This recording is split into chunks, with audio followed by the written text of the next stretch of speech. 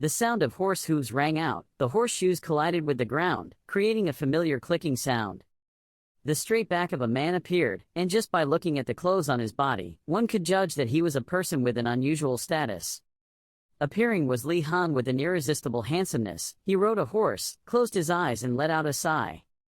Next to him there was another person. He suddenly pointed forward to inform Li Han that he was almost there, so he also paid attention forward. In front of them was a magnificent castle in the middle of a rich green mountain forest. They were walking towards the best magic academy in the empire, Einrogard. An elderly man named Alrolong was next to Li Han. He was extremely moved, not thinking that a useless old knight like him would have the opportunity to help a young master like him. Alrolong kept admiring the fact that Li Han had become strong and was enrolled at Einrogard, but he was silent, just looking straight ahead. In Li Han's mind is helplessness because no matter what, he cannot escape school, even in this life. The schoolyard was filled with the chatter and laughter of graduating students, everyone holding bouquets of flowers and talking excitedly. At this time, Li Han of the real world was standing in the schoolyard holding flowers. Another friend ran to hug his neck. He smiled and congratulated him on graduating. He couldn't hide his joy because he had graduated, was liberated and survived before the professors and teachers in the school. Li Han recalls images of when he was a student in the past, when the professor wanted to invite him to join the climbing club but he found an excuse to refuse. Or when he appeared with a haggard face, the professor still gave him a thick stack of documents, making it impossible for a student like Li Han to refuse. Or long days in the lab with panda eyes, sadly scraping kimbap in boredom. Those horrifying memories flashed through his mind. The other friend still shivered and admired that horror but still lamented that having Li Han alone was excellent. He seemed indifferent. The two boys walked home together. Li Han denied that he was excellent because he thought that what he did was just his best effort, causing his friend to only laugh helplessly because he saw that he did not understand the meaning. Yours. His friend took off his graduation cap and asked him why he didn't choose to continue studying because he thought this school lifestyle was suitable for him. Li Han was scared of his friend's thoughts. He let out a breath and answered his friend attentively, making it clear that he would no longer go to school, because he had tried his best, he wouldn't care anymore. Li Han couldn't even tell from afar, there's a truck coming. His face darkened. He made up his mind that from now on he would live for himself and never study again. The truck in the distance was getting closer and closer, and for some reason the driver's steering wheel was a little wobbly and uncontrollable.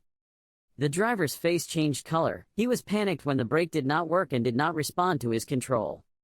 Li Han was about to cross the street when he was surprised by the car rushing towards him, and the driver in the car tried to shout a warning to him.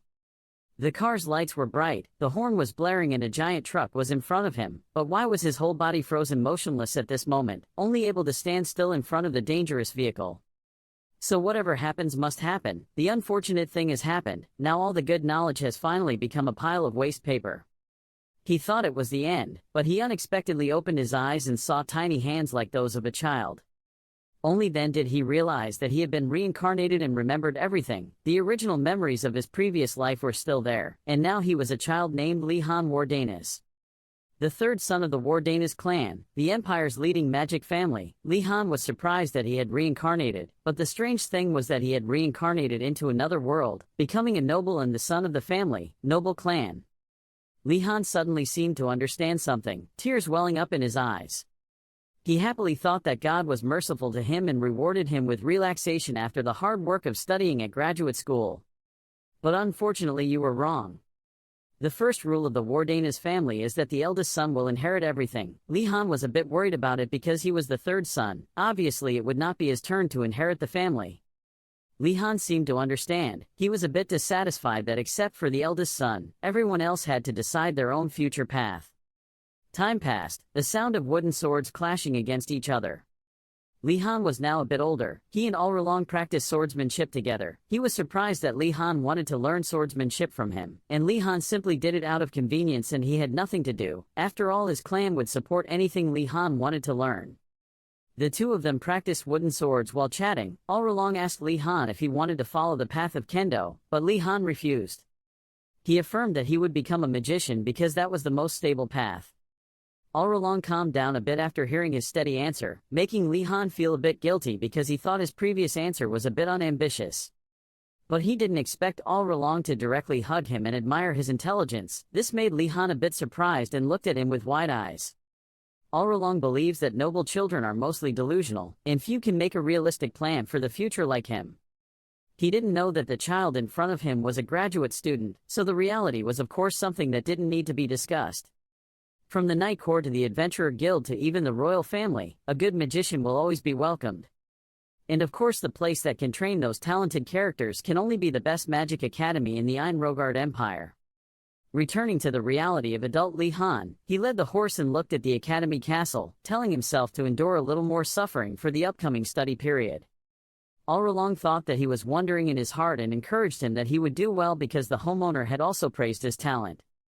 Li Han just laughed at those words of encouragement and denied it because the homeowner wouldn't even let him practice magic because it was dangerous for children. Hearing that, All could only be confused and affirmed that what he just said was true, real. The two of them walked a short distance when All stopped. He could not continue because neither the escort nor the person could enter from here. Li Han did not bother too much to go first himself. Behind him at this moment came the sound of a carriage. It was a carriage with quite a large area, and it looked a bit ostentatious. Except for him, almost all the other nobles came in carriages, and also brought servants. Everyone shouted their positions to force everyone to get out of the way. Li Han could not help but exclaim that this place was too many people. He thought that summoning the musketeers was a bit too much. There were even many servants around. He knew that Einrogard was supposed to be a place where one had to enter on one's own, but perhaps there were still those who disobeyed. Suddenly there was a mumble next to him shouting that everything was wrong. Li Han turned his head to look and discovered that the guy standing next to him kept staring at his hand and trembling, his face a bit unsightly. Li Han couldn't help but ask if the other guy was okay. Hearing the question, he just frowned and clenched his teeth, admitting that he couldn't sleep without the servant. Li Han also didn't know what attitude to express towards this statement. His face was also a bit grumpy with it.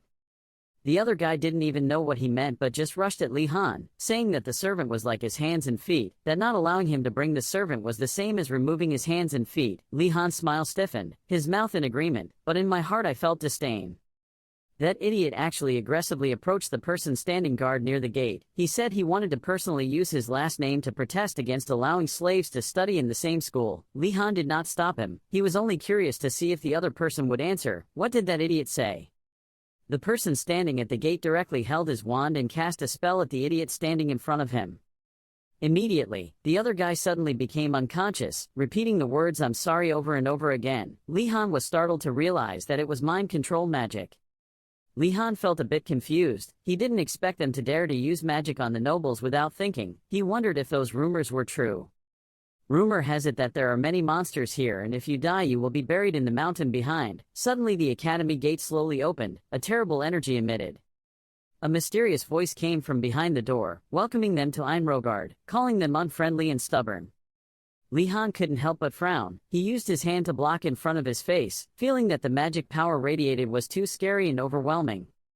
He recognized the person who spoke loudly as the rumored principal of the academy. Li Han quietly observed everyone around him. He realized that they were all frozen under this pressure. The principal's voice continued to resound. He thought he had warned him not to go alone. Then that terrible magic power once again emitted so strongly that everyone couldn't help but be on guard, scared. He boasted that he would force those who did not want to obey him, and he proved it immediately by using an invisible suction force, sweeping away all furniture and even flying servants, up into the air, causing the nobles to scream and scream because they couldn't stand the lack of servants or having their clothes blown away. The old principal looked at the group of stupid nobles standing still in place and couldn't help but mock them for not moving but just standing there like idiots. He then urged them all to enter. Li Han walked through the door in bewilderment. A skull hovered over the academy. It turned out that everything that had happened just now was because of it, or in other words, this skull was the principal of the academy. He shouted and urged everyone to come in. The academy door gradually closed. That was the first day that Li Han came to Einrogard Academy, and he had a bad feeling about this.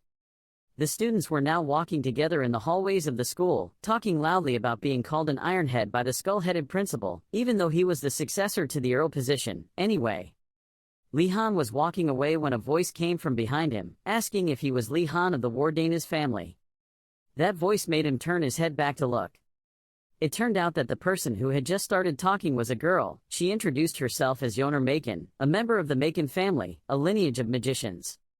Li Han wasn't too interested, just greeted back and asked if she had anything to do. Yoner said His Highness was looking for him. This sentence caught Li Han's attention a bit. Over there was a boy with blonde hair waving at him. Perhaps it was his royal prince. Li Han suddenly remembered that Einrogard was an ideal place to learn and make friends.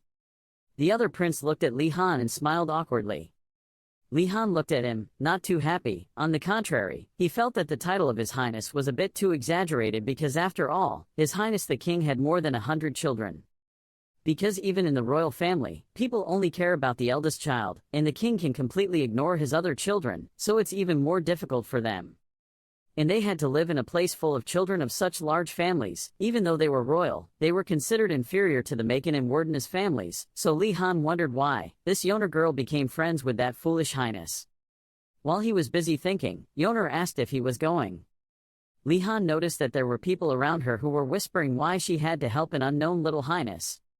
However, in reality, Li Han thought it was better to be friends than enemies, so he shook Yoner's hand and agreed. Yoner smiled as beautiful as a flower. She thanked him because he was the first to accept. This sentence made him freeze and sweat began to flow. Li Han helplessly scratched his head, starting to regret his decision a bit, while Yoner and His Highness talked and laughed happily together. His Highness's name was Gai Nandu. He was the 97th prince. There were rumors that he was the 101st prince, but he insisted that he was the 97th child. And obviously because he didn't want to be behind the 100th, the three of them stood together and started chatting. Li Han was still lost in thought when Gai Nandu asked him why he didn't hear what he said, causing Li Han to apologize and ask again.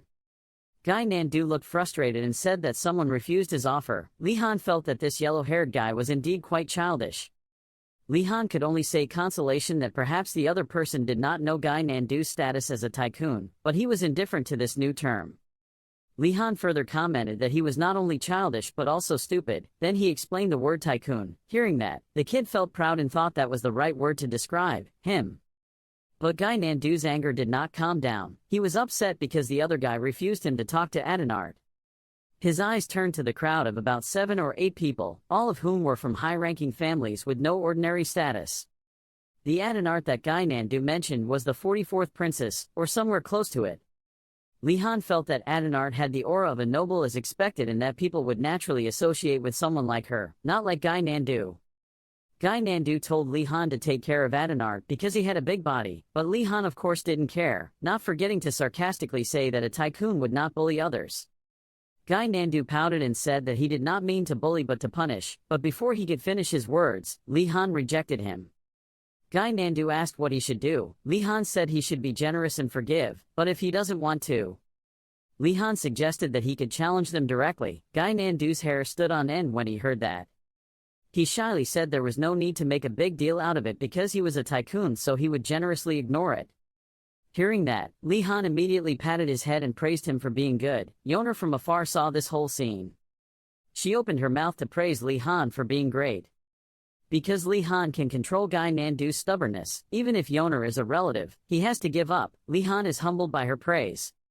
Li Han then learned that the two were relatives, but he wondered why she had to spend so much time taking care of Gai Nandu. She sighed and was about to answer.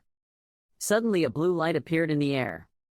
A giant skull appeared again. He asked if everyone was talking happily, not forgetting to add the phrase Ironheads. A person pointed at him and said loudly that it was the skull that appeared at the gate. That skull was a lich, an entity that was the result of a magician willing to pay the price in exchange for immortal life. Li Han couldn't believe that an academy principal was a lich. He said that he had a question for everyone about why he called them Ironheads. Adenard raised his hand and answered that the reason was that the symbol of this class's students was steel. He recognized this as the correct answer and gave her house 10 points, making Adenard surprised and a little happy to ask if there were points for stars here. But in response, he laughed at him because there was no such scoring system. He sarcastically said that if you want to become a magician, you should distinguish between real and fake. He said the symbol of this course was indeed steel, a material that could change depending on how it was made, a precious thing with many uses, a perfect material for new students. After listening, everyone was amazed at what he said. But the lich laughed loudly and pointed at them and said that they had been deceived. The simple reason for the symbol was because their heads were empty. All the students were stunned by his answer. Li Han observed everyone's reactions. Indeed, no matter how much he said, everyone was speechless. You can guess that. It was because of the powerful energy emanating from that skull, suppressing all of them. But now that Li Han could move his shoulder joints, he wondered if it was because of the principal, or because he had gradually gotten used to it. The old principal admitted that he was a bit harsh on everyone who had just traveled a long way to get here. Then suddenly his eyes noticed Li Han. He wondered if he could move in such a dense place. Then he opened the big door, telling everyone to look at the door on the left.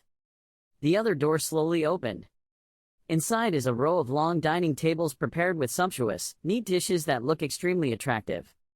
The old principal told everyone to enjoy the party and relieve all the fatigue from the recent journey. Everyone was happy because they could finally eat delicious food. Only Li Han was a little cautious. Everyone's eyes were glued to the dishes on the table, looking longingly. Slices of white bread spread with butter and cheese. Delicious chicken marinated with oil, butter, spices and flour, cooked with wine to create a premium chicken dish. Scones topped with bechamel sauce.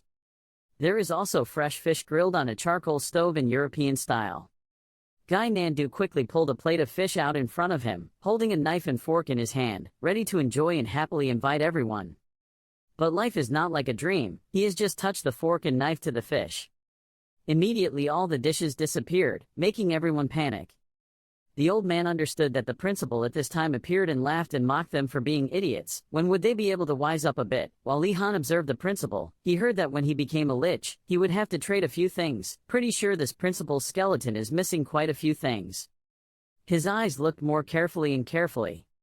The principal produced a pile of tools, food and clothes, telling them that this academy was the birthplace of true magicians, and that the driving force for that development was hunger. The students saw things falling from nowhere like rain, and were startled, not knowing what it was. Yoner caught a cloak, which was their uniform.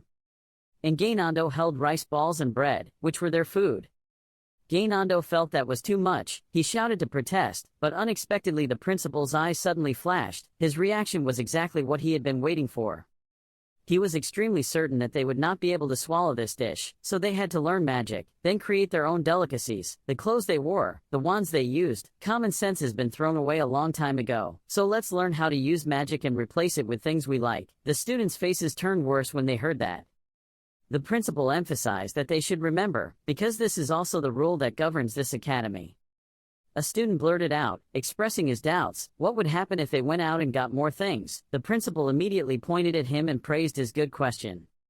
According to this academy's regulations, first years will not be allowed to leave here.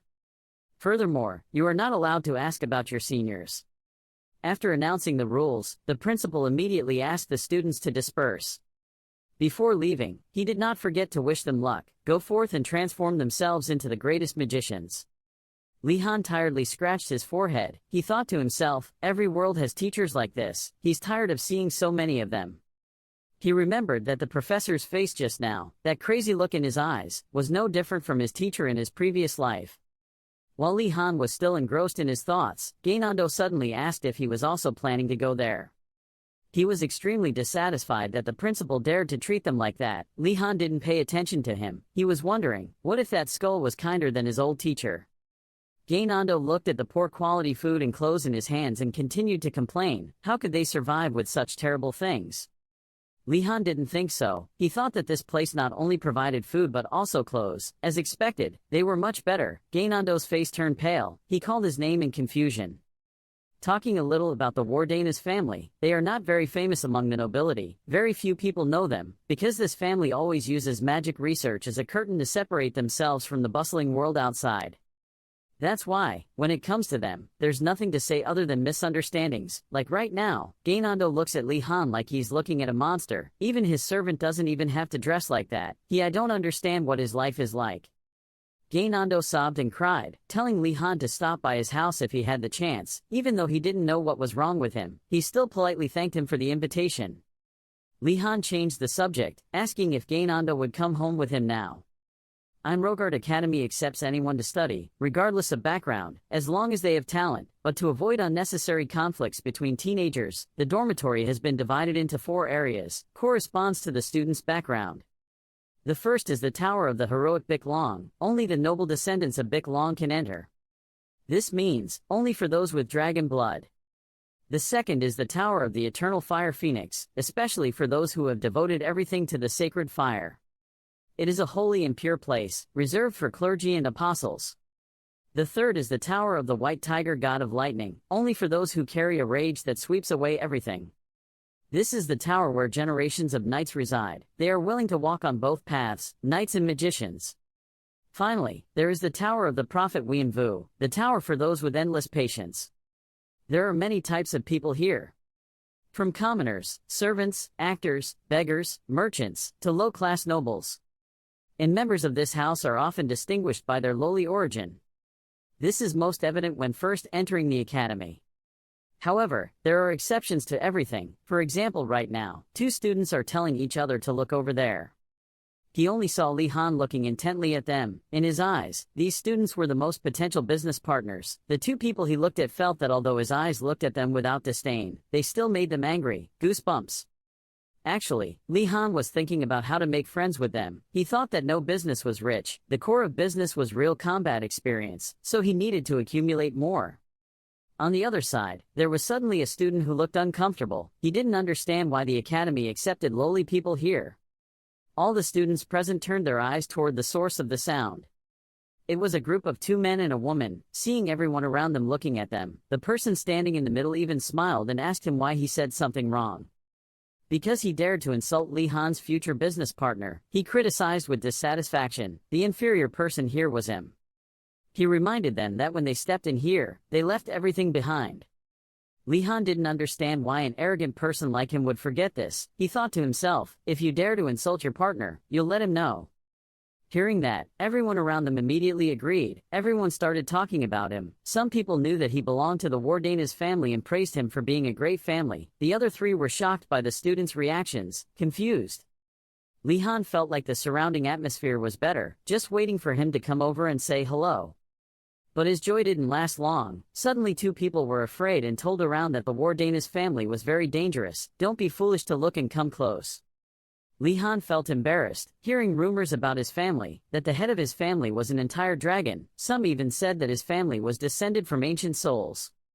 He didn't understand why they overreacted like that. Yoner even laughed and teased, who said he was so famous.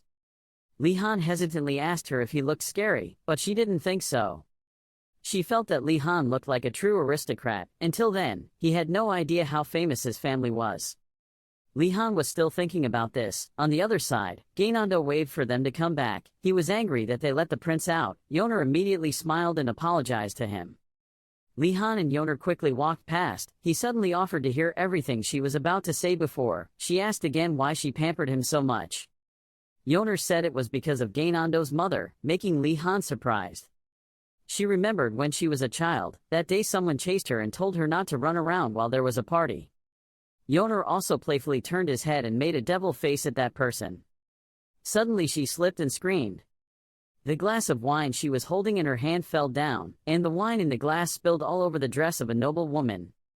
Noisy discussion rang out. They said it was the queen's outfit. The Macon family was finished. Even if Yoner was a child, it wouldn't be enough, making her scared. But unexpectedly, that woman picked her up and gently told her not to worry. She thinks everyone makes mistakes sometimes, so she only cares if Yoner is okay or not. That tender moment became an indelible mark in her memory. But the truth is, this story didn't happen, Yoner said, and it's because she's super rich.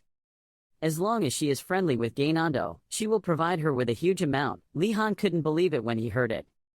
He thought to himself, if that's true, maybe he should be friends with him right away. The students began to move to the common house. Gainando complained that this place was really big. Li Han also felt the same way. Even though it was called an academy, once inside, there were lakes, forests, and mountains. If you don't understand, why do you have to do it yourself? Suddenly there was a discussion in front. He was sure that the road they were taking led to the Big Long Tower. Li Han curiously asked Yoner what was going on, but she didn't know. She just remembered that their shared house was in that direction. He wondered why everyone came here. Li Han suddenly opened his eyes wide. He forced his mouth to say something. At this moment, the surrounding students were equally surprised. Everyone looked up at the skyscraping stone building ahead. Gainando couldn't help but feel depressed because the building looked so shabby. He felt dissatisfied because even the servants' living quarters were bigger than here, yet the academy forced him to live here. Li Han looked around. He felt that the building looked a bit cramped compared to the room, people. They moved up the stairs, and Gainando only felt more and more frustrated. Li Han's steps suddenly stopped. Suddenly the surrounding scene changed. He was pulled into a pitch-black space. He looked everywhere. Everyone had disappeared. He didn't understand what was going on or where he was. Suddenly Li Han heard a sound welcoming him and asking where he wanted to go. In the endless darkness, only the front emitted a faint light. Li Han suddenly understood. He understood what was going on. This common house was a magic tower. He secretly praised it for being a magic academy. Then he asked the only light source where he could go. The light source was quite surprising because he adapted quickly. It guides Li Han to the only place he can go. These are private rooms and iron classrooms reserved for first-year students. He asked if that meant he could go to other places in the future. The light source said yes. There are places where he only needs to know the name to be able to enter, and there are also places where he needs to know new information, can come.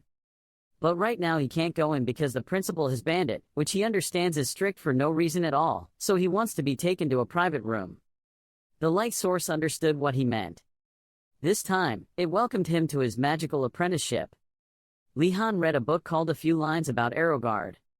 The content in the book says that, except for the main classes that are required to take, you can choose other classes yourself, and you can decide whether to continue taking them or not after a 1-month trial. He noticed a quote, "Magicians are people who explore the principles of the world. Even if others offer to help, magicians still have to walk their own path." Below, named Osu Gon adults. Now he knew that was the principal's name. Closing the book, Li Han suddenly felt that it was not as strict as he thought. Studying here was easier than studying at university. Furthermore, the private room had almost everything he needed. Unfortunately, Li Han was the only one with that thought. When the other students saw the private room, they all screamed because there was nothing.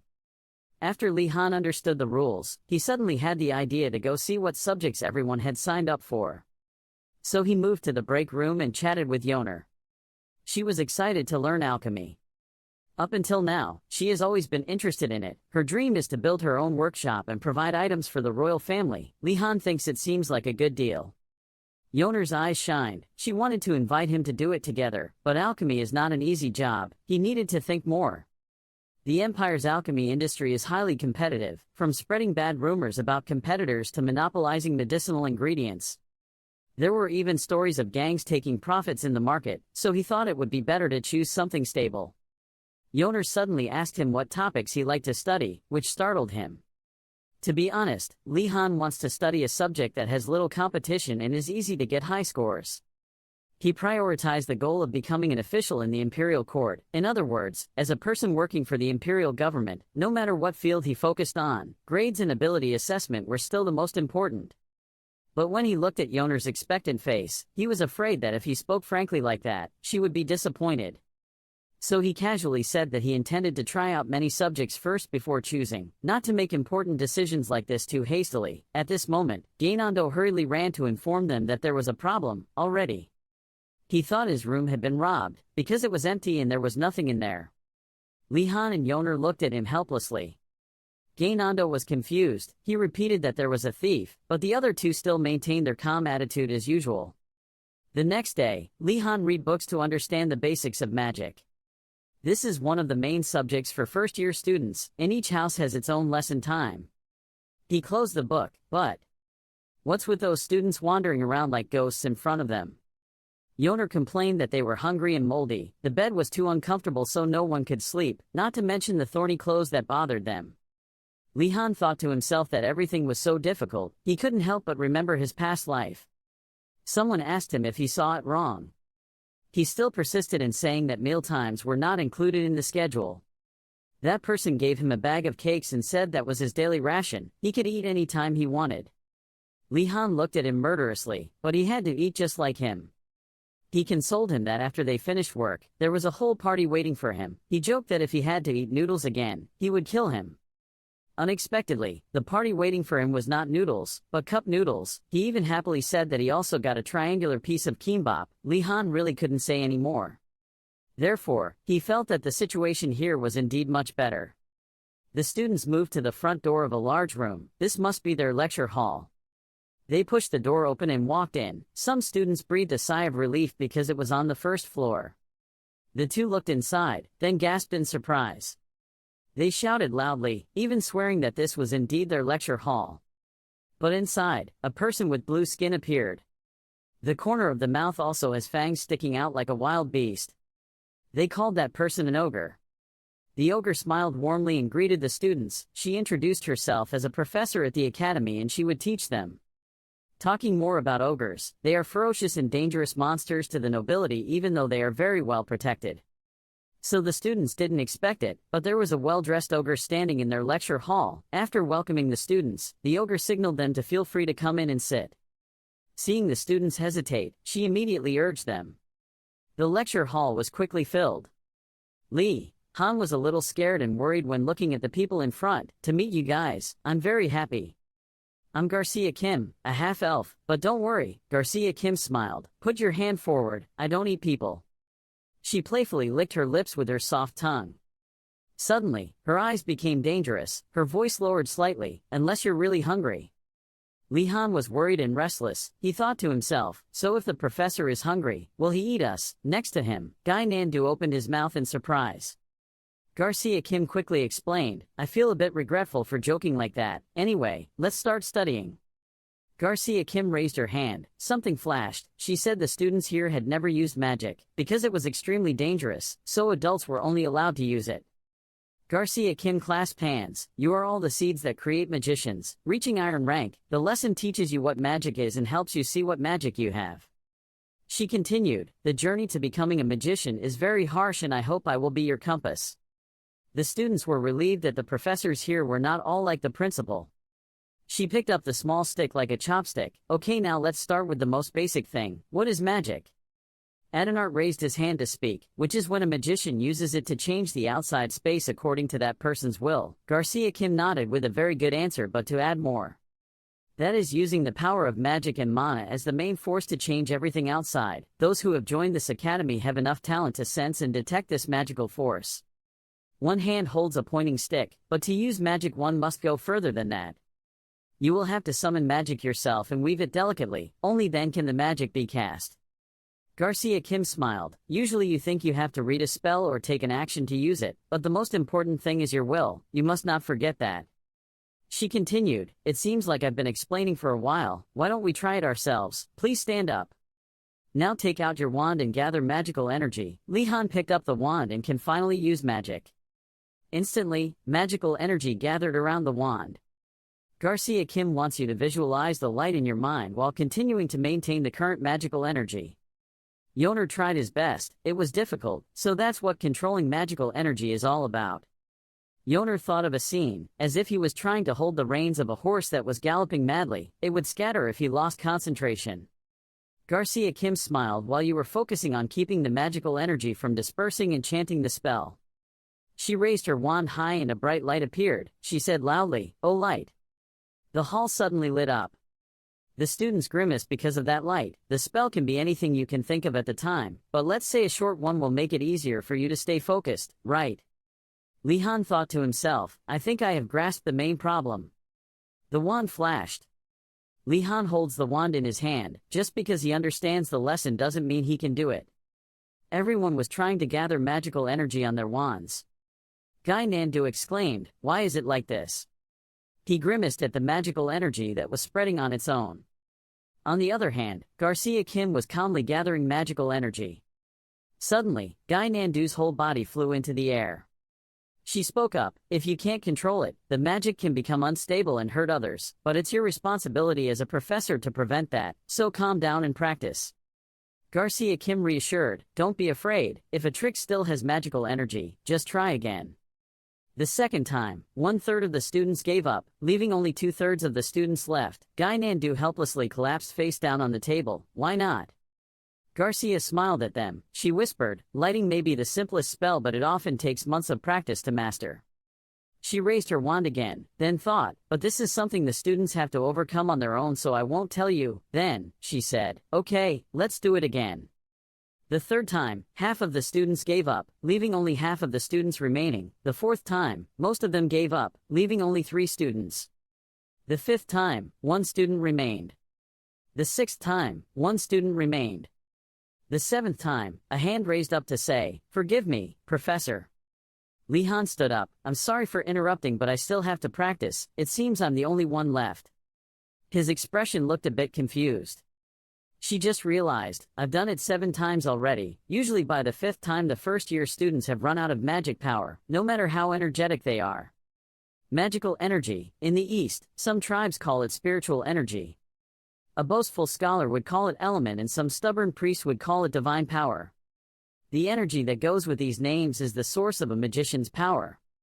Since every time casting magic requires the use of magical energy, it is natural for a young, inexperienced magician to experience a phenomenon called magical energy deficiency.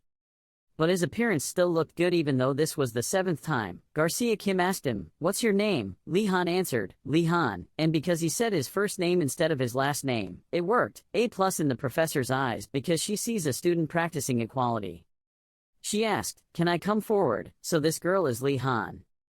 Garcia put his hand out first and told me, "Can you give me your hand?" Li Han placed his hand on her hand. Suddenly, Garcia was surprised, realizing something. This is it. A blue stream of water appeared around her body. A stream of green water swirled around him. Garcia sank all the way down. Her body suddenly fell into a giant water tank. The teacher's call made Garcia wake up and return to reality. Was it an illusion? Li Han kindly asked her, "Is there a problem, Professor?" Garcia smiled awkwardly. "No, it's nothing. Let's continue studying." She panicked, "Just now. Guy Nandu asked this Yoner, shouldn't we rescue him? What if she eats him?" Yoner next to him rested his chin and looked at this idiot. "Be quiet for a bit." Garcia put his hand on Li Han's shoulder, then said, "Come talk to me after today's lesson." He nodded yes.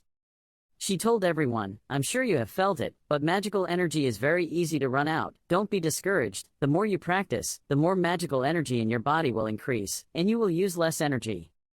Sometimes a motivated student will lose control during practice and get injured, so we should be very careful." Guy Nandu, he was a bit surprised. "Yes." She continued, "There's more. I don't eat students." Guy Nandu was confused. "I'm sorry. Today we will only learn this much. You guys did a great job." Everyone shouted in unison, "Thank you, Professor, for this lesson." And then the lesson ended. In the staff room, a voice rang out, "Excuse me, Professor. But what's going on? Why did the professor call me out like that?" Li Han entered the room and asked Garcia Kim. She looked at him and said, "Actually, the principal told me about you before today's lesson." She told Li Han. That crazy lich. Li Han was angry. She reassured him not to worry. She said the principal looked a bit silly, but he was a kind person. The students don't know this, but the principal has an extremely good eye for people, and every year he gives out a lot of information about new students.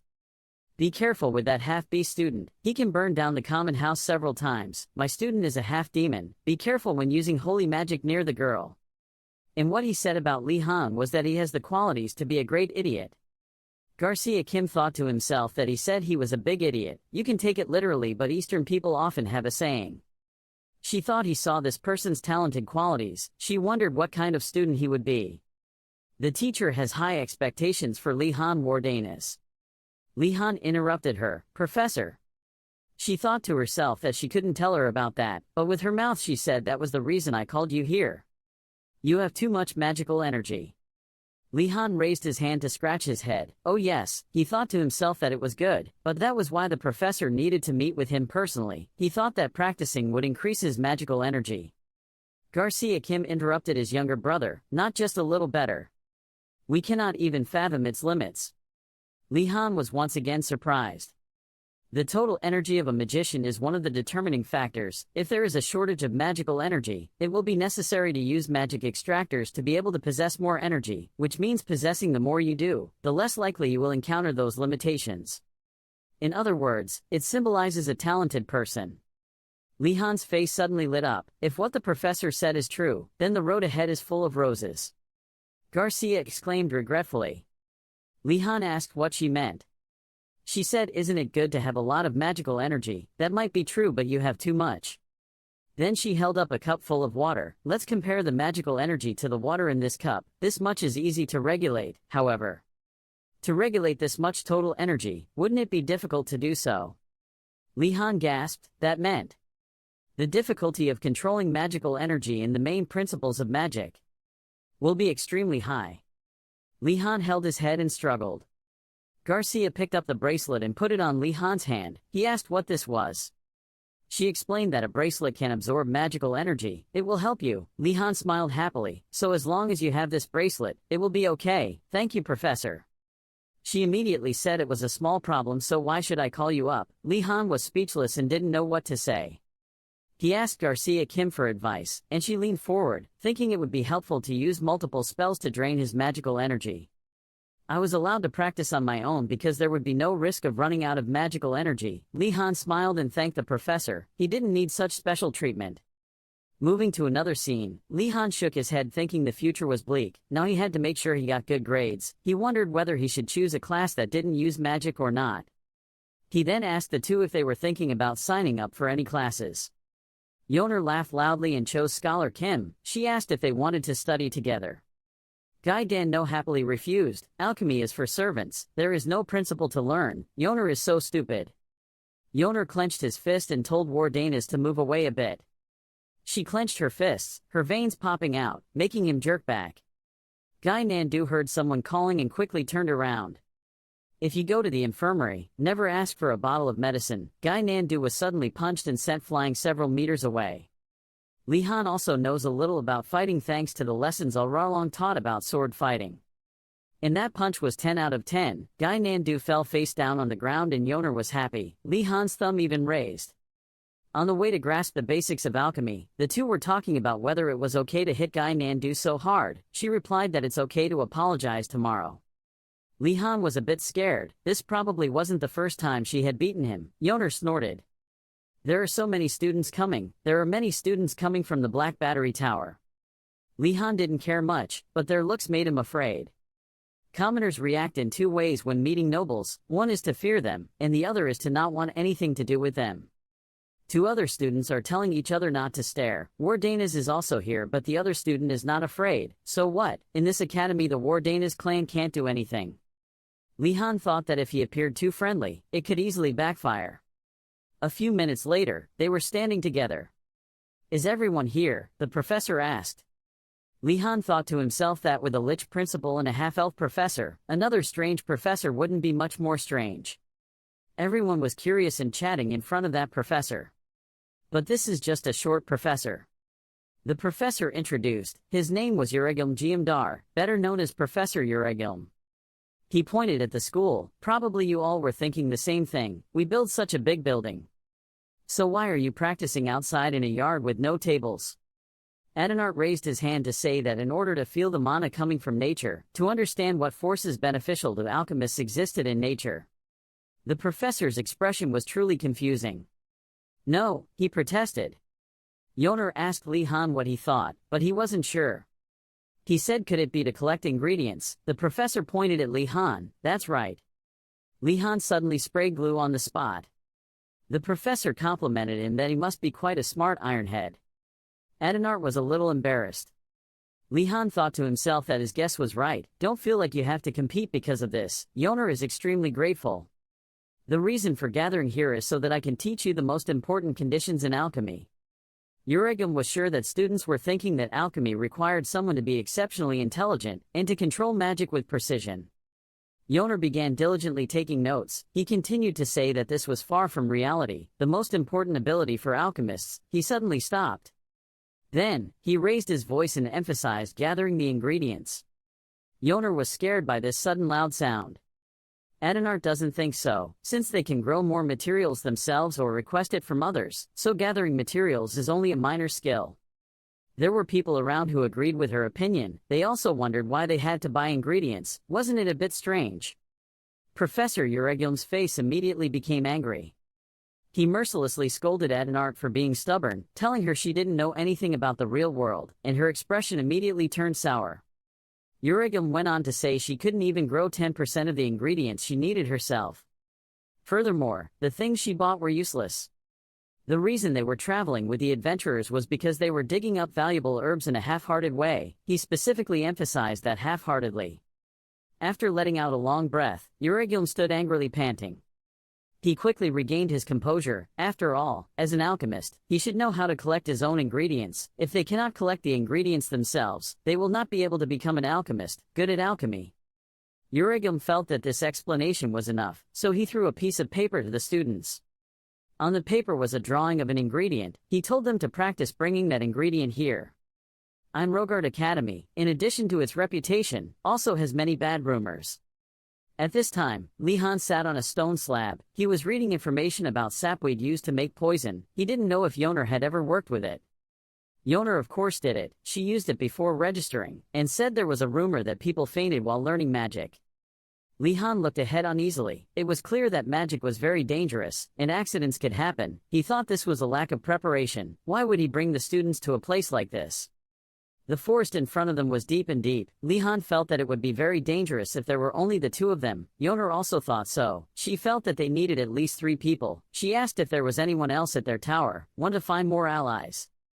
Lihan tried asking her if she could see Her Highness the Princess. Yoner was quite curious that he didn't find that serious princess very difficult, but he didn't think this was important. Anyway, they just needed to find the herbs. Lihan suddenly pointed forward. It seemed they were late. Looks like Adenard has finished forming his team. Notably, there were also people from the Black Turtle Tower. Even though she avoided him, he still felt hurt. Yoner was not surprised because Her Highness was famous before she even registered. Adenard was famous even among royal family members for her outstanding intelligence and talent. She had star talent that the public loved, and because of that, people always followed her. Lihan suddenly remembered that Gainando had no one else. Yoner saw that as a matter of course. At this moment, the person whose name was mentioned was sitting alone in the room. He secretly wondered who was saying what about him. Lihan looked at everyone around. The people who had formed teams had all left. Now only the students of the Black Turtle Tower remained. He felt like it was okay if they hated him, because just the two of them were too dangerous. He needed someone who could cover the team's weaknesses. Lihan suddenly noticed something.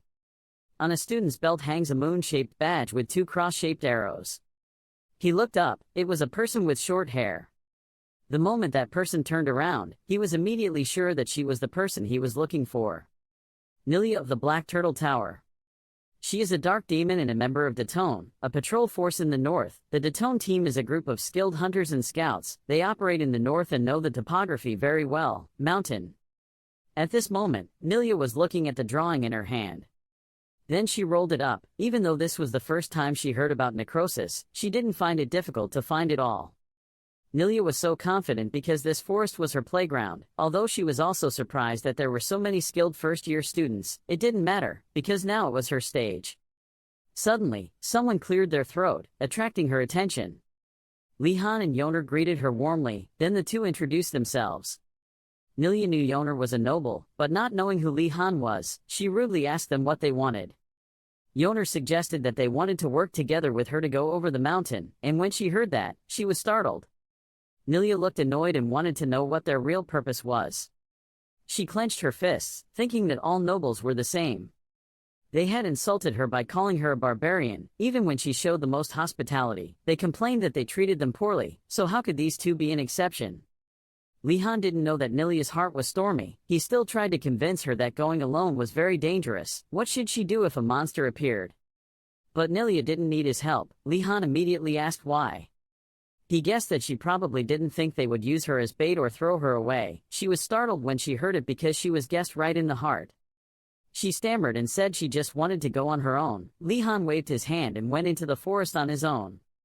He was sure that wasn't the reason. Not only did she not know what would happen in the forest, but she also had to collect the ingredients to bring back. He told Yoner that he believed she wouldn't be stupid enough to think she could do it herself, making her blush. Now Nilia just wants him to shut up. It's okay if she agrees to go with them.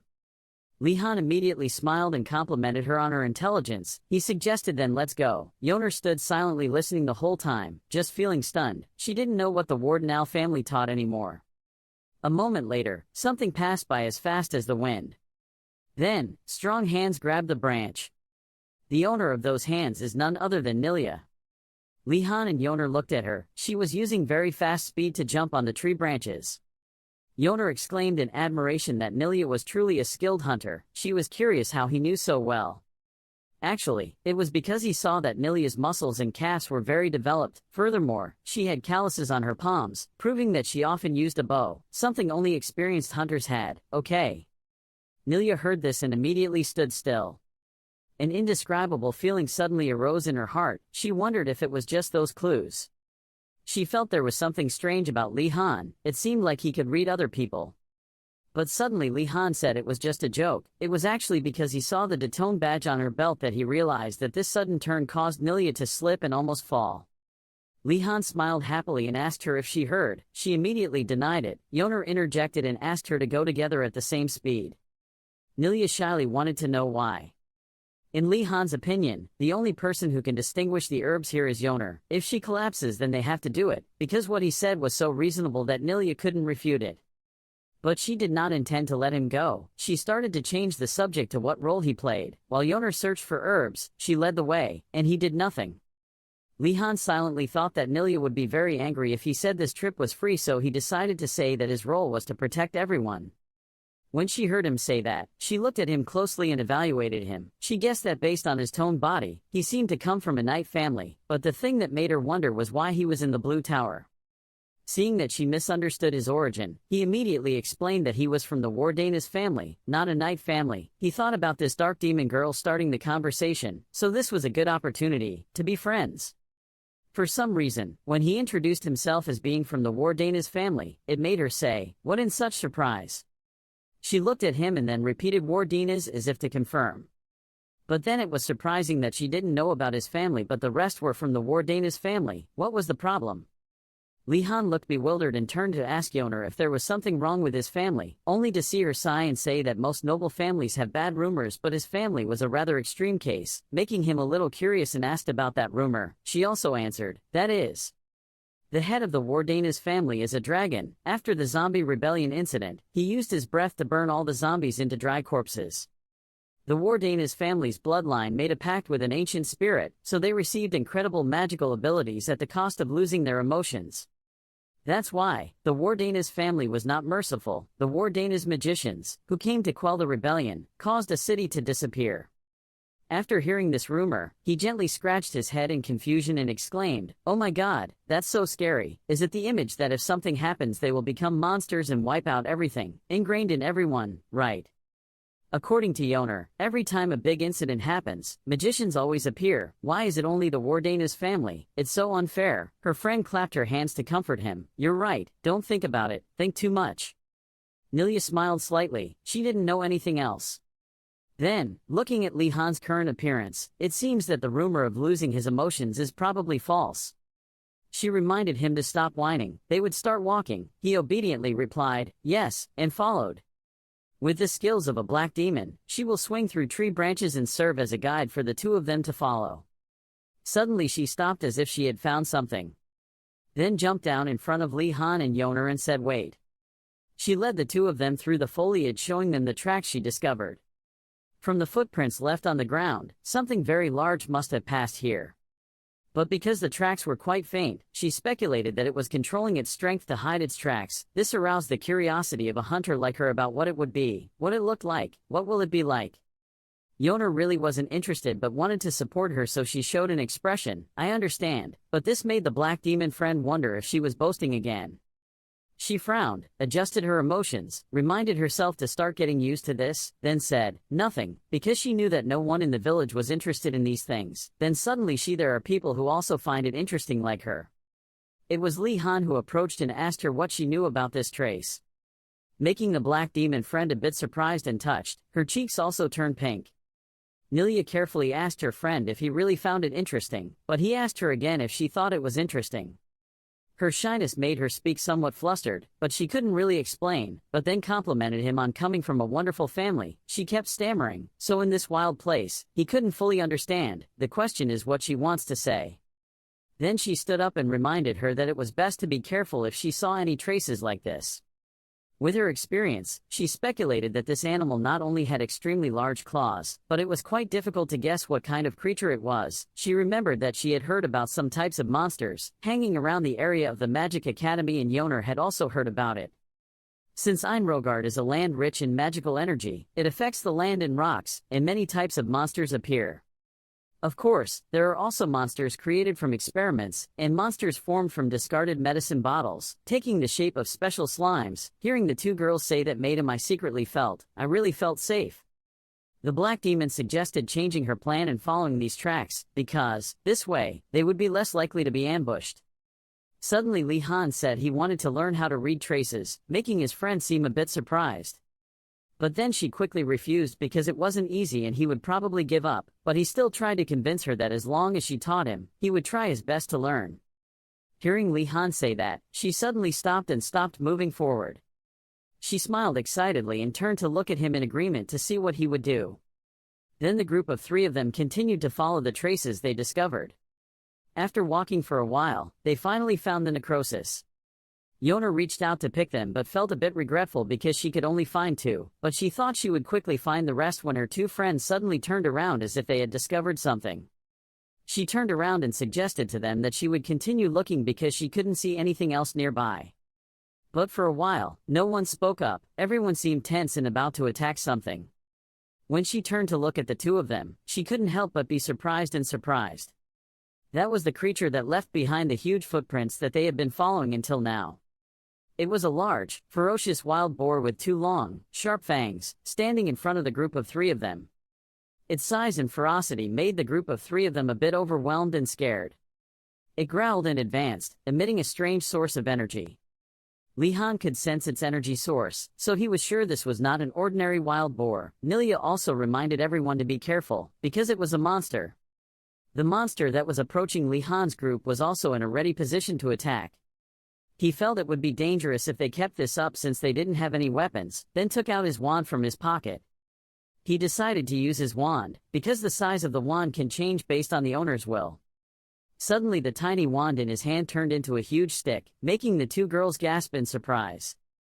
Nilia suddenly remembered Li Han's background and thought, that's right, he comes from a family of magicians, come to think of it.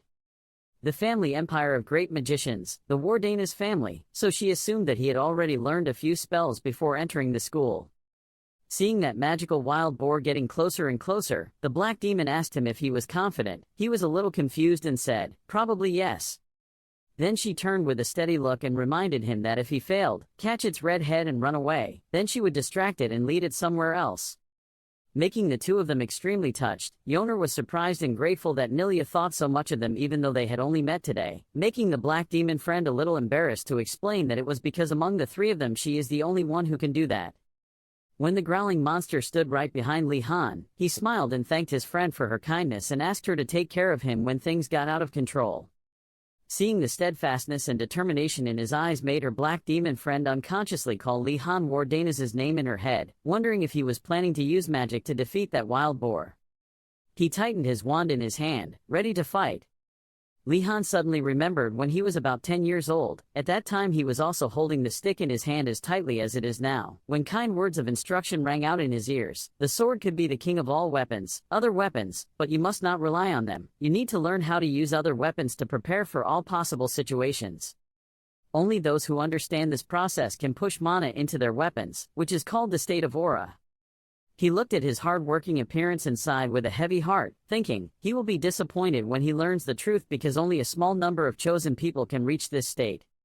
After a while of practicing, sweating profusely, he stopped to wipe away his sweat and sighed. Did he have to go to this extent just for aura? He wanted to become a magician and live in an office. So he turned to tell Mr. Alrarlong. He believed that training himself was a way to protect himself, but what he really meant was, so this is enough. When he heard the little master understand things like that, tears filled his eyes. With just this much, he believed that he was definitely different from the nobles who chased wild dreams, but he was even more different from his brother's thoughts, more enthusiastic and determined to teach him everything he knew about aura. Then he made him do the stabbing motion 100 more times, making him confused. Didn't he say that to take a break from practice? It turned out like this. Returning to the present, he raised his wand and aimed at the target in front of him. Then he forcefully used all his strength to put his weapon into the wild boar's mouth. When two girls saw this scene of his, they couldn't believe it. They were really shocked.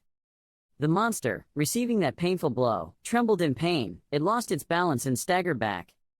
And with a bang it was knocked down by him with a single blow and he fell to the ground unconscious.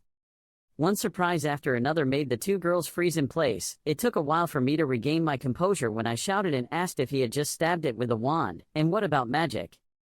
However, using it to defeat a pig monster, a pig that had turned into a monster, was not easy at all. The only reason this was possible was because he used mana unconsciously. Although he was still far from his aura state, he had begun to adapt to being able to survive on his own. Then the three of them quickly gathered around to see the pig monster's situation. Nilia pulled out the wand from its mouth and gave it to him after confirming that she informed Li Han that he had defeated it. Yoner was still scared. Her legs were so weak she couldn't stand up. She sighed. Did the subject need to be so harsh? It's unbelievable that they could throw first-year students into a place like this. Li Han reached out to help Yoner up when they heard a familiar growl from a pig monster.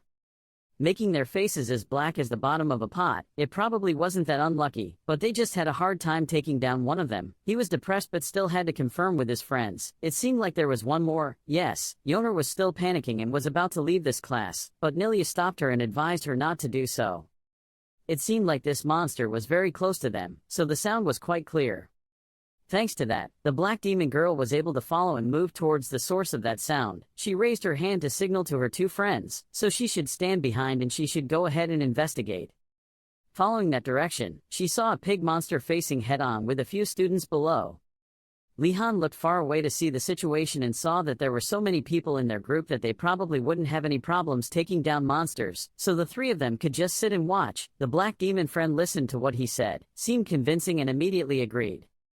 Suddenly, in that group of people, a brave person stood up and said he wanted to take care of defeating the monster. It seemed that he also intended to use the enlarged wand as a weapon, and this boy was Ashan Dalkard. Yoner wiped the sweat from her forehead and suspiciously recognized him as Ashan from the Dalkad family. Dalkad is a family famous for its excellence and extremely precise work. The Wardanas family has assisted the emperor as advisors for many generations, and the Dalkad family has assisted the emperor as praetor and treasurer. Li Han thought that if this was Dalkad, he could be trustworthy, because looking at his standing posture, it looked like he had learned swordsmanship. Ashan pushed his glasses and confidently said he could 100% see the pig's movements. He thought that the monster would never escape his calculations. At that moment, it also ran in front of him and growled viciously, looking at him with cold eyes. With confidence in his ability to judge, he quickly rushed up and hit this monster with a stick. But not only was it not defeated, it also became angrier and crazier. It glared at him while he was still standing there stupidly, not believing that his calculations were wrong, so he didn't bother. Pay attention to that scary look. Just like that, the ferocious pig monster rushed towards him, knocking him unconscious and lying on the ground, looking pathetic. Next, it rushed towards the two female students of the group, intending to attack them, making them extremely frightened. They were so scared that they were about to burst into tears when suddenly there was a hand in front of them.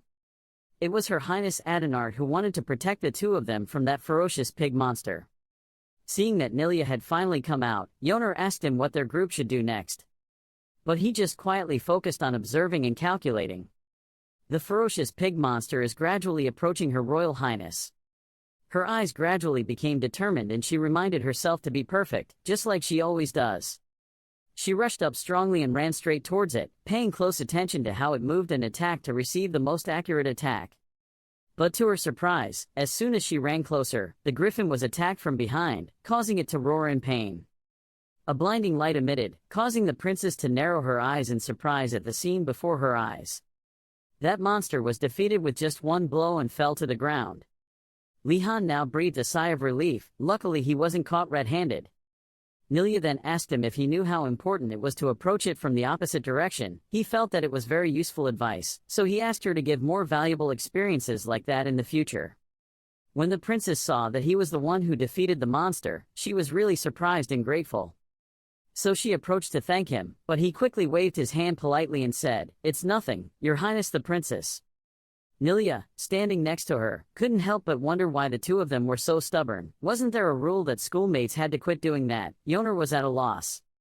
Because of her gratitude for Li Han's life-saving grace, the princess promised to repay him. When he heard her say that, he immediately wanted to ask her for something. Although His Highness on the outside calmly told him to keep talking, inside his mind he was nervous and worried about what he would ask for. He was a little confused and shyly said, wanting her to help him suggest some subjects that would be easy to get high scores because he knew she had a lot of relationships with other people.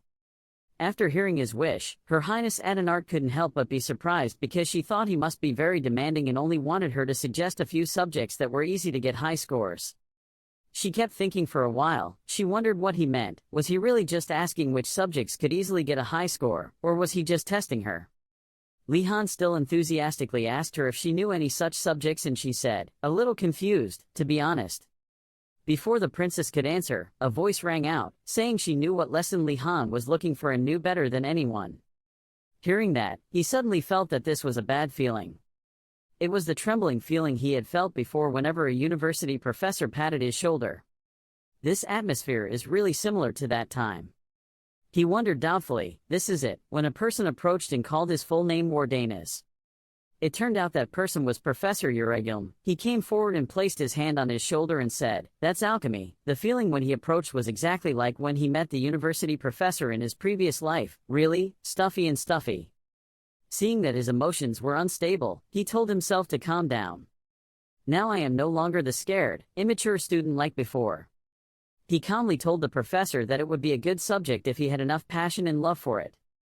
Li Han thought this was a perfect answer to refuse the professor's invitation and looked very pleased, but Professor Uregilm slowly said that's what he thought. He emphasized that he should listen carefully. He would create that passion and love for him, causing him to hastily refuse the professor, saying that he was not ready to study that subject.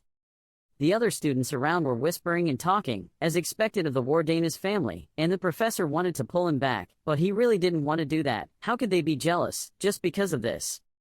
Professor Uregilm heard him refuse so bluntly and sighed helplessly. Then he turned to caress the pig monster that Li Han defeated. He thought that today's lesson was enough. Hearing that, he also thought that the professor had finally let him go, so he breathed a sigh of relief. The professor also felt a bit regretful that the other group of creatures had not yet encountered the students. Upon hearing that, Ashan suddenly understood that the professor intentionally led them to the group of first-year students. This sentence of his made the professor laugh out loud. He couldn't believe that this group of first-year students thought he said they only went to the forest to pick herbs. How could they be so naive? He reaffirmed that today's goal was for them to face different situations in the forest while searching for herbs. Whether they catch it, avoid it, run or hide from it, an alchemist needs to have the skills to deal with unexpected situations. After that, the professor didn't forget to sarcastically mock them as a group of ironheads, causing the first-year students to listen and only dare to secretly scold him for being bad people, but they were so angry that they couldn't do anything to this teacher. Yoner saw that the teacher's purpose was to deal with situations, not to find herbs, so he held up the herbs his group had found and asked the professor if he really didn't need them. She would really regret it if the professor said there was no need to use it because her group had gone through a lot of trouble to get it, so she immediately called the professor out to see what the three of them had found. When the professor saw that it was the herb he was looking for, his eyes widened in surprise. He didn't think they could find it. Then he happily ran out and hugged the group of three, solemnly announcing that they had passed the subject and saying they were talented students here to study this subject. The professor smiled cunningly and whispered to Li Han that, as he expected, he would have to study this subject, making his face as black as the bottom of a pot. Li Han was so desperate that tears came to his eyes that he thought his life was over. After a while of being immersed in misery, he finally accepted reality. With a listless face and lifeless eyes, he forced a smile and said to Professor Uregilm, I will try my best. Alchemy is a subject. In my dream, hearing you say that, he looked at you happily. His eyes looked at him with satisfaction in his mind. This boy seemed very mature. Kids this age were often rebellious, but this boy was not. The professor told me, because you defeated the wild boar and collected a little bit of weed, I will give you a privilege. I heard that, wondering, a privilege.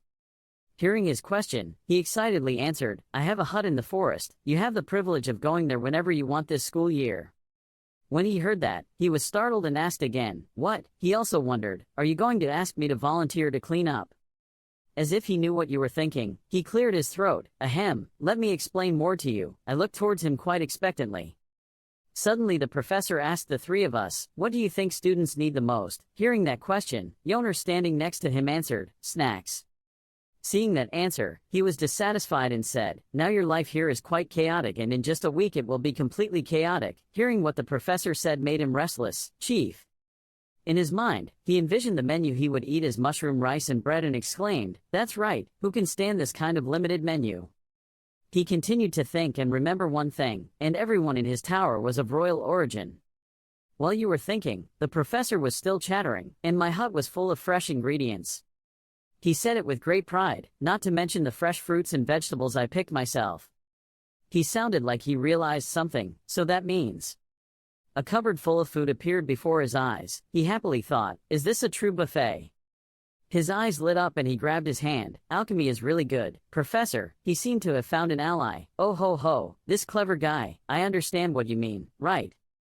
Everyone had finished beating the wild boar that Professor Urigum released. It was very big. Some people saw that and asked, what a crazy professor. Did he release the wild boar and force us to deal with it? Does that sound right? Some people followed suit. I will never study this subject again. Some people exclaimed, I even thought I was done. He saw them talking and turned pale and went the other way. I was about to complain about what a strange school this was, but nothing surprised me anymore. Then he regained his composure. His priority now was. In front of him now was a wooden house. Next to it there is also a small stream gurgling continuously. Standing in front of the first house, he just thought, make sure to have food rations. The three of us started standing around the wild boar and started to deal with it. After a while, he tiredly wiped the sweat from his forehead and sighed. He looked at the wild boar lying on the ground and thought to himself, I learned how to handle animals for food from Alrar Long, but doing it alone is a lot of work. While he was thinking about how to handle this pig, Yoner took the initiative to come over. Lihan. Yoner looked at you with a worried face, his eyebrows furrowed and his voice trembled. Let me help you. Seeing that Yoner's expression was not very good, he asked. He didn't look very well. Are he okay? Although a bit scared, she still tried to forcefully reply. Of course it's fine, but can you share some meat with me? Nelia heard the two talk and also stood up. Turning towards him and Yoner, they asked loudly, are you really going to kill it? Nelia continued in disbelief, you guys are all nobles, you don't know how to do it. He heard Nelia say that and immediately called her name, Nelia. Just calling her name made her scared. He and Yoner showed a different side than usual and asked Nelia, do you hate meat? Hearing that, Nelia looked at the two in shock. Nelia's thoughtful eyes revealed a contemplative look. Then walked over to where you were and Nelia told you to, let me show you my skills as a hunter. Looking at the two people, Nelia and Yoner, he silently assessed that Nelia was really good at this job, while Yoner came from a family that was very familiar with handling materials, so he was pretty sure that with these two friends, things would go smoothly. Right after that, Professor Urigum brought a large bag and told him, here are some tools. Seeing that bag, he quickly said, thank you, Professor. The wild boar was placed neatly on a large towel. The three of us each took a tool to share to deal with the wild boar. He told the other two, now let's begin. Suddenly Nelia noticed something. Nelia looked at him and silently assessed, he was better than I thought. Not only that, Nelia also asked himself, do they teach things like this in Wardanez's house? Now that everyone has divided the wild boar into parts, Yoner said, we will now skin it, cut the meat into pieces and hang them on each piece, doing it very precisely. He continued, you should not remove the intestines, because they can be used to make sausages, saying that those intestines were used by him to make sausages. He held the fan and sat fanning his face, no longer bright at all, thinking, I don't know how much longer this hellish life will last, maybe I should reserve this for later.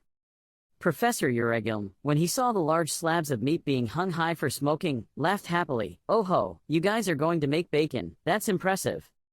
He seriously told the three people, no matter how good the weather is, the meat will spoil easily, smoking is the right choice. Hearing his recognition, he immediately politely said, thank you Professor for your compliment. My heart also felt a little happier. Professor Urigum was quite impressed that the boy had only been learning alchemy for 3 days and could, to get to this point, but to smoke meat proficiently like this.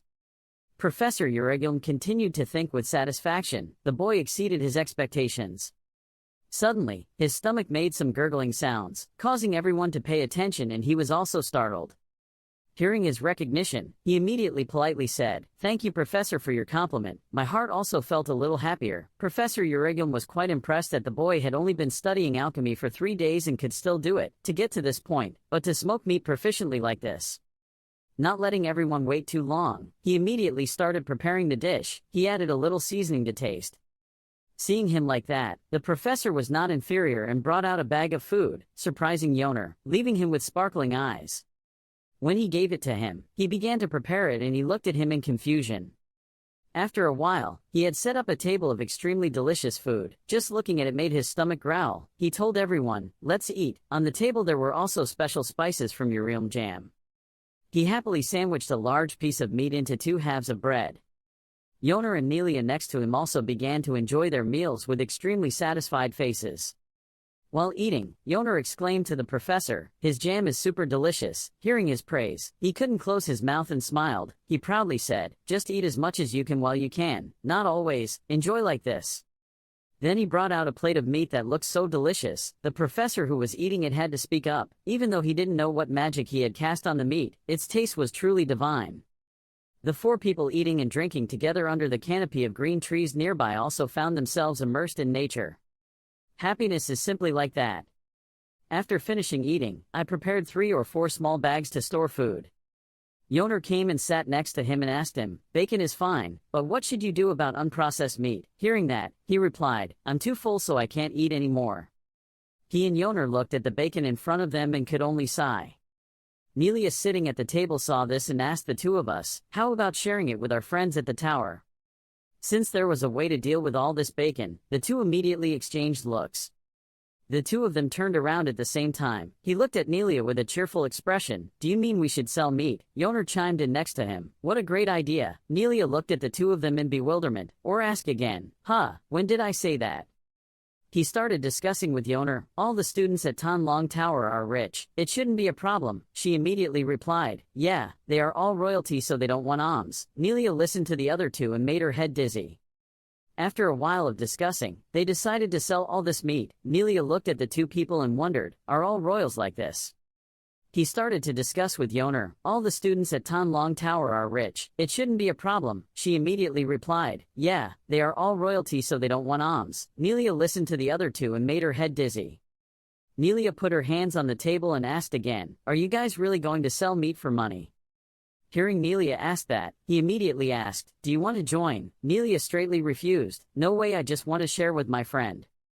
Nelia was scared and hugged her meat bag tightly. "You laughed when you saw that. It's up to you, but you'll regret it." Yoner also contributed, "He's right. Friendship is temporary and the economic situation is forever." Nelia retorted inaudibly, "Both of you shut up." After eating and drinking, the professor sat there watching the other 3 people laugh and floss their teeth. Looking at the 3 of them, he couldn't help but admire. All 3 of them were talented and enthusiastic, but they also looked like they were potentially destructive. He sat down under a tree and leaned back, looking at the sky. Looking at the tower in the distance, I thought to myself, I'm pretty sure they will be a future headache. Returning to the Tan Dragon Tower, this tower was built far from the main tower and always welcomes students with the scent of young leaves, but today is a bit unusual. A strange scent wafted into a student's sense of smell. Faced with this irresistible scent, he couldn't help but feel strange and wondered what this smell was. It turned out that the scent was coming from a steak that was being grilled and looked very delicious. In the distance, a student wearing an apron is demonstrating his steak-making skills. Walking towards the scent, he saw Li Han and Yoner grilling meat. He happily greeted and asked everyone if they hadn't eaten anything yet. Witnessing this, the entire group of students were stunned. A male student pointed at the 2 of them and asked what they were both doing, not to mention. Li Han looked towards the group of students and said that he and Yoner had prepared for everyone, "Come and sit down to eat." At that suggestion, the group of students looked happy like they were celebrating. Really? Hearing that he was about to eat meat to his heart's content, everyone's face couldn't help but feel hungry, but suddenly Li Han added. Li Han smiled and gently raised a finger and said that if he wanted to eat, each person would give him 1 silver coin. Each piece of meat gradually melted in their mouths. They ate and cried with joy, not remembering how long it had been since they had eaten meat and did not think they would receive such a wonderful gift. Seeing that the price was so reasonable and also being able to eat the most delicious seafood, the group of students couldn't stop praising it. However, people did not expect that Li Han and Yoner sold meat for 3 times the price outside, nor did Li Han think that their business would progress so well. The faces of the 2 of them immediately turned cunning. They thought it was reasonable to do so because no one could buy meat here, just buy and sell. At this time, Guy Nandu emerged from his head, his whole body limp, his hand holding his hungry stomach, constantly complaining about how noisy it was outside. Seeing the delicious plates of steak before his eyes was like seeing heaven. He suddenly blurted out, "What is this, huh?" Li Han turned around and saw him standing there and said there he was, Guy Nandu. Then Li Han invited Guy Nandu to eat with him. He was both happy and didn't think he could eat with him. A once-in-a-lifetime opportunity, Guy Nandu did not politely thank him and sat down, happily preparing to eat. At this moment, Li Han suddenly grabbed his hand and stopped him. Nothing in this world is free, Guy Nandu is no exception. Li Han held out his hand and asked him to pay 1 coin before eating. When Guy Nandu was asked for money, it was difficult for him to understand why Li Han collected the money. He explained to him that a noble's honor does not allow him to use free things, but he had no money left in him at this time due to the law, chief. Seeing that he kept hesitating but not wanting to make things difficult for him, Li Han said it wasn't a problem. Then, he came up with another plan. A debit note was brought in front of Guy Nandu. He just needed to write down the amount he had eaten and sign here. Seeing that he was about to get a delicious meal without spending a dime, Guy Nandu trembled with emotion and whispered Li Han's name. His hands were shaking as he held the pen tightly, unable to help but be moved by Li Han's decision. The next second, Guy Nandu signed the paper while sobbing like a baby and complimented Li Han on why he was such a wonderful man. Even though I was caught in the crosshairs, Guy Nandu still felt extremely grateful for what Li Han did for him and secretly regretted that he had broken off his friendship with Li Han before. I really have an eye for people. Only then did he understand that this was true friendship. Li Han and Yoner standing in a corner couldn't help but secretly rejoice, and so today everyone was happy. Returning to the magic castle on a new day, the students prepared to start class. A student held a thick book and wondered if today's lesson would be about the basic properties of magic. The other students also sighed in frustration, wondering why they were nobles and had to attend classes like this, and what the teachers thought of them. A female student thought they were already perfect. Why did they have to learn those things? Li Han stood to the side listening to such strong words and laughed and felt shocked when he heard that. The students entered the classroom and gradually settled into their seats for the lesson to begin. Li Han, Guy Nandu and Yoner decided to sit together. As soon as they sat down on the chair, they heard the Skull Headmaster's good morning call. A blue smoke surrounded Li Han. He heard the familiar voice just now speak and immediately looked up in that direction. Don't tell him.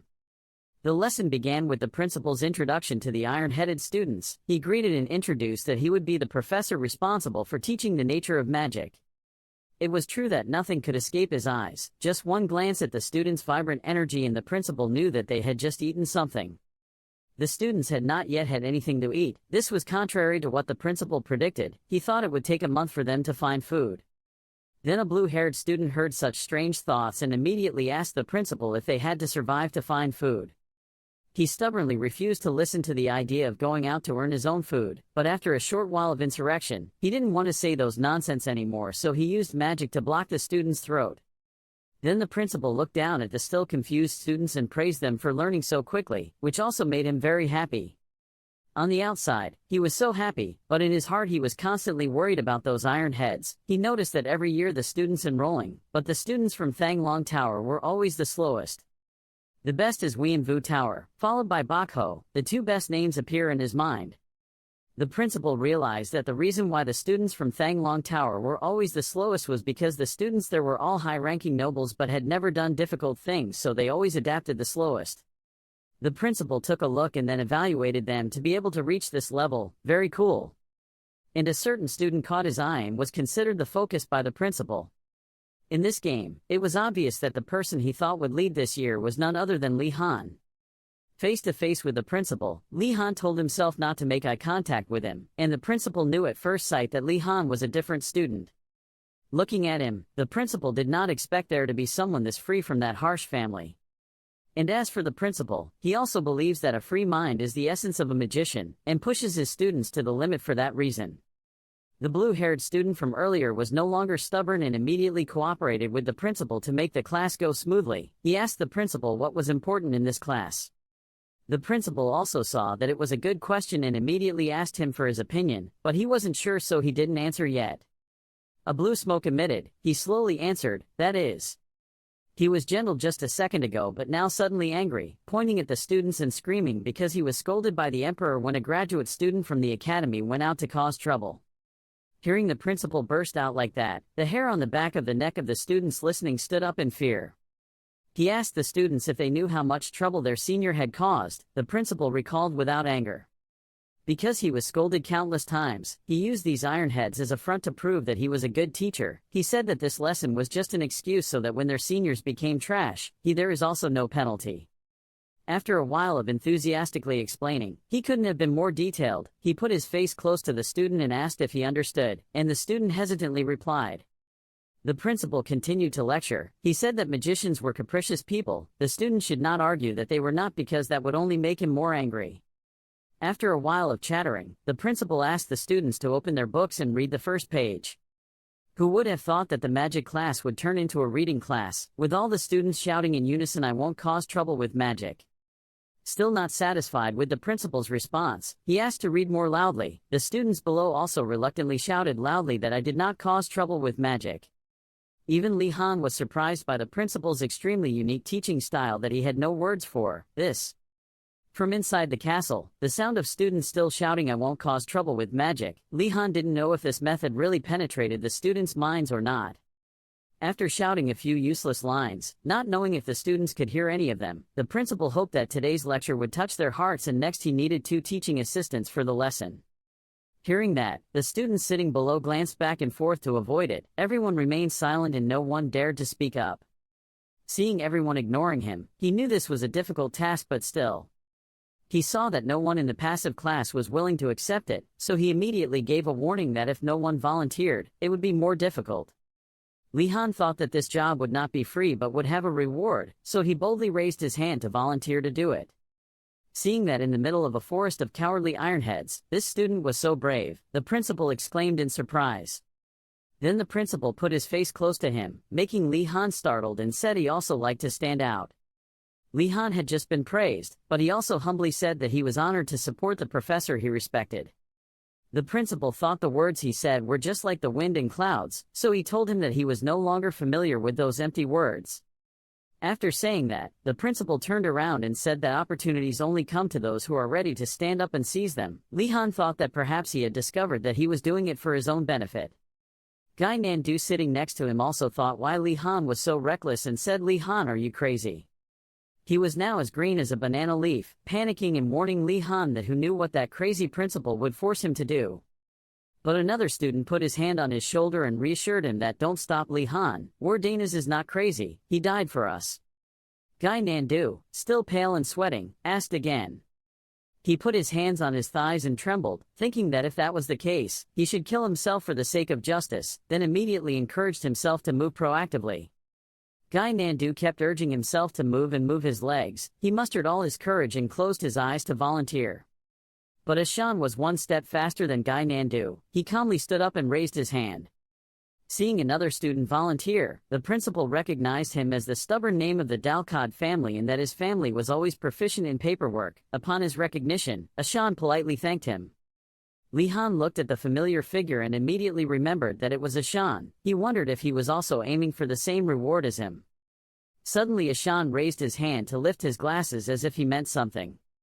It turned out that Ashan wanted to repay Li Han for saving him before.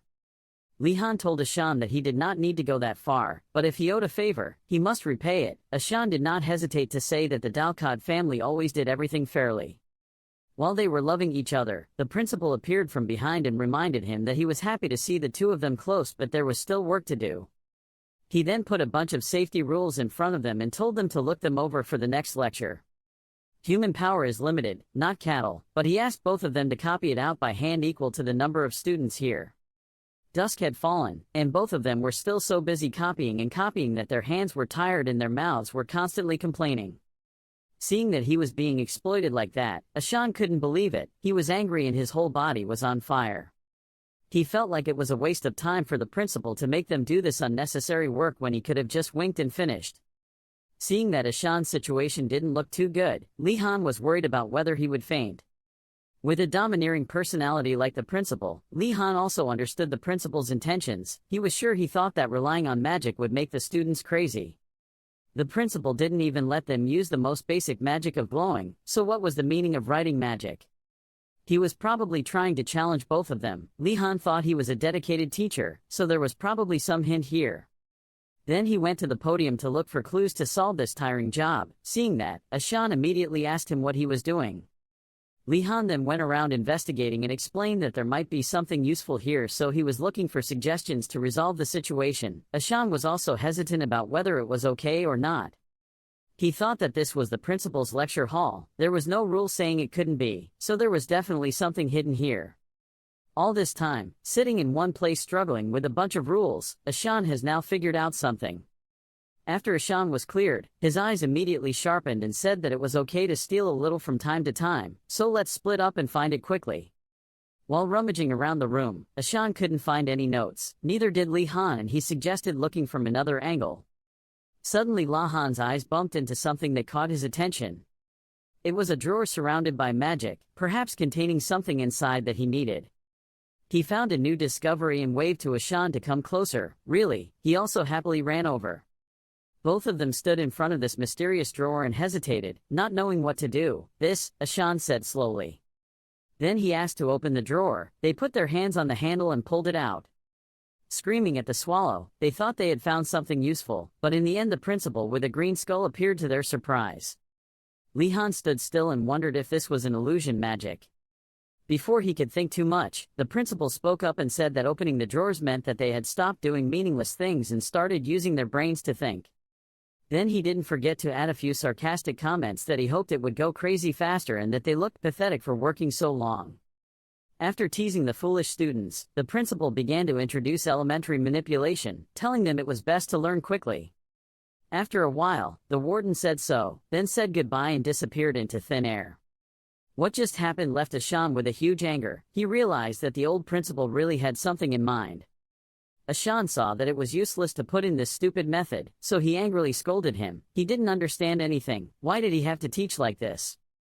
He couldn't stand the oppression and immediately invited Li Han to join him in protesting and said that if they went together, even the principal would. Seeing him attentive to the elementary manipulation, Ashan also stopped. Ashan immediately became speechless, thinking Li Han was a traitor, but Li Han calmly apologized because he couldn't resist. In order for Ashan to accept his fate, Li Han explained that if he thought about it, what could Ashan do if he complained to the crazy principal?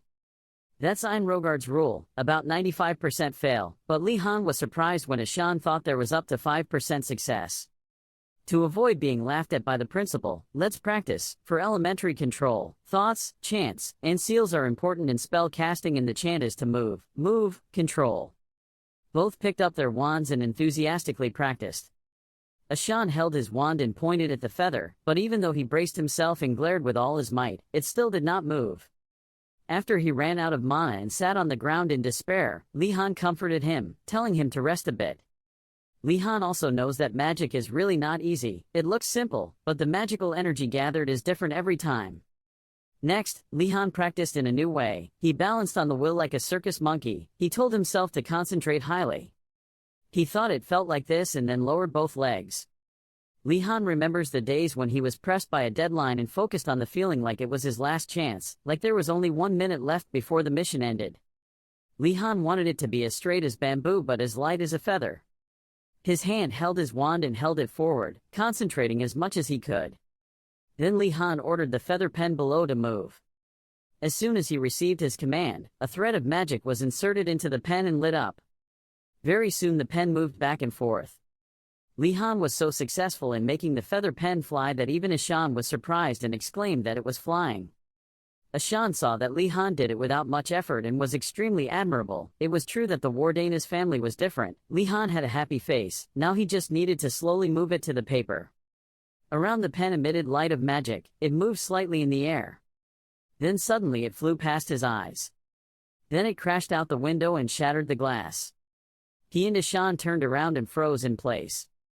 Before Li Han could understand what was happening, the pen was pinned to the apple tree trunk. Ashan asked Li Han what he did. Did he shoot it out like a porcupine quill? Li Han also thought that must be the case. He held it in his hand and read the elementary manipulation spell again and found that the spell's text had 2 difficult points. The first is that after casting spells non-stop, you need to continuously focus and control the object. However, after completing that extremely difficult chanting part, the control part is equally difficult. After reading it again thoroughly, Li Han decided to pick up his wand and try again. He gradually poured magic into the feather pen slowly as possible, and reassured himself that there was no need to rush. While the situation was tense, the principal's face appeared from nowhere and asked if you guys had done it. Very happy, he wrote the rest with his magic. His sudden appearance made his heart skip a beat, and the feather pen also went out of his control. After that, the pen was frantically thrown everywhere, leaving him with no time to react. When the principal was hoping that they would feel his kindness, it did not let go of the principal, but after a while without control, it also stabbed him in the forehead, making him cry out and die. It was true that his screams were heard from inside the building. Seeing that they had caused a big problem and were about to die, both of their faces turned pale in fear. The principal was displeased and scolded the student for daring to aim at the principal and snipe like that. Faced with such a difficult situation, Ashan could still see that Li Han was cool, but Li Han immediately told him to shut up, you crazy person. Before the feather pen could land on his forehead, magic stopped it and turned it into ash. Standing in front of this amazing performance, he exclaimed and praised him for grasping magic faster than he thought and even had to admit that Li Han was better than he looked. Li Han wondered if that was all. It seemed like he was quite happy, then. Taking that opportunity, Li Han quickly asked the respected principal for tips on how to control it better. The principal wondered if Li Han could chant the spell but couldn't control it. He also agreed, seeing that the two of them had things to discuss and he hadn't been able to do anything. Ashan found Li Han really impressive. The principal reassured him that he was only in his first year and that it was fine, no need to try too hard. After hearing that, Li Han breathed a sigh of relief because he always thought it was due to magical energy but it wasn't. But who would have thought that Li Han would be disappointed? The next second he lied and said that the chanting part was difficult, but the control part needed a little practice. He remembered the moment the pen flew like that guy and said that Li Han was an unusual person so he could do that, but only he could find a way. After listening to the lecture for a while, Li Han understood and happily thanked the principal. Li Han bowed his head and said he would try harder, but he found him too boring and not fun at all. Looking at Ashan's clear reactions, the principal saw that this kid had an impressive expression. He said he would tame it better so there was nothing to worry about, so the principal finished speaking and continued to perform magic. Seeing that there was nothing left to play here, he immediately used magic to take Li Han to the cafeteria and said it was time for lunch. Seeing that in just a split second he had gone from the lecture hall to the dining room, he was also so scared. Was it teleportation magic? Not long after, he landed on the ground as fast as the wind. Li Han stood up, brushed the dust off his clothes and acknowledged that the principal never did anything unnecessary, but instead used time and space magic to take him to the cafeteria. There's trouble again. You're in the cafeteria, so where has Ashan been transferred to by him? While you were wondering, Ashan was transferred to the infirmary to recover his energy. Entering the cafeteria, it was as empty as a pagoda with no one in sight. He guessed that it was probably past lunchtime so there was no one there. Today it's still the same dishes, 2 rice balls and a loaf of bread neatly arranged on a plate. But he felt it was okay because Li Han still had the bacon from before. While he was busy at the dining table, a figure appeared from afar. It was none other than Adenart. God avoided the meal, but the princess went to look for him and later met Li Han in the cafeteria. He was also surprised to see someone coming to find him at this hour. Is it a princess? Li Han paused his meal and asked the princess if he needed anything. Adenart reached into his shirt and took out something. The princess gently brought the scroll to him and said these were the documents he asked for last time. It turned out that the princess still remembered the list she had asked for. Li Han was secretly happy and shyly thanked the princess. As soon as Li Han opened the scroll, he saw something was wrong. Inside is a list of popular lectures. These are subjects that are not easy to get points but are popular, such as Basic Alchemy Overview, Basic Linguistics, Martial Arts and Basic Humanities. Reading the first line, he couldn't help but wonder if alchemy was a popular subject in general, but it was good nonetheless. But Adenart misunderstood what he meant. What he wanted were lists that were easy to earn points, but the popular subjects he was holding were not. The princess also did not understand what Li Han needed those things, so she asked him again about his intentions. Then he directly explained in detail to Adenart to understand what he meant. A popular subject with many participants makes it difficult to earn points, while an unpopular subject is the opposite. After hearing this, the princess's face was also confused. Gradually, Adenart also realized what he meant. Adenart wondered if Li Han was looking for easy subjects to learn when he was a child of the Wardanas family. Adenart also began to doubt his eye for people because he thought he was just like other nobles, but it seemed completely different. Then he took a moment to put his hand in his shirt and rummage for something. Fortunately, while compiling that list, the princess also compiled a list of subjects to avoid. That's it. Seeing the list he wanted in front of him, Li Han couldn't help but be happy. He also saw the poverty and boredom that no one wanted to learn. The first is basic swordsmanship. Very few people go to magic school and learn swordsmanship. Next is basic magic fighting. Learning about keeping distance is also neglected by wise students who rarely fight. Not that knowing many survival methods would be good, but he didn't care about this. When he got the list, Li Han happily thanked the princess. There was nothing more to do, so the princess turned around and said, "Then I'm leaving." The next morning, Li Han walked leisurely and felt unfortunate because everyone refused. Knowing Li Han's plans, Gai Nandu suddenly asked him why he intended to participate in uncommon subjects. Nobles don't do that. Even so, Yoner apologized to him and politely refused, telling Li Han that she already had a class at that time. Ashan also did not support Li Han and questioned why he participated in those trash subjects. In the face of detractors, Li Han remained calm because he was sure they didn't know what was about to happen to them. Basically, the concept of considering students does not exist in any school. They know that there are students participating in their subjects but do not care much. So to focus on the subject someone likes, you need other subjects, subjects where you don't need to do unnecessary things. That is an appropriate choice and redistributes focus. Thinking so much, in the end Li Han did not choose to think too much, anyway. What he didn't expect was that the basic distance-keeping magic fighting class was located in the basement. Looking down, he saw a few simple but foreboding stairs. There is a saying that all citizens must know: never think of entering a mage's tower. Even though it looked normal on the outside, there were two brothers who survived the tower for a week, but there were also people who were trapped forever. Reading this, Li Han immediately asked if this fairy tale was a bit exaggerated. Then Mr. Al-Rarlong immediately said it was a bit. Suddenly he exclaimed that it was a fairy tale because in reality the people trapped in the tower would go to visit their grandparents, so escape was impossible. Li Han's smiling face suddenly turned gray because of what he heard. And the Einrogard Tower is an example of a magic tower. For that reason, very few first-year students dare to explore the Academy Tower. He reassured himself that this was just an academy, so it was probably okay. Nothing had happened to him on the first floor of the tower or the dormitory. Before he could finish comforting himself, Principal Lich behind him asked him if he wanted to go to the first floor. Making him startled, his heart wanted to jump out as he asked why the principal was here. He suddenly thought that meeting him here was a good opportunity. So he changed his face and told his beloved principal that it was nice to meet him. Li Han said he was about to go down to the first floor, so he wanted the teacher to impart a little lecture, causing the principal to gasp in surprise. The principal started teasing him and said he would teach him, but then he changed his tone and said he would bring him a flower if he saw his body tomorrow. Inside, he was angry and silently scolded him for being a hateful old man, but he still had to smile wryly. An entity that could laugh with absolutely no malice or resentment from within could only be a graduate student. The entire dark basement was lit by flaming torches. He calmly went deeper inside but found that it was normal, unlike what the principal threatened him with. When standing in front of a door, he kept feeling a bad feeling, but still tried to reassure himself. Suddenly a student passed by, catching his attention. When the two of them saw someone coming, they discussed excitedly. The girl exclaimed when she learned that someone also chose to take this class. Li Han secretly thought with pride that the school had so many students. How could he be the only one in this class, when his friend suddenly discovered something was not quite right?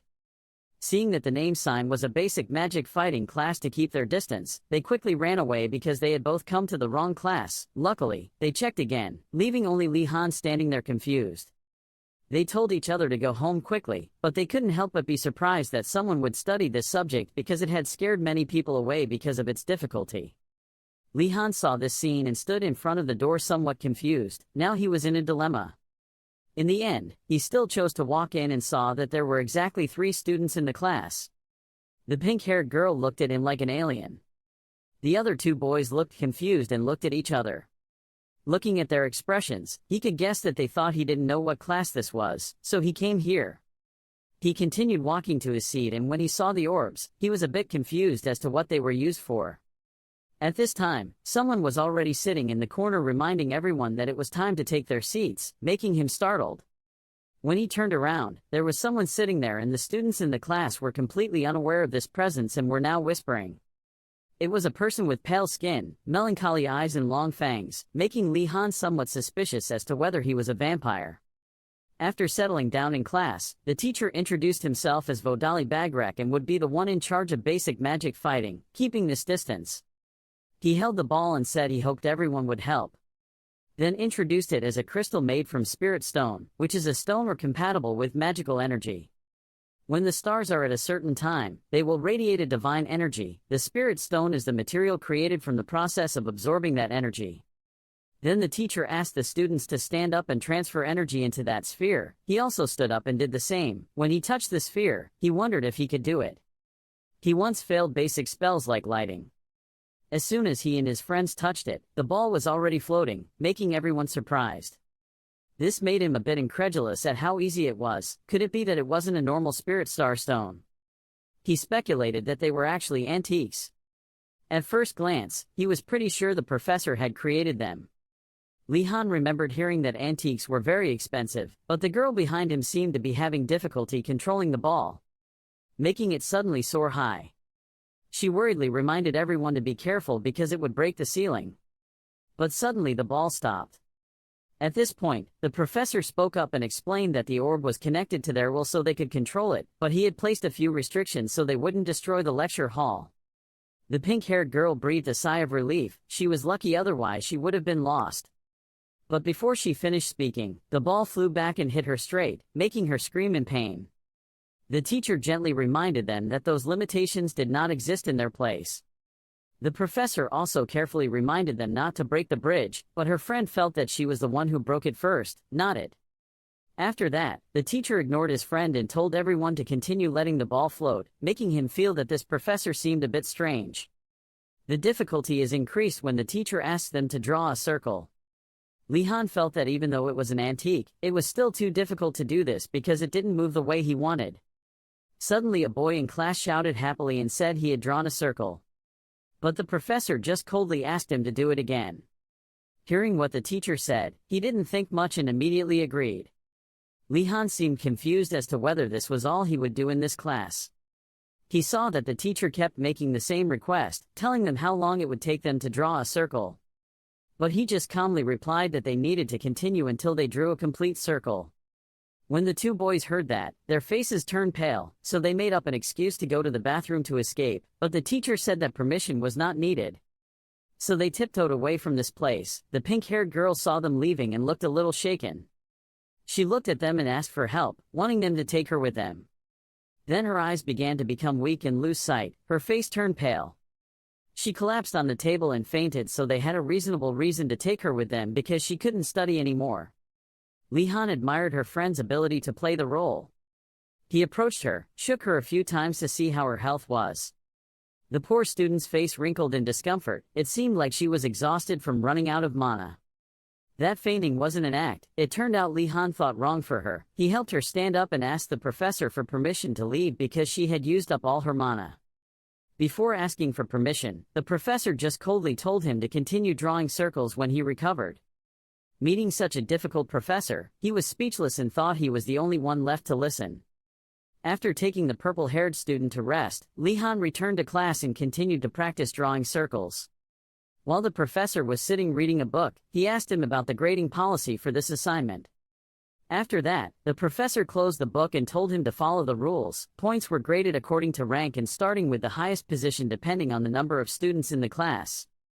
After listening to the explanation, Li Han also understood and had a certain grasp. At this moment, happiness was welling up in his heart as he did not expect that the way to earn points would be so easy. This class was truly a jackpot. For you, this is as easy as pie. Just stay until the end and you will get a high score for this test. This is truly an ideal class to give him what he has been looking for so long, like a jar of sweet honey for him to taste. Just drawing 3 simple circles, repeating this over and over again would bring high scores to Li Han. He would be very willing. Observing Li Han practicing so diligently, the professor also stood aside in contemplation. He thought about this simple, repetitive task, but he did it willingly. Thinking it's easy, every year the number of students participating in this class is like a wave. But after that they all ran back and forth, they receded as fast as the tide. So much so that last year the registration list was empty and the class didn't have any students. But as a professor, Volody doesn't care and still goes to the lecture hall and teaches lectures every year because the contract with the principal is not to admit a lot of students. Without any students to teach, the professor could only sit alone in the empty classroom and then quietly leave. Back to reality, anyway, things are different now. A student appeared and broke the professor's silence. That was Li Han. A mature, bright boy, everything from his behavior to his intonation showed that he came from a prestigious family. Volody didn't know about Li Han's abilities, but it wasn't difficult to recognize that he was special. The professor hoped that Li Han could stay here if so. The professor will have real students and this will be the first time he will be taught the next chapter. It was break time in the break room. The students were gathering together and chatting loudly.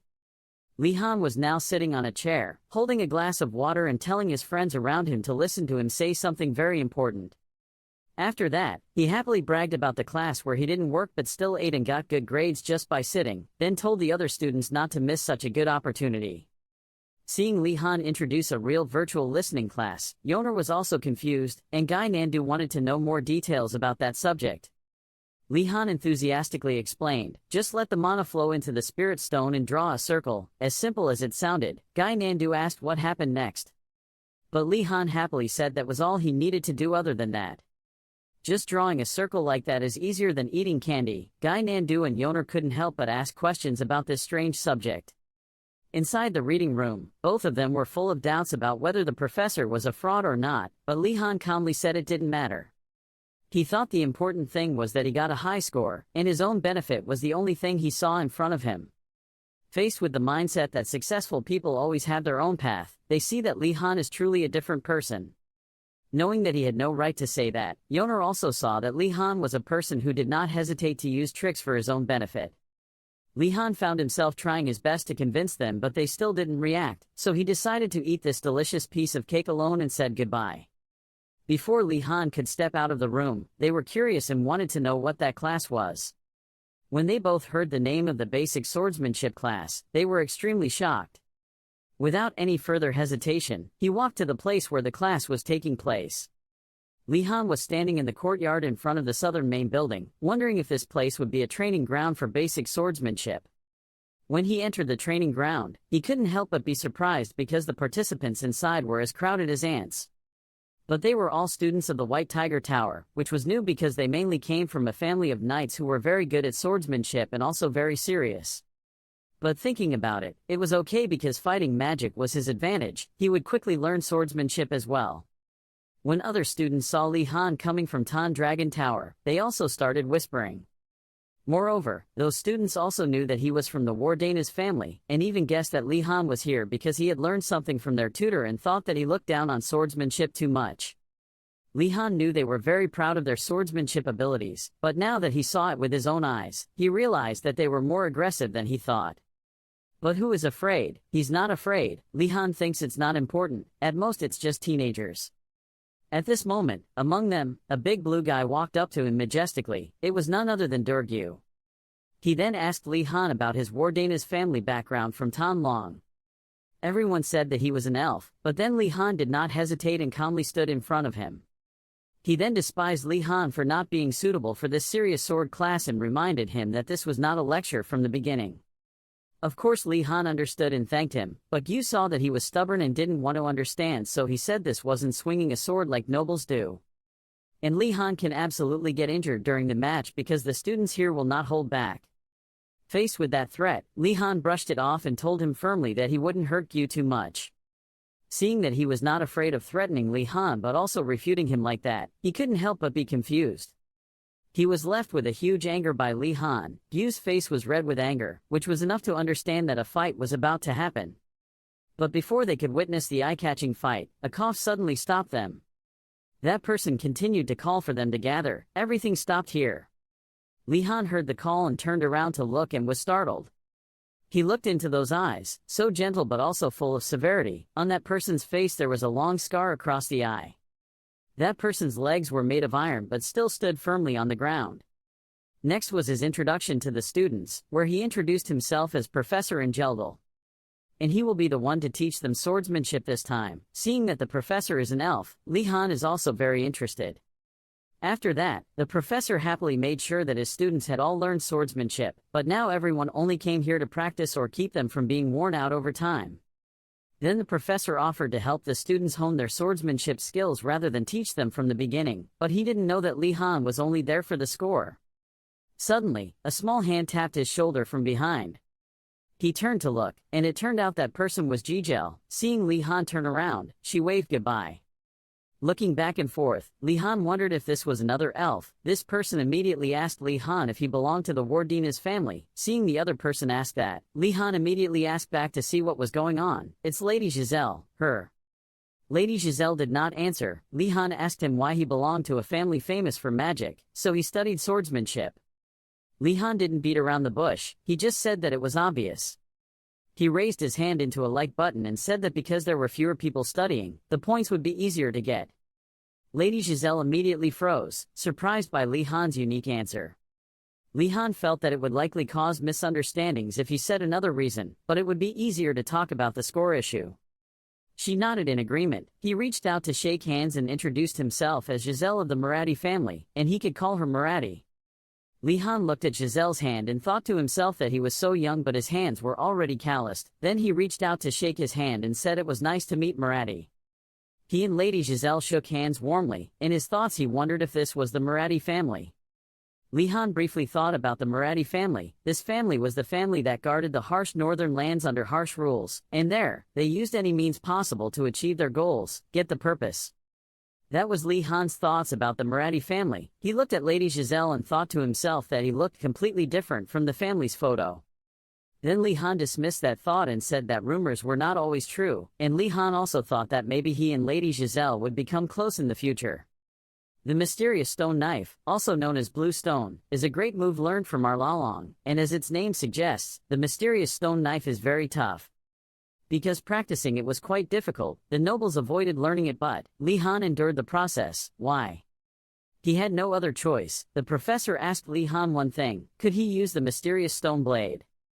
The professor spoke up and said that he also had roots and asked which family he belonged to. Amidst that question, the professor thought to himself that if Li Han used a mysterious stone blade, it must have come from. At this time, Li Han replied that he belonged to the Wardina's family, which made the professor very surprised. The professor asked again if that was the Wardina's family. The question seemed to seek certainty, and he also thought that his roots were so strong that he belonged to that family. He asked Li Han something. He wanted to know why he learned swordsmanship. Li Han did not hesitate to answer that he believed it was a necessary skill for a noble. The professor's face dropped and everything was exactly as he thought. Li Han saw that expression and was a bit stunned. Li Han looked at the expression and exclaimed that it was truly the typical expression of a professor. However, he is worried that if he says something wrong, his score will drop, and he also wants to know what the professor's answer is. Then Li Han replied to the professor that he also thought the same, but the more he studied, the more he understood the profoundness of the blade. Speaking of this, his eyes glowed with a bright light, full of confidence, and he said he couldn't stop himself from coming here. The excellent answer just now made him favorable in the professor's eyes. He did not hesitate to give him full marks. And when he saw Li Han's bewildered expression, the professor laughed out loud and answered nothing, and he was only embarrassed when he accidentally said out loud what he thought. Li Han also replied to the professor that he was very serious about this, and did not let his family background stop him from progressing. The professor also said that he performed better than some white students. Some tiger came here just to vase flowers. The professor pulled out his sword and he said that thanks to you, the student, he also learned something. This statement made Li Han's head full of questions. He brandished his sword in front of Li Han and said he would be serious with him. The professor urged him to quickly pick up his sword. Seeing the situation change so quickly, he immediately felt like something was wrong. And why did things turn out like that? Li Han was now tired and sat on the ground. He lay on the ground panting tiredly. The professor came over and talked about the mysterious stone blade being a great move as hard as rock. He reached out his hand to help him stand up and kept explaining that the mysterious stone blade never wavered, no matter who knew what happened, and that was the nature of the mysterious stone blade. The professor smiled and told Li Han to keep that in mind, and he also told Li Han that this was the end of practice. The professor turned around and called the next student up to spar with him. After Li Han sparred with the professor, his whole body was sore, so painful that it felt like he was being crushed. He wondered how many of the professor's moves he had received. Thinking back at this moment, the professor was really good at watching for his carelessness and opening up to reveal his weakness and then attacked. Li Han tiredly complained to the sky that he kept getting beaten. Very quickly, the previous student lost. The professor continued to call the next person. Li Han looked towards the professor and nodded, which was no joke. He kept looking at the professor and thought that all the students from the White Tiger Tower would become future knights, but the professor solved them too easily. As a swordsman, Arlalong is a rock that cannot be shaken. Engoldal is like flowing water, even though his arms and legs are fake. Li Han just sat there thinking. Engoldal told the other student that the sword was violent so it needed to move more, and that the characteristics of the double sword were difficult but flexible, and finally, think before swinging the sword. He still enthusiastically teaches his students that when using the Mountain Moon sword, they need to be faster and sharper, not to be cautious and rush forward with everything they have. Through some of Engoldal's enthusiastic gestures, Li Han confirmed that he was truly an excellent professor, as he recognized students' perspectives and gave them direct advice. At this point, Li Han immediately felt that he was probably the only one who felt that way. He still sat in that corner and felt that he was the only one being beaten the most. After a few rounds of fencing, Engeldal now stepped forward as if he had something to say. He called Li Han to stand up. Hearing that, he also stood up as he said. Li Han just went to Engoldal and wondered. At this moment he called Durgu of the Choi family. He didn't say anything at this point, just let things continue to see how the situation turned out. Durgu of the Choi family also slowly walked towards Engoldal. Li Han looked at him and realized that this was the person who caused trouble with him, so why did he go to Durugu? Both Li Han and Durgu just looked at each other without saying anything. At this point Engeldal said that the two would compete against each other. When they heard him declare that, the remaining students couldn't stop shouting. Some students wondered why it was Li Han and Durgu, wondering if that was fair or not. The corner of Durgu's mouth now slightly raised. He laughed as if he were mocking him. Durgu did not hesitate and agreed to compete with Li Han. Engoldal gave each of them a wooden sword. He saw the arrogant and victorious look on his face. Li Han saw that he seemed very happy to know that Li Han was his opponent. He firmly held the sword and determined that everything had come to this and he had no intention of retreating. Li Han also said that he could have used this time to have fun and dance, but he did not do so, but instead chose to be beaten continuously and study swordsmanship seriously. Li Han's face was also full of confidence and he thought that what he sacrificed was in exchange for this moment. The reason Professor Engeldal chose them. Simply because these are the two most elite individuals. Swordsmanship is not just theory, but also 100 times of practice and 1,000 times of actual combat. Only by going through all of that can one truly grasp swordsmanship. Only after going through all of that can one truly grasp swordsmanship. For a simple example, let's say there is a move that hits the opponent directly in the neck. But if you only know how to attack, victory is still very far away. Use theory as the core, then add fluency and customization. We will see what real swordsmanship is. These two students not only understand that rule, but also have the ability to use magic to enhance their swordsmanship. They have natural talent to become knights. At this time, Professor Engoldal spoke up and told Li Han and Durgu to return to their positions. Engeldal looked at him for a moment. He kept looking and thinking a few things about him, which was his swordsmanship ability, even though he didn't come from a knightly lineage. But the pressure he was under from his family must have been terrible, but he kept moving forward steadfastly. Engeldal felt he deserved to be a commended student. He also wanted to guide you to the pinnacle of swordsmanship. Without saying much more, he officially opened the match. Engeldal looked and thought this match was worth watching. The Choi family's Peak Moon sword favors attack speed and tempo. On the other hand, Bluestone swordsmanship pays attention to the power of each attack. When analyzing the strengths of each family, Engeldal also said that the two schools are completely opposite and the two people will learn many things from the other, and according to him, this is the true meaning of the two words, defense. Durgu started walking forward. He looked and asked Li Han if he wasn't planning on going up. Li Han did not answer but silently looked at him. Seeing that he had no response, Durgu quickly rushed forward to attack first. He ran up to Li Han and gently let down a sword strike. The tip of Durgu's sword was right in front of Li Han, which scared him. His feet quickly sank to the ground. And without further hesitation, Li Han immediately counterattacked, swinging the sword in his hand, causing sand to fly all over Durgyu's face. Because sand was flying all over his face, he couldn't bear it, so he closed his eyes tightly and coughed a few times in discomfort. Li Han's last move surprised the other students so much that they were sure to wonder if it was a sand-throwing move or not. A student quickly went up to ask Angeldal if that move was against the rules or not. Angeldal not only did not say that it was against the rules, but also constantly praised the wonderful method. When the other student heard that, he was stunned and wondered why. Durgyu looked at Li Han covered in dirt. Angeldal continued to talk more about this match. He said that it was regardless of both means and methods. This is a real life and death match.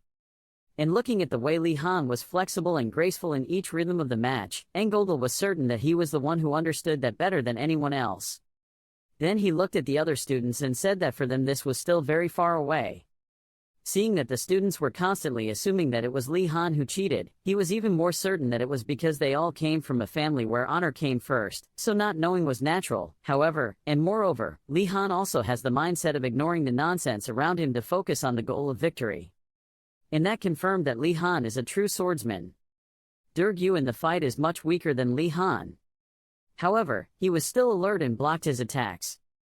Durgyu was very angry at this time and thought that his attacks were all tricks. He also blamed himself for being too careless because he thought about his background. Seeing Durgyu distracted, Li Han immediately felt proud. He thought this was a good opportunity because Durgyu still couldn't think straight. Li Han did not hesitate any longer and stepped forward immediately. He must seize this opportunity. Li Han suddenly remembered when Angeldal and Durgyu fought. He quickly observed his skills. That made Li Han constantly happy, because he was able to capture him. He walked over and stepped on Durgyu's foot. Then he swung his sword to attack him. He hit fast and hard with the will to create a scenario where he himself could win. Seeing Li Han's will, he kept wondering if he was trying so hard, if that was the case. After speaking, he placed his hands on the ground. Then from there, he rolled on the ground with the aim of avoiding Li Han's attack. Li Han was extremely surprised to see Durgyu do so. He immediately exclaimed that he was trying so hard. Durgyu was almost at a disadvantage right now. He was extremely confused, but then he told himself that it was not the time to think wildly. Upon seeing the scene just now, Angeldal once again praised the great battle. Durgyu stood up step by step and he thought that just now was quite humiliating. Then he rushed towards Li Han and said he would not forgive Li Han. Because it was so sudden and unexpected, Durgyu's sword grazed Li Han's face. Next, Durgyu continuously counterattacked. He used all his strength to fight back. Li Han did not hesitate. He prepared to respond to that attack. Professor Angeldal was outside observing the battle and he said that Li Han and Durgyu were better than he thought. And he also knew that Li Han and Durgyu both had very good skills, but he looked towards Durgyu and was a bit surprised because he did not expect that he could use the moon sword technique to this extent, but the more he tried to attack, the more stamina he consumed. When he looked at Li Han, it was different. He saw that he was still very calm and he was trying to react to every move of his opponent. Li Han observed Durgyu carefully in every movement. At this point, it seems like he's getting too excited, but still. Before he could finish speaking, Li Han grabbed his sword and immediately counterattacked. The force of his attack just made him stunned, wondering about the pressure that the sword brought. At this moment, Li Han Wardanez's eyes were suddenly startled and sweat broke out. Immediately, Durgyu quickly approached Li Han Wardanez's feet. Seeing that, he silently thought that he needed to concentrate and not waver. With incredible speed, Durgyu unleashed consecutive slashes. Because the speed was so fast, the naked eye could only see waves of mana passing through the place where he swung his sword. At the same time, Li Han Wardanez realized that this is your chance to win. He remembered that at that time, Durgyu's face was drenched in sweat and his veins were bulging because his ability to judge based on experience was blinded by the unexpected situation.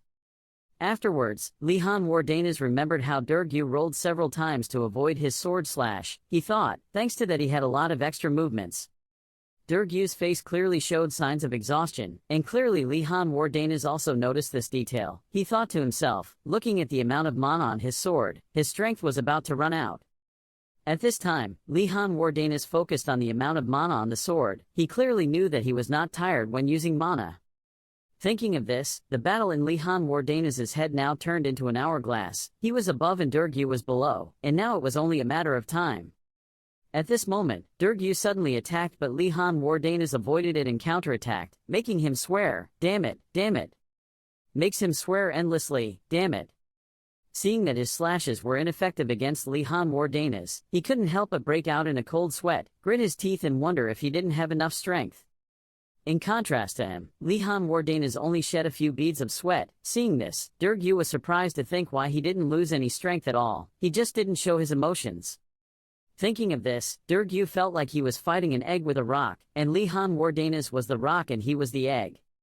Then the image of little Durgu lying in the palm of Lihan Wardanas' hand appeared. He continued thinking, lying neatly in his hand. At this time, Durgu completely lost his temper and shouted out in fear, "Heck!" But Lihan Wardanas was just cold and didn't say a word. Immediately, a beautiful sword was launched from Lihan Wardanas, causing Durgu to have no time to defend, so the sword resonated. Durgu's sword fell from above and stuck straight into the ground. Not missing the opportunity, Lihan Wardanas' sword immediately pressed against Durgu's neck. His weapon was gone, his strength was exhausted, Durgu's face was drenched in sweat, he could only stay still. After that, Durgu continuously gasped in pain. And the same goes for Lihan Wardanas. He was tired after the match, so he couldn't stop breathing. At this moment, Professor Angeldal came and announced the end of the match. The winner had been decided. Hearing that, Lihan Wardanas put his sword back, and Durgu wiped his sweat with his hand. At the same time, Angeldal's voice continued to sound. Both of them moved forward. Having finished speaking, Angeldal looked at Durgu, who was constantly panting, and felt regretful. After that, the image of Durgu and Lihan Wardanas being placed on the scale appeared, and Angeldal judged that if he had been calmer, the result might have been different, but he panicked when he encountered murderous intent. Next is the image of Durgu sitting miserably under the scale. At the same time, Angeldal's thoughts continue to appear. At a young age, it is difficult. At this moment, Angeldal's eyes glanced towards Lihan Wardanas and thought, Lihan is okay. Under the shining sunset, before everyone's eyes, Lihan Wardanas proudly hung his cape on his shoulder. Angeldal saw this and whispered in recognition that everyone had to look at Lihan Wardanas with different eyes. Then, in front of the two of them, Angeldal spoke calmly. He praised both of them for doing very well and began to say his real thoughts. First of all, winning or losing is not everything. Angeldal smiled and continued to win without being arrogant or discouraged. Only then can progress be made. Then he put his hands on the backs of the two people and told them to shake hands. Hearing that, Lihan Wardanas couldn't help but think that with his personality, he wouldn't leave it alone. He even thought about what Durgu would do before he touched him. But contrary to Lihan Wardanas' thoughts, Durgu extended his hand.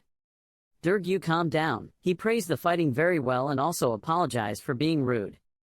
Hearing this sentence, Lihan Wardanas couldn't help but stiffen. In his ears was still Durgu's voice. He said that Lihan Wardanas deserved this.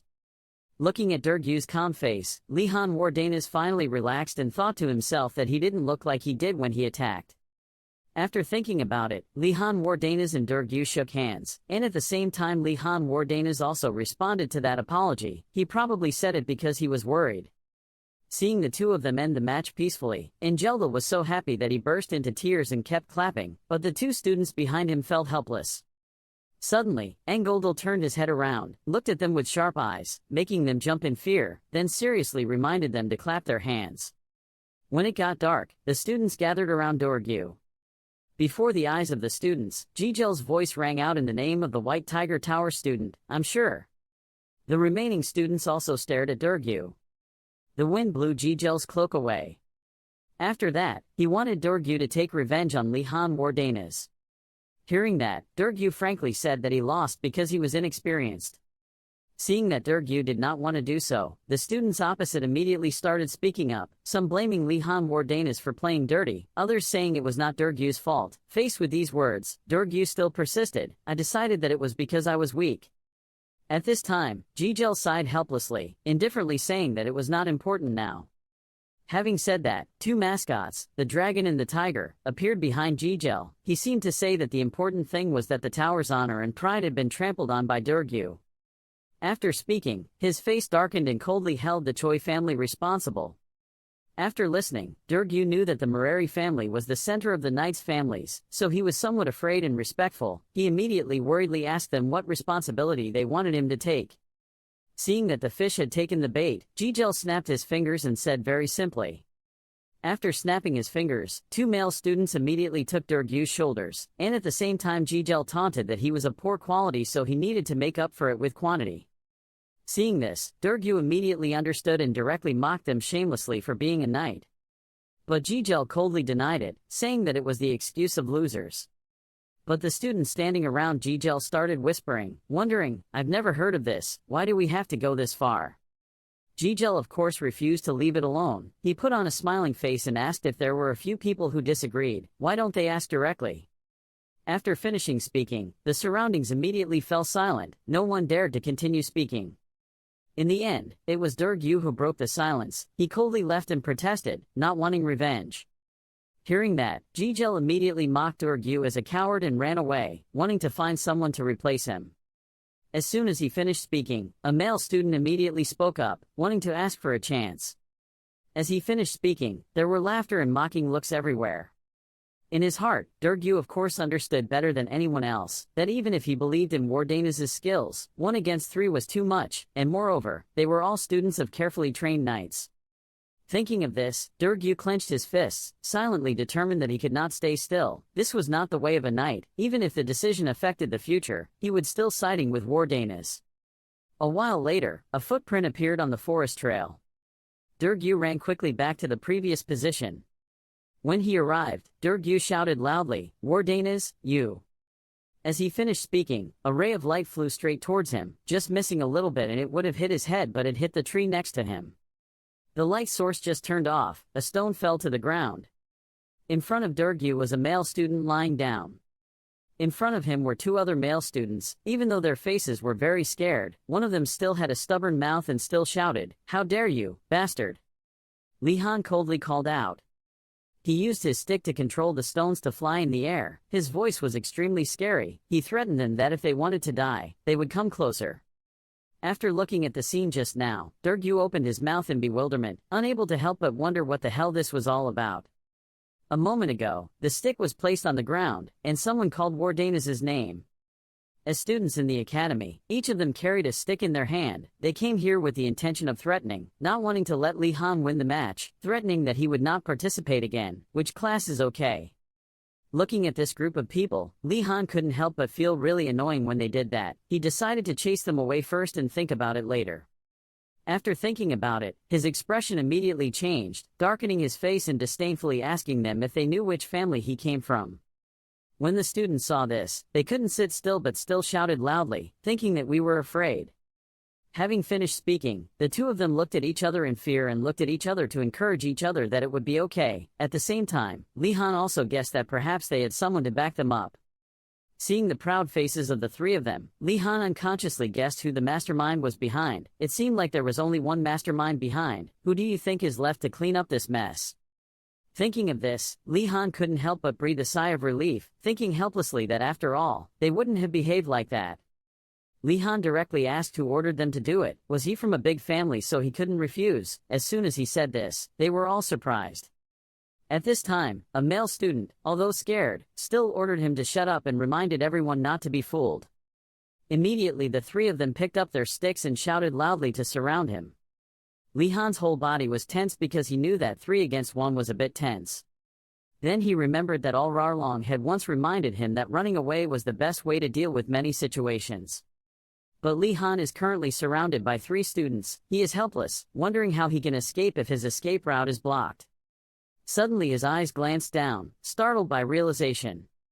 At Li Han's feet there were quite a few glowing stones. He silently judged that it would be possible to have these.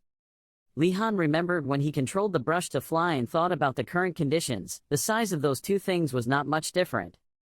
Without thinking much, Li Han immediately took action, raising a stick and giving the order to move. As expected, when the stones flew up and flew straight towards the students, one of them couldn't believe that he could use this type of magic. Was the Wardanas family really different from them? Seeing that this was a complete success, Li Han secretly sighed because it was a success, sure that they would be scared and run away, and he would take the opportunity to run away. The stone that Li Han controlled stopped in the air. He simultaneously shouted the words "Go away." Having said that, Li Han gently tapped the stick in his hand. A stone immediately flew straight into the head of one of them, creating a beautiful flight path. Before the surprised look of his accomplices, that guy fell face down on the ground, with a dark red bump on his head. Just like the rest of them, Li Han was also surprised. Immediately the other two guys in unison cursed him as a bastard. Why did he do that? And Li Han panicked because he didn't intend to do that. He probably needs to practice more. Even though they still dared to curse on the outside, they were actually scared. They were calculating whether they should continue to accompany him or not when they saw the rock attacking so strongly. They could see that Li Han was no different from a god of death burning with murderous intent. The rush must follow the rush. Li Han sighed because this did not go according to his plan but still had to continue. After thinking about it, Li Han showed a murderous look on his face, and his voice was like a demon king demanding his life, warning him that if he wanted to die, he should just rush forward. In his mind, he was thinking that he had to do it. Seeing this, the two students were naturally scared and helped each other run away, but their mouths were still very strong and threatened him. On this side, Durgu is no different from a bewildered golden deer wondering what he just watched. Li Han breathed softly and asked Durgu why he also came to beat him, making Durgu startled and stammered in refusal. A moment later, Li Han was surprised to learn that the bastard gazelle had made this threat.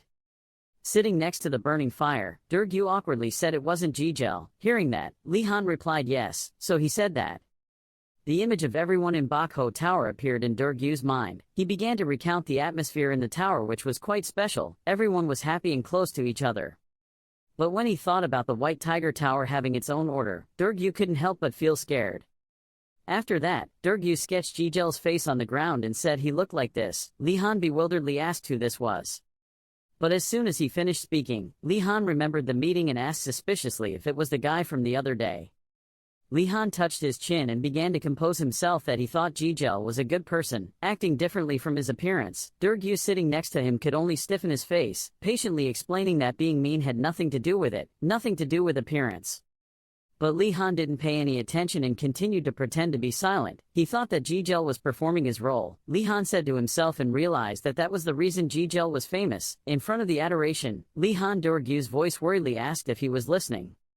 While Durgu was surprised that Jigel was a celebrity but he thought that he was a normal person, but Li Han did not pay attention to those words. He looked at his fists clenched and speculated that Jigel approaching him was there as a reason. At this time, Li Han felt that it was very strange that they came to beat him. Hearing that, Durgu picked up the drywood branch and explained that there were several reasons for that. Durgu explained that the first reason is that Li Han comes from the Wardina's family. He then said that if Jigel defeated Li Han, someone from a famous family, Jigel would have more say than the students from the year above. Hearing that, Li Han couldn't help but feel uncomfortable because in Durgu's opinion, he was a sacrifice of power for Jigel. Durgu agreed and felt worried about it. Having said that, the image of Li Han holding the sword emitted a bright aura. He felt that Li Han would continue to have a positive attitude in the future. Next, behind Li Han appeared people in the dark. According to Durgu, they were students in the tower who hated him. And in the end, Jigel is the one manipulating them with a sinister face. As Durgu said, he knows how to take advantage of that hateful attitude. The fire was still burning brightly. At this time Durgu sincerely advised Li Han that if he wanted to continue learning swordsmanship, he needed to be careful. After the conversation, Li Han returned to his house deep in the forest. Li Han remembered Durgu advising him to try to avoid the students of the White Tiger Tower because then Jigel wouldn't be able to do anything. He opened the door and exclaimed that this was good advice. Li Han's footsteps stopped in front of the door. Even though it was good advice, he couldn't follow it.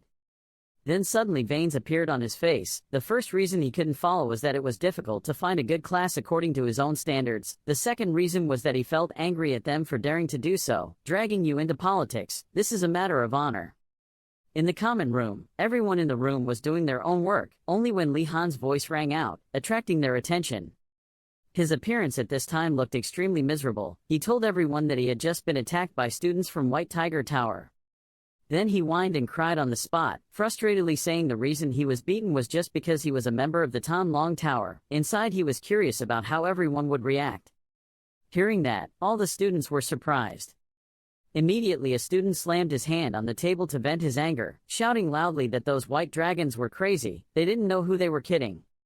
Then the blue-haired boy completely lost his temper, wanted to call everyone upstairs down, and despised when they didn't dare to tease Gainando but instead teased Li Han. Hearing his name, Gai Nandu on the upper floor looked down and wondered why it was him. Seeing that, Li Han whispered in wonder because he seemed more excited than he thought. At this time, the male student became angry and wanted to call everyone to find weapons. Li Han saw that the situation was not good and immediately calmed everyone down. But they all refused in unison because they still owed him. But according to what everyone said, they were in debt here only because everyone had eaten the meat Li Han had hunted. If it weren't for him, they probably would have starved to death. Hearing that, Li Han did not dare to tell the truth that he was just lying. His guilt grew more and more. At this time, the blue-haired male student shouted loudly for everyone to gather. Then, the blue-haired male student asked everyone to pay attention and gather in 2 horizontal lines.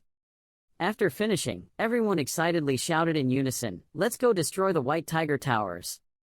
In Li Han's head, he imagined the battle between the dragon and the tiger, only to discover that he had messed everything up and had no idea that the Tan Dragon Tower hated the White Tiger so much. Continuing the image of the dragon and tiger as students representing the 2 towers, it turns out that we always hate those who are the most similar to us. At this time, the blue-haired male student and 2 other students were busy announcing that everyone should use everything to make weapons to go to the White Tiger Tower. At this moment, someone suddenly shouted loudly, telling everyone to wait. As soon as Ashan Dalkard finished speaking, everyone turned to look at her in surprise. Waiting for everyone to calm down, Ashan continued to speak. She wanted everyone to listen to her before leaving. The students began to scramble up holding sticks and sticks. The leader asked to find weapons to go to the White Tiger Tower. Suddenly Ashan came forward and shouted loudly for everyone to stop. Hearing Ashan's voice, the students suddenly stopped and looked at Ashan. Ashan frowned. She wanted everyone to listen to what she was about to say now. Ashan advised everyone not to act hastily when she mentioned that the tower was only for people from knight families. If they acted rashly, it would mean they would lose. Li Han raised his hands to signal his agreement. He highly appreciated Ashan's reason. Ashan clearly expressed his determination to stay and wait and then attack. The students were convinced by her. They agreed with this idea and praised the Dalkard family. Li Han held his head helplessly when he saw them act like that. He even blamed himself for being stupid for expecting something from them. Afraid that they would take a risk, Li Han stood up and made it clear that he did not want them to take revenge. Li Han wanted to solve it himself without their help. It was his honor and dignity. The blonde guy was dissatisfied. He talked about Wodaniz's dark history very cunningly and despicably, so those people were not easy to handle. Li Han listened to him and stood still. His cursing style did not bother, a bit scary. After scolding Wodaniz, the blonde man gasped. Li Han couldn't sit still. He made it clear that they were children from a respectable family. Acting like them was shameful. Hearing this, the students scratched their heads and looked at each other shyly, seeing that they seemed to agree that Li Han wanted to get to the main point. Li Han's voice made the 3 students look at him in bewilderment. Li Han mentioned their ability to attack in groups, so he wanted to respond together. The students were all excited to respond to this collaboration. They were ready. Standing among the conflicting children of the family, he resolved it amicably. Then they all dispersed in their own direction. The students talked about the matter of the next class studying with the bastards, making it difficult for them to want petty revenge. He mentioned wanting to show them the masters of lighting magic and she happily agreed. Watching them leave, Li Han stood still. Li Han's arms and legs were shaking as if he were being crushed. Li Han was worried about the fact that he was one of the only ones. The students talked among themselves about the upcoming plan to disguise themselves and strip off their bodies, leaving Li Han behind. Li Han has not yet mastered the lighting magic. He collapsed in pain and tried to hold on, but it was unsuccessful. The next day, Yoner Maken appeared yawning. Li Han's face was pale, his body tired, standing in a corner to greet Yoner Maken, making her scream loudly. She saw his eyes like a panda and couldn't help but be curious. When she asked him, Li Han said he was practicing magic. Yoner was told that he couldn't use magic, but she asked if he had permission yet. He tiredly put down his staff and said he had permission. Yoner Maken's head ached when she heard Li Han talk about how they had mastered lighting magic, but this was the first time she heard this. Suddenly Guy suddenly appeared, making Li Han and Yoner Maken wonder why he was here at this time. Guy Nandu looked away with suspicion when he heard Li Han greeting him. He secretly put his hand in his pocket, looking very suspicious. Guy Nandu brought out a delicious grilled sausage. His face was drooling with pleasure. Then, he sat by the fireplace, looking excitedly at the sausages, making Li Han look helpless, and Yoner sighed that he was regal. The smell of sausages makes Guy Nandu unable to help but drool. He is truly an eating soul. Li Han patted his shoulder, startling him and causing him to drop the sausage. Li Han hesitantly told him to eat freely without hiding it. Guy Nandu seemed to have been caught in the act. He hesitantly asked Li Han, "When were you here?" He learned that Li Han had been following him since he took the sausage. He was afraid of losing face. Guy Nandu tried to deny it. Suddenly Li Han cried out that the sausage was about to burn, causing Guy Nandu to panic and take the sausage. Li Han looked at Guy Nandu, who was crying because the sausage was burned. Li Han was speechless. The scene of everyone in a daze, complaining and holding their heads appeared before him. Li Han took a look at how bad everyone looked. Hunger caused the students to lose control and pick up their shoes to bite. Yoner mentioned that they did not fall into a worse situation because Li Han sold them food.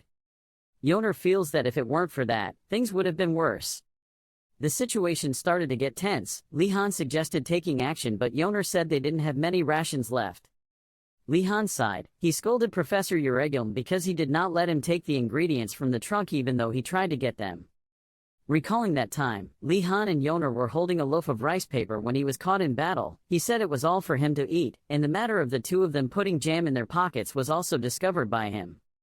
Professor Uregulm said that you can only eat enough to fill your stomach, so why should you take extra portions? The two of them fell into deep thought. Li Han sighed that there was no way to steal them, but Yoner was thinking about whether there was any other way. The students quickly went into the classroom. They said hello to the professor, who was sitting in the room first. This is the ogre Professor Garcia Kim. She cares about her students so much that she can immediately feel the strange change between them. First, a week after joining the academy, the students became very hungry. They became out of control. Second, she sensed the tension between the towers. Because of their different backgrounds, the rivalry is fierce, but the tension between the Dragon Tower and the White Tiger is very intense. Garcia Kim asked the student to sit down when he saw that the student was conflicted. Garcia Kim knows that the more they compete with each other, the stronger they will become, which is also the principal's opinion. She just sighed. She couldn't agree with that. Garcia Kim gave a strange smile. She wanted everyone to be nice to each other, and she asked the students to sit down. The students became afraid when she checked the old lesson about lighting magic. Everyone was chanting Buddha's name, but it wasn't them. Li Han covered his yawn with his hand and volunteered to return the cards. He looked at the students next to him with a feeling of victory and defeat. He had to practice this time and not fall behind, even though he had just done it this morning. This time Li Han successfully took over the main character role of the class. Looking around the classroom, Li Han started to panic. He couldn't believe his eyes. The truth was inherently sinister, and now he understood about Wodanas. Li Han looked at Guy Nandu, disgruntled about his lighting magic problem, but Guy Nandu looked at him with a wry smile. Guy Nandu calmly said that he only knew how to do it in theory, but practice was not successful. Guy Nan was also confident that he would be able to do it soon because they were all nobles, leaving Li Han with no choice but to put his head on the table. Li Han collapsed in pain when he realized he had been deceived, and he even scolded these arrogant noble bastards. He cried in pain, knowing that he had worked hard in vain. Garcia saw Li Han volunteering and praised him endlessly. The first volunteer was Li Han from the Dragon Tower. The other person is a white-haired girl student who also comes from the Dragon Tower. Li Han turned around in surprise. He did not expect that it was a princess and had the opportunity to approach her. But the princess responded to him with cold eyes. Seeing that look, Li Han was embarrassed and afraid to show his face. He wondered if he had done something wrong. Suddenly Li Han was tapped on the head by a pair of hands. Ashan whispered to Li Han. She mentioned that the princess believed strange rumors about him. Li Han was curious about that rumor. Ashan said it was full of malice and insult. Ash angrily recounted that Li Han only cared about grades instead of knowledge. She expressed her displeasure and couldn't believe it. Li Han doubts life because according to him that is correct. Li Han thought it wasn't wrong and he had nothing to say about it. But looking at Ashan, she was furious, making him a bit concerned. Ashan boldly expressed her disappointment in the princess. She did not expect the princess to believe such an absurd rumor, but the princess remained silent. Li Han seemed to add fuel to the fire. He said it was the princess's right to believe it or not. Hearing him say that, Ashan doubted life and turned away to look at him, not afraid of an enemy who was as good at pointing out teammates as he was. Ashan was so angry that she clenched her fists. She growled and called his name. She thought of Li Han holding the white sheep and blessing him with peace, and she wondered how holy he was. Ashan thought that there were many descendants from great families, but no one was as perfect as him. The words duty and nobility were his motto. Ashan was moved. She whined about the reason her parents sent her here, whether it was to meet him. She did not forget to keep the two cursive words, "I'm sorry for speaking ill of you, father." She wiped away her tears and was proud of this wonderful friend, but Li Han thought she had some brain problem. Now it's time for Li Han to return the assignment. A golden light illuminates the entire classroom. As for the princess, she is a shining blue gourd. The two of them coordinated with each other, and the light split into two beautiful green-gold streams that made everyone look up. Garcia Kim looked at the results of the two students. She applauded. Garcia mentioned the fact that it is rare for students to successfully perform the spell in the first week. Garika Kim was happy to meet such talented students, making other academies a bit sad. Realizing that the students were a bit discouraged, Garika Kim spoke up to encourage them. Garika Kim said that magic light magic is the most basic magic. It is also the first step for students to feel magic. Garika Kim was very insightful into the students' psychology. She comforted the students not to be discouraged, while Li Han stood next to her and was excited. Li Han guessed that no one was listening to the professor.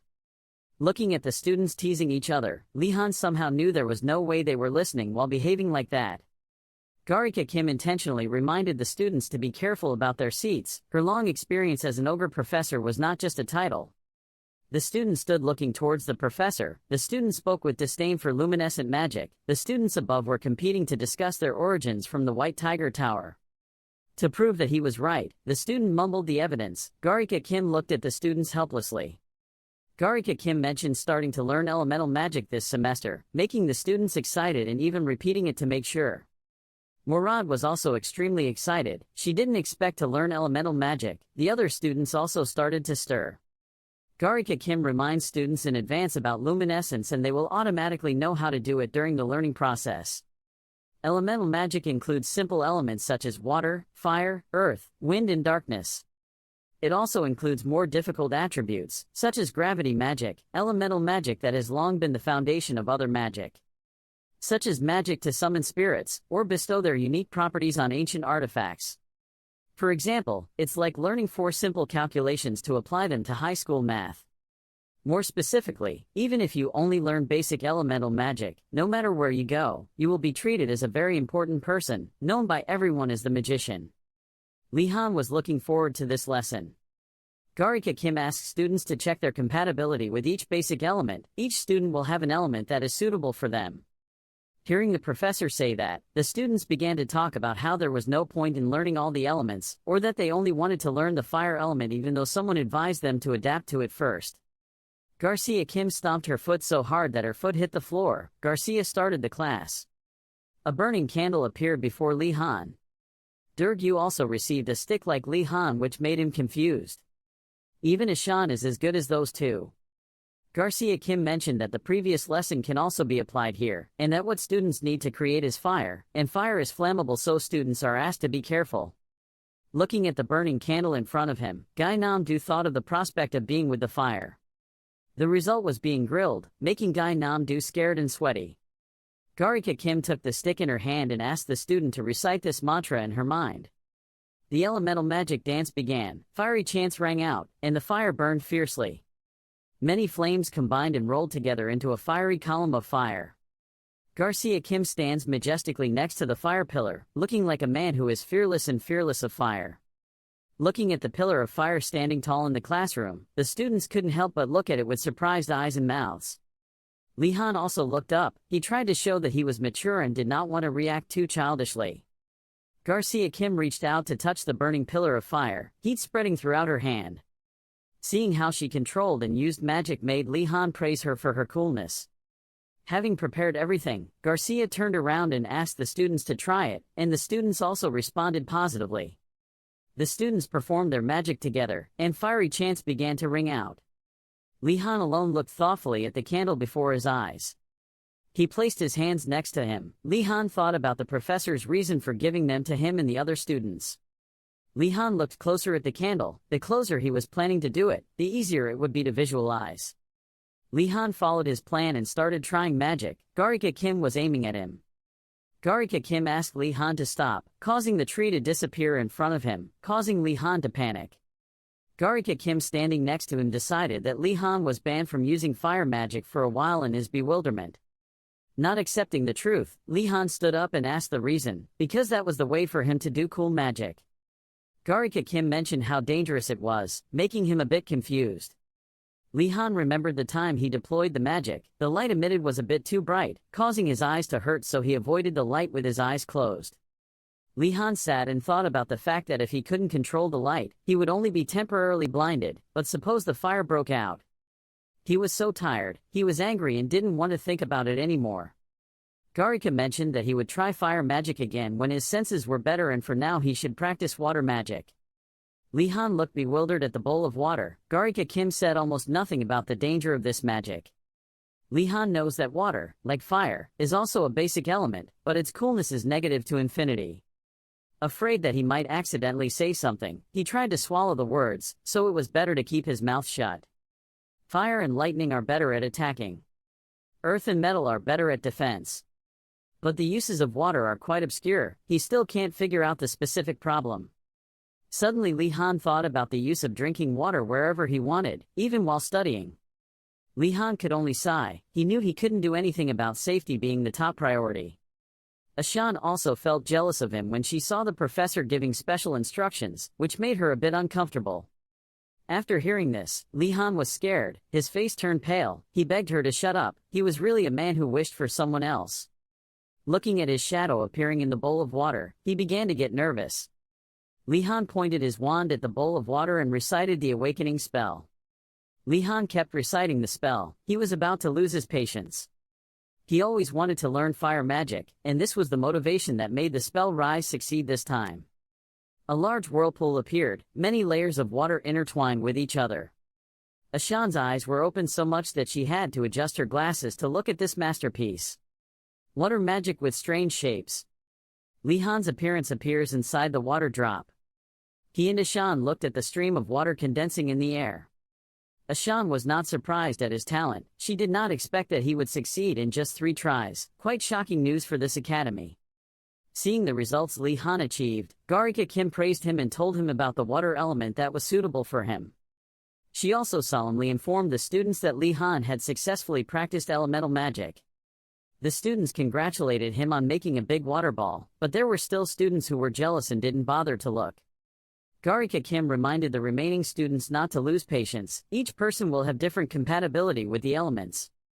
She meant to remind that students who grow up in a family that works in a blacksmith are compatible with fire. Students who grow up with a fishing family are compatible with water. Those who grew up in the vast steppes are compatible with fawn. Garika Kim also implies that the more exposed to an element, the easier it will be for students to reveal that element. Lee Han looked at the water ball in front of him. He was not compatible with water at all.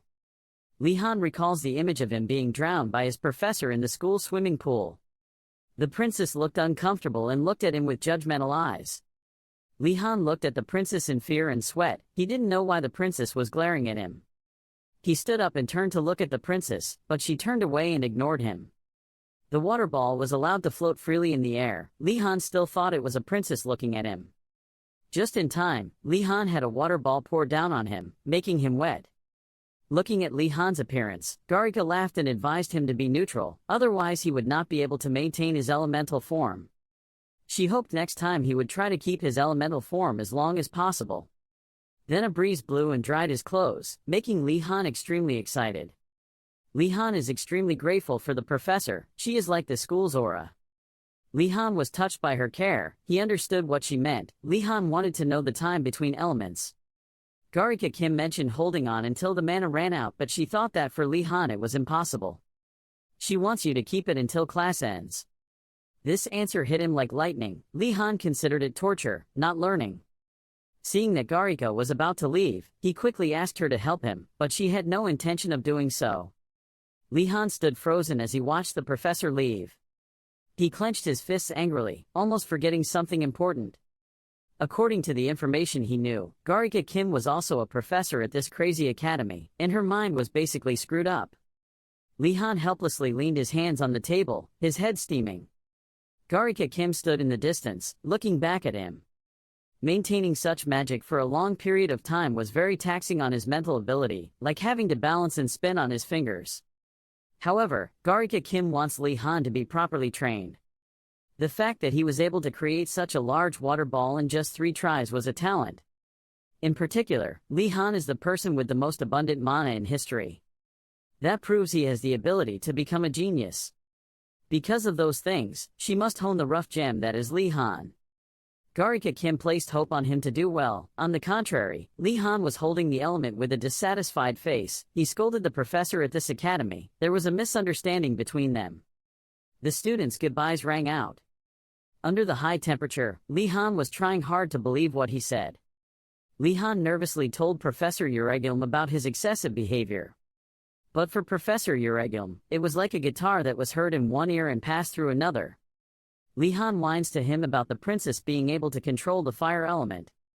Yanera is compatible with the wind element. The special thing is always at the end of the chain. Gai Nandu almost burned the whole class, making Lee Han a bit disappointed. Lee Han hugged his chest in frustration when he could only use the water element during the entire lesson. Professor Euregilm stroked his beard. He mentioned that Professor Kim liked him, so he trained him that way. When Lee Han heard it, he burst out laughing. Professor Euregilm did not expect that was the reason why he used his precious day off to garden. Lee Han looked at Professor Euregilm and burst out laughing. Only silence. Successful people always have their own path.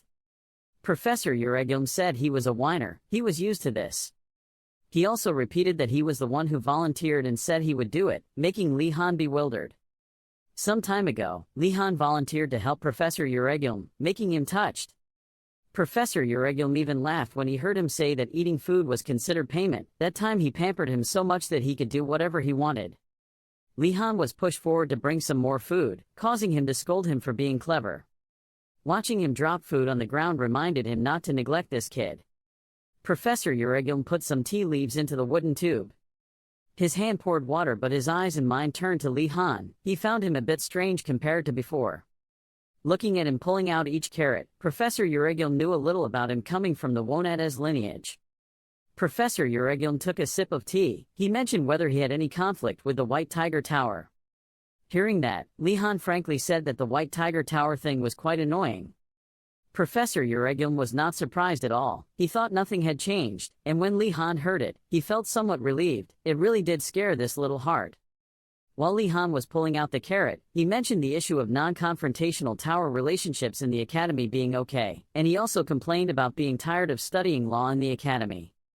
Professor Euregilm burst out laughing when he heard that. He did not expect him to have this thought. He advised him to focus on practicing, which was more beneficial, according to the experience of his predecessors.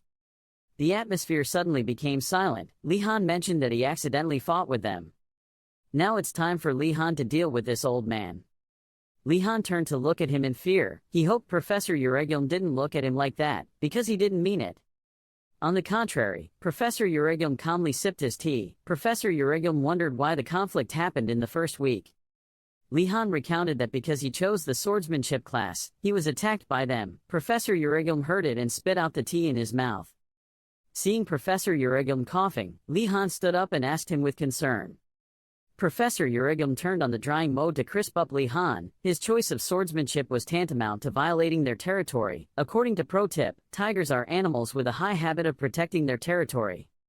Lee Han dusted himself off, still adamant that he had the right to register for any subject he wanted. Seeing that he was so stubborn and talking so much, it was also a pity for this old body. Professor Euregilm had to ignore this problem. After all, it was already resolved. Professor Euregilm mentioned their skills. He didn't know about magic, but about swordsmanship. You should be careful. Lee Han was happy because he still cared about him. He even accidentally said that he could fight his father alone, so he struggled a lot. The fatal words that made Professor Euregilm's face darken were truly revengeful. He couldn't swallow a sip of tea. Seeing him stand up, Lee Han looked away wonderingly. Professor Euregilm is in a good mood today, so he will make him something to eat, which makes Lee Han extremely grateful. Professor Euregilm took the food. He thought he should treat Lee Han well. He was afraid that one day, Lee Han would come back and hold his sword around his neck because of some matter. At that time, he would become the greatest swordsman in the empire. After that, Lee Han sat obediently on the table and waited for him to bring out the food. Li Han excitedly enjoyed the delicious food. While cleaning up, Li Han suddenly remembered that he had work. Li Han looked at the house and objects in front, wondering if he was the only manager of that place. Professor Eurigilm wiped the bowl and mouth and explained to him that because they were useless, they should all be thrown away, which was something an alchemist must know. Li Han was startled when he did basic tasks, including dusting the entire cabin, cleaning the furnace to check ingredients, taking care of the fields, and checking fish traps. Seeing that he seemed hesitant, Professor Eurigilm was a little suspicious. Li Han smiled foolishly and agreed.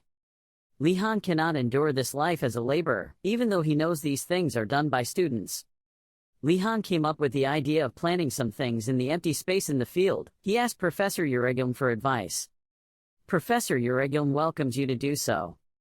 Li thought about steaming cabbage and leeks. He also agreed with him. Afraid that Li Han was cheating, Professor Eurigilm carefully reminded him about selling them, startling Li Han. Li Han looked away in surprise. He didn't know why Professor Eurigilm knew so well. He thought the upperclassmen did the same. Professor Eurigilm helplessly held his head. Professor Eurigilm said you were the first. Too tired of this reporter, he had to let him do whatever he wanted. Li Han also obeyed and did his part, leaving him alone to mutter and scold him for being a weird boy.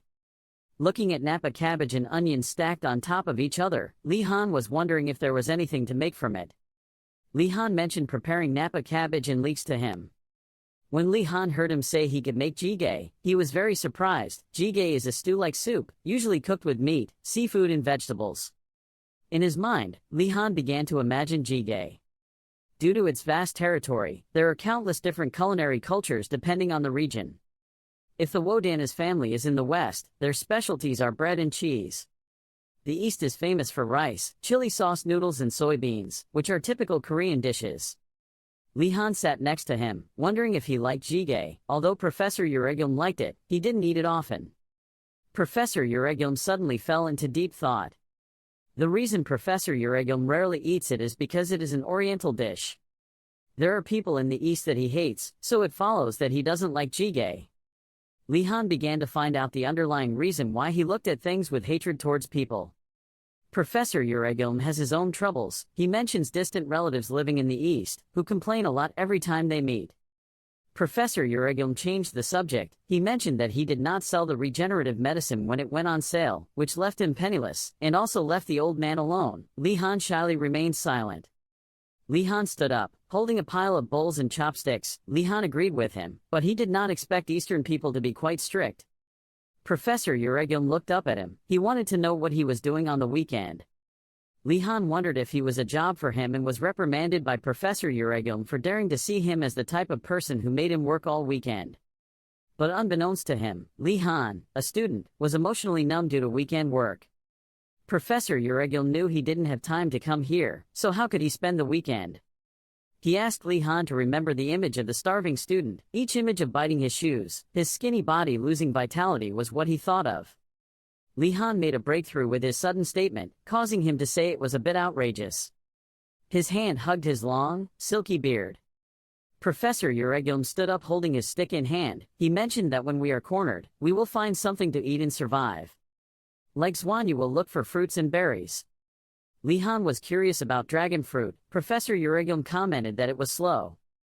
Professor Eurigilm added that dragon fruit will always exist with strong and talented individuals who will solve it themselves. He turned his face to look at Li Han. Li Han is a genius child. He thinks this year will be different. Li Han asked him about the current problem about the Vermilion Tower, which made him a bit surprised. Professor Eurigilm said they must be completely separated. These are not children who can be swayed by lust. The Vermilion Tower is a tower built by trainee priests, where they practice asceticism. Even in harsh conditions they still pray. Hearing that, Li Han was a little surprised at how admirable his faith was. If it were him, he probably wouldn't. Li Han decided to go hunting with his friends this weekend. He also confidently affirmed that if they caused trouble with him, it would mean he would let them know what a festival is. The professor held the broom and rushed back and forth across the ground. He continued to listen to Li Han say that he couldn't avoid it, but at least he wasn't the aggressor. Hearing that was enough, the professor turned around, closed his eyes and calmly said that there was a possibility that they would choose another way. Li Han immediately wondered about any other way the professor mentioned. Hearing that, he did not speak hastily but hesitated in thought. Thinking for so long, the professor only gave him a short, concise answer and ran away. With the Magic Academy campus, there is a steel wall surrounded by magic spells. But still, every year there are students who run away. Hearing the professor talk about students being able to escape through the academy with a wall surrounded by magic spells, he thought that if he thought about what could be gained from escaping, it would be obvious that the we will defend. With new clothes, new shoes, bread and jam, even butter and cheese, or all the other dozen or so daily necessities. The look of satisfaction on his face showed that there were plenty of reasons to run away. Seeing the proud look on his face, as if he had a plan in mind, the professor immediately shouted angrily, pointed at him, told him to remove that expression, and asked him if he had done any more stupid things, right? The professor had a serious face and didn't joke with him at all. He warned him to forget about it. The reason why the tigers were the first to try every year was because they were very simple-minded. Hearing the professor say that, he immediately turned around and asked if anyone had succeeded. It seemed his question had hit the professor's heart. He was startled. He closed his eyes again, his face darkened, thinking yes, but everything was so messed up that he wouldn't listen to me, as if he didn't want to explain this escape matter to him. The professor immediately turned his head back, raised his hand to the sky, acting like he could do whatever he wanted. He had nothing to do with what he did. He told him whatever it was, if you wanted to try then try it. The best time to overcome adversity is when you are young. Seeing the teacher say that, Li-han's face lit up like a star in the sky, his hand on his chest as if he was confident that he was okay. He would never do that. Acting like that saw him building his trust in the professor. Seeing Li-han so proud, the professor shouted at him not to say that with that expression. In a corner of the room, 3 people dressed in black from head to toe were gathered and talking to a boy with blue skin. One of them said, "Hey, focus here." A boy in a black shirt was holding a burning candle. Under the candlelight, his eyes were blue. He pointed in the opposite direction and said that if you still want to return intact, you'd better listen to our orders. The person the guy in the black shirt was talking about seemed to be Durgyu, the one with the pale skin. Durgyu glanced at him and complained about whether he had to go that far. The man in black with the evil blue eyes is none other than Li-han. Seeing that Mr. Durgyu's attitude had nothing to do with saying yes, Li-han immediately took off his hat, smiled and joked, "Is that not effective?" Guy Nandu next to him was startled and surprised by his appearance. He immediately reprimanded Li-han for knowing Durgyu, wondering why he said he was threatening him. Durgyu heard the reprimands from Guy Nandu. He immediately put his hands on his body and thought, teasing back, "How can a squirrel like you scare me? Nonsense." Guy Nandu immediately blushed and shouted loudly that he dared to call anyone a squirrel, but his blonde hair looked no different from squirrel fur. Li-han's hand needed the rope, advising Guy Nandu to calm down. Saying that, he pulled the string to tie the curtain, the light illuminating the dark room. The sunlight shining into the room made the people inside have to cover their eyes because it was too bright. Yoner is also wondering why we need to go so far. Seeing her ask that, Li-han turned to look at her with eyes as if he wanted to say something to her. He explained to Yoner but his eyes looked at Durgyu, thinking that because the tigers would misunderstand if Durgyu was friendly with us. Durgyu was already treated like an outcast. Durgyu's cheeks turned slightly red, asking Li-han again if he thought it was because of him. Yes, maybe they could have misunderstood. He put his hand to his mouth to think and then thanked Li-han. Li-han walked over and said it was nothing. His hand patted Durgyu's shoulder and especially let Durgyu become his mouse. Durgyu seemed dissatisfied with the mole name that Li-han gave him, frowning, his face slackening, thinking that this nickname was insulting to him. Li-han immediately went down and talked, thinking that he was going to tell me whether Marathi had any shady plans, but Durgyu didn't care about the question and instead asked. Durgyu only cared about whether Li-han had "Can I give you a more honorable and noble name?" Guy Nandu stood in the middle and was bored with the two of them. He shook his head and teased Durgyu, "Isn't that too appropriate for a rat?" Durgyu stood next to him with a sullen face, emitting anger. Guy Nandu immediately turned around and said yes, that was wrong. Li-han felt that it was okay to joke like that. He said that because of honor and justice, that name is really inappropriate. Yoner and Guy Nandu heard that and felt embarrassed for him. What is honor and justice? Li-han immediately pointed his finger and called out to Durgyu, declaring that from this moment on he would be the flute player, a role to face injustice alone. Durgyu was surprised when Li-han gave him a lesson to face injustice alone, a flute player. He was happy inside. This guy sounds cooler. He turned his hand to himself and said, "Okay, I'm the one playing the flute." Li Han and Durgyu shook hands, expressing that they were looking forward to the future flute player, and Durgyu was also happy and replied, "Of course, Li Han." Yoner thought to himself, what the hell did Li Han learn from his home? So, Li Han told everyone to get to the point. The reason we gathered early on the weekend morning was because he hesitated for a long time and said it was because he wanted to make a plan to escape the academy. Guy Nandu and Yoner raised their hands and shouted happily, "Delicious," while Durgyu next to him was surprised to say something. Durgyu's face darkened and he seriously asked Li Han, "Are you serious?" Li Han immediately thought he would be like that, so I prepared 10 ways to convince him. Li Han immediately made a plan for everyone. Durgyu was first. Durgyu said suddenly. Unexpectedly, Durgyu thought, he also thought about escaping like that. Li Han asked, not understanding what was going on. In his mind, Durgyu's refusal was wrong. Even though they come from a noble knight family, they are still nobles. The tiger family has never once had an empty stomach. A student's stomach growled with hunger. "We can't continue like this." The students shouted loudly, "We have to go hunting. If the guys in the green tower can do it, then we can do it too. They think that with a few spells, we can all defeat them." A student immediately spoke up, okay, calm down." A group of students stood proudly by the door, acting like they were here. Jigel raised his hand and said, "It's fine to go, but think about it. You guys think hunting here is easy. The one that Wadanaz hunted was a monster intentionally released by the alchemy professor. In the forest, if we want to hunt something like that, we have to go deep into the forest. Are you okay with that?" The blue-haired boy immediately asked Jigel if there was any way. Giselle said firmly, "Yes. We will get out of the academy." Once again he assured his friends that we would not pay attention to that kind of meat anymore. Jigel's 2 student friends immediately became excited and asked if that was true. The blue-haired boy wondered if this was possible. She lifted her hair to her ear and confidently said she had a plan. While talking to his 2 friends, like his brother and sister, he turned around and asked if anyone wanted to follow. I also didn't want to find a way out alone. Everyone heard that. The students there shouted, "Math Omarati is the best." Suddenly he, but one click, made 3 of her close friends spray with glue. Then make suggestions. She will be the one to give instructions, and if you guys do something useless and ruin the plan, I won't let it go, she said with her eyes wide open, looking so scary. So many kilos of darkness surrounded her. After that, he and the group went home to rest, sending good night wishes to those who remained. What she said was heard by Durgyu. The next morning at the academy, someone's voice inside asked something, but it echoed outside. Li Han heard Durgyu come back to tell the story. His eyes lit up. He stroked his chin as if he had some kind of opportunity. If he listened to him, then I could go too.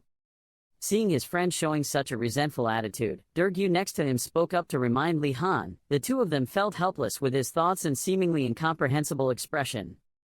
Durgyu is worried. Seriously, after what happened to Giselle, how can you still say that?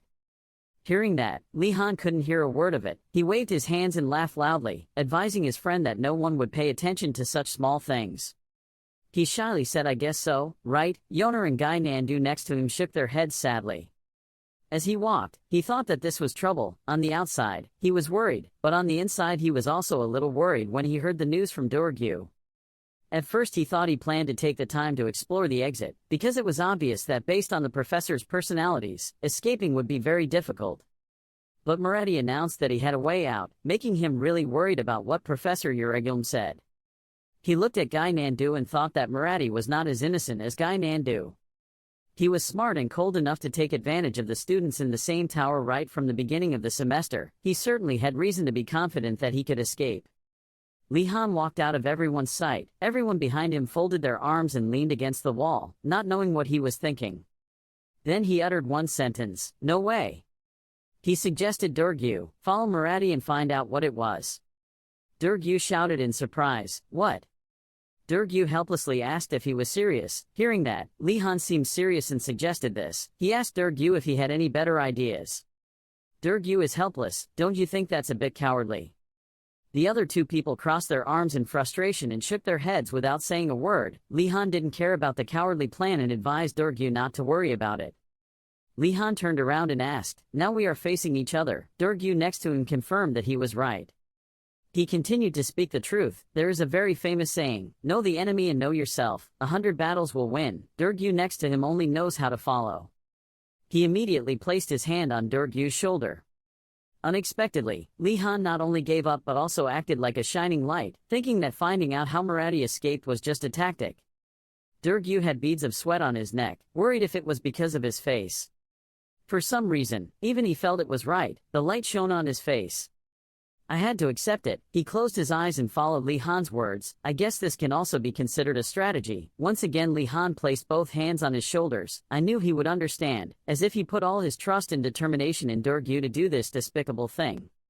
Seeing that he had agreed with his plan to escape, he turned to Durgyu and said, "Okay, from now on you will monitor Marathi. Meet me when you know his escape plan." He's such an excellent warrior, and a proud spy, whether Li Han is praising or criticizing him. He pushed Durgyu out, as if urging him to do his duty. He said the signal, the mission began. His eyes sparkled, flattering Durgyu. He would do well, right?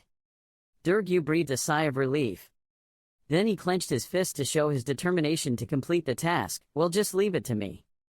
After saying that, Li Han immediately held the doorknob and closed it. He breathed a sigh of relief, saying that Durgyu's part was over. I need to rethink my escape plan again. He turned around and saw Gai Nandu and Yoner behind him. He was surprised and wondered when these two people had become close. The two frowned, wanting to say something but stopped. They said, "You," and said nothing more. Learn brainwashing magic before entering the academy, right? Li Han confidently answered, "Of course not." Li Han didn't listen to those two people's nonsense anymore. He turned and left. At this time, all four had fully appeared, including Yoner and Nelia. There's also Durgyu and Gai Nandu. Seeing that everyone was gathered, Li Han spoke up, thanking everyone for attending the first escape planning meeting. Nelia suddenly became afraid. No matter how she escaped, she had to stop trying suddenly because do you know what this mission does? She approached and angrily scolded Li Han. Do you want to escape from the academy? You are crazy. She thought you were just hunting. Seeing Nelia's anger, he immediately explained not to worry, because he had a plan. Hearing that, she kept quiet and listened to what Li Han said. She thought that if it was Li Han, then from the Wardina's family, he would be completely different from everyone else. She immediately asked him what the plan was, and he quickly answered. A meme picture of Gai Nandu appeared. He didn't know where he got that picture from. He pointed at the picture and thought that the guy in the picture had a way to escape. He just needed to follow and imitate it. God, what a plan that couldn't have been worse. Nelia gasped helplessly. He made her think that was his plan. Nelia didn't know what to say. She closed her eyes and called Li Han's name. Seeing that, Yoner immediately told her that this plan could not succeed without Nelia. Seeing that, Li Han immediately walked forward to say something. He placed his hand on his chest and gently said after Yoner, what he wanted was the same. He couldn't do without Nelia. Seeing that, Goner immediately stopped her, seeing that this was going a bit far. Navigation ability and hunting instinct are the keys to the plan. Nelia is the only one who possesses both. Hearing that, Nelia also understood somewhat. Her eyes also showed that she would follow the person on this mission. But Yoner suddenly turned around, said it was impossible to force love, and expressed regret, while Li Han felt disappointed when he saw that she didn't really want to do it. Seeing that the two of them were at odds, she crossed her arms and sulked back. Whatever. She was proud that if only she could do it, it would be over. Giselle with her bright eyes turned down and said, "Tonight." She called out to her esteemed comrades. And called the knights who vowed to follow her orders. Giselle called out to them from the cliff, to escape the academy together tonight. Everyone was visibly excited. Everyone agreed with Giselle about this escape. Giselle decided to give the order to go. She took out a map from her pocket, which was what made it impossible for her to fail. From somewhere came a voice saying to introduce magic to new people. Someone asked again, then that person spoke about the legend of Einrogard. A hand dropped the pile of papers. The person wondered if this was all. The two servants' faces darkened and they admitted their fault. It was Lady Giselle at the Marathi house 1 month before the entrance exam. She kicked the pile of books hard, thinking that these things were useless. Her two servants apologized profusely and took the books away. Suddenly Giselle realized something. She picked up a piece of paper from the ground, curious as to what it was. Giselle opened it and was extremely surprised. That was the map to escape from Einrogard, on which was written the escape route left by a senior. She smiled with satisfaction, because she had bought this map and thought that everyone would eventually come to this point. And that was the reason this map was created. She remembered Principal Osu Gon adults with anger. Back to reality, in the forest where Giselle's group is standing. There is a group of night watchmen on patrol. There was the sound of someone signaling everyone to move. Lihan Wardanus thought that if they went inside the mountain, they probably wouldn't take the normal route. Then he asked if everyone was ready. When people heard that, they wondered why they went into the mountain because climbing the mountain was very difficult. Guy Nandu mentions the door near the castle gate. Suddenly Lihan told Durgyu to handle Guy Nandu. When he heard he was being treated, he was extremely confused and didn't understand what was going on. Lihan mentioned Nelia's ability to spy on the mountain. As for himself and Durgyu, they can endure it well. He also mentioned Yoner, who used to collect herbs so mountains were no problem for her. Then he hesitated. This makes Guy Nandu extremely difficult to understand. A moment later, Guy Nandu was being carried on Durgyu's shoulders, his face dark with thirst. Lihan next to him said he was not used to this.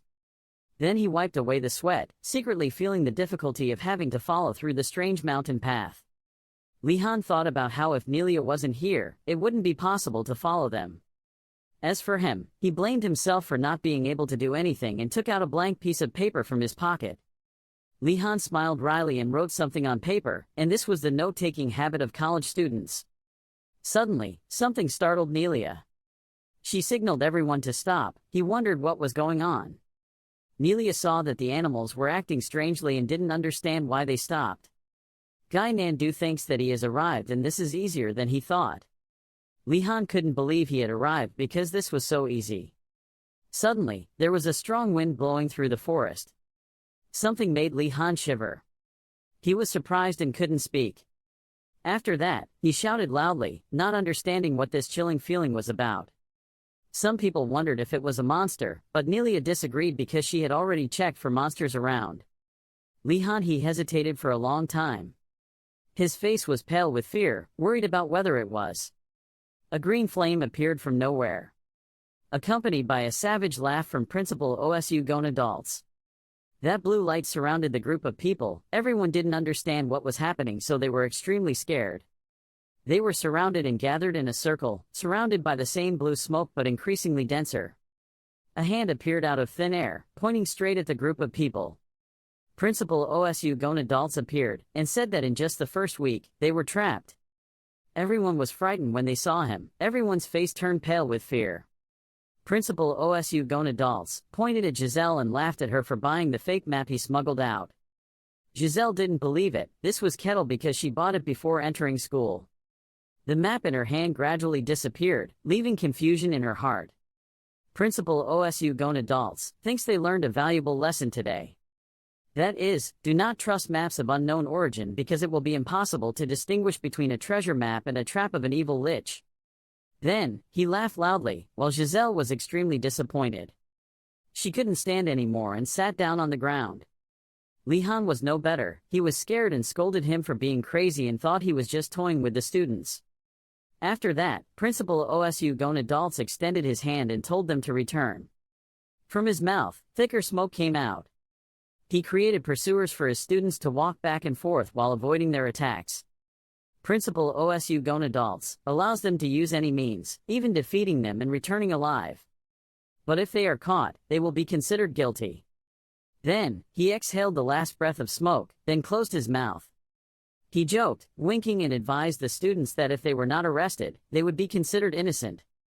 The students panicked and ran away while screaming. Those three skeletons just looked after those people without chasing them. Nelia was trembling, behind the bushes witnessing everything. Nelia then turned around in fear and said loudly, "What are you doing? Run away." Seeing that Nelia was about to run away, he immediately grabbed Nelia's hand. Signal for silence, then lower your voice to reassure. Calm down, Nelia. She was still shaking all over, her face pale, saying, "How can we calm down? We could die if we get caught." He hid there, constantly reassuring her that it would be okay, but those words of reassurance didn't seem to make Nelia feel any better. He continued to say, "I don't think they discovered us. Even if they did, at most, they could only lock us in a room and use physical punishment." While Nelia listened to you talk, those skeletons kept looking for their whereabouts. When she heard this, Nelia was extremely scared. There was no blood left on her face. She trembled and asked about physical punishment. A series of tortured images appeared in Nelia's head. Lihan heard that and said, her imagination was terrifying. After saying that, he went nearby to observe the skeletons. At Nelia's side, Yoner came out to reassure them. Those skeletons kept walking in the place of the three of us. Seeing this scene, he wondered in his mind, why should we leave here now? While he was thinking about finding a way to leave, suddenly someone shouted, let's go in groups, we will take them down if we are chased. Hearing that, he couldn't help but turn his head to look in the direction of the sound. Those skeletons heard the sound and rushed up to attack the three people. They were still standing there talking loudly. If you keep running, you won't get anything, just confront them. Among them were two guys who were extremely eager to fight. One of them said, for honor. The blue-haired guy also replied, for martial spirit. He looked at them and thought in boredom, why did they keep shouting about honor and martial arts? Suddenly, someone behind him called him, Li Han.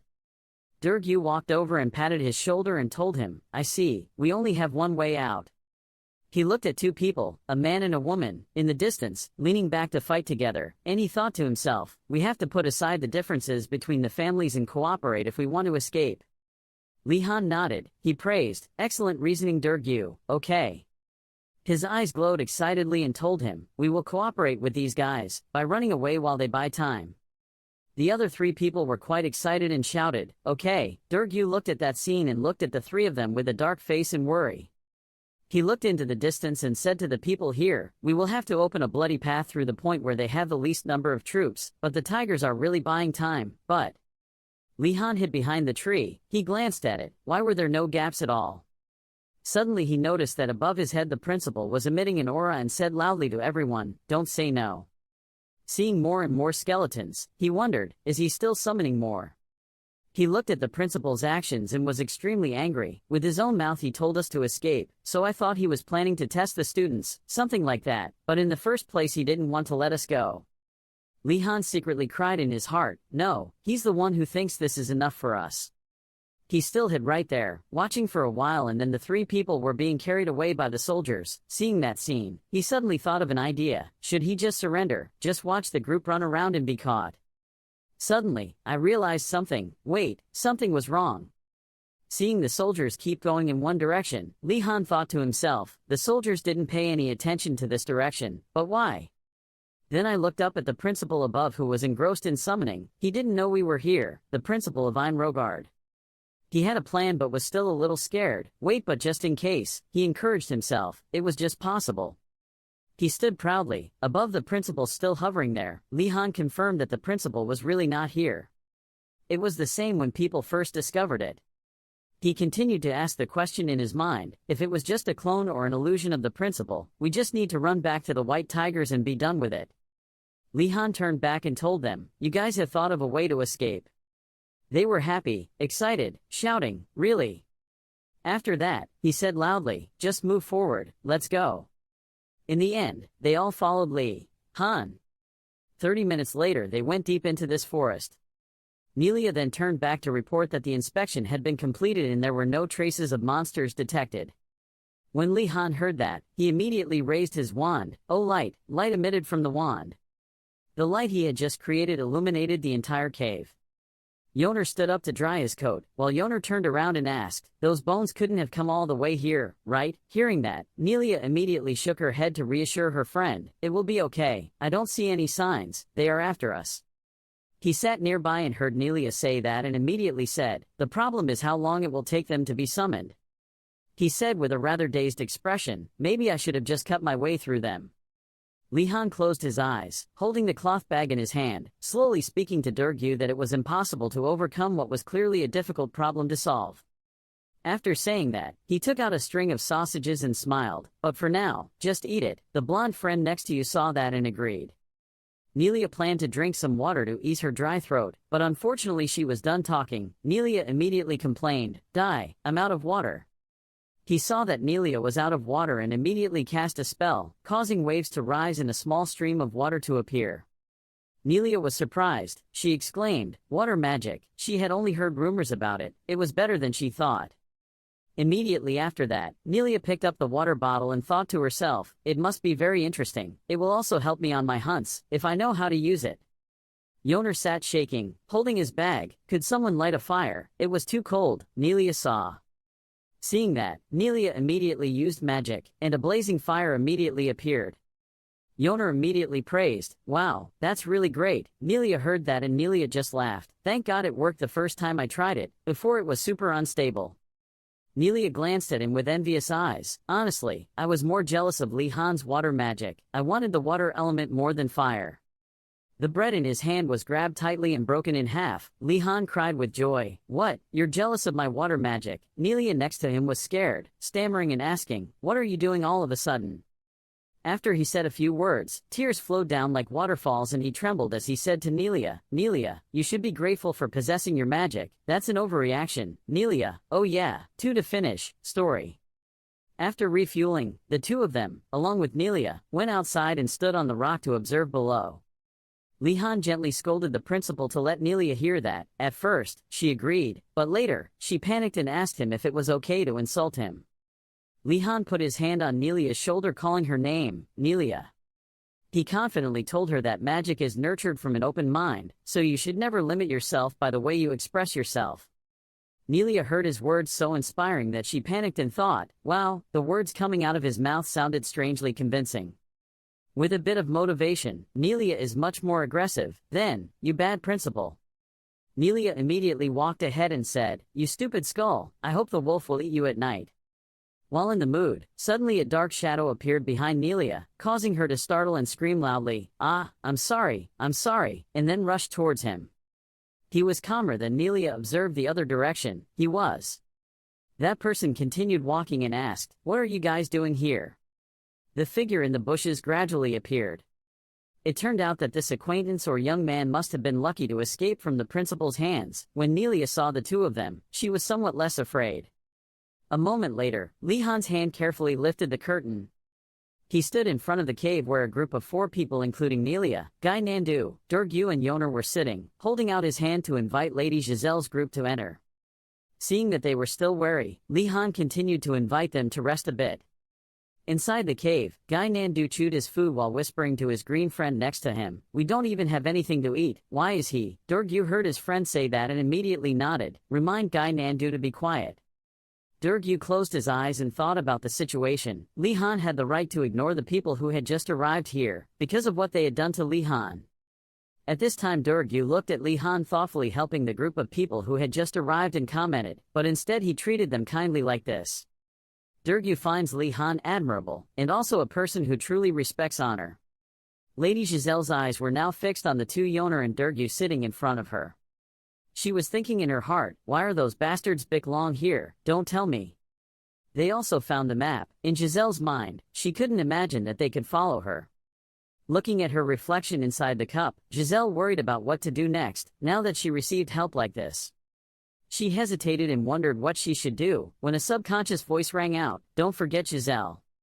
The image of Giselle as a child standing with a blonde man appeared. She remembered Lord Marady's motto, "Don't forget any grudges," but there was a hidden meaning in that statement. His face was sinister and he continued, "That is." Marady pointed to the idea, "Kindness is only rewarded when you remember it." Giselle quickly revealed a mischievous smile. She decided to first build trust with Li Han. Giselle took the initiative to smile and talk to him. "Li Han, what's the matter?" The words had not yet ended when suddenly there was a thud, and Giselle's pale teammate in the group collapsed. Guy Nandu cried out in panic, What? Durgyu also said in panic, "Why did he suddenly collapse?" The horned teammate rubbed the back of his green teammate who had just collapsed and said, "Probably because he was so tired." Suddenly, just a split second later, 2 guys standing nearby froze with their mouths watering. They quickly collapsed in front of Lady Giselle. She couldn't believe it and exclaimed, "What the hell is going on?" Right after that, she quickly looked towards Li Han questioningly, "Don't tell me." Li Han's face showed a sinister look, which also seemed to explain the strange thing that had just happened. He poured down the watery cup and told Giselle. Unfortunately, he realized it too late. Giselle rubbed her head and drowsily said, "Poison her drink." At this time, her face had turned 7 points gray, but her mouth was still filled with hatred as she muttered, "You won't be able to escape, or Danaz." After speaking, Giselle quickly collapsed due to the effects of that drug. Li Han's face bloomed. He clasped his hands together and clapped happily, saying, "It's done, so the preparations are complete." After speaking, he raised his hand to rub Giselle's blonde hair, feeling a bit shaken. It seems a bit too much, but if someone hates me for no reason, I should give them a reason, right? At this time, two people, Guy Nandu and Dorgu, partly understood the problem. They shouted in panic, "What is it, Lihan? Did you put poison in the water? I also drink it." Yoner and Nelia chuckled and explained, "Don't worry, they're just sleeping, and we didn't poison the water." Guy Nandu suddenly exclaimed, "You guys also know that." Lihan waved his hand to explain when he heard that. "It was because your expressions were too obvious." Looking at the person sleeping on the ground, Lihan reassured himself that he wouldn't do anything like this just for personal reasons. This was necessary. Lihan bent down and said to his teammates, "Everyone calm down, we have to leave them near the wanted people." Dorgu saw that Lihan had begun to carry Giselle on his shoulders and couldn't believe it and asked him if it was true or not. Lihan asked Dorgu if he knew Murati's personality, right, making Dorgu's face turn pale. However, Dorgu continued to grumble, "But where did you guys find the medicine?" Yoner replied, "That." The scene appears when Lihan and Yoner are walking in the forest and she exclaims, "Oh, look, that's rosemary." It is a type of herb with long and large leaves that turn in many directions. Lihan found it strange and asked Yoner about this plant. She explained that it was a plant that has a sleepy effect when crushed and mixed with water. Lihan suggested taking a little for when needed. Yoner put her hand on her chin and thought again. She didn't think she would use that type of rosemary plant like this. Giselle's teammates are still sleeping and haven't woken up yet. Suddenly a blue light appeared. A group of people came and carried them away, successfully capturing them. Lihan and his teammates stood on the cliff watching. He assured everyone, "Okay, they will disperse soon." "Come on, now we should finish the remaining work," Yoner asked confusedly. "What work?" Lihan replied, "Scouting the surrounding area. We can't go back once we've come this far." He thought to himself, if there really is a way to escape, at any cost. While thinking, Dorgu called out, "Let's go together, Lihan." Just like that, the whole group walked along the forest path together.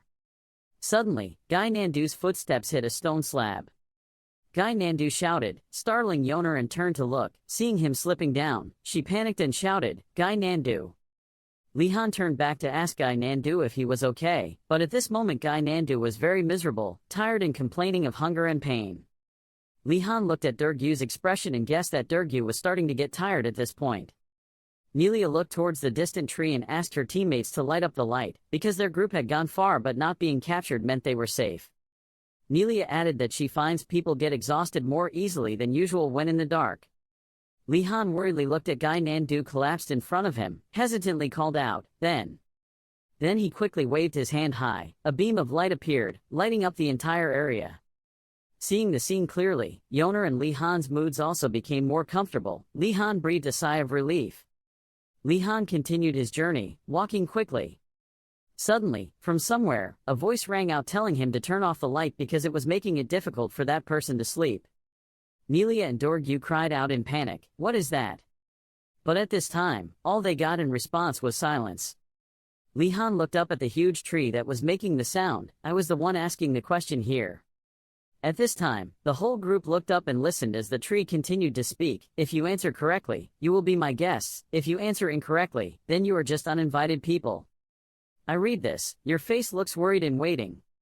Then the tree started asking questions. A dwarf lit 5 candles late at night, but 2 of them were extinguished by strong winds. Angry, the dwarf stood up and closed all the windows in the room, thus leaving as many candles burning. Lihan thought for a moment. He quickly realized it was a trick question. He reasoned that the listener would think there were 3 candles still burning, but the flames would gradually go out as time passed. Suddenly Guy Nandu loudly answered 3, interrupting his train of thought. Hearing that, Lihan's sweat dropped in panic and said, "Wait, Guy Nandu," but at this time the tree spoke again. "That's right." This stunned him and left him with many question marks. Lihan stammered out his theory while Guy Nandu was still snorting proudly. When the candles burned out, the fire would be extinguished. The tree theorized that it was common sense to use enchanted candles so they wouldn't burn out in such puzzles. Lihan immediately snorted and cursed after hearing this. The magical world was filled with smoke. The tree continued to say, from now on Lihan's group would be the tree's guests, but the tree didn't want it to end just like that. The tree offered to give one more riddle. The person who could answer would receive its gift. Lihan was excited when he heard about the gift, declaring himself ready. Hearing the tree begin to say the second riddle, Guy Nandu patted his chest proudly and said, "This time let me answer." Yoner also excitedly exclaimed, "I tried to." The second question asked, there was a giant man in the morning. But by noon he had shrunk again. In the afternoon he grew again. And in the evening he completely disappeared again. Ask who that man is. After hearing the whole group, they were a bit confused. Nelia closed her eyes and thought, who could it be? Yoner replied, I don't know either. At this time, Lihan pointed to his chest, preparing to give an answer. Lihan replied that it was a shadow. The tree quickly agreed with the answer and said it was correct, causing his teammates to gasp in admiration. Guy Nandu asked why Lihan knew. In his mind, he thought about Guy Nandu's question. The truth was that he had heard that sentence quite a few times in his previous life. That is the answer that Oedipus, king of Thebes, gave correctly. Although each time the story is told, a few details will change, but the answer people give to the Sphinx always remains the same. Lihan put his hand on his chin and thought that the puzzles were always the same no matter where he was or what. The tree praised him. What a bright student. Suddenly something happened that made him freeze. Huge blue lights flew towards the group with a welcome here. Immediately afterwards, sparkling yellow butterflies appeared and flew around the group. Yoner excitedly exclaimed, "Wow, these are all miscellaneous things." The tree branch was wrapped around a wooden bucket and then brought in front of Lihan. In the wooden cup is currently holding a green water. The kind tree said, "You must be tired from the long journey, drink this." Lihan took the wooden cup of water and said thank you, but his expression showed concern. He clicked his tongue. It smelled like vegetable juice. He reluctantly took a sip. Lihan exclaimed, "This thing, it feels like all the fatigue in my body has just been relieved. It's like a cool glass of water." After just coming back from jogging on a hot summer day, Lihan's face now showed a feeling of comfort and satisfaction. Guy Nandu opened his mouth in uncontrollable enjoyment, took the wooden cup and shyly said to Yoner, "The smell was so strange." Yoner also replied, "Is it okay to drink it?"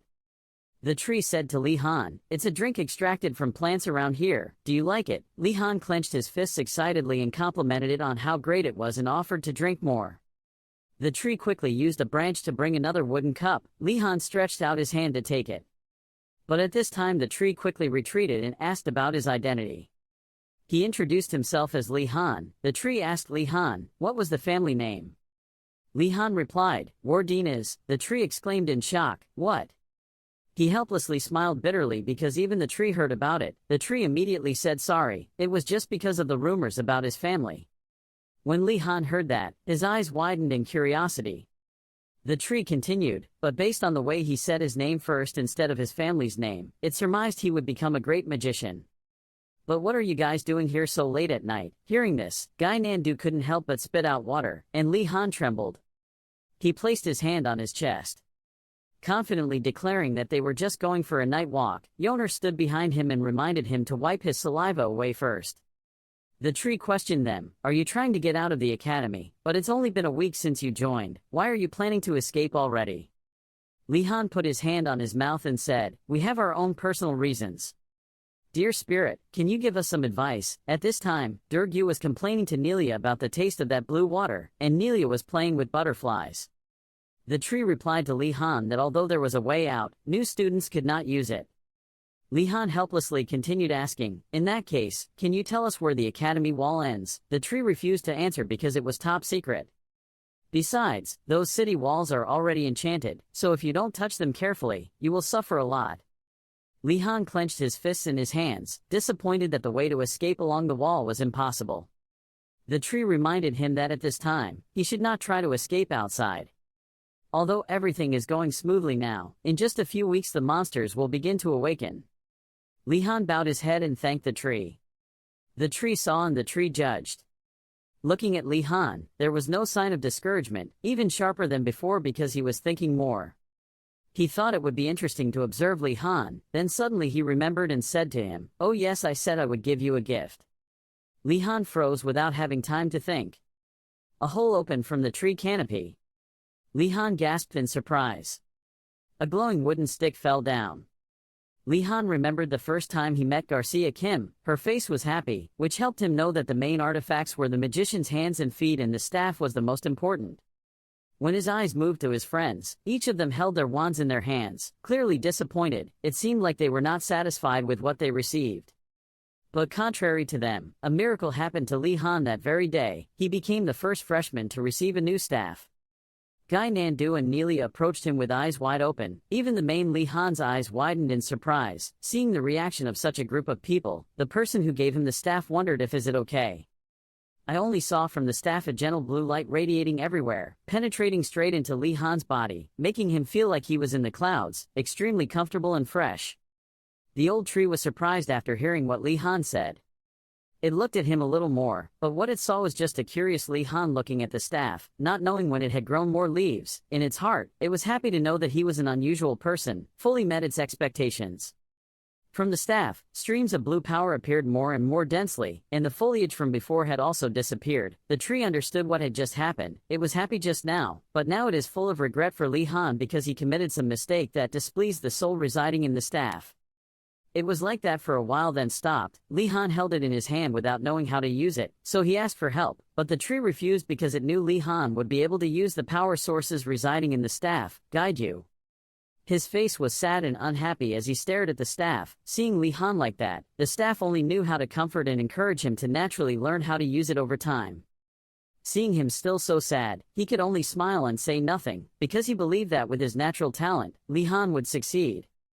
Contrary to the gloomy appearance on his face, in Li Han's mind was the image of a man laughing maniacally. The words of the success tree reminded him of the lunatic of the Wodanis family, the man he met centuries ago, and everything was as Li Han expected from Wodanis' blood.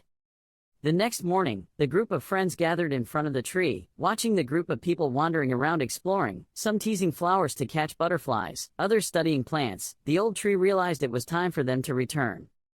The tree said goodbye to them and then controlled the winds to take everyone out of the forest. Guy Nandu cowardly cried and screamed in fear. The two girls in the group also raised their voices in surprise. Even Li Han was very surprised when he was moved like that. Li Han panicked and didn't know how to get out of this place. It reminded him not to use magic around these buildings because his magic was too strong. The force awakened the surrounding trees. As he finished speaking, Li Han's group was thrown out of the forest. They all fell face down on the ground. Only Dorgyu successfully landed with the posture of a hero. Guy Nandu struggled to sit up, her bruised face groaning. The two girls Nelia and Yoner behind her were also bruised, their clothes dirty.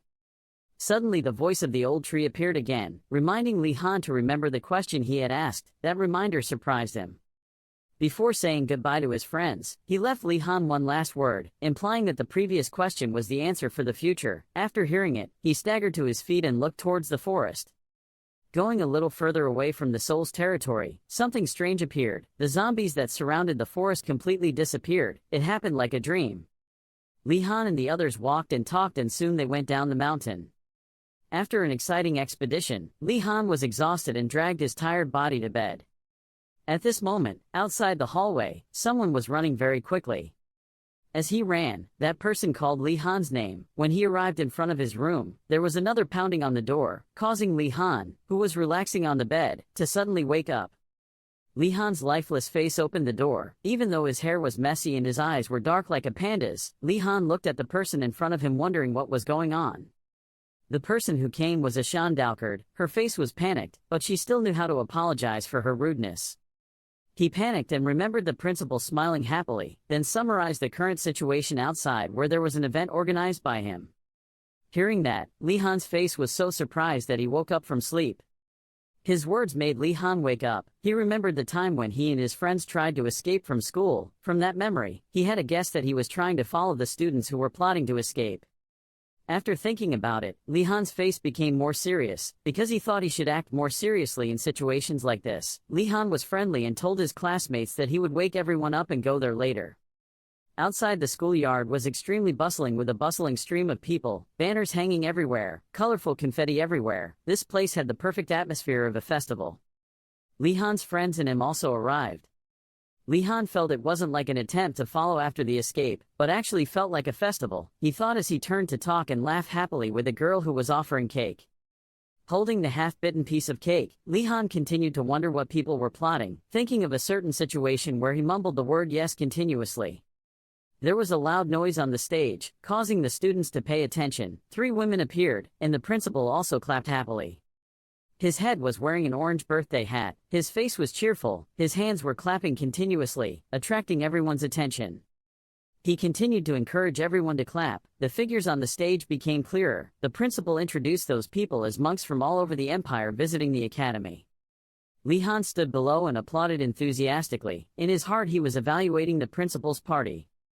The eldest of the monks stood up, with a friendly face, to thank Headmaster Osu Gonadaltz on behalf of the group, who also thanked her for devoting her time to the academy even though she was busy enough in school, teaching young students here. When he heard her praise, he looked embarrassed like a young girl. The principal smiled lightly. He was so happy that he felt like he had fallen in love with the monks. Suddenly he thought of something. His eyes lit up, his pupils turned into golden coins. He asked her if she could convey a message to His Majesty the Emperor to ask for some funding for the project of discovering ancient magic. Standing in front of that light that was brighter than a car's headlights, she panicked. Because it was not her right to do so, she awkwardly refused, and the person behind her also covered her face and turned away. Li Han knew what he wanted to do as soon as he saw it, the scene of a bald man talking to someone flatteringly. He saw that the scene now was the same as then. No matter what, everyone will also act in the same way to ensure budget. Medrid stood back to the side, trying to break this awkward atmosphere, trying to express his goodwill when meeting the students, while the principal was frustrated. After saying that, Medrid introduced his companions. The three of them were all servants representing different churches, very pleased to have the opportunity to introduce religion today. Li Han, as soon as I heard it, I knew they were not ordinary monks. The more Li Han looked at them, the more strange they became. They all had a large amount of mana, a green power surrounded them. Li Han was immersed in the difference between their mana and the other monks, not paying attention to the principal who had appeared with interest, looking in the same direction as him. The principal's words brought Li Han out of his thoughts. He looked startled and wondered when the principal had appeared there. He didn't care and just raised his hand twice. It seemed he also knew what he was thinking, giving Li Han the answer that the monk's mana was so special that it was called divine power. Li Han finally understood what his strange feeling was, but the principal noticed him and asked if he could probe for mana. As expected, it was his question that made Li Han speechless and look away with fear on his face. Unable to hide it anymore, Li Han took the initiative to say that he felt he had many shortcomings, but after listening, the principal just sighed and encouraged Li Han not to be like that. He should confidently show off his talent. Looking at his attitude, the principal knew he guessed right. He wondered why Li Han hid it because it was very rare and not many people had it. But Li Han didn't understand what he wanted and looked terrified. He just looked at the monk who didn't know when he got off the stage, and was giving bread to two students nearby. After listening, the principal was not too surprised because Li Han was from the Wardena's family. He sighed. Hearing what he said, Li Han wondered. He explained that because people like him were not interested in faith, they were too wise to believe in gods.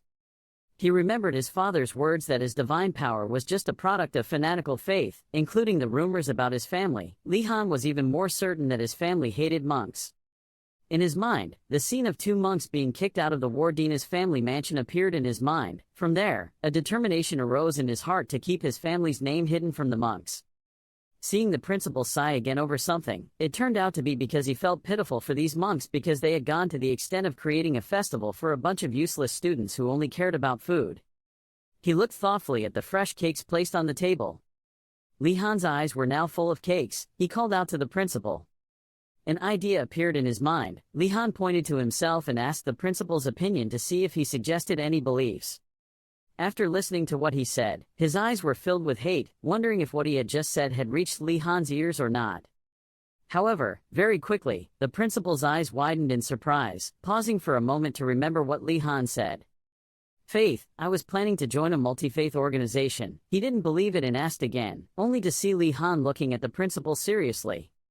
Li Han didn't answer yet, but just smiled with a sunny smile. His hands trembled as he looked at the smiling Li Han in front of him. He was quite impressed even though some time had passed.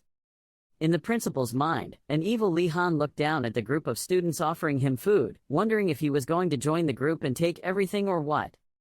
The principal was speechless, opening his mouth not knowing what to say. But very quickly he was happy again, his face excited, because for him, Li Han was an interesting person, and he liked that. Looking at the bustling festival scene before him, the principal pondered for a moment. He finally responded to Li Han's question. He suggested the Precinct of Faith. It was a group with a belief in self-sacrifice, so they would definitely welcome Li Han. It wasn't just him. The principal suggested another religion, which was the Caliso religion, a religion that worships a god who loves chaos and change. They didn't care if he believed in other pure gods or not. He introduced another belief. This time it was the Capolio belief. They worship the sword god, a saying full of meaning. And maybe they will welcome a strange boy like Li Han. His words succeeded in causing Li Han, who was taking notes, to stop, his face confused and worried, afraid that the principal knew what he was doing, learn swordsmanship.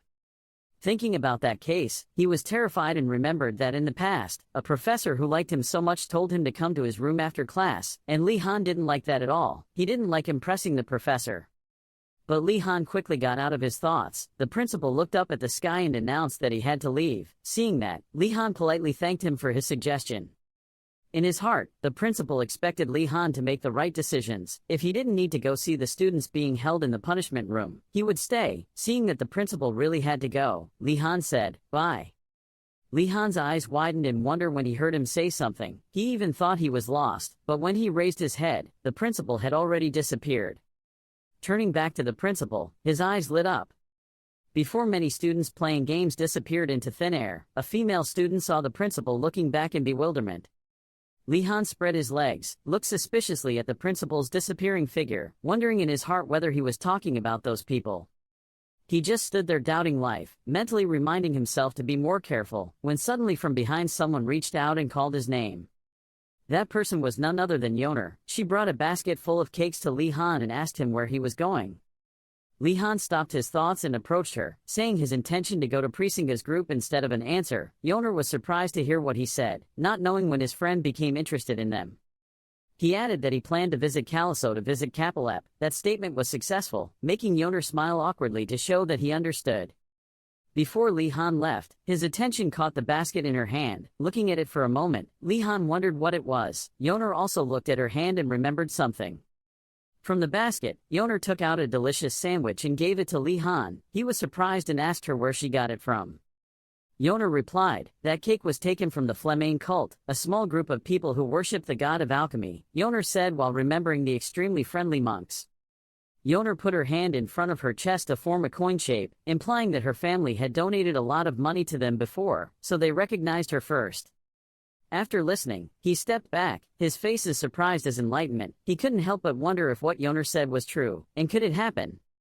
Li Han knew it was true. He clenched his fists, his face indignantly wondering why his family did not support any faith. Yoner looked at his appearance and thought why he was like that. Li Han cried a little in his heart and told Yoner he would go first because he was quite busy. Yoner didn't force him anymore and said goodbye.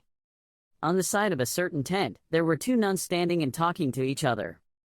But someone suddenly appeared and interrupted that conversation.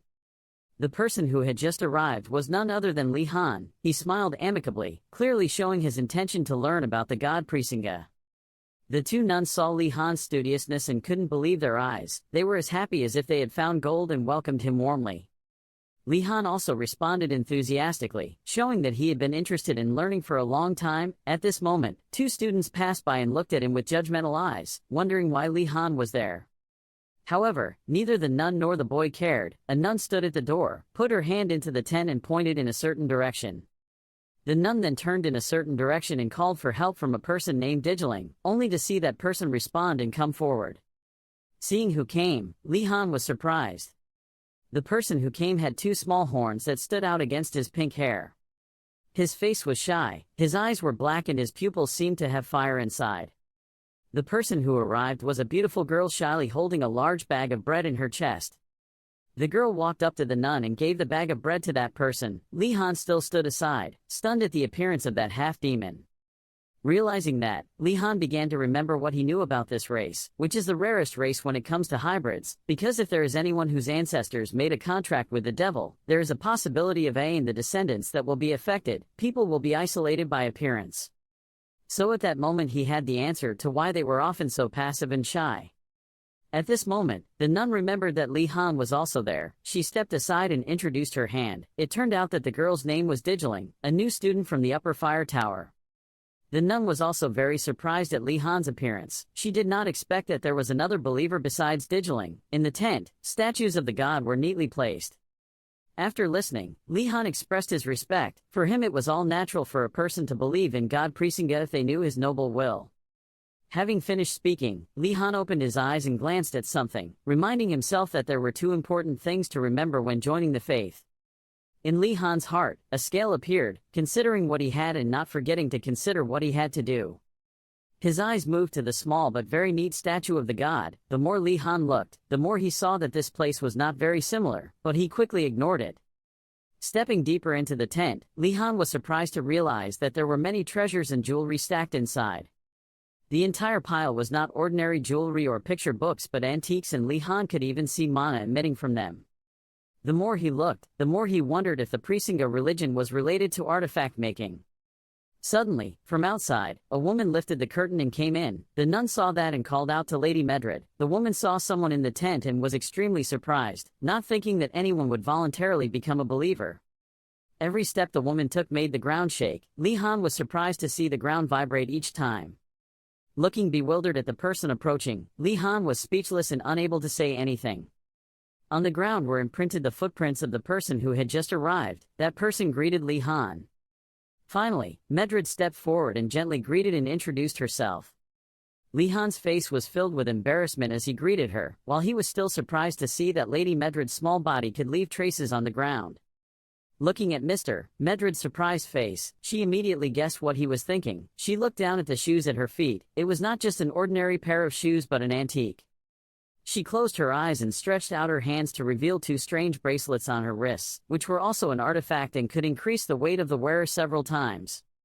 Looking at the artifacts on Mrs. Medred's hands and feet, Li Han wondered why. Mrs. Medred did not answer immediately but put her hands to the sides with a satisfied expression. Everything she did was for Mr. Prisinga. Li Han looked at the scene in front of him speechless, his head full of question marks. He didn't understand the reason, so he asked again. They told him that it was the god Prisinga who bore the pain of the world alone. Surrounding the god Prisinga are countless chains, so as believers they must share that pain through wearing enchanted artifacts. After hearing that reason, Li Han sadly put his hand on his forehead and rubbed it a few times. At this moment, he deeply wondered why he believed the principal's words and came here. From his reaction, Medred noticed his deep unwillingness. She understood, like many others, that Li Han did not want to go on this path because it was very arduous. As soon as he finished speaking, Li Han immediately turned around and left to take advantage while the request was still valid. Inside the tent, Mrs. Medred took out a box and looked at it, sighing regretfully. That box was the gift she had prepared for him. She regretfully thought that even if it was an antique, not many people would want to carry that thing. It was an ancient artifact that absorbed mana. Her words were so successful that Li Han was stunned. When Li Han heard the words absorbing mana, his eyes widened in disbelief and he asked what charm was in his heart. Li Han remembered his conversation with Garcia Kim about the problem of him containing too much mana in this small body, so the curse on the artifact was really useful to him. Just thinking about that, Li Han turned his head immediately, panicked and asked Mrs. Medred if there was anything else besides the curse. Realizing that his attitude was too hasty, Li Han calmed down and asked gently and slowly if something with a curse like it had any other abilities. Seeing Li Han's expression change in just a few short seconds, he was surprised and hesitantly spoke out about the remaining capabilities of the artifact in his hand. Just as any action has an opposite effect, the greater the power the artifact holds, the stronger the curse. She raised the box and looked at it with a smile. The artifact in Medred's hand not only contained a curse that increased weight, but also a curse that increased holy power. Thinking for a while, she finally chose to tell him the remaining use. It turned out that the thing also had another effect, the invisibility spell hidden in it. Those words made Li Han step back in surprise. Fever. However, thinking about the downsides of that thing, even though wearing it had the effect of invisibility, the problem was that whoever wore it would absorb mana. She couldn't help but nervously glance to the side. Mrs. Medred saw that Li Han seemed pensive and had her own answer. Just as she was about to put the box back, Li Han immediately placed his hand on it, wondering what she was talking about. Li Han placed one hand on his chest and the other on the box with a serious expression, but the happiness in his eyes could not be avoided. He was prepared for it. Hearing what he said, Medred raised her hand to cover her face and couldn't believe her eyes. She silently thanked God for Singa in her heart. She thought he would leave. In Mrs. Medred's eyes at this time, Li Han was a great person, making her feel ashamed for not realizing the sincere belief in Li Han's heart. Looking at the sparkling artifact in front of Li Han, he couldn't help but swallow a mouthful of saliva. Invisible, he repeated that in his heart, happy when he picked up delicious things falling from the sky. Medrid raised her hand to wipe away the tears of happiness, her face showing satisfaction. She gave the box in her hand to Li Han, telling him to accept it and welcome him to her sect. She opened the box and a belt wrapped in purple mana appeared. Medrid introduced the belt as a sign of respect for Saint Frisinga. As soon as Li Han saw it, he knew it was the artifact in the words, "Speak." As soon as Li Han held that box in his hand, from both sides two nuns appeared with worried faces, looking at him warily. The two looked at each other and exchanged thoughts. It turned out that they were afraid that there would be side effects for new believers, and they thought this time would be no exception, and above all, be careful. Seeing the two nuns just standing there with no intention of doing anything else, Li Han took the belt out of the box and gently put it on her body. The belt was installed without anything happening. Li Han put it on and looked towards Medrid and asked her how to activate the invisibility magic. The two nuns behind her widened their eyes in surprise. They couldn't believe their eyes. He was the first case. One person even had to ask to confirm if Li Han felt anything strange. The violent reaction of the two nuns successfully made Li Han confused. He looked at Mrs. Medrid with a questioning look, his eyes clearly showing the words, "Is there a problem?" Realizing that he would be confused if he knew the truth, Medrid chose to shake her head and laugh it off, then showed him where the spell appeared. No one knew that her heart was filled with pride when the sect had an excellent disciple, Li Han. From the box, Li Han took out a piece of paper with mysterious words written on it. As soon as he looked at it, he immediately knew what it was. He read the instructions. The belt gradually turned into a cloak that covered Li Han's body. "Let me hide in the night" was the activation spell. Then in front of everyone, Li Han's figure magically disappeared. The nuns who saw it couldn't believe their eyes. It turned out it really worked. Li Han hasn't disappeared, he's still there, just invisible. He walked in front of the mirror and looked at his own image, which he could no longer see, then marveled at the effectiveness of this ancient artifact. It was not half-hearted, but invisibility was truly a powerful curse. Bored with playing, Li Han recited the spell again. "Let me appear in broad daylight," then appeared again in everyone's surprised eyes.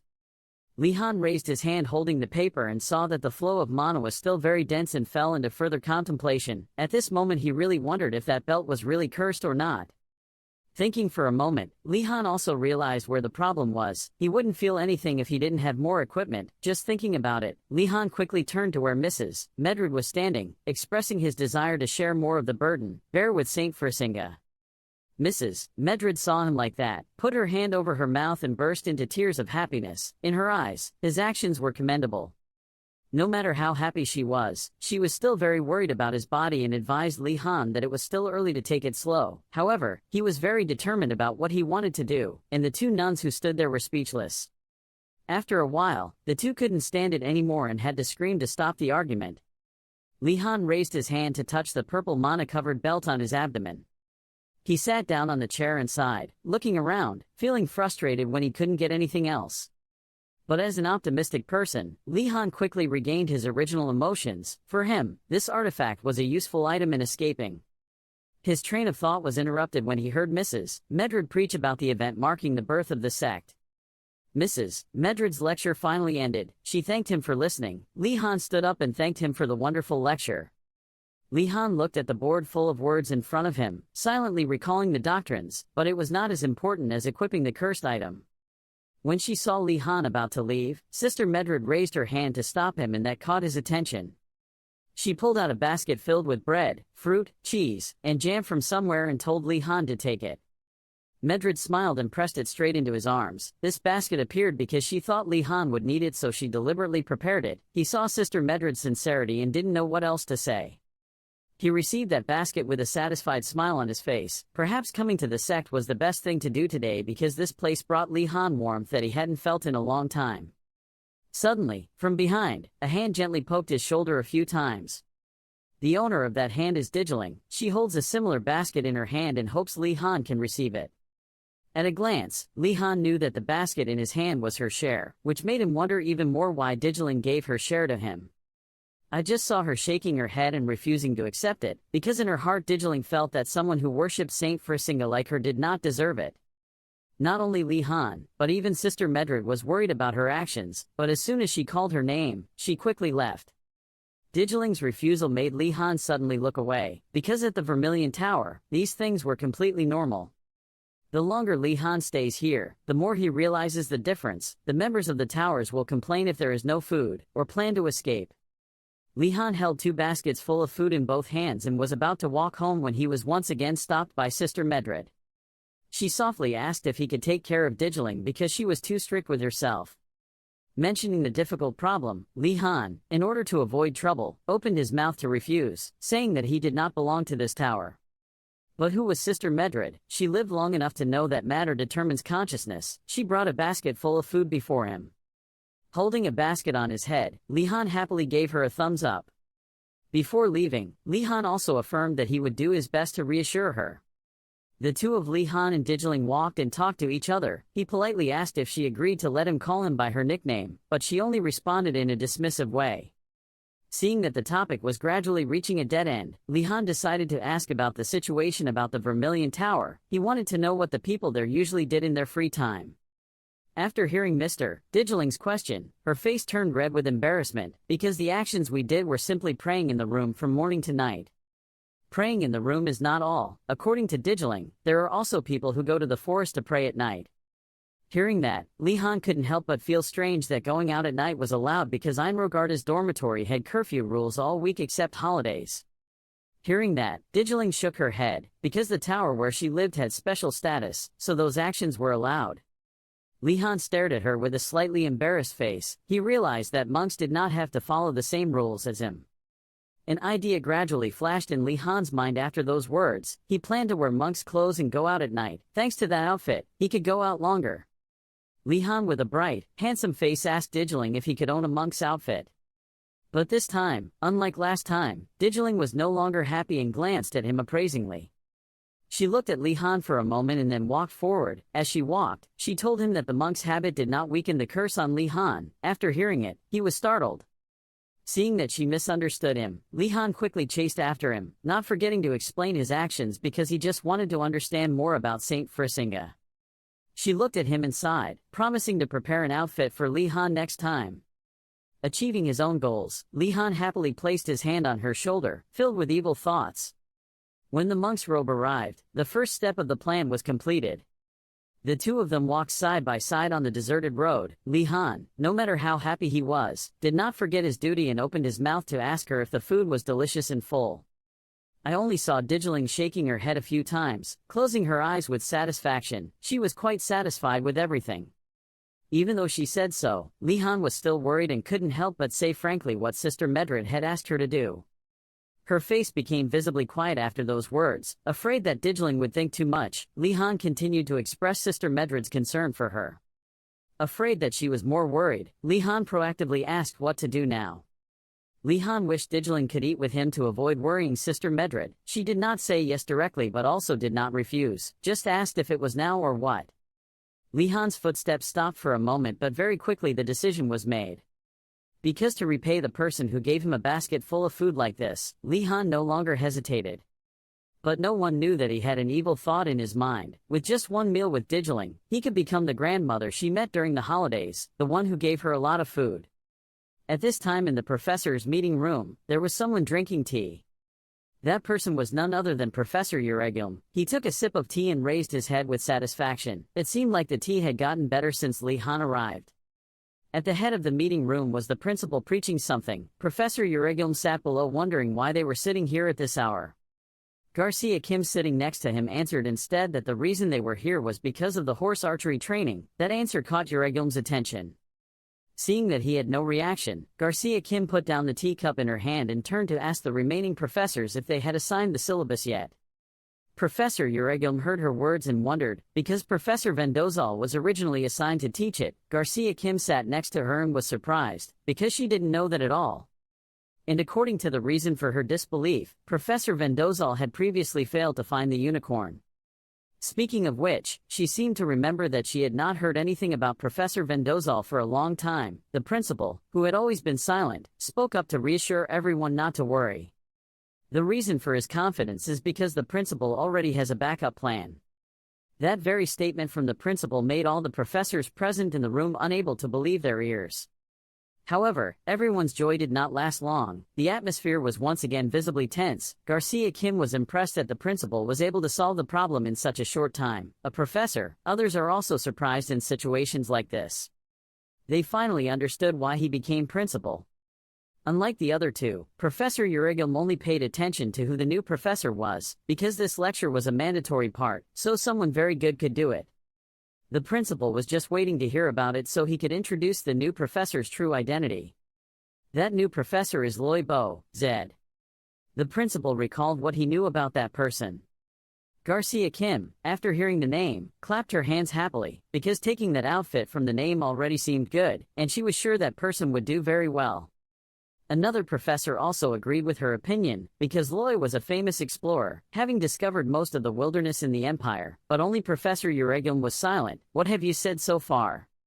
In the midst of that joyful atmosphere, Urigum suddenly banged the table and stood up. His face was worried, his voice became a bit louder. Urgelum didn't understand why the principal had to choose her. After just a moment of momentum, he lay down on the table, trembling, and Garcia Kim sat next to him, confused. Finally, with his pale face and trembling voice, he said that person was his aunt.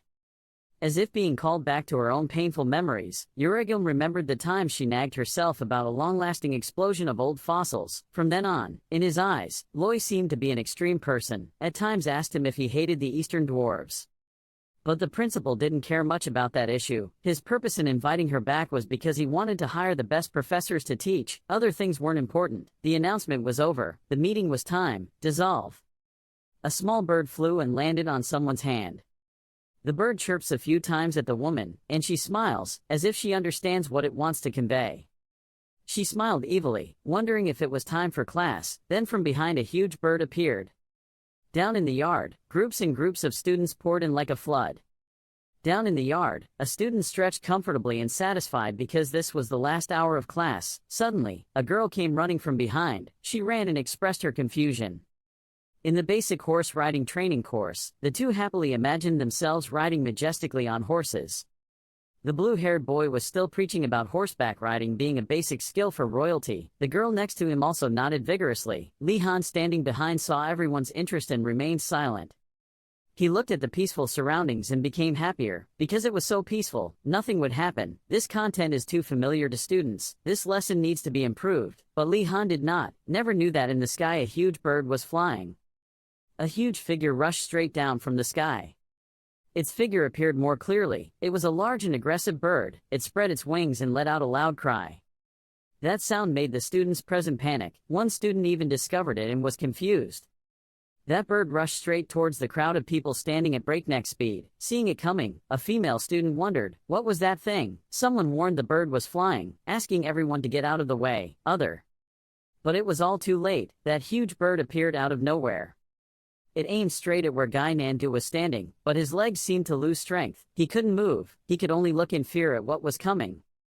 Only when it was very close, his HP bar seemed to be filled. He turned around and ran forward with all his strength, while the bird behind him opened its mouth wide and its eyes sparkled. In the end, the fate of young boy Guy Nandu did not change. He was taken away by sharp claws. Just like that, the bird with the trophy in hand flew straight without mercy. Guy Nandu was carried away by it and flew up in fear, screaming loudly for help from his friends. When his friends saw their friend being caught, they were also scared and frightened, but they couldn't do anything. They just stood there. Seeing that the situation was becoming more and more chaotic, Li Han, as the calmest person here, asked everyone to calmly bow down and not move because they would be in danger if they attracted its attention. Listening to his words, everyone sat down, holding their heads, not moving. Remembering what he had just done, he sighed. It was true that even things like this could not make Li Han panic. That monster appeared again. Every time it flew by, a strong wind blew. That wind caused Li Han to raise his hand to shield himself. Li Han looked up at the sky, starting to wonder where that bird flew from. Suddenly, behind him, a voice shouted to find the principal. That voice caught his attention. The person screaming was a girl. She stood up angrily, pointed her finger and shouted loudly, "Why would a top academy like this let something like this happen? In this situation, where would the security come from?" She was still desperately pulling at her shirt, hoping she could calm down. When she saw her friend stopping her, she angrily asked her to let her go, but her friend was just worried that this was not the right time, but she continued to argue that this was a serious mistake by the academy. That friend's worry was completely justified. The bird appeared before the two of them at some unknown time. The girl turned to look at it and screamed in panic. While the silver-haired boy's face was already purple, he raised his hand to say it had nothing to do with me. The girl finally realized her mistake. Sorry, please help everyone. But instead of arresting the girl who said bad things about her, the silver-haired boy next to her became the target. Until he flew up, he still didn't understand why he was captured. Watching him fly up with the bird, Li-han was speechless, which is why he told everyone not to move. But very quickly he realized something was unusual. Li-han lightly glanced at the girl who had just raised her voice, wondering why that thing ignored her. Then his eyes opened wide, thinking of something. Wait, Li-han stopped for a moment, raised his head and looked up at the sky, but he couldn't see any trace of that thing. Could it be? He looked at Guy Nandu with dazzling blonde hair and a pale face after being taken and flown around. His eyes also turned to the old silver-haired boy. Li-han finally understood why. It was because of their hair color. He quickly reminded everyone to cover their hair with their coats, because that bird would catch people with light hair color. Suddenly there was a voice from behind praising Li-han Wardinas for being great. He continued praising his admirable ability to make decisions and give direction in the blink of an eye. Li-han turned back to look at the person speaking. He hesitantly asked who he was. The two of them were holding their shirts over their heads, facing each other for a moment. The other person was preparing to reveal his identity, his expression extremely serious. Suddenly there was a scream. Another friend pointed towards Rowena and told everyone to look. That person continued to say that Rowena was a miserable tiger and that he was planning to cause trouble for the Wadinas, and at the same time he called on respectable friends around him.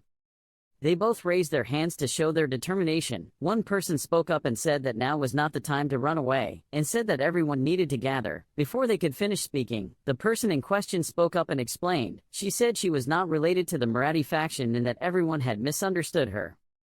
She was extremely frightened and confused as she didn't know what to do to make people believe, when a hand blocked her face. It was Aldenart she spoke up to protect by assuring everyone he was okay.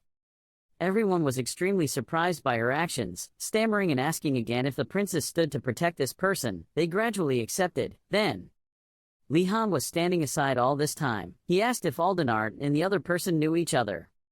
The other person now had a chance to introduce himself. He said that he was one of the knights under the princess's command. His name was Rowena. Li-han was surprised by Rowena's status. He repeated that he was under the princess's authority, but then he thought about something else. But no one was allowed to bring servants or bodyguards into the school. Although a person may not be allowed to bring their servant in, the academy cannot do anything if that servant joins as a student. This way they can bring a few people in, said Rowena herself. Is such a proof. Li-han looked at the sky where the bird was flying. He thought about Guy Nadu and thought he was pitiful, even though both he and Princess Aldenart were royalty. Li-han was contemplating when Rowena's voice startled him. He said he wanted to ask Wardinas for help. Rowena talked about the bird, saying it had slowed down but they couldn't tell when it would behave strangely again. Rowena spoke slowly and made her request. He wanted to ask Li-han to command the students and stop that bird. But Li-han knew how capable he was. Hearing Rowena's request, he was extremely confused and asked what he would have to command. He was trying to deny the request when a hand hit his shoulder. The students behind him begged him to be their respected commander. Hearing such requests, Li-han couldn't bear to refuse, but for him, being the leader of a group has never had a happy ending. The surrounding students were extremely excited, cheering and praising Li-han, hoping he would give command. He looked at them with extremely awkward eyes, confused and not knowing what to choose. The right to choose now rests entirely on his shoulders. His eyes close, his body trembles with anxiety.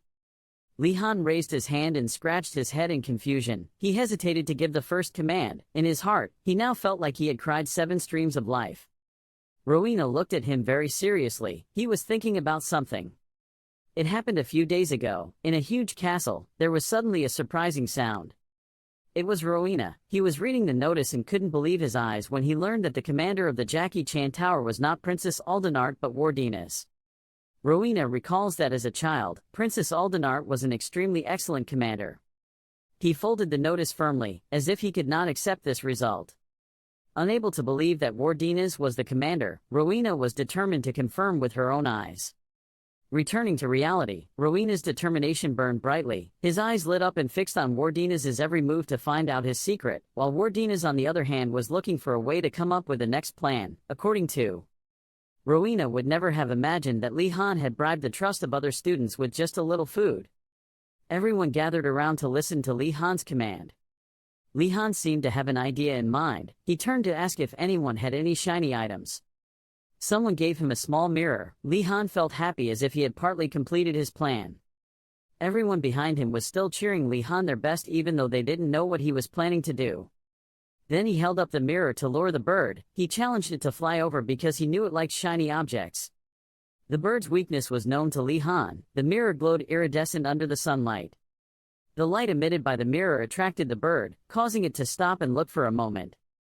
Then without hesitation, not knowing that he was about to be in danger, he rushed down quickly towards the mirror. Perhaps his fate would end here. Seeing the bird's actions, Li Han turned back and called for everyone to prepare for action.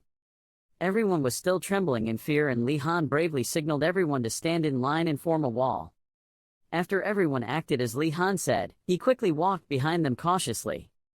He observed the situation about the bird's rushing speed, just waiting for it to come closer to show off its strength. His sharp intuition told him it was time, so he stood up. Then he pointed the magic wand towards that strange bird. A powerful blue light radiated continuously. The power of the magic wand seemed to have predetermined an unfortunate end for the bird. The bird flew in just in time to touch Li Han's magic. Surely now it had no way to defend, nor could it turn around anymore. It was shot back, screaming in pain, its eyes closed. It was true that one should not let greed harm oneself.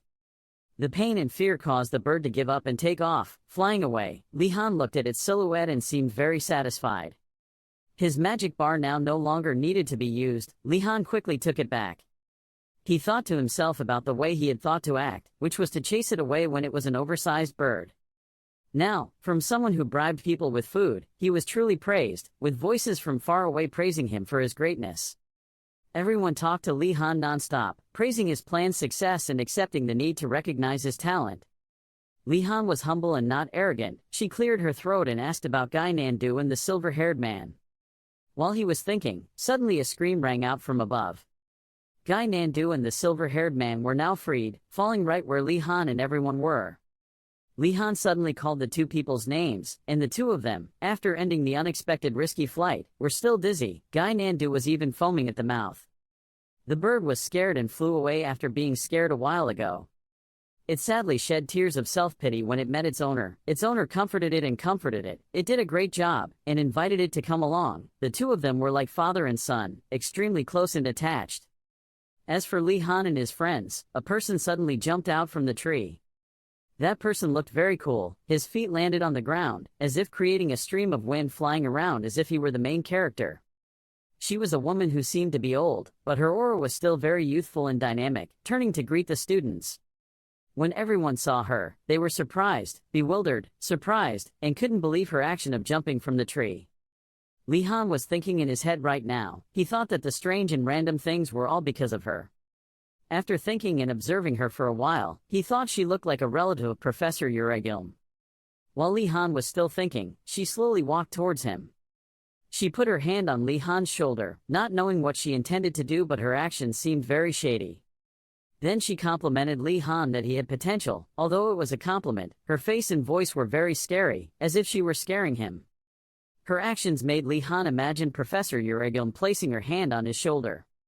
He was sweating. His state seemed a bit unstable. He thought that image was déjà vu. Everyone looked at the strange woman and whispered to each other asking if she was a professor. Li Han's curiosity could not be restrained. He blurted out asking her if she was related to Professor Uregilm. She happily pointed to herself and admitted that she was Professor Uregilm's aunt. Li Han had his questions answered but was still very surprised because he guessed correctly. Li Han pondered something in his mind. He thought he couldn't stand out in the eyes of his professors like this. At the same time, a hand reached out to him from behind. After everyone knew the identity of that woman, they tried even harder to favor Li Han. Some people said that he was Professor Uregilm's best student and even flattered him even more by saying that the Professor Uregilm is very fond of you. While everyone was still saying beautiful things about him, Li Han shyly advised everyone not to say such things about him. Professor Euregum's aunt had been standing there listening to everything. She seemed interested, raising her hand to rub her chin in thought. Li Han looked at her actions. He thought it was too late to stop her affection for him. Li Han replied helplessly. Perhaps now he had to change his tactics. Having come to this point forced him to create a good image for himself. Suddenly the troublemaking bird from earlier had returned. The woman suddenly clapped her hands as if to attract everyone's attention. Then she introduced herself as Zed. Her identity seemed very interesting. It turned out that Zed was in charge of today's class because Professor Bendozal, who was assigned to teach, disappeared while searching for the unicorn. The students were all extremely shocked, their eyes widening and their mouths widening at this information. Then everyone started to get excited about Zed's identity. Perhaps everyone was her fan and excitedly told about her achievements. Only Li Han was thinking about something else right now. He wondered why no one noticed that something was being forgotten. The bird that just now seemed so big and ferocious was now gentle and obediently standing with Zed. It was Thunderbird, and Zed asked everyone if anyone could guess why she came to it. Loidu is introduced as possessing a giant body and ferocious behavior different from normal birds, and also has special abilities such as controlling lightning and whirlwinds. It is an extremely scary animal. Li Han saw Thunderbird's background and didn't understand why Zed could bring such a monster. Perhaps the Empire should take a more serious look at this school, while Guy Nandu looked dumbfounded because he knew I just got caught by a Thunderbird. The other students began to speculate about the lesson's content after seeing the Thunderbird. They were talking that maybe they would learn to ride the Thunderbird or something related to it. Zed heard all the students' words and burst out laughing. She affirmed that everyone was wrong because even if they were given another 10 years, they still wouldn't be good enough to ride the Thunderbird. Then she pointed at Li Han with the hope that he would also ask the same question as her friends. Li Han hesitated to give his argument. He thought Zed brought Loidu to see how the students reacted when facing a dangerous monster. Another student heard that and objected, saying that there was no class called Escaping Monsters, so Li Han's inferences were impossible. When Zed heard Li Han's answer, she was extremely satisfied, because it was the correct answer, and she thought that there must be a reason why Professor Euregum liked Li Han so much. He was completely shocked. Practice. Zed continued that students will not be able to know when danger will come, so they need to train in advance to defend themselves. Then she continued to reassure everyone not to worry because the class still only focuses on learning to ride. Hearing that, some people breathed a sigh of relief, while others were filled with excitement. Zed prepared to go to the stables and the students could follow. She also personally assigned Li Han to lead the team, which was a very responsible job. Zed also hoped that Li Han would help her in the teaching process. He could not refuse but could only sadly obey, wondering why things always happened to him like that. Zed took the lead, followed by Li Han and the other students. They were walking to the stables. The professor started introducing horses. She said that horses are the most basic species when learning to ride. If students cannot ride them, they cannot ride other species.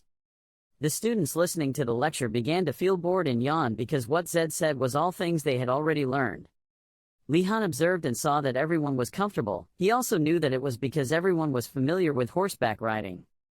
Professor Zed suddenly stopped and looked at Li Han without saying anything, making him confused.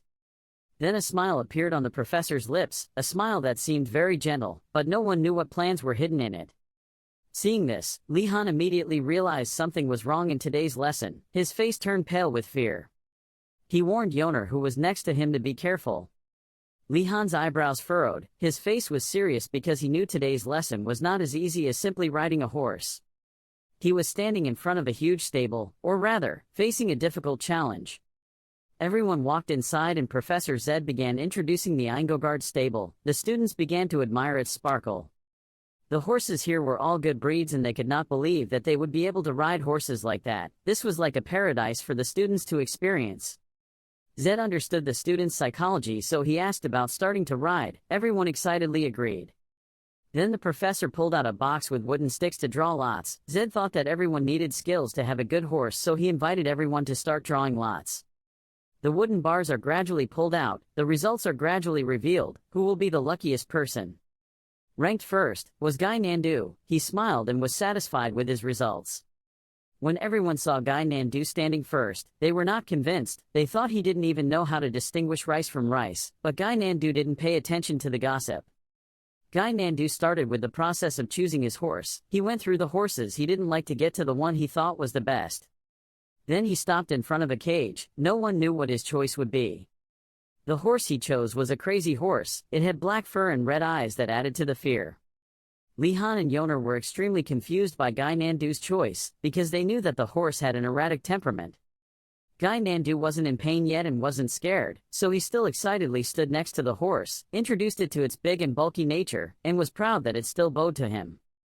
But before he could be proud for another second, the horse let out a palm strike, making Guy Nandu unable to react. It hit him with the iron palm of his head. The horse's power was so terrifying that Guy Nandu shot blood and saliva from his mouth, and everyone who witnessed it could only stand and watch in amazement. He fell down in a pile of blood, like a tragic murder. Everyone around him screamed.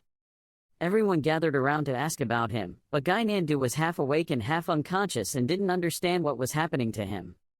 He was helped to sit up. Tears were short, tears were long, and his face was swollen. A friend teased him, saying that was the price he had to pay when he chose a horse based on appearance. He looked at Guy Nandu extremely gloatingly, and Guy Nandu was upset at the ridicule. Then he began to pretend to explain to Guy Nandu that a good horse is not necessarily the biggest but also gentle, and at the same time he stroked a white horse. But it seemed his thinking was wrong, because the other horse began drooling in terror. It started to go crazy, hitting the opponent's head with a strong force, causing him to scream in pain. A black guy saw it and started to brag. He mocked the stupid blue dragons, and said that Guy Nandu and the other guy were incapable of taming horses. But before he could finish his sentence, this guy was also given a painful nudge by his horse. It was like a stick hitting him on the back, an expensive lesson for people who like to brag. People were constantly attacked by horses, so they felt uncomfortable. They asked each other and didn't know why every horse was grumpy and incomprehensible. Li-han looked up at the horses and thought for a moment, as if he realized something. A horse kicks its legs hard on the ground, gaining momentum to prepare for something. It roared, reaching forward. Its fierce face made a girl in front extremely frightened. The horses seemed to have eaten crazy medicine. Guy Nandu and Li-han looked around and could only question their brutality. Then a crisp laugh rang out from behind Li-han, startling him. That was Zed's laughter. She stood up and told everyone that she would learn how to ride a horse.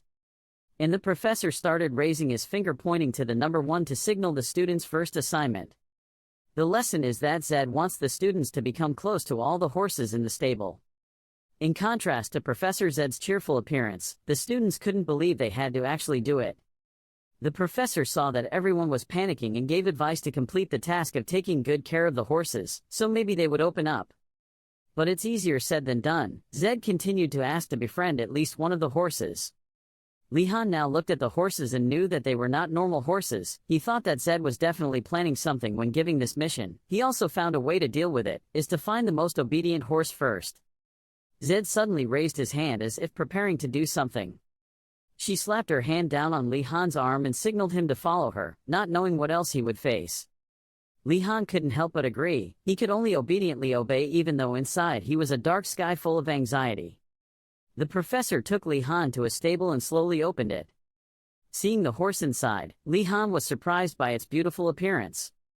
The horse appeared with white fur, a quite solid body, and the light shining towards it seemed to make it even more sparkling. Zed happily introduced the horse. She wanted to give this extraordinary horse to Li-han because she knew he was her grandson's most outstanding student, and at the same time she wanted him to take care of it. The other students seeing this all expressed jealousy because they thought he was favored, but Li-han was afraid. Zed heard the other students' assessments and burst out laughing at their naivety.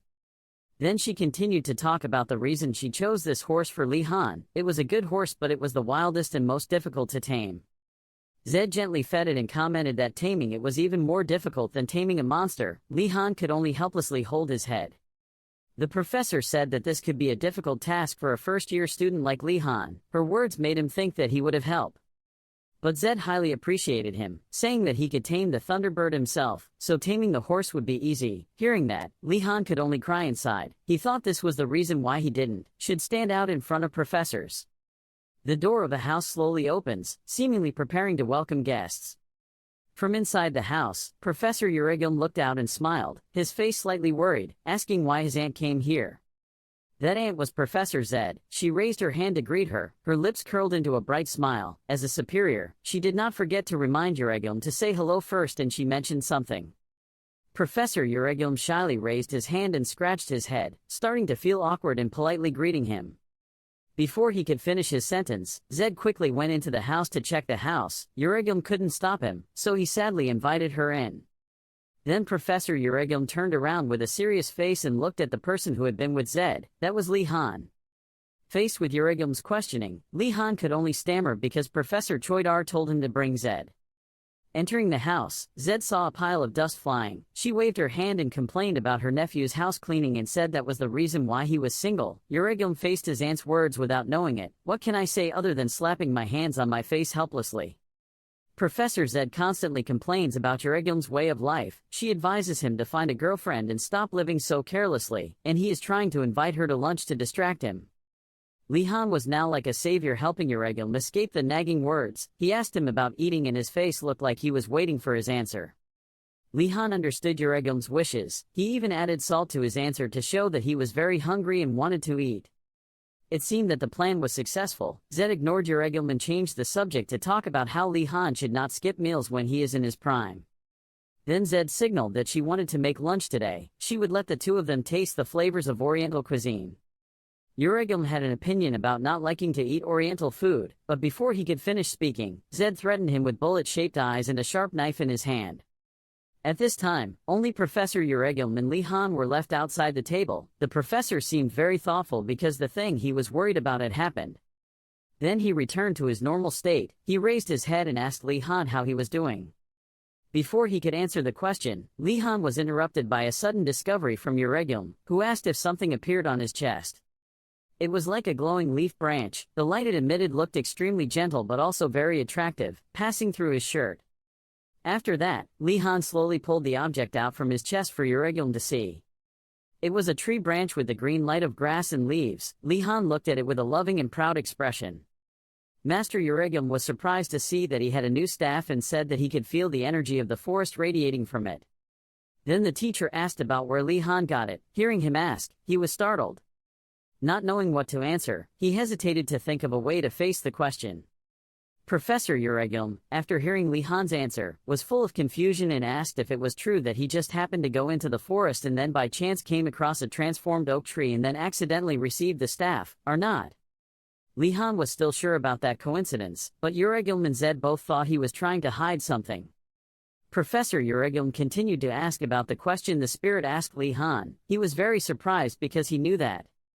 Euregum crossed his arms and sighed, telling Li Han that it was a famous spirit. He continued to comment on the tree that Li Han encountered. It was an unusual tree but could not help but recognize its vision and amount of knowledge. Hearing that, he excitedly raised his staff and asked about its specialness. He held the staff that was emitting green light very carefully and thought it had some supernatural ability. Constantly appearing in Li Han's mind were the powers that the staff could create, such as becoming invincible when held in his hand, possessing soul magic, or a cheating ability that used large amounts of his mana. Zed's bowl of fragrant food was finished. She took it and placed it on the table. Then she quickly confirmed Li Han's question about the staff's abilities. Li Han was extremely excited when he heard the answer he wanted. But before the fun could be over, Zed threw a bucket of cold water on his head. It turned out that its ability was just to help him become a talented farmer. His face changed color, thinking of himself holding a staff to work in the garden but speechless. Euregum continued to say that it was all he could hope for. It could help him grow a tree quickly. Li Han felt completely devastated after hearing that. He continued to ask him if this was not good. What else could he say? So he hesitantly answered. Zed asked about his intention to grow trees. Li Han replied that he would grow something edible. Hearing that, Zed quickly offered to help him. Then she suggested that after lunch he would follow her to plant trees. At this time, the two of them were standing in front of an empty land. Zed was pointing at something as if introducing, and Li Han was listening attentively. Zed began imparting plant knowledge to Li Han about the most important plant varieties being similar varieties like potatoes and yams. She also told him about her experience when planting trees, that she should show gratitude when harvesting them, and he was also very obedient. Then he started working. He told himself that he had to be more active. He carefully planted a seedling in the ground, while thinking about Euregum and Zed's words about the staff. After planting a sprout, Zed called him over to her. He quickly followed her call. As soon as Li Han stood up, the sprout seemed to move, emitting a gentle blue light. Then it seemed to gain more strength, growing bigger and becoming a taller tree. Bright sunlight shone into the academy building. In one room of the building, there were a few students with pale, weak faces who looked lifeless, whispering for food because they were so hungry. Suddenly one of them cried out when he saw light coming from the door. From where the light came from, Li Han was walking in, holding a basket full of food, waving to everyone to announce his return. The food basket was full of radishes and milk for everyone. As soon as they saw Li Han, everyone cheered for joy. Some people couldn't believe their eyes and even asked if it was food or not. Looking at everyone happily cheering his name, Li Han couldn't stop thanking Professor Loi Bo in his heart. The two students looked at the food basket with eyes filled with admiration and continuously praised the Wardanas family. Li Han feels like a mother bird bringing food home to her young birds. It's only been a few weeks and they've changed so much. Li Han took the food basket and placed it on the table. Li Han quickly rolled up his sleeves and prepared to make soup for everyone. Li Han placed a pot on the nearby fire. Everyone gathered around to see him preparing food very skillfully. Li Han in professional appearance concentrates on cooking. Yeoner sat behind her chin with her hand in her hand, looking at Li Han. Yeoner feels like a skilled alchemist is creating step by step. Li Han took a spoonful to taste. After tasting, Li Han's face clearly showed his satisfaction with the dish. Li Han turned to inform everyone that cooking was finished. A moment later, everyone gathered around Li Han and he was happily ladling soup into bowls for everyone. Li Han was setting out the food when he was called back. After calling Li Han, he hesitated to speak. After hesitating for a moment, it turned out that he wanted to ask Li Han for a little favor. Adenart was sitting in his room reading a book when he suddenly heard a knock on his door. Adenart approached and opened the door, not expecting that the person outside the door was Li Han. Li Han brought a bowl of soup to Adenart and happily offered her the soup he had just cooked. Adenart accepted the bowl of soup in doubt, not thinking that the bowl of soup was for him. But Li Han said everyone had a part, which made Adenart a little startled. Adenart looked at the bowl of soup in her hand hesitantly for a moment, while Li Han happily urged her to taste it. Finally, Adenart still calmly scooped up a spoonful of soup to taste. But Adenart did not expect that the bowl of soup would be more delicious than she thought. Adenart felt the wonderful taste of the soup melting in his mouth. Li Han smiled and silently watched Adenart enjoy the bowl of soup in her hand. He intended to let her eat in the room, but she must have been very hungry. Adenart saw Li Han looking at him and became awkward. Before closing the door, he did not forget to thank him. Li Han Wardanas slowly walked down the stairs. The person who asked Li Han just now was already waiting there. He quickly ran to Li Han and asked about the situation. He immediately replied that Adenart quite liked that dish. He hesitantly spoke up and wanted to ask Li Han to do the same in the future. He would pay double the amount of silver. Li Han heard that he had doubled the amount of silver and immediately agreed without hesitation.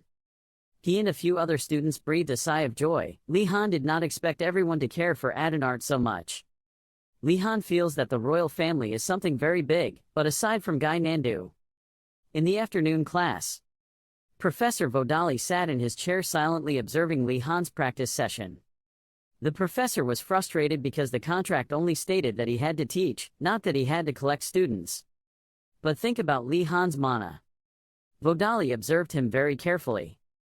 He felt like he would regret it if he let Li Han slip out of his hands. The professor coughed softly. Vodali wanted to know if Li Han had any questions. Being asked suddenly made Li Han startled. He did not expect to be discovered by the professor that he was being negligent. Calm down, Li Han asked the professor about the training. He was a bit surprised, but then immediately blamed Li Han for not reading the lecture notes.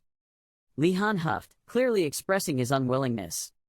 Li Han did not give up. He wondered what this training had to do with fighting. Vodali remained silent and did not respond, making Li Han extremely worried. Then Vodali hesitantly answered. The professor thought it was obvious and had nothing to answer, leaving Li Han speechless after hearing it. But Li Han kept a serious look and said he understood. Vodali wanted to give Li Han an example. For example, the professor could kill Li Han with just a brush. Li Han feels this example is a bit scary. He stood up and walked towards the board. The professor said that in battle, the most important thing is the weapon that can be used to kill the opponent. Vodali held the chalk and drew it on the board while explaining what Li Han was practicing. Vodali explains that the power the magic missile emits depends on the user. A magician with a flaw in his magical background would have a hard time doing that. He continued to explain that on the battlefield, there are countless things such as sound, fire, or atmosphere that are enough to create enormous pressure. But with a magician with a solid foundation, even placed in the harshest of circumstances, the professor suddenly waved his hand forward. Around him there were crackling lights, everything was in darkness. That's when Vodali felt the magical energies. Suddenly a stream of power passed through Li Han's body. That terrible stream of power impacted throughout the room. Li Han raised his hand to block that terrible thing in front of him. When he couldn't feel that power anymore, he turned back to look. At this moment, there was only a cloud of smoke rising from the corner of the room. Li Han was surprised, couldn't believe that nothing was destroyed. He thought that the professor had created 2 explosions. While Li Han wasn't paying attention, the professor had already approached behind him. Vodali put his hand on Li Han's shoulder and said he could do things like this. After that, he turned around and left. Li Han couldn't help but admire the professor's strength. The professor asked Li Han again if he understood what he explained. Li Han still tried to smile and say thank you to the professor. Professor Vodali walked slowly forward. Looking at the professor's back, after witnessing his lecture, he also recognized the content of the lecture. Now Li Han also has a different view of Professor Vodali, thinking he teaches half-heartedly, but it turns out he always contains meaningful things. Standing in front of such an admirable person, Li Han knew that it would be a pity to only take grades from the professor, so he immediately asked him to help him learn other things. The professor was also surprised when the student learned to learn today and turned to look at Li Han. He continued to brag to the professor about how he had recently successfully activated the primary control spell, but unfortunately was unable to control it. Hearing that a first-year student had such impressive achievements, the professor thought that Li Han must have a very abundant amount of mana. He had also received such comments from many people. With just a few words, the professor immediately realized the problem. Li Han thought he could definitely help him in this matter. He thought that maybe the professor could even come up with a reasonable solution and kept looking forward to the method he would teach him. The next second the professor stretched out his hand, preparing to do something. Without saying a word, he just grabbed Li Han's hand to his surprise. Next, his mouth chanted a spell that drained mana. The surrounding space became darker. From the professor's hand emitted a purple magical energy that spread throughout the room, looking very strange. Faced with his strange actions, Li Han was bewildered, not knowing what the professor would do in the next second. Mana Drain is a powerful and vicious spell that can absorb the target's mana. He was startled, not understanding why a professor would use such a dangerous spell on a student. Li Han struggled to snatch his hand back. However, before Li Han's fierce resistance, the professor coldly reminded him to stand still. The professor's eyes saw something so unusual that it startled him. The scene before his eyes made the professor unexpected. The amount of mana was more abundant than a tsunami, ready to swallow him whole. Suddenly, the professor's whole body shook. Then, perhaps out of shock, he just fell to the ground, leaving Li Han standing confused, not knowing what to do. While he was still healing, the professor lay in a heap, causing Li Han to sit down and ask him, wanting to wake him up. Then, the professor suddenly raised his hand in front of his face. Luckily, the professor was still safe. He wasn't unconscious, but his face was still pale. When he calmed down, the professor explained that he wanted to reduce the amount of mana he had to make it easier to control, but failed because it was too much. Normally, when a person possesses more mana than they can handle, they will be unable to control it and will even faint, like the situation he was in just now. Even Li Han did not expect that an Einrogard professor would not be sure of his limits. He was also surprised by the terrible amount of mana he possessed. He wondered exactly how much mana was needed to make the professor unconscious. Seeing him use such a powerful spell without being harmed, Li Han thought there was no other way, but surprisingly he still had another way. Seeing that there was still a light of hope, Li Han was very happy to look at him with sparkling eyes. Then he asked him, "Has the thing you used magic to control ever come flying towards you?" Thinking back to the last time he used a feather pen, there really wasn't any, so he replied that there wasn't any. He also found the key to your condition, which is instinct. Then, the professor pointed towards him, who was surrounded by a huge source of mana, and said that, although it seemed difficult to control, as long as the magician's will and the connecting object could control them according to their nature, power. Suddenly he remembered the moment when the stone he threw at those people was also his will, but it was over, so he let it go. After identifying the key, the professor reminded him that in order to use his instincts, he had to practice controlling objects. Li Han also obediently agreed. Li Han admired him very much, and felt it was not a waste to wait for this answer, if he gradually formed the formulas. Suddenly the professor came to the chest and took out some planets, then asked Li Han if he was ready. You froze, not knowing what he would ask you to do with it. The practiced professor kept it hot. He aimed at your chin, and told you to try to protect yourself with elementary control magic. He hadn't even figured out what was going on when he started. Li Han shouted, "Wait." Without giving him much to say, the first ball flew towards him and Li Han promptly dodged it. Unexpectedly, the professor's temper was so hasty that he just said it and did it, making him sweat. Next, countless controlled balls rushed towards Li Han, attacking mercilessly, making him unhappy. The planets are still floating in the air. Human strength was limited, he was exhausted and put his hands on the ground. After struggling for a while with the obnoxious planets, Li Han finally succeeded. The professor recognized that he had the ability to control. Li Han could only thank him. Poor Li Han now realizes that it was an incredibly stupid mistake to believe this school's professor. Suddenly, the professor reached out his hand to help him up, making Li Han feel a little comforted. He said that you don't need to thank me, this is all your effort, seeing that I practiced until I almost lost my life. You also agreed with that opinion. Then Li Han grabbed the professor's hand and stood up, humbly telling him that he praised him too much. Before he could forgive him, he picked up another ball and said it was a normal iron ball. His hand was holding an iron ball. It looked like Li Han was about to have another omen. Without stopping, the professor threw the ball at Li Han and asked him to move it with elementary control magic. He also didn't understand that after practicing all this time, he had to continue practicing now. Then Li Han took out his wand from his shirt and used control magic to order the iron ball to move. As expected, he succeeded. The professor asked him to make it move as he said. He skillfully commanded the ball to move as he said, up and down, back and forth clockwise very easily. Seeing that Li Han had done very well, the professor was satisfied and told him that was enough. Now the professor saw that he had made progress, so he decided to let Li Han practice with the iron bridge instead of the spirit star stone. He felt bad and said he couldn't draw a circle with the spirit star stone yet. Seeing Li Han say so, he asked to do the same thing with the spirit star stone. He held it in his hand and hesitated because he hadn't done it for a long time. In just a split second, Li Han controlled it to float. He was also surprised to find this much easier than before. The professor said that magicians were born from harsh experiences. He breathed a sigh of relief. The spirit star stone is for inexperienced magicians, and you don't need it. Then turning to look at him, the professor asked Li Han to redraw the circle using an iron bridge. He told Li Han in advance that if he improved, he would be given a test like the professor did. Haven't done it yet, but just hearing it, Li Han's face darkened and he felt a little scared. For professors, there are two types of people in this world. The first is the person who is afraid of standing still in life-threatening situations, for example, Guy Nandu. Second are those who react fiercely and wisely, and Li Han is the second type of person, therefore. The professor soon realized that he was a qualified person to become a combat magician. Seeing that it would be a waste for such a talented person to just use the traditional method, he decided that he would teach this class in a better way. That afternoon, Li Han had an appointment with Digiling. He came up to ask her if she had been waiting for a long time.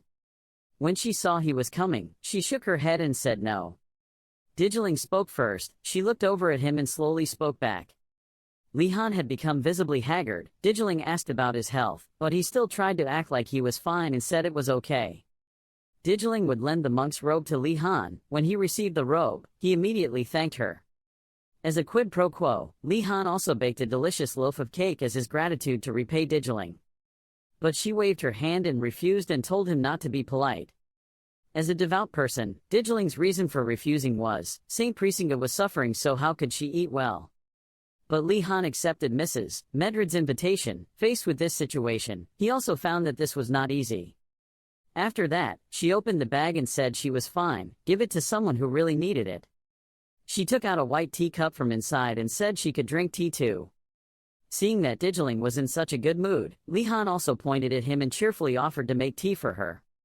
She was surprised when he wanted to help her make tea. He said yes. Li Han took off his shirt and said he also liked making tea. He had heard that monks like to enjoy cool cups of green tea or cups of unsweetened coffee. Looking towards her sitting at the table, he was pretty sure Digiling would think he mixed those drinks, but still. Li Han started the fire and fixed the position of the teapot with logs. He kept giving up sugar and cinnamon bark. This time it wasn't that simple. He decided to open her eyes. Digiling stood up and asked, "What are you doing? Didn't you say to make tea?" making him startled. Seeing her react so violently, he asked again what was wrong. When she discovered him, he turned around and quickly reassured her by saying this was a family secret, then asked her again if there was anything wrong. Believing in those words of Li Han, the glue sprayer did not dare to say anything more, just denied that she did not mean it. There was no problem with his family secret. But she thought the sugar-giving thing was a bit unusual. Li Han played the familiar trick of short and long tears. How could she say that? At that time Digiling was extremely confused and kept denying it. Seeing Li Han's crocodile tears, she could only laugh it off and stay silent. Digiling also had no choice but to give up and told him to just give me the tea to try. That's right, Li Han poured tea into a white cup. I don't know what the taste is, but the color is okay. After that, Li Han put a cup of especially hot milk tea in front of her and told her to try it. Digiling held the milk tea in front of her and was a little hesitant to drink it right away. Well, just try it once and see. Then she also brought it to her mouth to taste the flavor. Who would have thought that she immediately fell in love with milk tea, stuck like 5 to 2 glue and couldn't get rid of it. She immediately enjoyed this delicious flavor. Digiling sips a cup of milk tea while feeling the taste on the tip of her tongue. Hidden in the gentle sweet scent is a slight herbal taste. Especially this enchanting flavor, something she had never seen before, was spreading in her mouth. Li Han is also extremely happy because he has succeeded. But the trick was still not over. He put his hand into the basket and asked him to make her the next tea. The indispensable ingredients are sugar, nuts and cocoa powder, all of which he added to boiling water. Then add milk and stir well so the flavors blend together. Finally, sprinkle a little more corn as an accent and everything combines to create Wardanes's cocoa tea bursting with flavor. Digiling used a spoon to scoop it up. Seeing that this brown liquid had a soup-like consistency, he was somewhat wary. Li Han countered that it was his family's heirloom drink. Hearing these words were too familiar, she told him to stop blabbering. Digiling had no other choice but to try it again. Seeing that she was also very interested in this tea, Li Han also added, asking her what she thought. Was it delicious? Seeing that he had gradually reached his goal, he also smiled and said that with this method, Li Han will sooner or later fatten her up with a drink that is not tea but has the same interface as tea. It was so delicious that Digiling drank the entire cup. Only a few drops remained. After filling her stomach with 2 delicious drinks like that, she was very satisfied and praised them. Suddenly from behind, Li Han put his hand on her shoulder. Then he looked dangerous, saying that she had already drank it and probably wouldn't give it up. Li Han asked her to come here from now on as promised. The sky was also covered by darkness. The moon also rose high, radiating a gentle light. Digiling thanked her for the tea. Li Han said he would see her tomorrow. Curfew has come. The students returned to the tower and hope tomorrow's class will be more peaceful. Only Li Han was left wearing a monk's habit standing outside the tower after everyone had returned. He secretly yelled behind the tree. It was curfew now. All students had to return to the common house. He put his hat on his head and decided he would not go back to the tower but would go out in the middle of the night to pray. Then he also took a step forward. Li Han stood proudly in the sky. Just by wearing this outfit, he would have become a young monk full of faith. After that, Li Han carefully walked towards the gate of the church, telling himself to always be on guard because he didn't know what would happen. He continued walking along the hallway and entered the first floor. Fortunately, there were no problems as he had expected. It was a bit leisurely, but thinking carefully, it seemed like this was the first time he came to the hall since enrolling. Li Han outlined a route for himself to ensure there would be no problems. First, he had to see places he had never been to. But before his eyes, he saw something strange. There was someone sneaking here like him. Looking at that person's back, Li Han wondered if this was a professor. No, wait, he looked closer and gradually recognized this mysterious person. It was a student from Weinvu Tower, his face covered and sneakily doing something shady. Li Han walked behind him and felt that he moved without making a sound. He must have been trained with those steps. The rat tribe is often not welcomed by the Empire, because many of them have a history of theft or are vagrants. Li Han believed that those things were just prejudices, but the current situation is difficult to say. With that being the golden key, his purpose was clear. If they both had the same goal, Li Han would have been behind him since then. Then suddenly Li Han put his hand on his opponent's shoulder, pointed his wand at his neck and threatened him that if he spoke up, he would be killed. That friend from the rat tribe was scared and stiff, not daring to say anything. Seeing this, Li Han smiled kindly and suggested that cooperation would be a good idea. The friend who was scared by Li Han howled in fear. Because his friend thought he was a professor, he was also a student like himself. Li Han also politely apologized. Li Han started a conversation and told his friend to introduce himself. He also hesitated to say his name, looking hesitant. It turns out his name is Radford, a professional thief in the White Gang. In class, no student intentionally caused trouble, but he still felt like he was shunned by everyone. Without anyone to play with, his resentment became more and more pent up. Therefore, he always yearned to be recognized by his peers in the tower, so he began to look for an essential place to organize, after a thorough investigation. Finally found the most likely door. And even used his talent to make his own door key. Even Li Han has to admit that he is so talented. Radford spent all his free time creating it. Then the friend began to inquire about Li Han's identity. He guessed that he came from the White Tiger Tower through his clothes and actions. Li Han slightly hesitantly smiled and introduced himself by name and said he came from the Dragon Tower. Hearing that, Radford's eyes widened in surprise when he heard about Li Han's family. Because it was a famous high-ranking noble family, seeing the other person's surprise, Li Han reassured him that there was no need to be so surprised. Li Han kindly invited him to work with him, because 2 is better than 1. Radford still didn't believe it. How could he even ask again since he was a high-ranking noble after all? Li Han added again, "So what do you think I'm doing?" Radford was still half convinced and half asked if he was serious. Li Han continued to tell them both to go because there wasn't much time left. Walking to the door, Li Han asked if this door was open, but Radford said he couldn't open it because it was protected by magic. He thoughtfully looked at the door while Li Han stood looking, which was as expected because the usual method was not enough. Seeing the symbol on the door, he immediately signaled to stop. His face was surprised by that symbol.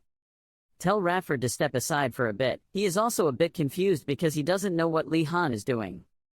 Li Han took out another key. I don't understand why just putting the key in the door makes the atmosphere so tense for both of them. Li Han held the door handle and opened it with force.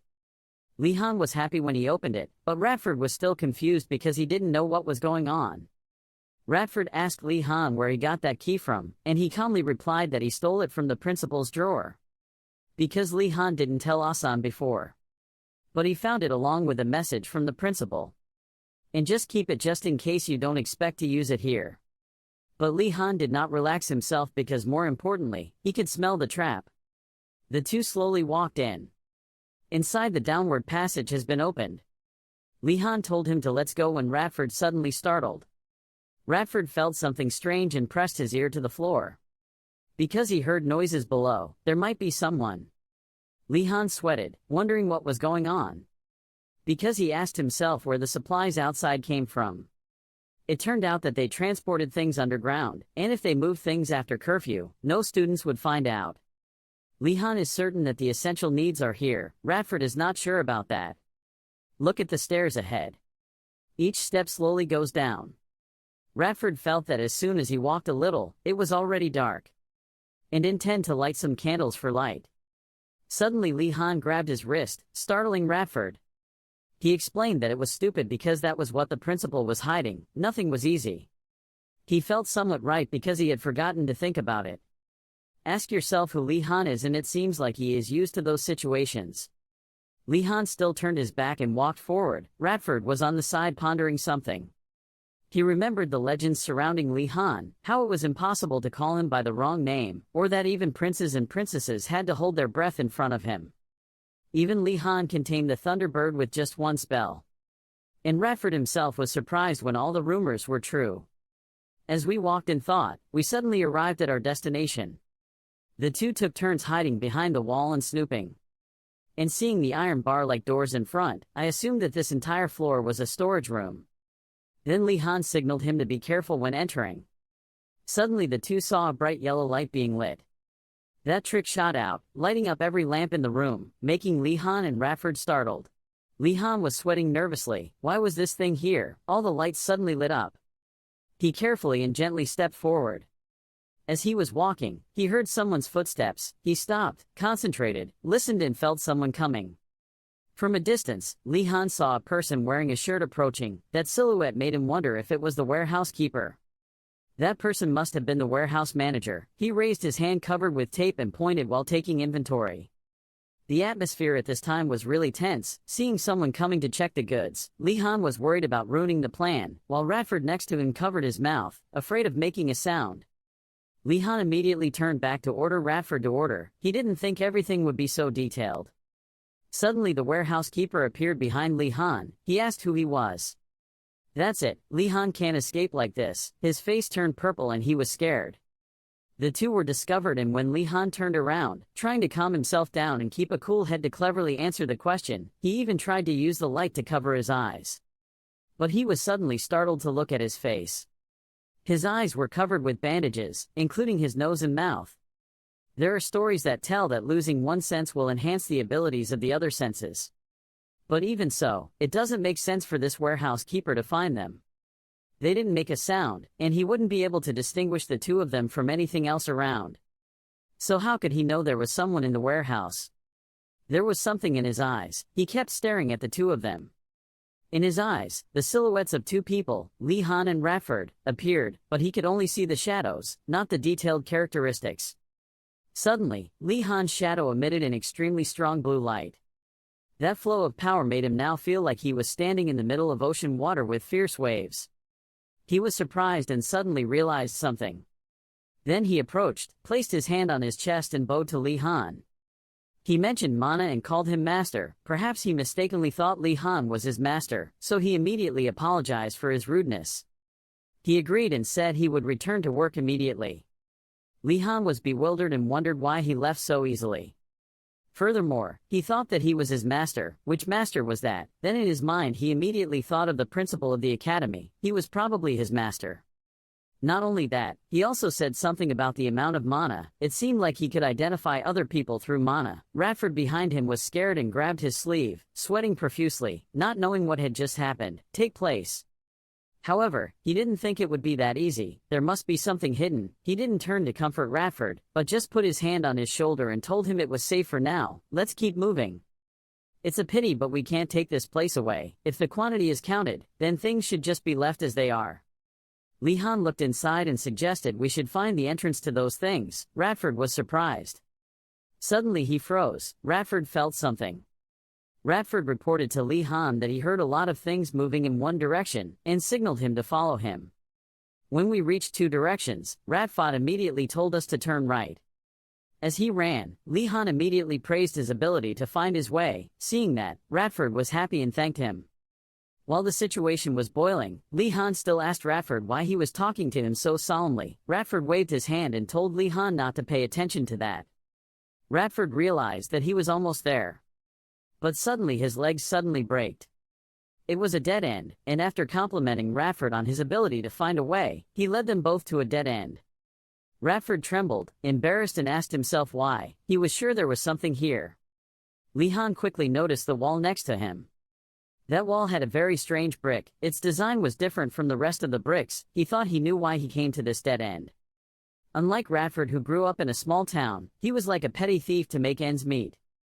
Li Han grew up with countless stories in the world. He learned and discovered many things. Of course he will have more extensive knowledge than Radford. And thanks to that, he was more imaginative than Radford. Even when he was a thief, Li Han quickly pressed the trigger on the brick he noticed.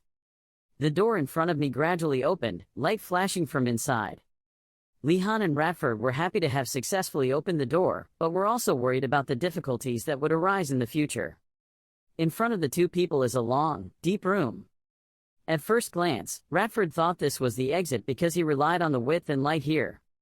Radford worriedly turned back to look at Li Han, wondering how he could know, then wondered if it was because Li Han was a member of the Wodanis family. Seeing the door open, Li Han immediately smiled proudly. He raised his hands like a winner. He was finally able to escape. He closed his eyes in pride because he had worked so hard to wait for this moment. He shed tears because he was so happy, calling Radford to go. Radford still answered with a respectful, worshipful tone. The scene changes to an Einrogard employee riding a horse-drawn cart to bring each box of goods. They took turns using their hands to carry each heavy box down. Einrogard employees must always endure strict compliance with 3 rules. First, they are not allowed to talk about what they see. Next, they are not allowed to start a conversation. And finally, most importantly, they are absolutely not allowed to pry even when there is a target name, monk. And the students appeared on the opposite side of the entrance. They also didn't say a word. Li-han and Radford did not dare to say anything, they only dared to whisper to each other. Li-han thought it was very strange that they were intentionally ignoring both of them, and Radford thought they were just trying to show that they were not yet. See you guys. Li-han put his hand on his chin and stroked it, thinking, so he could avoid unnecessary suspicious things. Suddenly Li-han walked up to the person carrying goods for Einrogard. He went to ask him.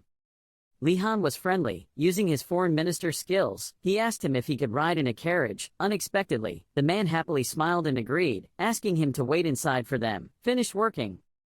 The wheels rolled loudly on the dirt road. The 2 of them were now in the car. Radford was nervous and restless, and Li-han crossed his arms to reassure himself that nothing had happened so far. It's just that the way Radford evaluated Li-han was a bit too aggressive. He kept praising him for running out of sauce. Li-han immediately looked outside, feeling a bit strange, because the 2 drivers didn't say a word. Thinking back, it makes sense, because this world is not easy either. Einrogard is a symbol of kingship and magic, so it has many enemies. Not only are there political forces, but because valuable goods pass through and go out from here, the risk from that is definitely very high. He guessed that this tension was probably a side effect, but thinking about it again, not stopping the newcomer from leaving was still too unreasonable. The car was continuing to go when it suddenly stopped in a forest. Li-han looked out and wanted to ask why the 2 men stopped the car. His words were stuck in his throat. Li-han's eyes widened, panicked and unable to believe the scene before him. Image of a woman with long black hair standing nearby. The silhouette of a familiar woman, her hair curled into braids. Professor, so it's a professor. Li-han thought to himself that he had been caught, but it didn't look like it. Radford next to him was trembling, pointing at the professor. There was a professor out there. Li-han put his finger to his mouth to signal him to be quiet. Li-han doesn't think she knows they're here. He told Radford to quietly observe the situation first. He nodded in agreement. Li-han turned in the other direction. He didn't know why she came here. In the professor's hand there was a bundle of cloth. She opened it. It turned out that there were imperial officials coming. The principal told her to give this to them. The professor sighed, complaining that she always had to hand over these antiques. She looked at the students. Everyone was trembling. Garcia Kim thought to herself, even though I just smiled, they always looked scared. Suddenly, the blue-haired rabbit-eared student woke up, his eyes wide open. He picked up the sword. He turned to the person next to him and shouted loudly to take the weapon. Professor Kim was confused. Why are you holding a weapon just because I'm laughing? Fleeing Vietnam, he shouted because he heard the warning sound from the Vanguard team. This was also an emergency situation. Professor Kim was a bit startled. Outside, there was a man shouting loudly, "This is the final warning, tell your identities immediately." The 2 people were tightly packed. They raised their hands in surrender, trying to explain that they were just businessmen visiting. The white-bearded man smirked and asked the merchant. He shouted loudly, obviously lying, "Do you think we don't know you guys hide weapons behind your back?" The other guy grabbed the hem of his shirt and lifted it up.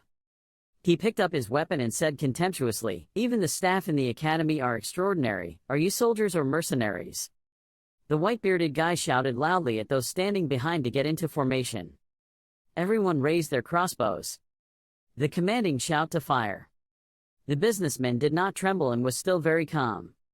He held 2 knives and sickles in his hands. "How stupid, do you think we came here without preparing anything?" The people on the other side were scared. They weren't ordinary thieves. They shouted loudly asking who you were. He is still very calm. Shout out loud, now you're helping the magicians bring this empire to the brink of collapse. The merchant asked them to put down their weapons and surrender. Together we will save this empire from destruction. The guy with brown hair and beard was scared. Oh my god, my ancestors. It turned out that they were anti-magic, those who rejected magic and brought chaos. The merchant holding the weapon said I had finished warning him. They rushed forward and shouted, "I will execute you with glory." A yellow stick appeared. Divine level wall. Suddenly, the anti-magic group fell backwards. It turned out to be a professor, an extremely strong professor indeed. Professor Garcia holds a magic shield to block. She still felt that the situation was still not very good. Our opponents are people from the Dusk and Dawn team. They have killed many magicians. It is very difficult for anyone to fight them for long, unless they are a war mage. The only thing I can do now is, the professor thought. Professor Garcia Kim held the magic shield to warn the rest. She thought she should just try to hold out as long as possible. Until the principal arrived, the anti-magic group looked at each other and made other plans. Suddenly, they held up a magic ball. Glowing magic ball. They slowly picked it up. The green light gradually brightened. Professor Garcia Kim, holding the magic shield, was also startled. She felt her mana disappearing. The students were scared and asked what was wrong. She worriedly said that magic was not omnipotent. Because there are many ways to destroy magic, it's rare to see an artifact that can absorb mana on such a large scale. What the hell is that? A sphere that absorbs light. Maybe it's an artifact. Luxurious, rare objects, gold, silver and jewels appeared. You're saying that it's an extremely rare treasure that comes from ruins and dungeons. Why do these people have it? Professor Kim doesn't know what to do. It absorbs any mana I can gather. I can't maintain the magic anymore. Suddenly, something appeared behind Professor Garcia. You are anti-magic, he shouted loudly. Evil magician, it is time for you to receive punishment. She turned around in surprise. When did he get there? A guy with white hair covering his face. It jumped and pounced on Garcia. Suddenly, that guy let out a cry. Everyone turned to look. What just happened? Did he suddenly trip over the grass? Why is someone's voice ringing out around here? It's nothing, it's Li Han. He holds a long stick in his hand, relieved to have arrived on time. 10 minutes ago, the anti-magic group came to him. Li Han was depressed. This isn't the principal's trap, right? Radford hid behind him in fear. What should we do? Radford, hide yourself quickly. Li Han whispered something in Radford's ear. Radford asked again, what about you? Li Han replied, I have my plan, don't worry. Li Han left. He thought the Dusk and Dawn team was an anti-magic organization. If they didn't stop them now, they would create even bigger problems in the future. Li Han used magic to hide in the dark and pass through the carriages. At Professor Garcia Kim's place, there is no one around. Suddenly, Li Han appeared brightly, startling the professor. Why are you here? She tried to find out where he was. Li Han told the professor to calm down. And please give me instructions. She took the magic shield. Okay, now is not the time to talk. Everyone hold on to their weapons. Because we have requested reinforcements from the school, they will be here soon. Until then, Li Han, I need you. Each crossbow shot out. She yelled at everyone to hide and just not get hurt. The anti-magic group flew as fast as an arrow. Li Han was startled by the enemy's speed. All of them were assassins. He asked the professor why he didn't use magic. She replied, because my mana was absorbed by the ancient ruins. Wait a minute. She turned to Li Han. How could he still maintain his invisibility? Wait, think again. She clapped her hands. It was because my mana was as endless as the ocean. She told Li Han to give her a little mana. He agreed and then placed his hand on her hand. Both hands clasped each other tightly. Professor Garcia picked up the magic shield. A stream of magic lit up and curled up. He exclaimed, what a powerful magic.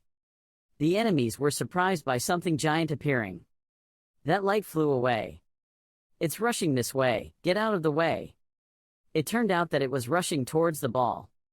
The two things touched each other and then collided strongly. The sound of the explosion was deafening. The crimson light blends with the bright yellow color. Garcia Kim is proud. I did it, my mana is coming back. She will take care of the other places. She picked up her magic shield and cast a spell. Loi Lang is real, a bear appeared. The anti-magic group rushed together and ran away. Li Han was surprised. He thought that even though it was dim, it seemed like his mana was still flowing somewhere else. The previously cracked sphere suddenly became active. Li Han looked towards it, surprised. He told the professor that the relic was still active. Suddenly the enemies pounced on her. Everyone attacked together, quickly making the magician unable to attack. Garcia Kim gritted his damn teeth. They approached while I was attacking the relic. Li Han grabbed his wand. He swung straight at the enemy. Immediately, the enemy fell. His teammates wondered if he had fallen even though there was nothing around. One of them reassured everyone to calm down. There was definitely someone around here using invisibility magic. Then the other guy betrayed Li Han invisibly, making him unable to react in time. He wondered how they could react so quickly to an enemy they couldn't see. Furthermore, the magical energy emitted from that guy was different from the rest. Li Han cannot let him approach the professor. He grabbed his hood. Then Li Han appeared in the light. The enemy sneered, not expecting that the guy who did these clever tricks was just a kid. We will teach you a lesson for daring to get in someone else's way. Li Han did not stand still. He despised them. Do you think I am a fool? He ran over. Li Han shouted loudly, why should I fight with you guys? It turned out that Li Han was walking towards the relic. The enemies were shouting to capture him and not let him get the relic. He found it too dangerous to fight them head-on, so he hid in the shadows. The leader said I would deal with him. You guys go over there and attack that magician. Li Han reassured himself to stay calm and do things carefully. He took out a ball from his shirt. He threw them out and disappeared. The ball flew into the face of one of the enemies. Be careful, he uses invisible weapons. The enemies are alert. He doesn't have fighting skills. Don't let your guard down just because he's a brat. He ran over.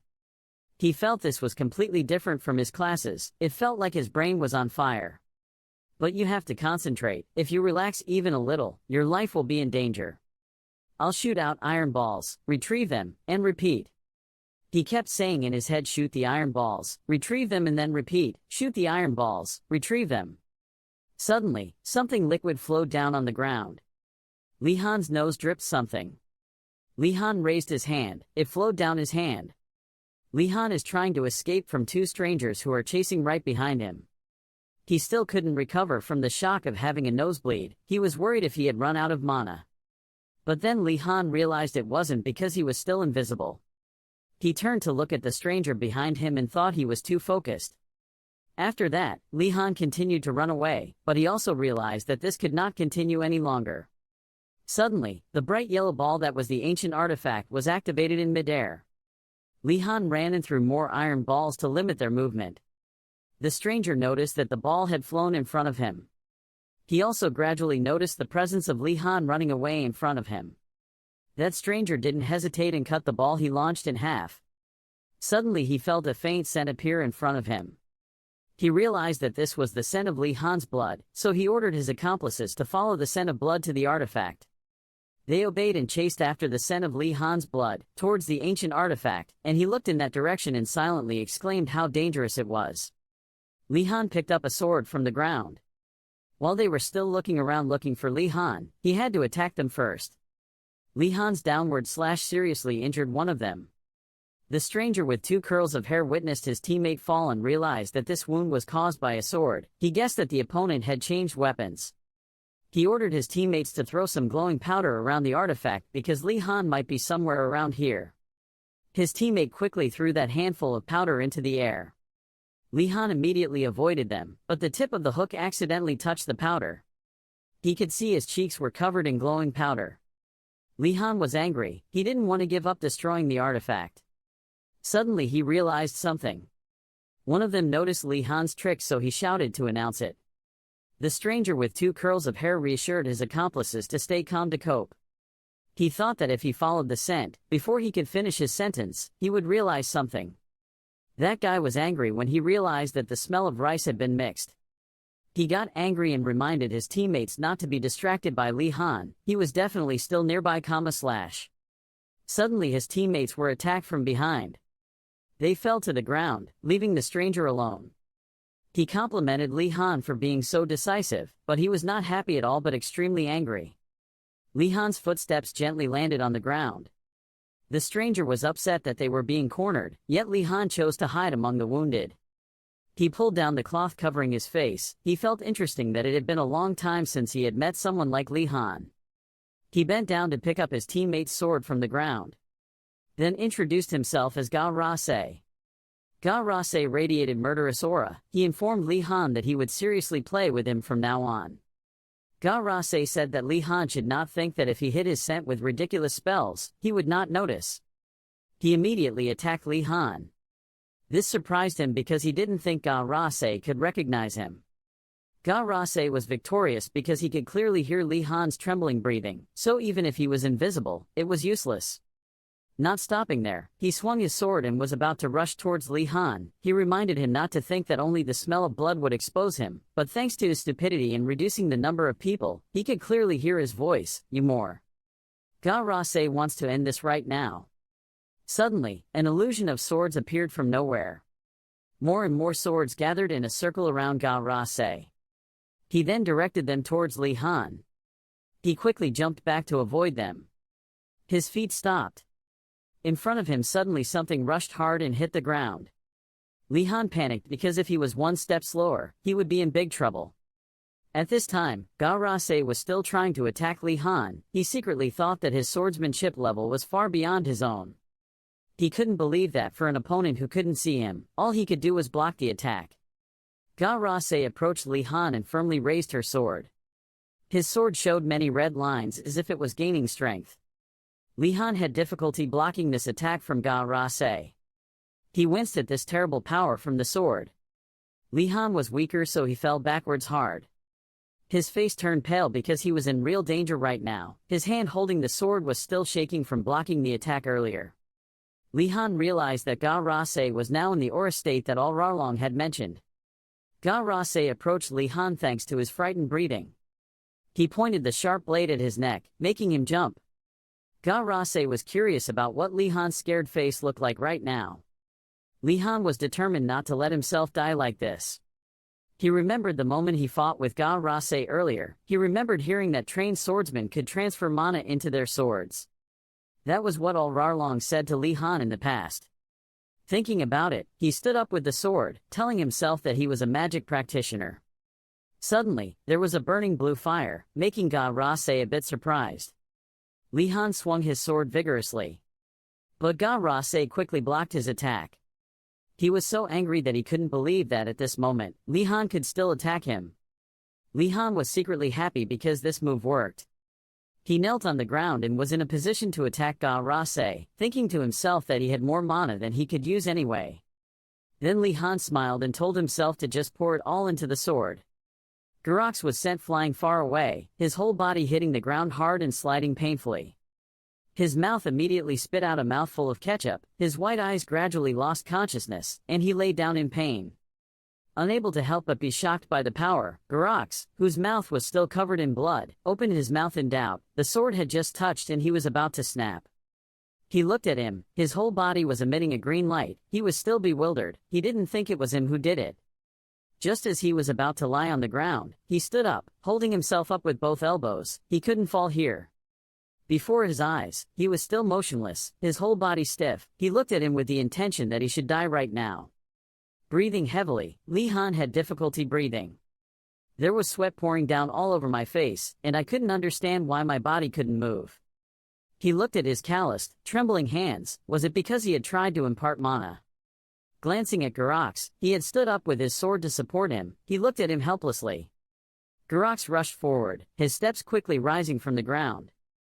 He now raised the knife to the back of his head, his whole body screaming loudly from above, "Die!" He had no time to react, he could only watch him act casually.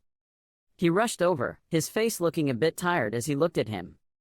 Li Han himself was trembling, he held his chest in pain, his red face looked at him angrily.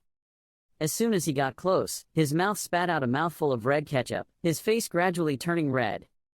He shielded himself with both hands, and his body fell to his feet, collapsing unconscious. A moment later, he recovered, slowly looked at him, holding his sword and slowly approaching him. Garox, who was strong just now, was now lying still, with ketchup flowing out of his mouth, turning a patch of grass red. Li Han breathed evenly, unable to help but be surprised by the person lying in front of him. Faced with a mischievous person, he had some doubts. His mana-mixing attack was successful, he paid his respects. Immediately letting go of the danger, he breathed a sigh of relief and lay down. He was alive. However, he immediately looked the other way, his face pale and difficult, but before that, the professor was there. In the distance, Garcia Kim rushed forward. She called his name loudly, reaching out her hand in panic. He looked at her in surprise, thinking how she could escape when she was surrounded, while she worriedly asked if he was okay. The professor with a worried face kept asking him questions, eagerly examining him. But when he looked behind him, the bodies of the besiegers were all lying around, all had lost the ability to fight, and even had their heads severed from their necks. Garcia Kim worriedly reached out to check his wound. He lay there smiling, feeling like he was worrying in vain. He cried and lay still while she treated him. Garcia smiled and looked at him with tolerant eyes. She closed her eyes to comfort him. He didn't need to worry anymore. In the distance, a small green figure is about to rush in. The most reliable reinforcement army is about to arrive. From afar, a skull surrounded by green gas rushed forward, its mouth wide open. The skull was Principal Asugona adults. He didn't laugh when he saw it. He didn't expect that one day he would feel happy when he saw that skull. When he finished thinking, he kept closing his eyes, slowly relaxing, tiredly resting. Li Han slept on Garcia's lap, letting her stroke his hair and pat his head. Now he can rest. The cleanup team quickly cleaned up the scene, and horse carts carrying heavily piled bodies took turns working. A quiet voice rang out, apologizing to Professor Kim.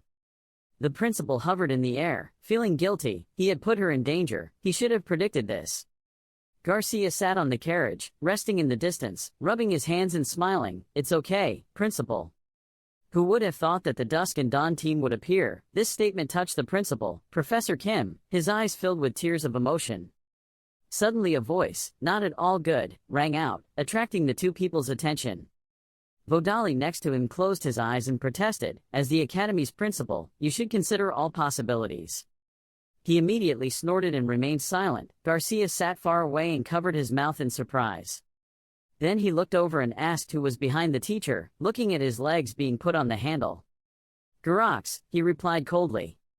He is a person who holds a high position in the Dawn team, and is extremely skilled in combat, nicknamed the Assassin Mage, according to the information he knows.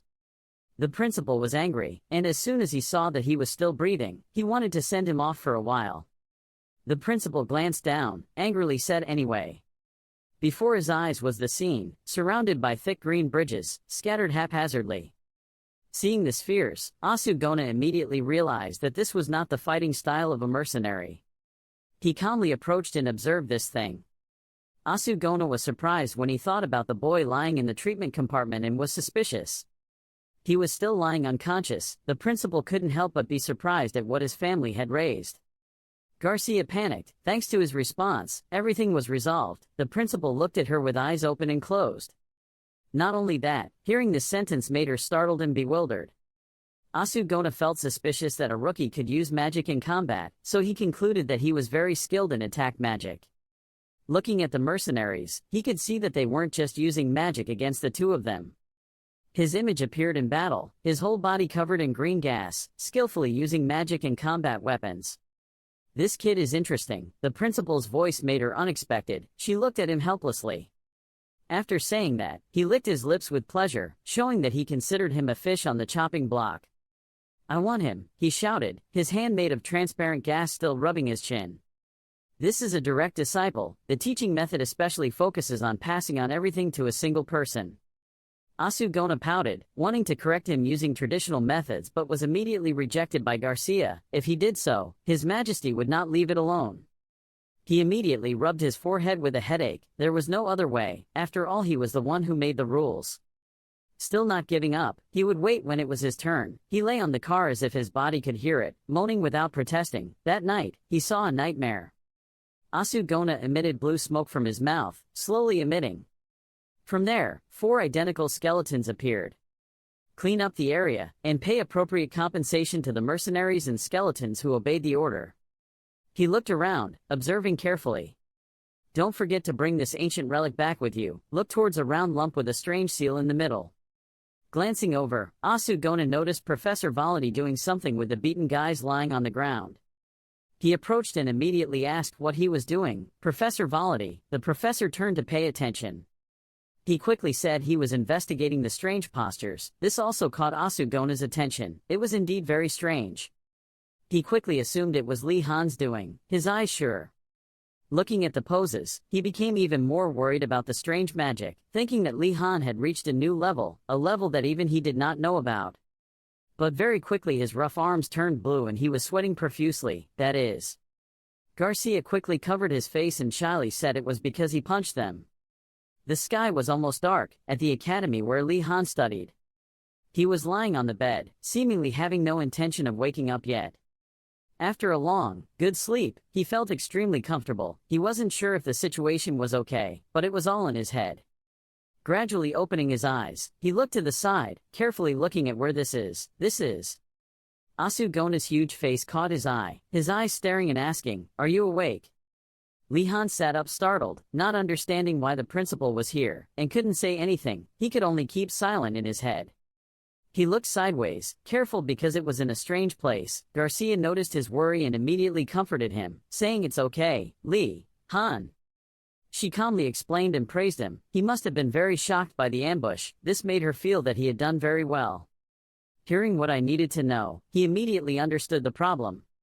Realizing in his memory that after he fainted, Asugona came to comfort him and closed his eyes. He looked a little angry and said, "You did very well, but you were sweating, yes." Garcia happily complimented him, but thought that maybe everything would go easily because he helped the principal a lot, so. Very quickly, he threw water, thinking that he should still be punished for trying to escape from school. He was silently crying on the side, so angry, you know.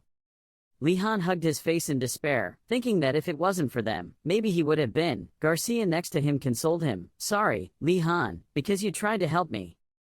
Asugona approached and wondered if a first-year student could get through the underground warehouse, and this question caught his attention. He immediately mentioned that he had picked up the keys scattered around. He laughed, knowing right away that it was a trap. Seriously speaking, it couldn't keep up with the warehouse guards. Their eyes became even sharper. Li Han crossed his arms and looked away, saying he didn't know what the teacher was talking about, but Asugona above immediately exposed him for pretending to be stupid. "I see, well, how sad." Of course, he seriously reminded him that he would not use that path again. Li Han held his hands and cried. Asugona looked out the window. His eyes seemed to want to say something. It was almost dark outside. He thought for a long time. He quickly told him, "Listen carefully, Li Han of Wodanas." These words directly caught his attention. His eyes sharpened. Then he turned back and told him that he sincerely thanked the team for their courage against the dusk and dawn, to protect everyone as well as the professor. He stroked his chin and sincerely thanked him, his eyes clearly expressing his intention. To show his heart, he turned his palm towards him, the gentle light radiating from his hand. From his hand appeared a sword. He told him he would give him the famous sword Sao Morning. He carefully placed the sword in both hands, neatly radiating majesty. He was silent for a moment, thankful, but noticed something when he looked closely. His eyes lit up, as if he detected something wrong.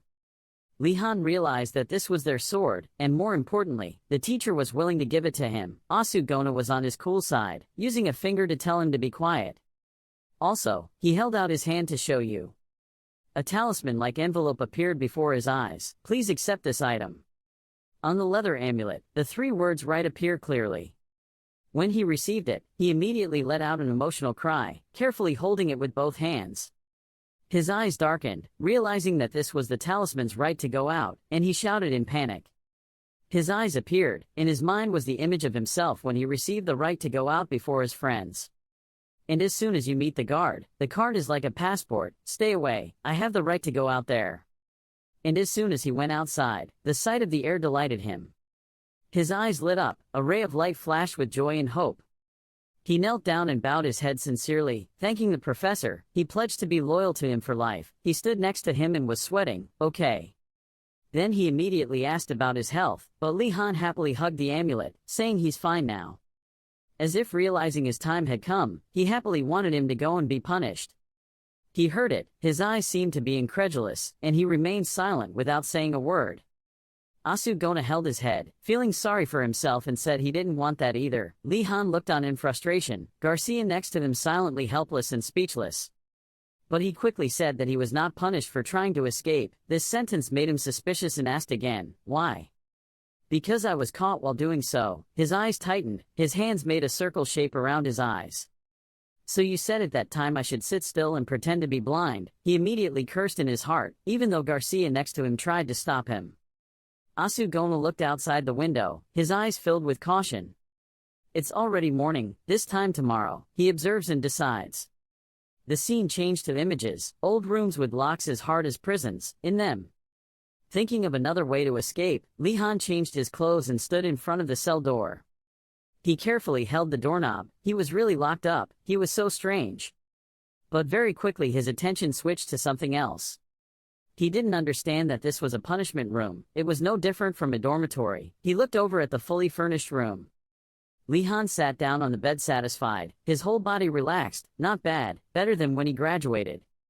A skeleton approached, the sound echoing throughout the hallway. He directly called his name, which made him startled on the bed and looked towards the door. The bony hands brought a basket of cakes and told Li-han to accept it. Li-han's face darkened in surprise. He himself was bewildered. The cake basket is carefully wrapped, full of colorful, sparkling fruit and cakes. He raised his hand to cover the light radiating from it. What is this? He doesn't understand why the food is so good. Very quickly, the skeleton soldier placed the basket of bread firmly on the ground and said, "Dream." He was startled when he heard it. This was a gift from Professor Garcia. She wanted to apologize to student Li-han. He immediately felt shy when he realized it. Aha told her he thanked her. Many other things flew in from outside, making him unable to react in time. No. The last apple flew over his head. Li-han's whole body was now filled with 2 pieces of bread. He sat helplessly on the ground. Li-han comfortably took a sip of tea, slowly. On the table was a plate of fruit cake. He comfortably enjoyed it. The air gradually lifted. He thought about the battle of trying his best to fight the enemy. His whole body was tired, and he felt lucky to have returned alive. He hadn't yet taken a combat class, but when it came to actual combat he was able to control it. Thinking about it made Li-han feel discouraged. In addition, he carefully rotated the ball into the air, gracefully and expertly controlling it. Li-han himself did not expect that he had successfully controlled a perfect magic circle. His face turned pale. Unintentionally he proved Validi's saying that adversity makes people more mature. While thinking as he collapsed, he thought that if he repeated it, he would definitely fail. Tears welled up in his eyes. Li-han told himself that he would not use his mana carelessly next time. Luck would not come many times. The more he thought about it, the more he didn't want himself to appear in the newspaper with the image of a stupid, humiliating first-year student. Silently abandoning that thought, Li-han leaned back in his chair, feeling that he was selfish enough. Just when he didn't know what to do right now, his eyes turned to another direction. He looked at the book on the table. The title in the air had successfully attracted attention. From the book radiates a sentimental, dangerous and unapproachable atmosphere. He felt worse than being locked up in the punishment room. Asugona gave him a book, took it. Holding the book was a bit doubtful, seeing that he immediately said it would help you have less free time. Remember to read it. He frowned warily, his eyes shifted. This is a stick or a carrot, like the snake and apple in mythology. The devil appeared. He told him it was a gift from the principal. He was human, he would also feel guilty. The angel on the other side appeared and gave an indistinct sign, so the teacher would never see any sin. Furthermore, the more he thought about it, he felt that his teacher was not a human being, but an immortal creature. The thought of wanting to read was quickly pushed aside. Li-han frowned and thought he shouldn't read. But the book automatically popped out. The pages flipped back and forth. This startled Li-han, his hand raised in the air. The page stopped. This made him more suspicious. The book opened by itself. From the stopped page, the words flew up from the paper, following a magical force, row by row, upward. The letters formed a chain, rushing straight towards him, leaving him unable to dodge. The words touched him, passing through his body as he closed his eyes to receive them. And then he felt knowledge flowing into his head. Li-han didn't know what it was. Li-han frowned and had a headache, not understanding what Asugona wanted to teach him. In front of him, the letters formed a chain, and the teacher's figure appeared huge. He looked at the teacher and the principal in surprise. The words surrounding them were like chains surrounding both of them, but inside he was startled and called out to the teacher. He was surprised and told him to speak. This surprised him and made him unable to think. Why? Tell me the name of the magic you're thinking of, and he'll explain more clearly. Under his feet it crumbled. Li-han held his head. What? He didn't know magic. He had never heard or learned about it. However, words suddenly appeared in his mind, leaving him unable to define them. In front of Asugona, he spoke loudly, striding heroically like Donataltus. He let out a satisfied laugh. Li Han had returned to the room, covered in blue light. In his mind, Asugona's words remained, exactly what an idiot. The chair could not withstand the force and fell backwards. The book closed silently on the table. He sat down on the ground, his body seemed to have lost all strength. Li Han raised his face to the sky and breathed a sigh of relief. He still couldn't figure it out, didn't understand what had just happened, wondered if the teacher had just cast a spell on the book. But he lay down on the ground, sighing tiredly, his body relaxing comfortably. Li Han couldn't guess anything, but the knowledge of Gonadaltus's heroic stride magic was flooding his mind, making him a bit relieved. He didn't think he would use it, but still surprised that magic was taught like that. Li Han reached for the fruit basket. Li Han chewed and thought as if predicting from a skull. He guessed there would be no special reason, but he didn't know that Asugona wanted to teach him directly but was rejected by another teacher. He could only regret it. Li Han opened his eyes wide and looked up. He felt a sound and sat up to observe. Li Han looked sideways, feeling like he was imagining things. The sound of banging sounded again on the other side of the wall, attracting his attention. He approached the wall, thinking someone had knocked on the wall, but inexplicably, he didn't think there was someone in the next room. Li Han silently observed for a while, his eyes sharp and waiting. The person on the other side had an unknown face and kept knocking on the wall to attract attention. Feeling that the person was close enough, he called over and asked what block Li Han was in. This surprised him. When he got straight to the point, he immediately said he was a first year. The person on the other side happily said he was hardworking. Then he called himself Gold, which caught his attention. Because as far as Li Han knows, Gold is the nickname for fourth years. After confirming, he felt that the other party was an older person and immediately greeted him more respectfully. But the next second he realized why there was a fourth year here. He was a first year, so he was forbidden to go out. The more he thought about it, the more he realized that this rule did not apply to fourth years.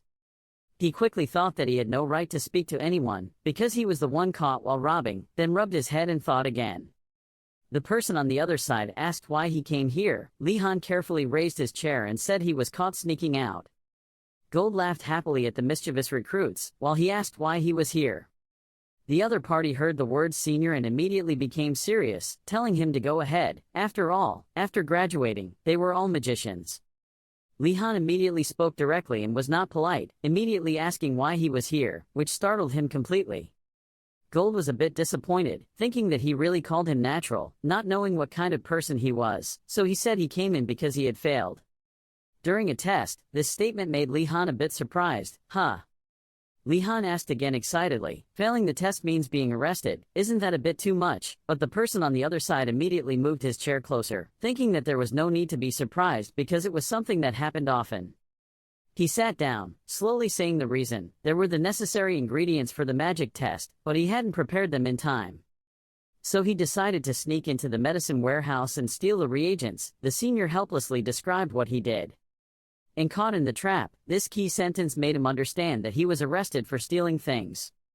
He lamented that he should not pay attention to details, that if he wanted to live at the academy, he should throw his brain away, a truth he realized after studying here for so long.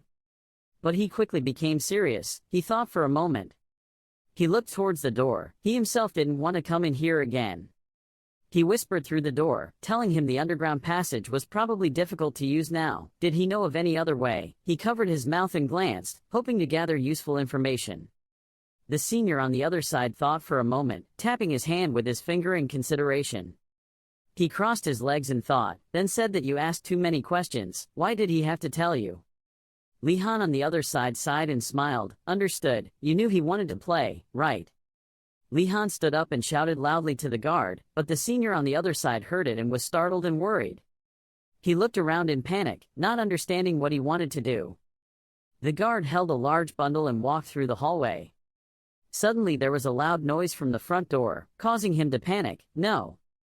The door opened, light shone in, and the senior panicked that at this rate, his detention would last longer. The next second, in the senior's hand was a mountain of candy, making the senior unable to understand, with only surprise in his eyes. The senior was still bewildered, holding the candy in his hand and sitting still. This is the food from the next room, eat it. His mind was confused, not understanding what was going on. There was a noise on the other side that caught his attention. His hand holding a cup of tea was confusing. He asked him in surprise, not understanding why there could be good things in the detention room. He happily replied that it was a gift. The senior glanced at him, wondering why he still ate well in the detention room. The only thing about his image is that he is great influence, sitting high up looking down at him. Thinking about it for a moment, he immediately seemed to want to accept. Okay, I'll tell you, hearing this sentence makes you happy again. It's truly the power of gifts. When he stood up, the senior continued to speak, but he had to make it clear first. This is something he heard about above but hasn't verified, he said. He sat down on the chair, realizing that the information was uncertain, but he will make a decision when he hears it all. He can't help but knit his hands together to concentrate, because this is a situation that does not allow him to choose. The next day, Li Han and Yanera went for a walk in the forest. She followed to listen to the lecture from the previous day. Her face was a bit embarrassed, but he was extremely focused on the notebook.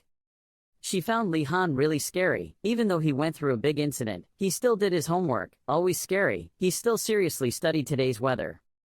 After walking a while, Li Han stopped. The two of you are currently standing in front of the cage. It seems we are here again today. He remembered what his senior said. Had he ever been to the bell tower on top of the school? Everyone said that a special caged area that not many people knew was there. The scene appeared on a row of giant houses. It is a captive area for non-animals. Professors often fly them around, or a place where staff let the eagles rest while delivering letters from the royal family. Or the blessed beasts, freely entering and exiting the academy. The image of birds jumping through the barrier. He looked around, feeling that what he said was true. When Li Han came, he couldn't ride the animals easily. He thought to himself, after all, this was such a place. As soon as he placed his hand on the wooden door of the area, it was not without a chance. The door opened, light shining into the bright area. He looked at it brightly, feeling that as long as there was a non-zero chance, it was still worth a try. But as soon as Li Han strode in, the people around looked and panicked. One of them, recognizing him as a member of the Wardanas family, the other person whose head was loved by a horse, was also surprised to hear. Not only were the people panicking and not understanding why he came, but even the horses had a grudge against him. He glanced at someone but he quickly looked away. Li Han spoke up saying they should stop the habit of judging others by their family. Yanera next to him also had no opinion. But she only sympathized. They reacted like that because of rumors about him. Suddenly a pair of hands reached out and called him back. Hey! It's Radford. Li Han is surprised that he's here. But he bowed again and said good morning to Mr. Wardanas, which startled Li Han. He bent down frantically, asking him to talk like before. But Radford thought that he could not be rude to Li Han, and felt comfortable talking like this. This statement made the people around him whisper more.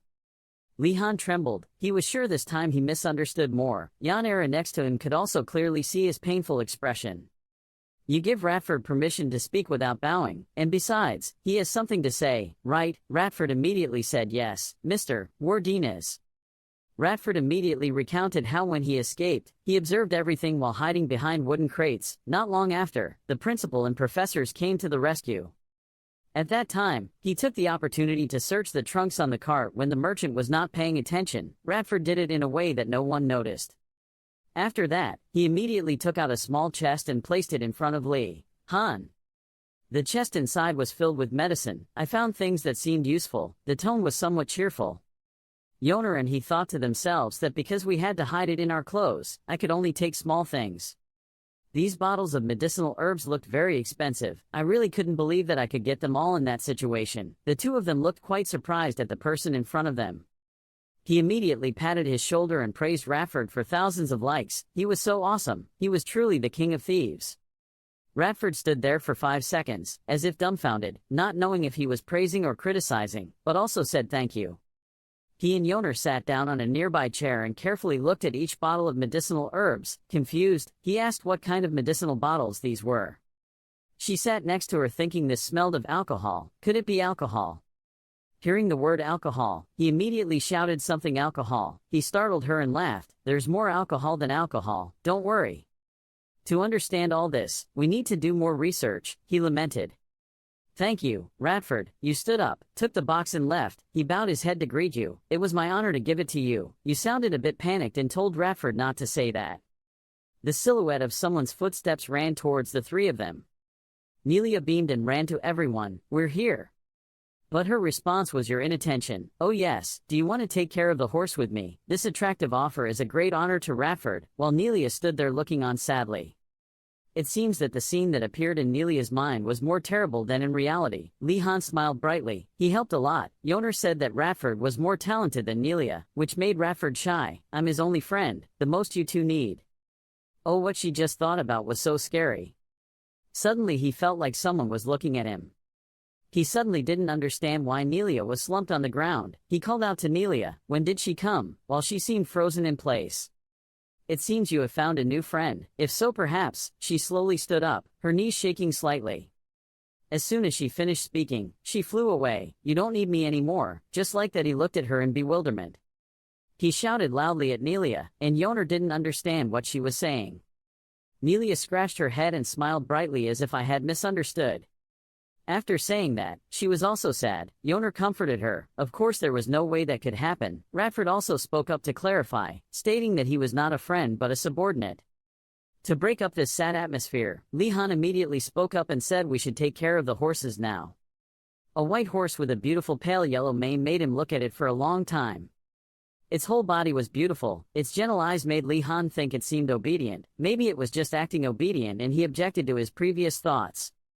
No matter how quiet the scene on his side was, on the contrary, Yoner and Radford's side had horses biting their ears and spitting on them. Thanks to that, he could also make an observation about the attitudes of the remaining horses. This one is probably the same.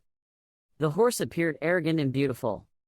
Suddenly the horse was startled and slightly panicked. It slightly launched itself forward and away from his hand. His eyes widened, staring at something. He immediately smiled, knowing it wouldn't be easy, so I prepared this in advance. He took out a brush and it seemed like it was also one of his special moves. That's right, good boy. He groomed that shiny mane, making the horse's three-pointed eyes widen in confusion. Maybe that doesn't make it happy, but on the contrary, it makes it even more angry. Nelia looked over and saw the horse's fierce fire as if it wanted to swallow him whole. Oh, it turned out the other side was fighting a battle. Burning anger appeared on both people and horses. Nelia is also quite three-pointed. She is also struggling here with the horse that is chewing her hair. The light was still shining brightly on the ceiling of the stable. He was so tired that he collapsed and sat on the ground. In the end, both men and horses collapsed and lay on the ground. Li-han took the opportunity to continue combing its mane. It seemed completely exhausted.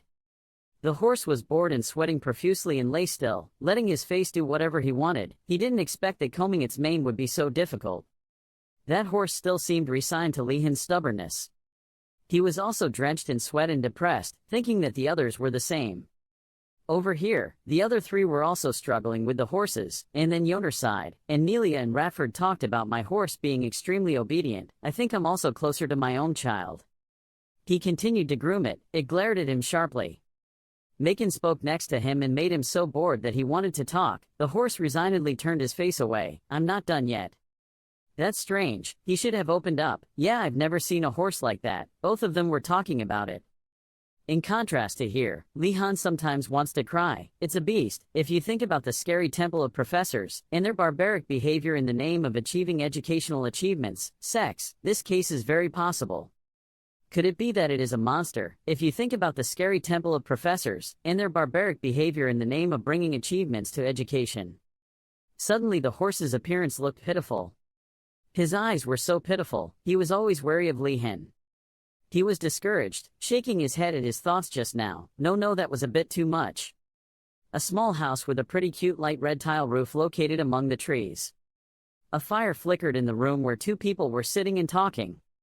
Uregilm and the other professor were sitting and talking to each other. The students seemed to be working very hard in the stables. The teacher raised her glass to drink even though I only chose the hot-tempered horses, but they would open their hearts if they saw the effort of the new students. The teacher smiled sinisterly again, but if they hit the horses, it wouldn't be easy to live. That professor still kept talking. Put down the cup. Teacher, is Wardanas okay? He's hard-working, he'll be fine. Is that so? The teacher across the table served more tea for the other teacher. Even though a griffin was a bit difficult to handle, with hard work, intelligence and luck it would soon be tamed. This statement made the teacher surprised and stunned. The pouring water had spilled out and I still didn't know it. The teacher yelled so loudly. Why did he lose his concentration? She swung the glass of water and poured it all out. As soon as she said Griffin, the teacher asked again. The teacher quickly covered her mouth, knowing she accidentally said something she shouldn't have said. There's no way, you heard wrong, the teacher denied it. The teacher banged on the table and said the truth, really. Turning a griffin into a star horse, it turns out that hidden inside that horse is the soul of a fierce eagle. In Griffin, there is a monster with the head and wings of an eagle, and the body of a lion. Because they are stubborn and picky, not just anyone can become their master. Although there are slight differences between the habits and habitats of each region, they all share one common characteristic. But the person with the lion's body did not agree with that, because he thought that they would not be suitable for a newly tamed person and blamed her for losing her memory. He kept cursing and trying to explain to her that his disciple was injured, so he had to take a day off and why she made him do those crazy things. Being scolded like that, who wouldn't be upset, but she decided to retort that how dare he scold the elder, and received the answer that because of the rules that need to be followed, how can a griffin turn into a horse? The two of them kept arguing back and forth, but no one was willing to lose. She thought that if his strength was limited by him, it would look safe, but he absolutely refused to accept that idea because she thought all eagles were as stupid as him. Slimes, huh? At the stable, Li Han was still with his other friends leading the horse along with him. He gently patted the horse because it finally obeyed. He also asked if it was true that the horse also did not like meaningless battles, and the horse's heavy and meaningless footsteps continued to walk. I don't understand why he suddenly broke up, making the horse next to him also visibly upset. Placing his hand on its flesh, he thought to himself because he found it strange that the horse was still fine after having to wear these things, and concluded by thinking that maybe it was mixed blood. Looking at the belt on his stomach, Li Han thought the bracelet's mana was low. He thought more because he had to find a way to absorb more. In the middle of walking, he heard the sound of someone stopping behind. Because he was tired from the long journey, the horse stopped and he guessed that he needed to rest a bit. At first, the horse also had the intention in mind that he would tear Li Han to pieces, but now they communicate more closely with each other. He held out his hand and gave the horse 3 sugar cubes and told him to eat. The white horse did not want to admit that it was gradually listening to the boy. In the white horse's head, he thought that the 3 sugar cubes would be given to the griffin with the compliment that the sugar cubes were so sweet because that food had never appeared in the wild. But the mind still struggles because it cannot do so. The ancient wild blood is reminding him of his dignity, so he cannot fall so easily. Over here, he still thought to himself even though he was closer to it. He wondered, but how to increase the mana absorption rate? The white horse on this side still bared its teeth and grumbled. Seeing that, he asked if he was tired. In the morning, in the class on understanding real alchemy, a group of 4 friends stood together because they were not allowed to listen to lectures outside today. Because this place is located in the Tweejok building, separate from the main building. 2 of the group's representatives poked their heads in to take a look out of curiosity. Seeing the warm and comfortable space inside, I felt a little uneasy. The blue-haired guy, he suggested, reminding his friend not to be fooled because the teacher might have hidden a monster in the classroom. The red-haired leader of the group suggested splitting up because each person needed to be in case a monster appeared, and a brown-haired guy suggested to his friend that he would protect her. Li Han on this side looks like he's at the end of his rope. A new friend came out from behind and said not to worry. A Shandao card, standing between Yoner and Nelia, she covered her face with her hands and said, because we won't lose to them. Li Han raised his hand to signal to stop. While chatting, Professor Urigum walked in and interrupted the conversation, telling his students to take their seats. They immediately obeyed and responded properly. The blue-haired male student, feeling a bit strange, asked the teacher if we weren't studying outdoors today. Because the last time the teacher told him to collect the ingredients, he was annoyed and asked if he was going to make the medicine outside too. Knowing what the students were thinking, he gently reassured them, but don't worry because it won't be like outdoor lessons. And proudly say that classes will be very safe. Having been deceived many times, this time in the eyes of the students, Professor Urigum was only lying. At the beginning of class, he took out a jar and wanted students to directly pour water into the cauldron. Professor Urigum explained that alchemy is a complex art, so there must be no redundant steps. If a person disregards basic knowledge, he will not become a great alchemist. He forced each student to open their books because they would soon learn and practice the mana recovery medicine. Seen in the book are some confusing words. Li-Han thinks this will be difficult. Professor Urigelm said, at first glance, alchemy seems easier than other magic. Most people think that they just need to follow the written formula. But after trying it, no one will dare to do that again. Alchemy is like cooking extremely complicated dishes, all at once. It is necessary to prepare fresh ingredients from many places. Remembering the ingredients and cooking order are just the basics to get the timing right. Finally, you must know how to stir the cauldron delicately. If he couldn't manage everything, it wouldn't be strange. Professor Urigelm panicked as he looked at his students rubbing their eyes in a haze of smoke. When he heard that, he laughed because of the new students and felt it was not easy. Suddenly he stopped and felt surprised. When I saw Li-Han sitting below attentively listening to what I said just now. Having received it all, he cracked his knuckles to get to work. Started cutting onions. The hourglass next to it was still running. Pick up 2 handfuls of onions. He slowly dropped it into the pot of boiling water. Seeing such quick operations made Professor Urigelm surprised because the clock had not yet finished running and the deeds had already been completed. He was surprised and recognized how good he was. He looked like a trained alchemist. Urigelm gritted his teeth because he could not accept this existence. He sat back and smiled, giving the ideas of geniuses. Li-Han over here, you just listen to what the teacher says. He knew that must be what the teacher was thinking. Change the stirring operation faster and think that's not the case, Professor. Recalling the lessons when he was young, he had to endure a lot of scolding. He could only stand there sadly remembering. Professor Urigelm put a tablespoon in his mouth and tasted them. After eating, he felt mana filling his body, very refreshing. The professor praised Li-Han for doing a very good job. He himself didn't believe that your body contained so much mana that you couldn't receive mana recovery anymore. But no matter what he said, the teacher still did not forget to introduce to the other students that there was someone in the class who had created the perfect magic potion. Everyone was surprised to hear it because it was Li-Han Danas. Pour out endless compliments. Each person came to taste it and recognized him as a genius. But there was also someone who could make magic potions, that the whole class had almost forgotten. His friends told him that that person was Sienna. The classmate pointed at her. Sienna here is still manufacturing no less. People were talking back and forth because she belonged to the snake race. And a member of the Freemeng Shrine. The friend further told Li-Han that Yoner previously explained that there is a religion that worships alchemy. Every member is a talented alchemist, so Sienna is clearly also very talented. She immediately turned to look at him. Then Sienna approached and started a conversation. At first, she hesitantly asked him if he was from the Danas family, and happy to meet him, she introduced herself as Sienna. He was also very happy to meet her and told her that she didn't need to use honorifics. Seeing her talent, he felt a bit self-conscious because he couldn't prepare magic medicine better than her. The two shook hands as friends, but when they touched him, he still felt something cold. Sienna also did not expect to meet a talented believer like him, and wondered if he had been taught by his family. Li-Han hesitated and seemed hesitant to answer. Just as he hesitated, the teacher called them both back to their seats, cutting off the conversation. Professor Urigelm added that all are the same type of magic medicine but the results are different, so there's no need to overdo it. Then firmly clench your fists because everything is just the beginning. Because there are many more complicated and strange things, and alchemy is welcoming.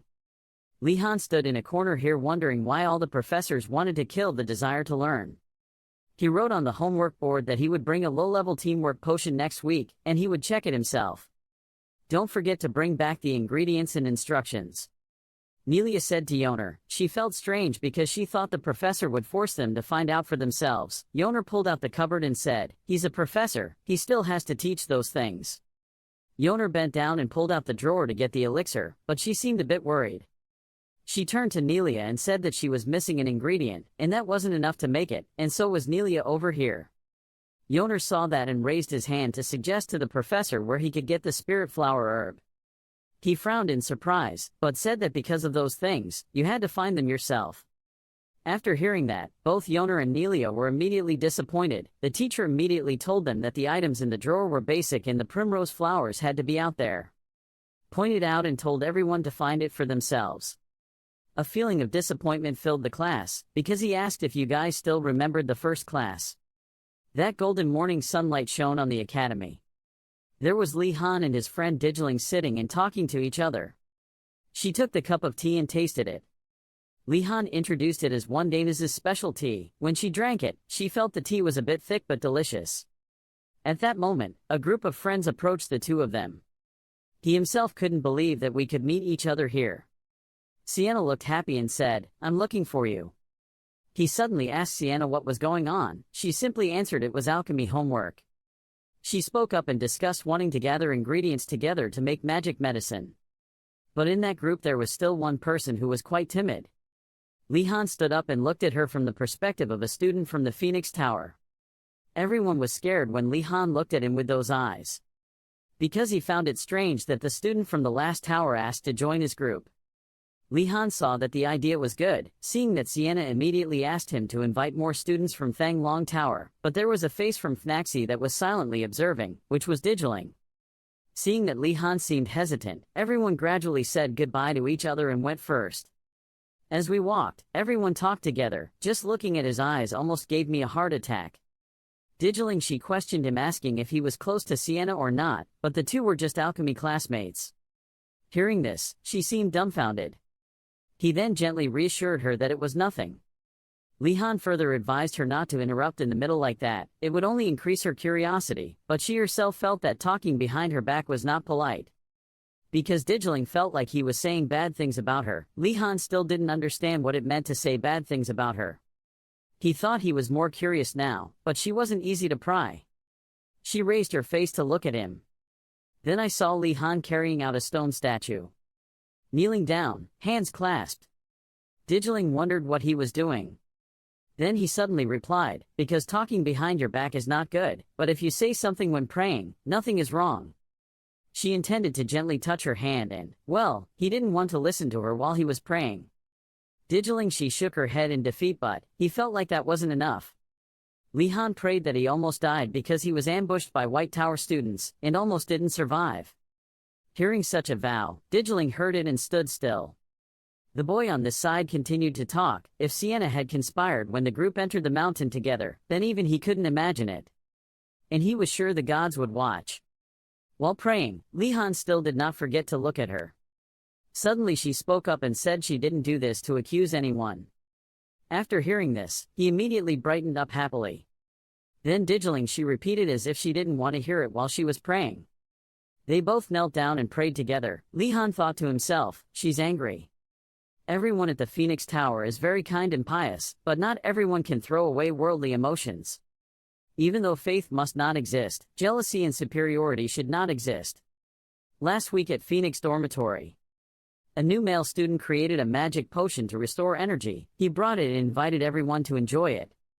The other two students tried it and complimented that the potion was refreshing, then praised the new student for doing very well. One male student even joked with him that maybe he was even better at making magic potions than Sister Sienna. At that moment, the male student turned to ask Sister Sienna to see what she thought. She just laughed and said that compared to the new male student, she still lacked a lot of experience, and at that time nothing happened. But the next day, Sister Sienna brought several bottles of magic medicine and she asked if everyone wanted to try the magic medicine she prepared. Everyone took it and said thank you to Sienna, and also praised her magic medicine for being very effective. After the two students finished drinking, they felt refreshed, but at that time it was because people weren't paying too much attention. But the next day, and the day after that, Sister Sienna did the same thing. She still made magic medicine and brought it to everyone. When everyone drank, she even asked about the taste of the magic medicine. Sienna kept asking how it was, and each time, she wanted confirmation. When everyone realized something was wrong, when the male student said Sister Sienna was the best, she stopped. Thinking about this, Li Han suddenly darkened his face. He relaxed his face again, then told Digiling that Sister Sienna had a competitive spirit. Digiling countered that things don't seem to stop there. Some time later, Sienna accidentally met the little boy and he warmly spoke to Sister Sienna. He complimented her on how wonderful the magic potion she brewed was, but Sister Sienna just walked by without saying anything. That made the student stunned and softly called out, "Sister Sienna." Digiling stood in a corner, also stunned by her unusual actions. Returning to the present, Digiling explained to Li Han that Sister Sienna was deliberately ignoring the male student. When he heard that, he immediately exclaimed that she was so vindictive. Li Han thought that if it was just such a small thing that would make her react like that. Thinking of this, he remembered the compliments he had received. He immediately became suspicious of the compliments he received in class. Digiling now prayed. Li Han asked her if there was anything else she wanted to tell. She didn't tell any more, but just said that she was praying, and didn't know what Li Han was saying. He saw Digiling stand up to leave, so he quickly stood up too. His hands clenched into fists. He thought that if things were like that, well, he himself had to be really careful in alchemy class, but Li Han also had to face another challenge. In the basic magic characteristics education class, by Principal Osu Gon adults, he told his students to love and cooperate with each other. And he said he didn't care about each person's personal feelings, and noted that Principal Osu Gon adults would give the students group assignments. The assignment he assigned was that members of each tower would break into another tower, with the purpose of stealing the flag placed in the new student lobby. And the students should immediately recognize it from the pattern on the flag. It must be earned before the next class. Speaking of this, Principal Osu Gon adults announced that the lesson ended here. When school ends, many students are moody and tired. They thought that if the principal did that, he would teach them special magical properties, and didn't the principal want them to fight? Other students also complained to the heavens, "What the hell is this class?" And they also wonder why it must be the White Tiger Tower, and it is impossible to negotiate with them. The target of the White Tiger Tower is also their tower, and why don't the two sides exchange? The students lamented and said to each other that the students at the White Tiger Tower were barbarians and had no shame. Another male student also spoke up and said that they would definitely keep their word. Those students quickly brushed this aside, because they thought it was a waste of time, and if it was just one lesson, that's it. Seeing them in such low spirits, Li Han immediately felt something was wrong. He thought that it was impossible to lose well like that, and that if he gave up before the assignment, it would be like throwing away the score. We really don't know what kind of homework this crazy school will give, but people are going to give up on a simple assignment. And Li Han was determined. There was no way he would allow his score to drop. He quickly stepped forward and called everyone. He advises people not to give up early. When they saw that he was the one to speak up, the other students immediately called his name Wadanaz, and they asked him if there was any way. And they hope Li Han has a way to help them. They also think he is hiding his profession. Seeing their excitement, Li Han immediately had to admire how quickly these people turned around. When he was about to speak, someone suddenly interrupted. It was a Shandalkard. She thought she knew what he wanted to say. She lifted her glasses with a cool look and said, there was a 95% chance that Li Han wanted to sneak into the White Tiger Tower. Li Han spoke up and said that a Shandalkard was right, but just that made the other students constantly express their admiration for him. They began to gather around Li Han and Yoner and talk, knowing for sure that the plan would be risky, and they asked him to let them join. And they thought that Li Han was the only one who could lead them, and he was the one who planned it. Hearing this, his face could no longer be happy. He secretly understood that they didn't want to have to think about it or anything, but there was no other way, so Li Han agreed. When they saw Li Han agreeing to help them, they kept shouting, saying, "The White Tigers, just wait, they will take everything." When he saw that scene, he was expressionless and thought that everything was really as he thought. Characteristics education was completely meaningless. The next day, the sun peeked out from behind the mountains. Li Han yawned as he walked. While walking, he suddenly stopped for a moment. He was lucky to see the sun slowly rising. Because of the rare sight, he stopped for a moment to watch the sunrise. After a while, Li Han remembered that the deadline was almost over and he had to quickly sneak into the White Tiger Tower to complete Professor Uregilm's homework. When he arrived, he was a little worried that he didn't know which mission would be more difficult. When he pushed the door open, Li Han saw Professor Volody sitting and reading a book. Seeing him coming, Professor Volody closed the book in his hand. Volody immediately spoke up about his tardiness. He was 11 seconds late. Li Han bowed his head and apologized to Vodali because he was busy taking care of the horse, but he said he didn't need to apologize. After that, Vodali also said that Li Han was the one who suffered. Hearing that, he forced a smile and wondered where the professor learned that sentence. Vodali started, then told Li Han to try rotating the iron ball. He nodded in agreement. Next, Li Han came to show off his talent. He picked up that iron ball and spun it. The iron ball rotated in a circle right in front of Professor Vodali. Seeing that his abilities had improved, Vodali thought that the previous battle had awakened him. He also did not expect that Li Han's level was beyond expectations.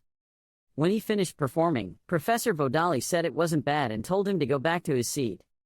He quickly thanked him. Professor Vodali's compliment just made him a bit surprised. He couldn't believe that Professor Vodali was not bad. Li Han said that was a rare compliment from Professor Vodali. He then came over and asked Li Han to summon the water element. He also nodded and agreed to do so. Li Han started to do it. He summoned the water element with the two words flowing. While doing it, Li Han secretly thought that thanks to Professor Garcia's punishments, he was able to control those lessons to this extent. At this time, Professor Vodali pointed at the iron ball. He asked him to compress it to the size of the ball. Li Han looked and agreed to try it. He started moving the crystal element. While doing it, Li Han suddenly felt a bit difficult. This was actually much more difficult than he thought, because Professor Vodali said to compress it, not throw it away, so he needed to work even harder. Professor Vodali gently picked up the iron ball. This made him question why he was holding up the iron ball, which made him a bit confused. Professor Vodali started using his power with the iron ball. He controlled it to fly straight to Li Han. Seeing that, Li Han couldn't help but silently curse this old professor. Li Han's water element is a bit unstable right now. A moment later, the glass element shattered everywhere. The iron and water components now exist in parallel. A few short seconds later, both the iron ball and the water fell to the ground. Li Han looked at them with a surprised face. Professor Vodali didn't say anything at this time, he just looked at Li Han. Seeing him calmly take the iron ball back, Li Han spoke up and asked something. Li Han cautiously asked if Professor Vodali was going to throw the iron ball at him again. Hearing that, he just asked him again if something was wrong. Li Han was scared and said he thought it seemed a bit dangerous. Vodali looked at him and said that this is also very effective. Li Han was stunned and couldn't say anything more. Vodali also thought that he must have experienced the same thing when fighting anti-magic. Stressful moments sharpened his concentration and instincts, and his ability to control mana. Vodali thought why should he find a more complicated way, when the solution was right in front of him. He couldn't believe it when he heard that. He thought the professor was really serious, because at that moment he almost fell in love with them. Vodali seemed to see that Li Han understood the purpose of what he said, so he decided to continue. Li Han was patient and thought that arguing would only waste more time. He started to do it again, and the crystal element appeared again. When he saw the crystal element appear, he thought that it was not the same as a spirit stone or an iron ball, because its water did not have a certain shape, so to be able to do it, Li Han needed to concentrate more, besides that he also had to think of a way to compress it. Professor Vodali observed every movement of the crystal element. He started holding up the iron ball. Once again the iron ball flew straight to the crystal element, and from there aimed straight at him. It seemed that this time Li Han knew in advance. He thought that Professor Vodali would attack again unexpectedly. But Li Han did not know that the iron ball was right behind him. Very quickly, the iron ball rushed to attack Li Han's back. Only then did he realize that the iron ball was also attacking the back. Professor Vodali took back the iron ball in his hand and witnessed Li Han's pain. Because for better results, Vodali constantly reminded him that he needed to concentrate more. Li Han's whole body was soaked. He looked straight at the professor as if he was sure of one thing: a class with a lot of homework was better than this place. Scene changed to a class on basic magic recognition.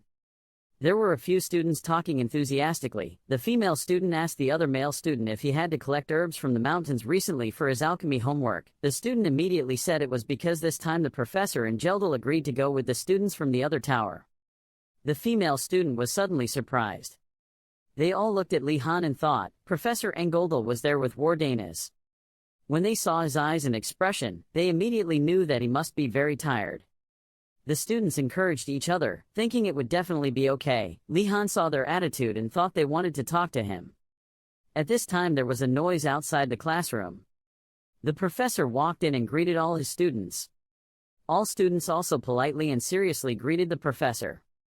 The professor came and said that today, the students would learn something other than elemental magic, but it wasn't him who taught, it was someone else. He brought a professor who was an expert in the field. He comes here. Hearing that, the students all talked to each other. One liked it and hoped it would be a spiritist because he liked spiritism, and another wanted to learn how to make charms. The other student, I hope to learn healing magic. The professor invited that person to come in, and the door began to open. This professor came in with a very gloomy atmosphere. When the professor first walked in, all the students were trembling because they felt that coldness. They kept asking each other why it was so cold. This professor walked in, stroking his beard. The gloomy atmosphere has enveloped the entire classroom, originating from this mysterious new professor. He looked at the students, then gently said that he was also happy to meet everyone. Li Han looked at the professor and introduced himself as Morton. He also said that he himself teaches black magic. He began to explain more clearly about some techniques in this subject, such as necromancy to communicate with the dead, or curse techniques that use dolls to spread disasters. Besides, there are dark elements and poisons. There are also negative energies and other things. Because of these mysterious and dangerous things, most people do not like black magic. As an example of how people perceive black magic, in a dark, deserted forest, Yoner and Gai Nandu are shivering because they are trapped here. He was shaking like a leaf, his hands clung to Yoner's shoulders, his mouth stuttering in fear because he was lost and didn't know how to get out. Suddenly, in a tense moment, a hand placed on Gai Nandu's shoulder and asked. Both were startled and hugged each other, screaming out of fear, not knowing what had just touched them. It turned out that it wasn't a ghost at all but just a normal person. He asked the two of them if they were lost. Seeing the light spell coming from him, Gai Nandu thought it was a magician, so he immediately asked about how to escape the forest. But he refused to lead them because he was busy. From behind him appeared a very strange-looking human skeleton, then he told them to follow his friend. Yoner immediately widened his eyes in fear when he saw a skeleton clearly in front of him. The next second, she and Gai Nandu were lying on the ground unconscious. He and the skeleton were also confused when they accidentally scared them to the point of fainting, and this is how people view black magic. The new students all had the same thought: why did they come to this prestigious academy to learn black magic, and how would outsiders judge them? Seeing that all the students reacted violently, Professor Garcia immediately stood up and explained that black magic is a field full of mysteries and contains many truths. Seeing her convincing the students, Professor Morton didn't say anything but just coughed a few times. Professor Garcia advised students that black magic is a raw gem that has not been polished, so they must experience and control their own choices instead of being hesitant because of prejudices. She hopes to see in her students the spirit of magicians and that they will always devote themselves to discovering the nature of truth. Hearing Professor Garcia be so sincere, Yoner was a little shaken. After helping the students understand more about this subject, she happily asked the students if anyone wanted to be a teaching assistant for today's class. Contrary to the professor's expectations, the whole class fell silent, making the classroom atmosphere heavy. Li Han thought for a moment, then hesitantly raised his hand. But Gai Nandu sitting next to him saw his intention. He slammed Li Han's face under the table and stopped him. Li Han felt that the blow just now was painful, but Gai Nandu did not apologize to him. On the contrary, he threatened Li Han that he would become one of Professor Morton's immortal soldiers if he had any relationship with the dark magician. However, Li Han felt that black magic was a hidden gem, so he would easily get points if there was little competition. Gai Nandu knew that he was planning to become a dark magician and his face was as green as a banana leaf, but Li Han thought he was overreacting a bit. Then Li Han stood up and told Gai Nandu that being a magician was not bad, it could guarantee him an easy and long life. He stood up and boldly volunteered to be a teaching assistant. Seeing Li Han as the savior of today's class, Professor Garcia couldn't help but feel happy and touched. He also understood Professor Garcia's feelings at this time.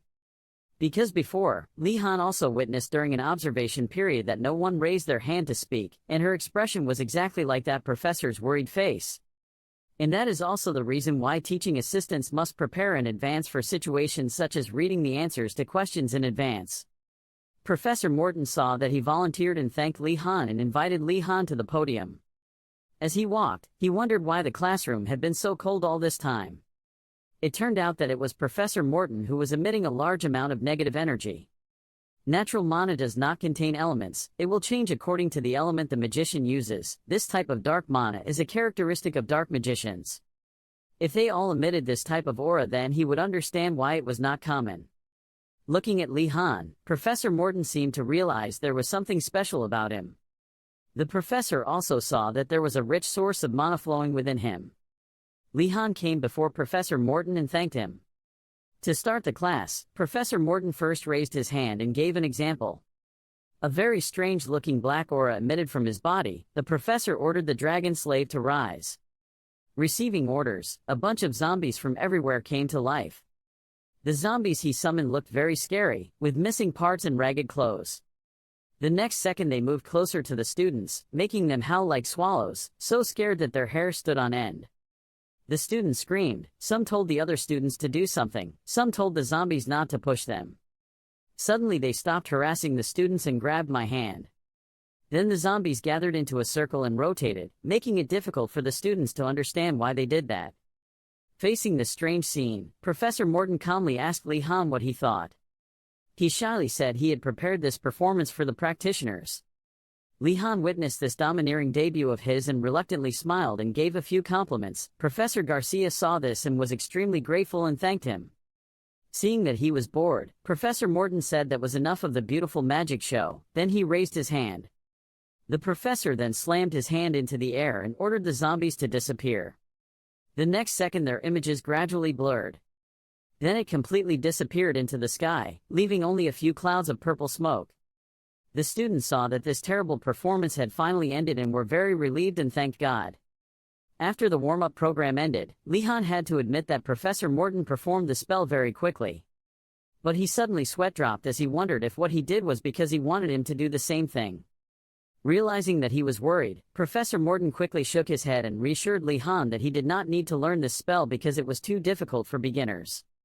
After hearing this, he felt completely relieved and Li Han wished that Professor Vodali could hear this.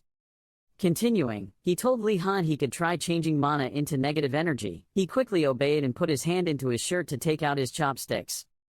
Then from inside his shirt, Li Han took out the wand and prepared to try it. Professor Garcia was standing to the side and silently observing his performance. She smiled and thought that even if it was Li Han, this would not be easy.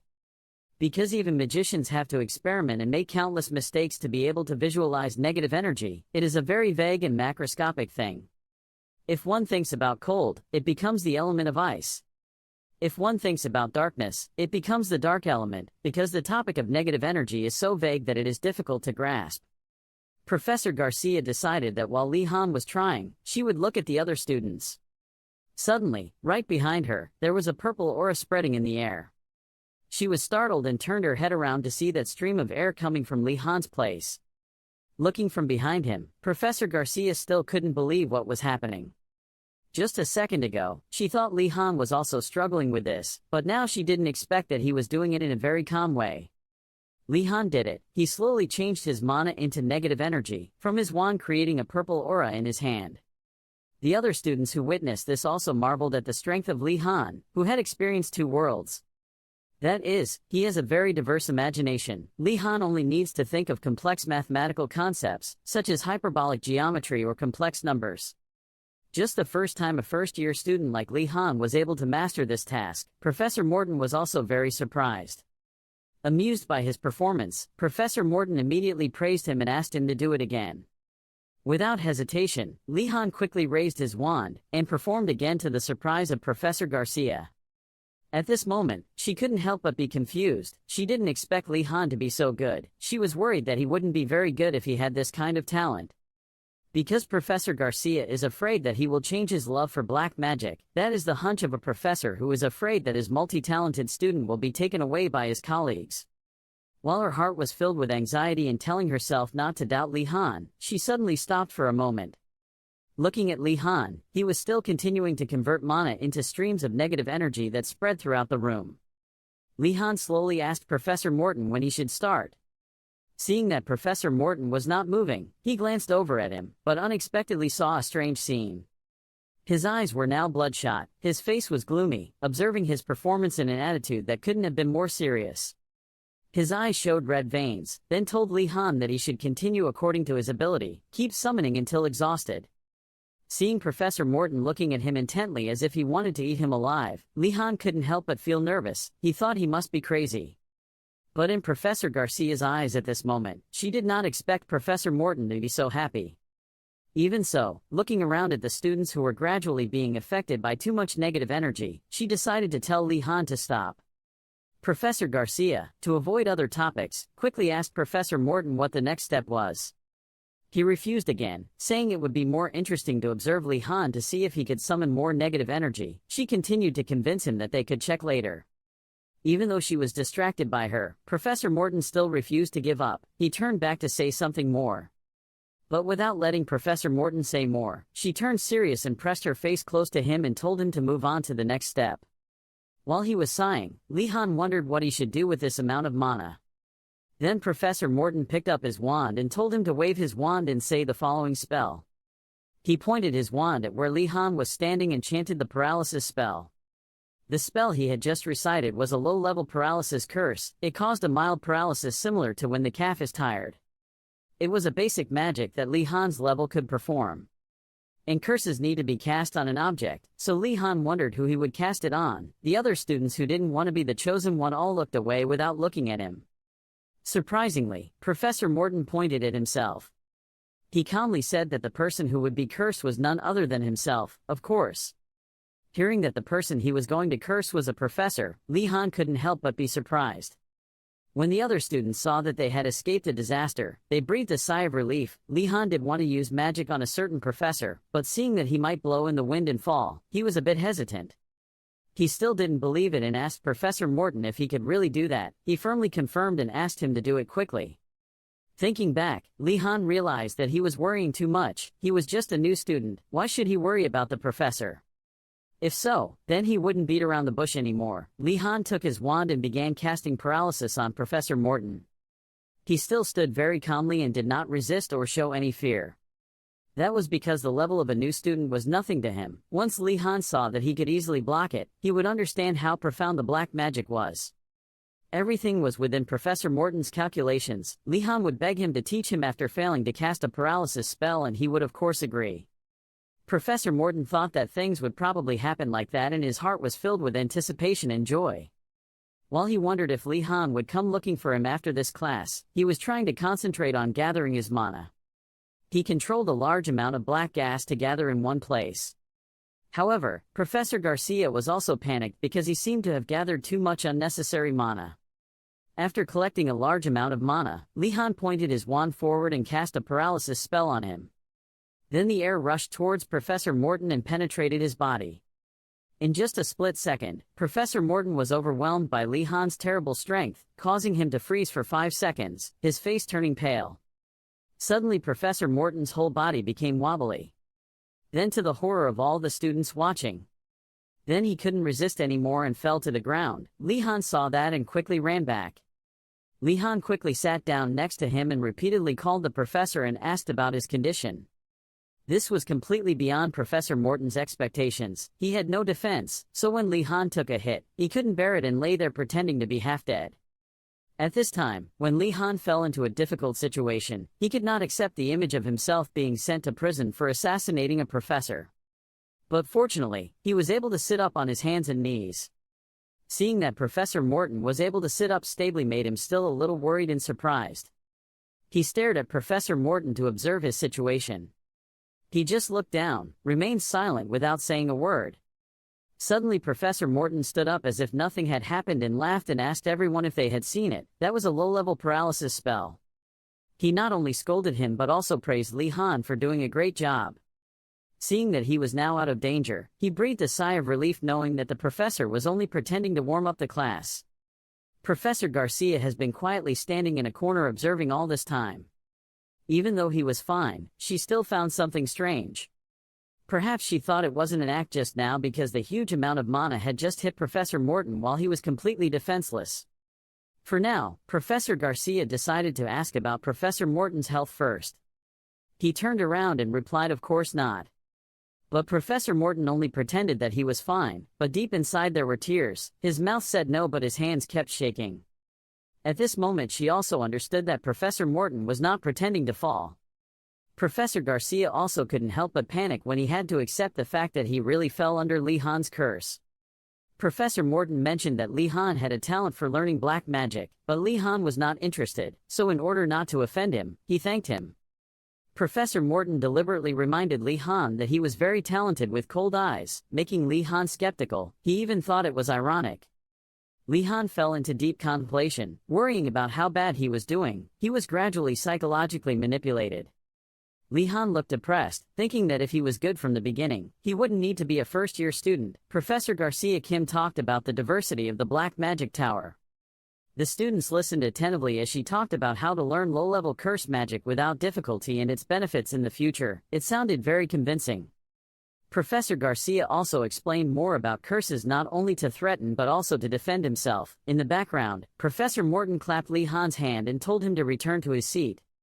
She also suggested that if she wanted to deal with a type of magic, she would learn that magic, but Professor Morton suggested that she should carefully study various types of magic, and she also agreed. Li Han quickly took his seat, all eyes focused on him. Garcia Kim picked up his magic wand. The performance was about to begin. She watched the whole class begin to prepare. Professor Morton silently looked at her expression, so he let the young people run wild. Garcia Kim touched the magic stick to the floor, a blue aura surrounded them and Garcia Kim teleported simultaneously. The matrix is formed, the students are also in the matrix, a blue color covers the entire classroom. The power and light were so strong that the students closed their eyes and stopped. Meanwhile, Li Han struggled to open his eyes to observe and feel this magic. Suddenly Li Han fell onto the empty ground, still surrounded by that green air. Before Li Han realized it, he did not expect to appear in this strange place. Then both Ashan and Yoner were also present, feeling wild and worried at this moment. Yoner didn't understand what was going on. A moment later the students were also here. According to information, this was the training ground. They guessed it was teleportation that brought them here. Jigel and his friend were startled by Garcia Kim's voice. Garcia Kim predicted that the students would be surprised. Garcia Kim mentioned the reason because she wanted the students to practice together, so she teleported the whole class to this place. Since it was already here, she hoped the students would start practicing. Hearing that, the students were extremely excited to learn magic and have a spacious room. It was true that she understood the students' psychology. Li Han looked around. Li Han noticed the atmosphere in which the students began to actively practice compared to the beginning of the class. He couldn't help but admire how great Professor Garcia was. Then Professor Garcia Kim clapped his hands and asked the students to pair up to practice. A moment later the sound of a collision rang out. Li Han went to the battlefield holding a stick, hoping that his opponent would take care of him, but that was just an early game ritual to respect his opponent. Over there, Guy Nandu, like Li Han, hopes to be taken care of. The two people stood facing each other. The atmosphere was very tense. The rules of the match were very simple. They will attack in turns. Guy Nandu's first turn and Li Han's second turn will then switch. The purpose of this battle is not only to attack but also to allow us to experience being hit by a curse. Guy Nandu held his wand tightly in his hand and aimed tightly. Guy Nandu first converted mana into negative energy. A stream of negative energy gathered at the tip of the wand. Li Han also noticed that Guy Nandu could also move faster than him. Li Han mentioned the problem of Guy Nandu always having trouble with other elements, where it burns. He thought about the case of Guy Nandu being gifted with dark magic. He was more gifted with the dark side. But Li Han thought of another way. This magic was simple, but it was unreasonable, making him shiver a bit. Seeing that the two students had finished preparing, Professor Morton started the match. Witnessing Guy Nandu with his own eyes made Professor Morton confused, but he found a student with great talent. Guy Nandu began to perform the magic. Spiritual energy gathered to fill the stick. Guy Nandu shouted loudly, paralyzing the last step to complete this magic. Li Han was embraced by Guy Nandu's magic, making him unable to resist. Now Li Han felt the feeling of being controlled by magic. Successfully locking Li Han, Guy Nandu happily celebrated his success. Li Han also congratulated him. Guy Nandu wanted to know where Li Han was paralyzed because Li Han looked normal, which made him very curious. Li Han honestly felt all over his body and said that he didn't feel any numbness anywhere. Receiving the answer made Guy Nandu hesitate. He thought it was because there was a problem with his spell or because he chanted it wrong. Li Han thought it was because he was too cautious when chanting the spell, so he told him to try to exaggerate, but Guy Nandu was still a little skeptical. But then he did it. Be numb, idiot. Seeing that the two students were having difficulty, Garcia Kim quickly stood up to solve the problem. She wanted the students to slow down and listen to what she had to say. Garcia Kim hugged Guy Nan tightly. She said that because Li Han had too much mana, the magic was ineffective, but he succeeded. Hearing that, Guy Nandu was excited and thanked her for explaining, then she left because a student called her. Holding the magic stick in front of him, Guy Nandu fell into deep contemplation and began to doubt that he was not suitable for black magic. Guy Nandu laughed out loud. He knew he had no intention of learning it, so he let it go. He wanted Li Han to start using the dark magic. After all, it was his turn. Seeing that he was okay, Li Han happily acted. He came here. Li Han began to feel that he needed to focus on controlling without using too much mana. The dark gas billowing on the tip of the magic wand was a powerful and magical purple color. Li Han recited the incantation with 2 numb words, then turned towards Guy Nandu decisively. Professor Morton had to open his eyes wide to look at Li Han. He did not expect him to read the spell so briefly, making him a bit surprised. Standing in the distance, he observed the 2 students, especially Li Han. As far as he knew, holding long spells was easier for magicians to cast, and reading them quickly was not easy. He could not believe that Li Han was able to break through, surpass like that. Guy Nandu stood still, receiving the full flow of black magic into his body. The stream of darkness was getting closer and closer to the temple. Guy Nandu looked at the stream of darkness that was getting bigger and bigger. The dark demon formed a giant monster surrounded by cold air, its long arms embracing Guy Nandu full of demonic energy. Guy Nandu was scared to death. His face turned pale. He kept screaming when he saw this scene. He tried to avoid the powerful darkness that made him constantly sweat and feel nervous as if he were fighting death. Guy Nandu fell to the ground and cried out in pain. Yoner and Ashan in the distance also heard the screams and turned to look. Even the other students were caught by the cry and stopped. Li Han looked at Guy Nandu safely lying on the floor panting. Li Han mentioned that he should not avoid dark ghosts. Being reprimanded by Li Han made Guy Nandu unable to bear it and scolded him. Guy Nandu used the excuse that he followed his instinct and avoided it. Professor Morton listened to the 2 people's conversation and was startled. Professor Morton did not expect Guy Nandu to dodge so smoothly, but only by instinct. He truly knew how to enlighten this old body. He remembered the image when Guy Nandu converted energy. He commented that he converted good elements very quickly. In addition, it accurately senses dark mana and dodges very smoothly. Looking at Guy Nandu in a fiery state preparing a defensive attack attracted Morton's attention. He was curious about his name. Going from one surprise to another made Professor Morton tremble. This corpse is hard to stand. This kind of talent is hard to find. Professor Morton commented that Guy Nandu is a genius that comes only once every 10 years, and that aura is indissoluble and very domineering. Under the golden sunlight, the black magic class ended. No major incidents happened. The noise still echoed. Everyone cursed each other and everyone enjoyed this fun lesson, as crazy as it sounds. Garcia clapped his hands to attract the students' attention. She asked the students how they felt about the class and gave Professor Morton, today's teaching assistant, a round of applause. The students responded and smiled with excitement. She immediately started the main topic. Are you guys interested in black magic yet? The question was like a knife piercing the heart. A moment ago, he was happy and now fell silent, startling and completely helpless Garcia. To break the silence, she suggested that Morton say something, and he nodded in agreement. As soon as he raised his voice with joy about black magic, he believed everyone had seen the appeal of black magic. Some students also showed interest in it. The words immediately made the students stand still, surprised. They immediately chatted and asked if the other person liked it. Guy Nandu next to them still smiled happily. He smiled sarcastically with his hands behind his head. This professor was really funny, saying no one was interested in black magic. Just when he was still happily laughing and telling boring professor jokes, the professor invited him back to his office for a drink. This startled him, making him pale and panicked. He cried helplessly. Why did it have to be him? His friends seemed to have caught gold, competing with each other to wish him a happy trip. Without waiting long, he immediately mentioned someone else. Pointing at him, Li Han stood behind with white hair, his face seemingly predicting the outcome.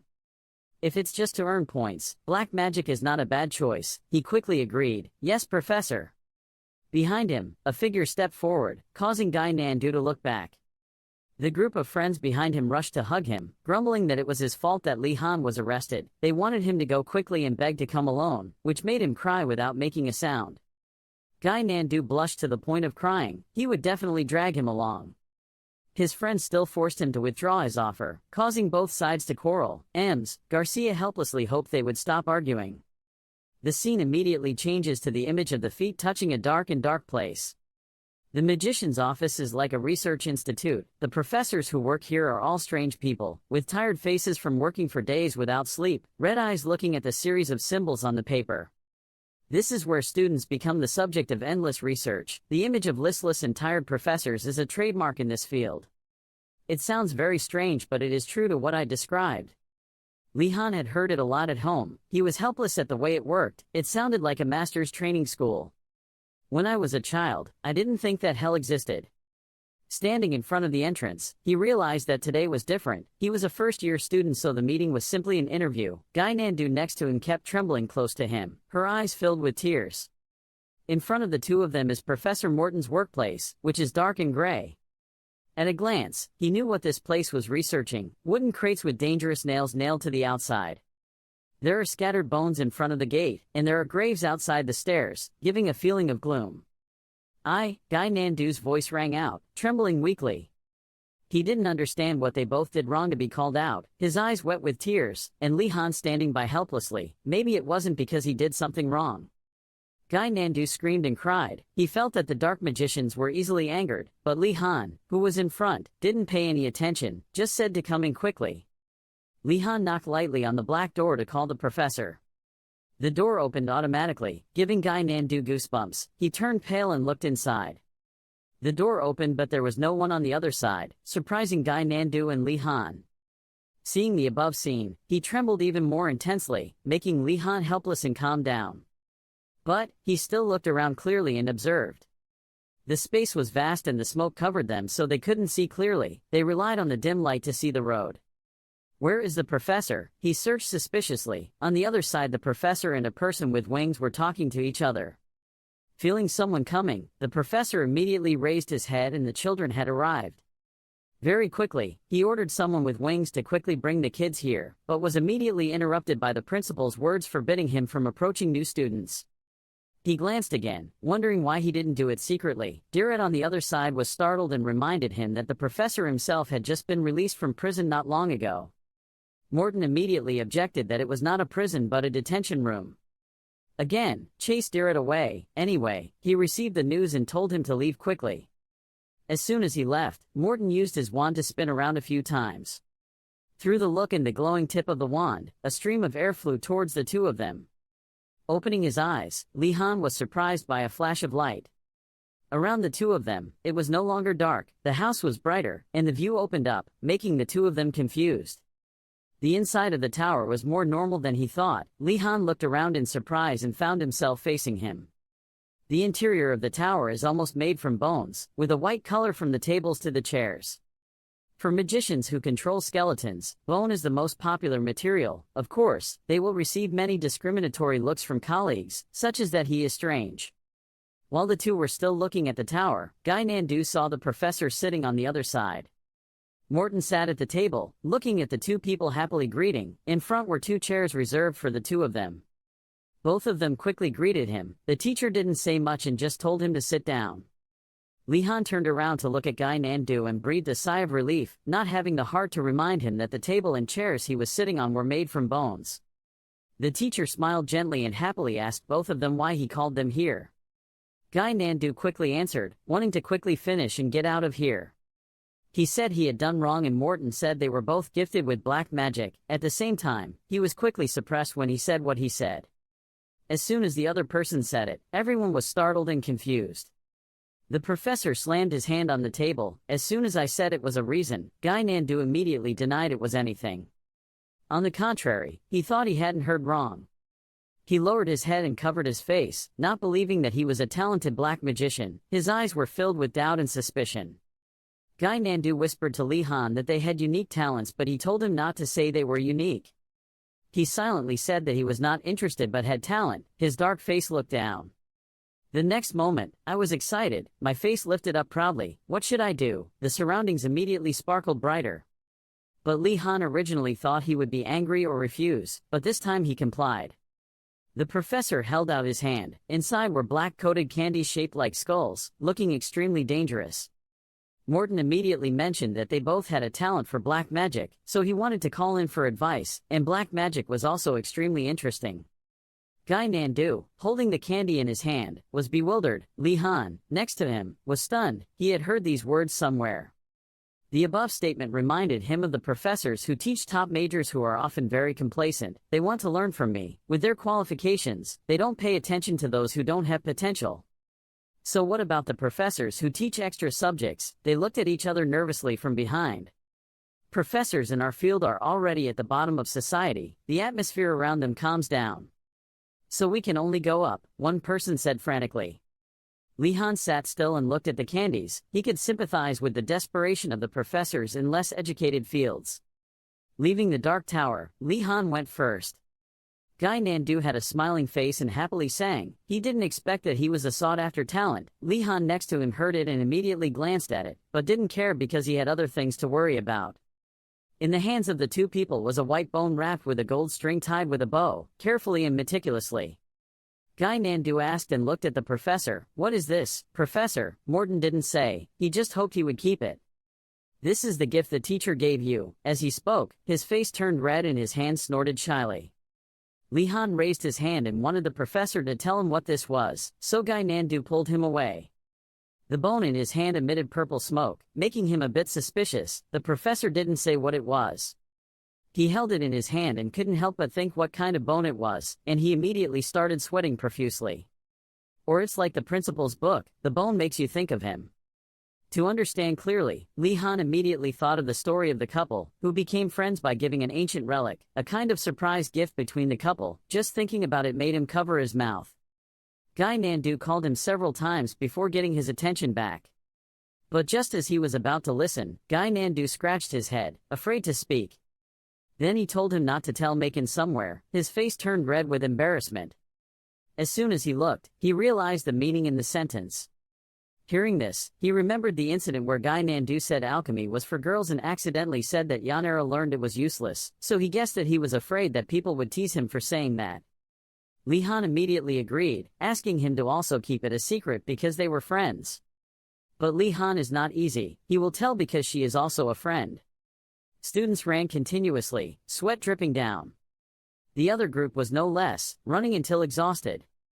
Engeldel shouted loudly for everyone to keep running. "Don't stop." The group of people lined up and ran one after another. The teacher did not forget to remind the students not to forget to inhale mana through breathing. The main goal is to raise physical strength to the highest level through regulating mana. The students immediately began to concentrate when they heard it.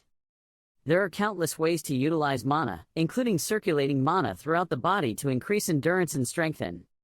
However, this period is very difficult for them. Students try to run and control their breathing well.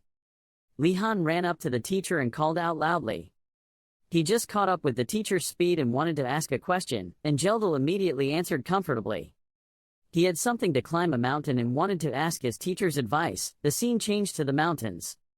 The teacher was surprised by his words, but still listened quietly. Then he shook his head seriously and advised him to give up that idea, not forgetting to shake his head to indicate.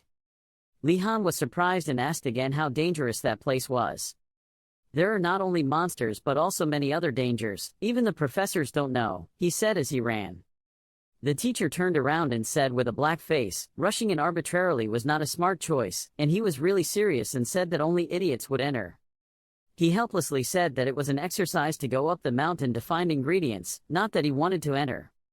Hearing the answer made Engeldel blush and feel shy. It turned out to be another professor's assignment. If that were the case, it would be different. He glanced at the teacher and the students behind him running after the two exhausted people. The teacher had to change the subject. He looked like he wasn't tired, guessing that he had succeeded in adjusting his mana.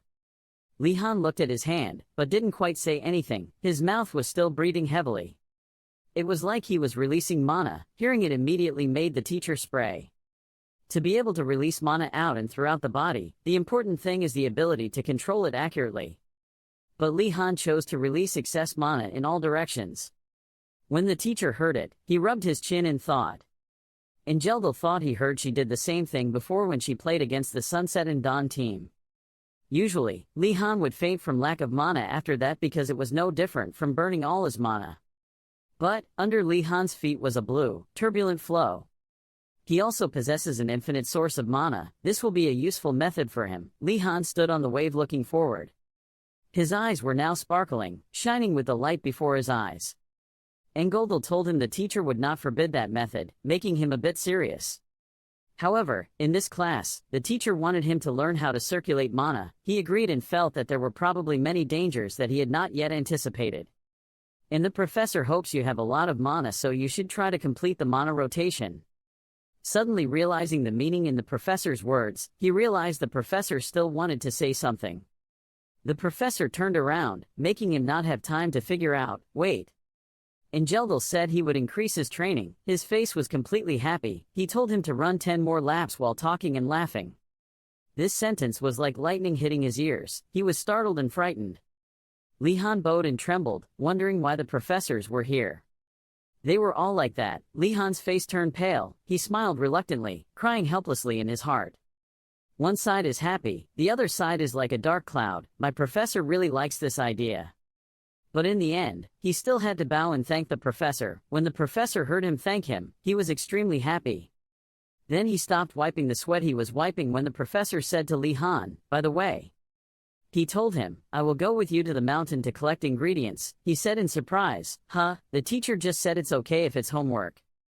Professor Enrollment heard Lihan say that and just smiled and said, that's true, I just like to walk. You looked at him confused but then replied, yes. After talking about that, Professor Enrollment asked Lihan, now we finish the running part, right? Lihan replied while running, yes. He looked at him and said to himself, if it was just exercise then nothing would happen. However, it is still a very dangerous place. Evening at Professor Euregilm's small hut. Yoner was reading a letter from Professor Euregilm, saying that he had to go out and forbade her to steal things from this hut. After reading the letter, Yoner could only gasp. Yoner then turned back to ask Lihan, that's why you called me here. Yoner happily said, because there are many alchemy tools here. Lihan immediately confirmed that it was correct. Lihan opened the box he had just picked up and said to Yoner, I also want to check the effects of the potion we had last time. After checking the contents of the box, Lihan said to Yoner, I don't know as much about alchemy as you. Yoner, hearing the compliment, Yoner smiled happily, I was also curious about their uses. Suddenly Yoner noticed a point. Yoner looked out the window and asked Lihan, wait, what is that, a field? Hearing Yoner's question, Lihan just calmly said, have you found out? She confusedly asked again, don't tell me you also plan to plant those things. Hearing that question, Lihan immediately replied, yes, but it will take a long time. I heard it will take several months. Yoner heard Lihan say that and pointed out the window wondering, but, I saw all the big trees. He followed the direction of her hand and looked. She meant, if you don't look, then stop looking and you will be extremely surprised. It was extremely surprising to see those trees wondering, really? Lihan remembered a few days ago and confirmed for himself that it was definitely the tree he planted. Lihan wondered confusedly, when did they become adults? Yoner didn't understand and asked him, what's wrong? Like remembering something. He looked towards the watering can on the garden chair and saw that the problem was with this watering can. Lihan understood and laughed. It seemed like the professor had used a growth drug or something like that. The professor was so impatient. Ha. Yoner heard him say that and said the same thing. Oh, so that's it, but actually this is just a normal watering can. The tree grew so fast because of Lihan's staff, but he didn't realize it. But they didn't know, so they blamed Euregilm. Lihan asked Yoner, if that's the case, how about we harvest today? How do you feel? Hearing him ask, she confidently replied, just leave it to me. Lihan and Yoner started taking the tools while preparing. He laughed and said, they grow so fast, and Yoner happily took the tools. After getting all the things, she happily held those things in her arms. The two only took the food and alchemy tools they needed and left, leaving a piece of paper on the wall. The content of the note left behind is, thank you Professor, we left some of the newly harvested items. Please feel free to sign Lihan Wardanez's name. Now only Euregilm knows how much or how little they took. The next day they went to Thanglong Tower. When packing all the things out, the two of them looked sadly at these things and asked Yoner if he meant this was a miracle medicine. Yoner just replied, yes. Looking at the pile of herbs on the ground, Lihan thought, unexpectedly, the two of them stayed up all night, busy testing medicinal herbs. Lihan looked at the pile of herbs and then looked at the medicine box and was hugging again, but thanks for staying up late. With delicious Western wine and the magical elixir, when you drink it, you can sing as well as a mermaid in a short period of time. Thanks to staying up late, he and she discovered the uses of these two potions. Li Han imagined himself after drinking the elixir and turning into a handsome mermaid. Suddenly Yoner spoke up, blowing Li Han's imagination away. She said darkly, "Sorry, I can only identify those two bottles. Hearing that reassures me, otherwise it would be great." Suddenly a sitting person came, and it turned out that two people were here. The person who came was Ashan, and she said good morning to you too. Ashan smiled and asked the two of you, "Are you two ready to collect the ingredients?" Hearing that, Li Han just replied, "A little." Because he had plans for this weekend, Saturday he and his friends would return from the forest, and on Sunday, he thought as he put his hand in his shirt. Then he took out his pass card because he planned to use the pass card to go outside the academy on Sunday. Then Li Han put it back in his shirt and thought, wondering what traps there would be. At this moment, Ashan turned to him and said, "Oh yes, Wardanas." She asked, "Do you want to walk around the black market before we go to the forest?" Li Han was surprised by the question. "Huh?" Asked again, "What market?" Ashan said. He led Li Han and Yoner into the market. When he got to the black market, he suddenly asked, "Do you have this too? What kind of academy has a black market?" Yoner next to him was also so surprised that he woke up. Li Han looked around, but seeing people buying and selling very enthusiastically, looking closely, we can see that it looks more like a farmer's market than a black market. The three of them started walking around the black market. Suddenly Li Han noticed a stall owner introducing, betting a loaf of bread for a loaf of bread just to find the king card. Ratford was sitting and spreading cards. Ratford explains the rules of the game. All you need to do is find the king card among these three cards. Whoever guesses correctly will get 2 loaves of bread instead of 1. Just as he finished summarizing the rules of the game, the players began to guess, and suddenly Ratford realized that Li Han was among the crowd watching. Ratford stood up in panic and said loudly, "Ah, Mr. Wardanas." The people sitting there saw Li Han and ran away in fear. When he saw everyone like that, he stood still and thought, "Don't avoid me like you're avoiding evil." Standing still for a moment, he regained his original appearance and asked Ratform, "What are you doing?" Ratford answered frankly, "I'm collecting bread." Li Han wondered, seeing bread. Ratford explained, "Yes, bread is used as currency here." Ratford explains, 5 loaves of bread can be exchanged for a brush, and by collecting 10 brushes you can exchange it for a matchbox-sized lump of sugar. Students from Tan Long Tower can eat thanks to Li Han, but other towers do not have the same. They have to make a very miserable living. Yoner noticed a stall, bent down to observe and asked the stall owner, "Can I see the goods?" The stall owner immediately replied, "Yes, of course," but then the stall owner recognized Li Han and was startled and shouted, "Ah, Wardanas." He just laughed and wondered, I should go look around a bit. Li Han noticed a stall with quite a few weapons and some food. He didn't expect there to be so many useful items, but quite a bit of food. Why was there even fake food? Li Han looked at another stall to continue evaluating. There were quite a few daily necessities. Li Han went to a booth and put his hand on it. There was something that caught Li Han's mind, but the thing that surprised him the most. Li Han stood and observed many auras radiating on both sides of the booth where he was standing. What surprised Li Han was the pile of antiques here. He didn't think there were so many interesting things here. Li Han placed his hands on the table and thought about what surprised him the most. He continued to put his hands in his pockets, pensively looking at the objects with light flying around on the wooden table. Just as his vision was attracted, what surprised Li Han the most was this pile of antiques. The green artifact stone appeared. Such artifacts are very rare, to the point that some people have never seen them in their entire lives. After that, Li Han quickly realized one thing: this place is Einrogard. The students studying here have countless talents, can create items, although rudimentary but very useful. And with life here, he can converse more naturally, if he is a student from Weinvu Tower. Ratford saw Li Han stop in front of a stall looking at things and leaned in to whisper, "Is there something you find beautiful? I've tried a few of these things before but they're useless." Stall owner, seeing Ratford's actions, he angrily wondered where this guy would blatantly sabotage his business. Li Han looked at the coat hanging horizontally on a wooden tree and asked Ratford about the cloak. Ratford replied that it was a protective cloak. This protective cloak can block attacks from sharp weapons, but the effect is only about 50%. After hearing Ratford say that, the stall owner seemed annoyed and used his hand to stab the knife directly into his armpit. Ratford made him panic. Li Han picked up the cloak and gently encouraged that this cloak still had useful points. Radford placed his hand on his chest, bowed his head and said in admiration to Li Han, "You are really great, looking at everything in a positive way. The light of tolerance is what makes you a true aristocrat." After a conversation, Li Han pondered that even so, Radford said they were all useless. Because he himself couldn't know the uses of most of the items, and based on the amount of mana the items emitted, some of them were expired.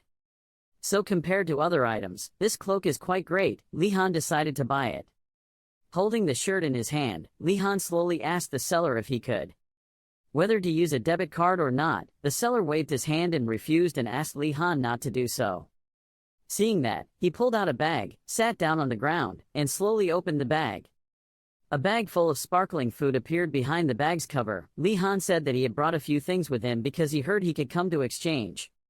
The food bag was opened, making everyone there gasp in shock. Li Han had just picked up the food he brought with him.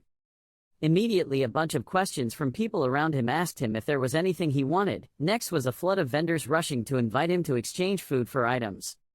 Looking at everyone jostling and pushing for him, Li Han was momentarily passive and didn't know what to do. Ignoring the greetings, he took out 2 potatoes to pay the coat seller. The coat seller held 2 potatoes in his hand and was so happy that he couldn't help but blurt out a few arrogant words, criticized the surrounding sellers as idiots with no eye for things like him. A blue-haired girl angrily explained that he was only lucky to be able to pick it up. But right after that, she followed the coat seller to negotiate to exchange potatoes for a few slices of bread, but as soon as she said it, she was rejected because the bread was soggy. Seeing that the cloak seller had already started a fire to roast potatoes, the blue-haired girl quickly ran over and asked to sell it to her, but the fragrant potato had attracted all of the coat seller's attention. He ignored the girl in the blue shirt, his eyes glued to the hot, delicious potato. A while after baking, he started peeling off the shell and preparing to eat it. Li Han stood from afar watching everyone's craving for potatoes and was at a loss for words with them. At this moment, the coat seller bit a large piece of potato into his mouth, his face showing a satisfied look. Li Han stood from afar looking at them and couldn't imagine how hungry they must be to be so crazy about a few potatoes. He thought back, it was true that everyone here had one thing in common. They were all hungry and thirsty and wanted to exchange items for food from him. Li Han turned to Yoner and asked for help. Yoner curiously asked what it was. He knelt down in front of the food basket and asked everyone to spread out. Then he announced that he would cook a free meal for everyone, but just this one time. When everyone present heard that, they couldn't believe it and were shocked. A pink-haired girl asked Li Han, "Are you going to cook? Are we really going to eat?" Li Han confirmed to them that that was the case. He turned his head to the right and called out Yoner's name. At this moment, a thought also appeared in his mind that they had been hungry for a long time. Yoner seemed to understand and agreed, saying that it was all because they wanted to attract customers. Li Han took out the vegetables in the basket and placed them on the table. The carrots and onions were cut into bite-sized pieces. He showed off his skillful cooking skills, flipping the pan to make the food fly, looking very professional. The blue-haired girl and the white-haired boy looked at the delicious pan of food and wanted to drool. A pot of vegetable soup was quickly prepared by Li Han's skillful hands in just a moment. He scooped out the bowl and exclaimed, "The tomato soup was finished."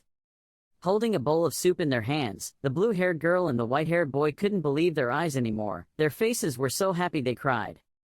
The white-haired boy raised the bowl and began to taste the soup. Then everyone present also ate the soup enthusiastically. Li Han and Yoner stood watching them enjoy the food. Yoner smiled and said, "They ate well." Li Han sighed and replied, "They must have been very hungry." After speaking, he closed his eyes, a little guilty, reassuring himself that he had done well, even though he was at fault for taking advantage of them. But it's all just a precaution in case something unexpected happens. In the near future, Li Han's group will have to work together in the mountains. Improving relationships with Wei and Kui students is very important. If he could win their favor this way, it would be worth it. At this time, on Li Han's shoulder was a bag full of antiques from those students. He seemed a bit shy because he felt there were too many things. Yoner and Radford stood looking at the bag of things Wei and Vu students gave to Li Han and showed an interested expression. Looking back at his bag, Li Han also saw that he had received something beyond his expectations. One pair of shoes with the function of reducing footsteps.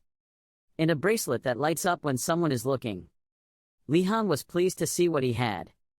Radford and Yoner also offered to help him carry it, but at this time Li Han realized a problem, that these artifacts were created by students of higher classes. But why did they create these artifacts? These artifacts are all used to steal things or move around secretly. If they created these things when they were allowed to leave the academy, then it means that while they were thinking, movement came from the bag. Li-han turned around to look, and Yoner was confused and asked what was going on. He honestly answered that something was moving inside the bag. Suddenly, a hand bone stuck out from his pocket, reaching almost to Li-han's head. He looked back and was so scared that his face turned gray, confused about this strange object. When Yoner saw that, he panicked and asked, "What is that?" Radford looked at the protruding hand bone and cried out, not to mention those students repaying kindness with resentment. Suddenly another bone jumped out from his chest. Yoner and Radford cried out in panic, "Mr. Li-han, please reassure them that you are okay." Then calmly look at the bone to see the next situation. Another bone with a yellow bow appears next to the hand bone. Then the two bones quickly merge to fit the correct position of the bones of the arm. Li-han remained calm, waiting to see what would happen next. At this moment the long bone of the arm flew into the air. Yoner turned pale and asked Li-han what this was about. He explained that it was something Professor Morton gave him. At this time, the arm bone pointed the finger straight at Li-han's head. Then slowly shrinking his hand, he realized something was wrong. Li-han's face showed surprise. The bone flew directly closer. He raised his hand to block it. Bang! The tip of the red finger was pinned into Li-han's skin. Li-han endured the pain and closed his eyes in defense. When I opened my eyes, I saw the bone right in front of me. Radford and Yoner saw Li-han being attacked and intended to rush to help but were stopped by him. Li-han dripped a drop of strawberry syrup from his hand onto the bone. The bone now seemed to be awakened. Under its shadow the appearance of a dog appeared. Li-han reached out and tried to feel it. He discovered that this might be a magical dog. Li-han tried crouching down, giving the bone commands to try a few simple sentences like sit down, stand up, and saw that the bone followed. He continued to give other commands such as turn and clench his hands. Yoner and Radford looked at the drought and realized that this bone was black magic. Li-han breathed a sigh of relief. He was having fun with the bone he had just tamed and was a bit confused because the strange thing the professor had given him had now stuck to his body and wouldn't let go. Yoner called out to Li-han. Remind him that he should throw that bone away, as if understanding what she said. The bone was shocked. She saw the bone trembling in fear and crawling into his shirt, so Yoner waved his hand and retracted what he had just said. Radford approached and reminded Li-han that in the world of magicians, one should not get involved with black magicians. Radford glanced down. Where that bone was clinging to Li-han's chest, the more he looked, the more terrifying this bone became. Li-han also hesitated and looked down at his chest. Then he said thank you for the two of them reminding him. He thought carefully about their advice. Li-han found that although the bone was a bit strange, he felt like he shouldn't judge things by appearance. Yoner rubbed his chin thinking, why did the professor give something like this as a reward? Li-han was also confused and continued, yes, moreover, why did he take it apart and give it to me? Radford surmised that the professor had to find the remaining parts to put together. Upon hearing that, Yoner immediately waved his hand, dismissing the idea and saying that it was silly. Suddenly, Li-han heard Radford say that and turned his head. Yoner continued to dismiss Radford's idea, but Li-han found the idea very convincing. Because this professor's thinking is very different from ordinary people, if ordinary people think that who would like a collection of dry bones, then what the professor thought was that he would be very happy to hunt for skeletons. Li-han rubbed his hands to express the chill. Yoner asked him about the skeleton. Li-han replied, about the professor's way of thinking. After speaking, Li-han turned his head and sighed, temporarily putting aside the dry bones because they looked harmless. In one area, Professor Angeldal was gathering with all his students. Take attendance of students with pointy ears. Then there are the ordinary practitioners. Next was Li-han's group. All the students had gathered.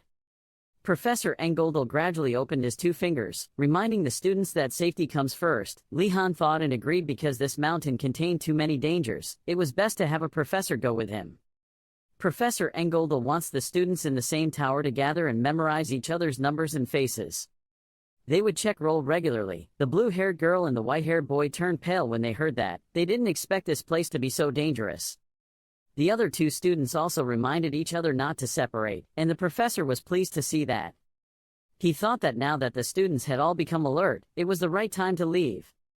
Professor Engoldel took the lead and told everyone to pay attention and follow him. Just like that, the whole group of people walked along the long mountain road but did not know that at this time there was a glowing skeleton flying in the air. The skeleton correctly identified the vision and followed them. Look at the surrounding mountain landscape at this time. Professor Engoldel leaned on his cane and said, "This is exactly the place.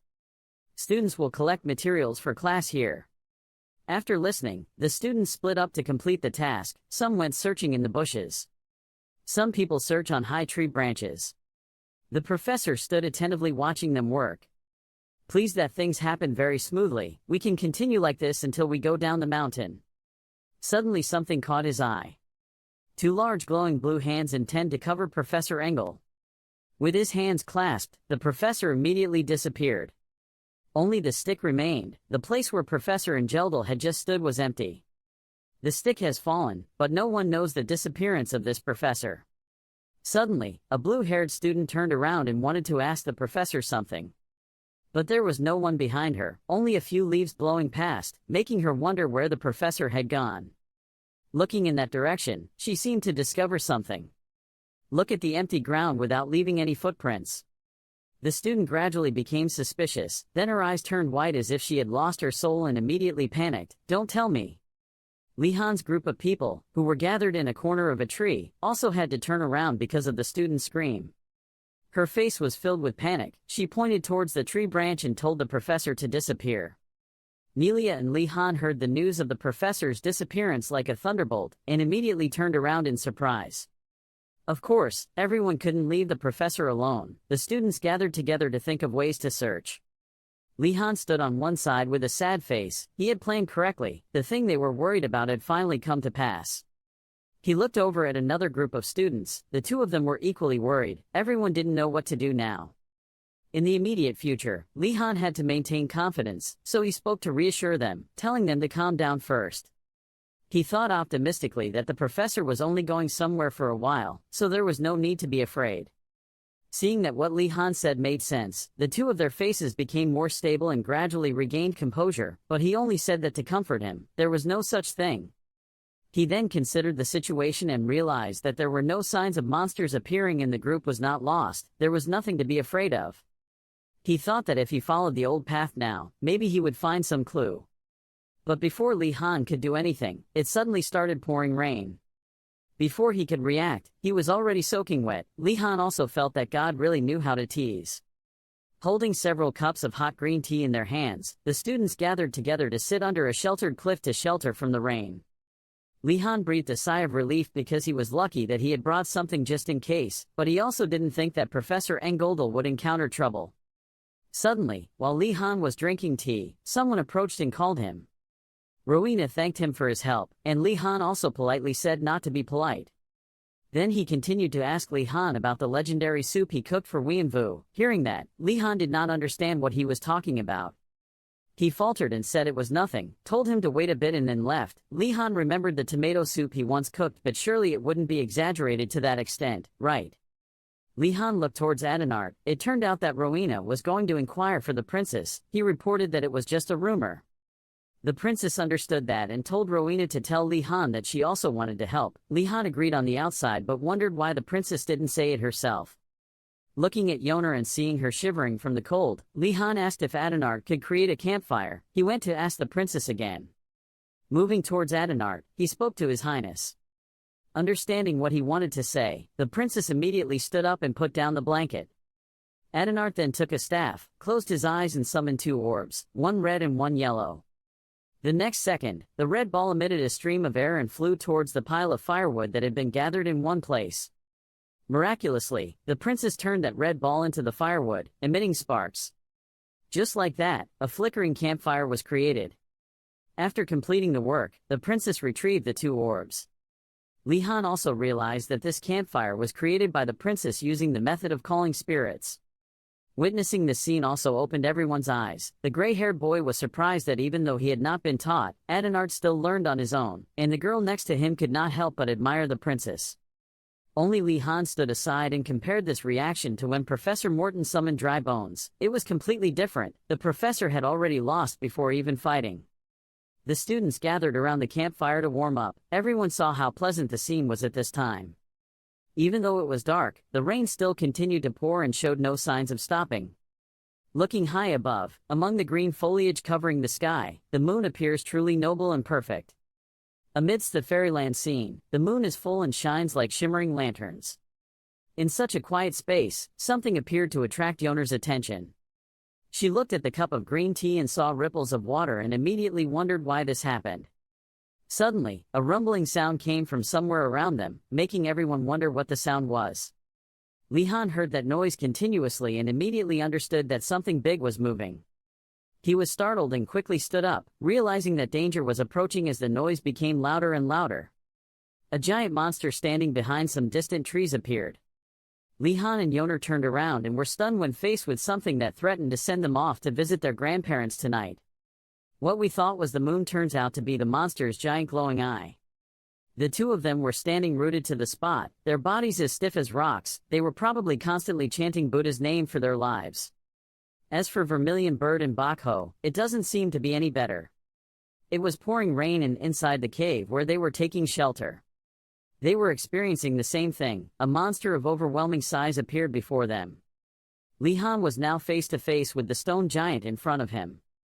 Suddenly, there was the voice of a guy with a hair tie behind him telling everyone not to act rashly.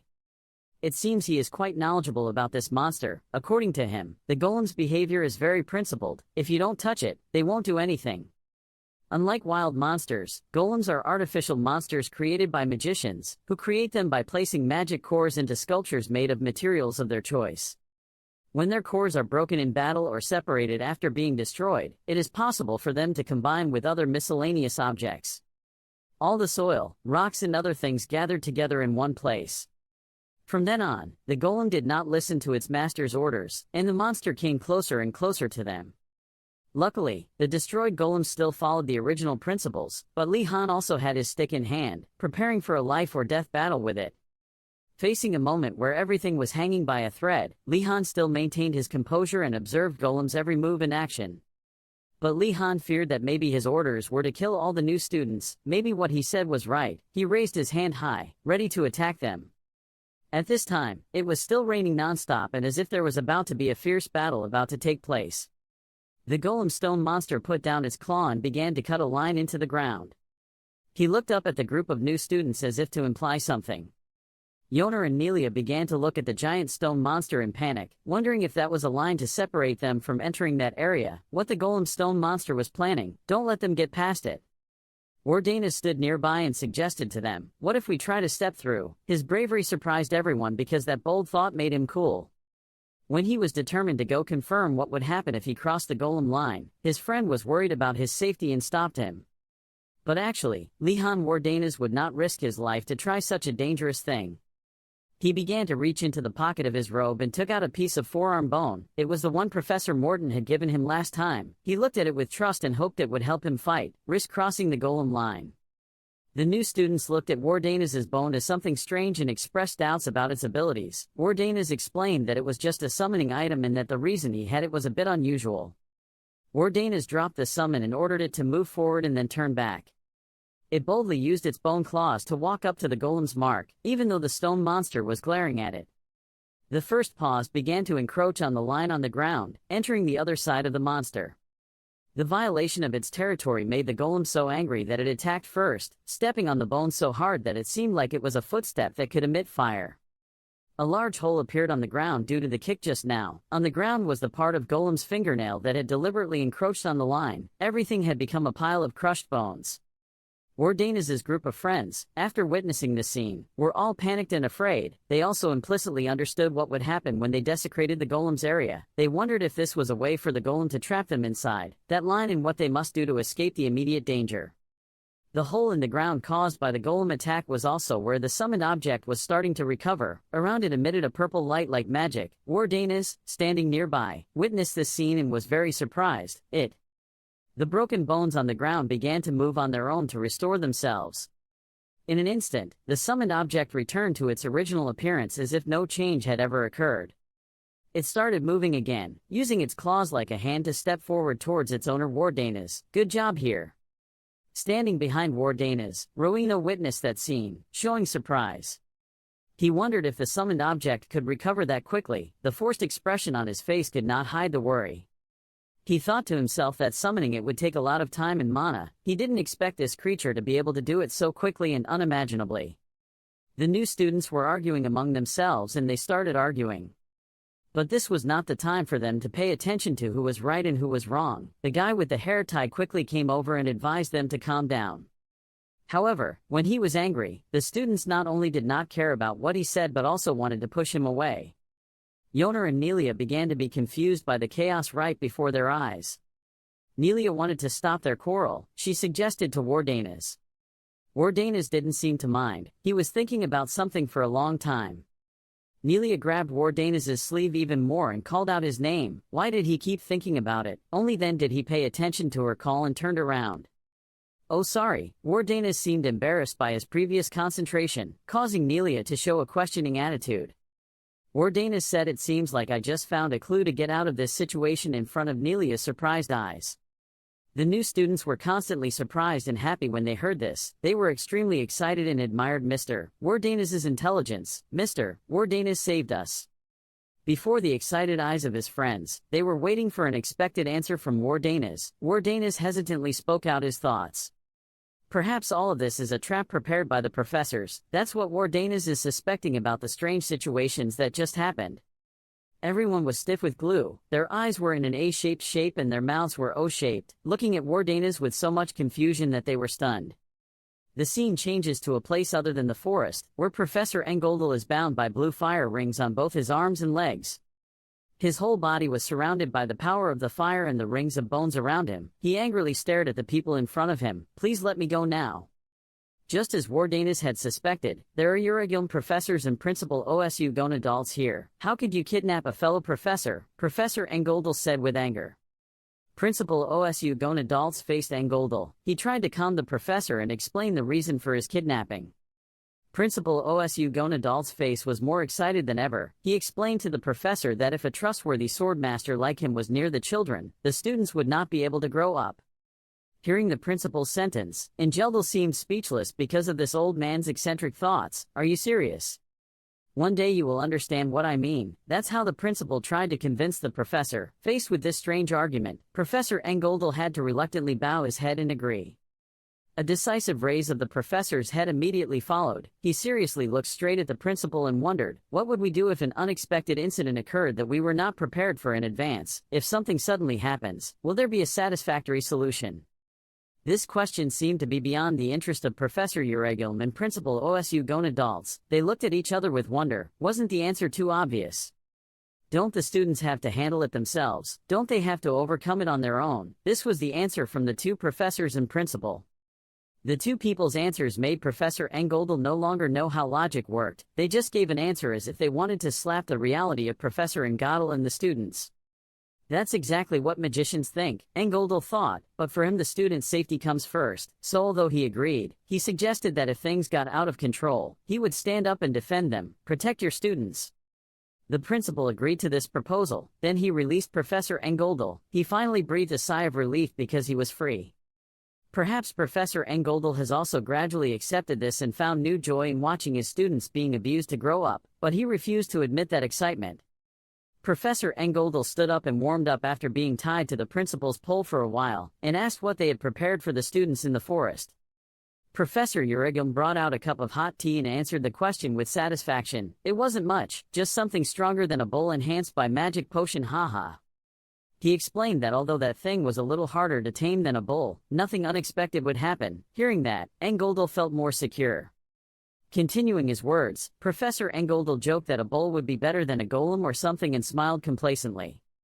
In a place where the rain is still pouring down in the forest, where the students are still in a situation where they are locked in a line and cannot escape, the students began to discuss with each other about the professor's conspiracy theory. They wondered how Mr. Enrollment had disappeared. Perhaps he had revealed this plan to Professor Eurogilm. That's what the students thought. The blue-haired male student started to cry and his friend also gritted his teeth in anger. He was so mean. The professor scolded him. Nelia turned to ask Wardanas, "So what are you planning to do now?" "The plan hasn't changed too much. Perhaps he has found a way to overcome this trap." pointing at the golem rock monster standing and staring at the students, its eye in the middle of its forehead shining like a lamp. Wardanas began to guide his classmates through the first steps of thinking of a way to eliminate it. Turning to the expressions of his friends, they were all sad and helpless. Perhaps eliminating the golem was a bit too much for them. Not letting the whole team lose their fighting spirit, Wardanas started shouting loudly to get everyone to focus and cheer up. Because this was a pre-prepared trap, there was definitely a way to overcome it. Thinking of this, the whole team felt excited as if they had found a ray of hope. Everyone began to concentrate and think of ways to fight. Of course, there was no way the professor would use golem without thinking about this. Hearing that, Nelia also breathed a sigh of relief. It seemed like the first doors were opening for them before a challenging battle. Although Wardanas had mixed worries and determination in his heart, he thought he still wanted to try it out anyway. Their night was spent next to Golem in the locked area. It was still raining at night and the students sat together by the fire. They wondered if the Golem might have some weakness that they would have to personally find, and they discussed how to distract it. Nelia turned to ask Wardanas' opinion. "What do you think, Wardanas?" As soon as she finished speaking, she was surprised because Wardanas had evaporated without anyone noticing. She gasped, unable to believe what was happening. Shocked that some spiritual force had taken Wardanas away, she shouted loudly for everyone, "Everyone, Wardanas has also disappeared."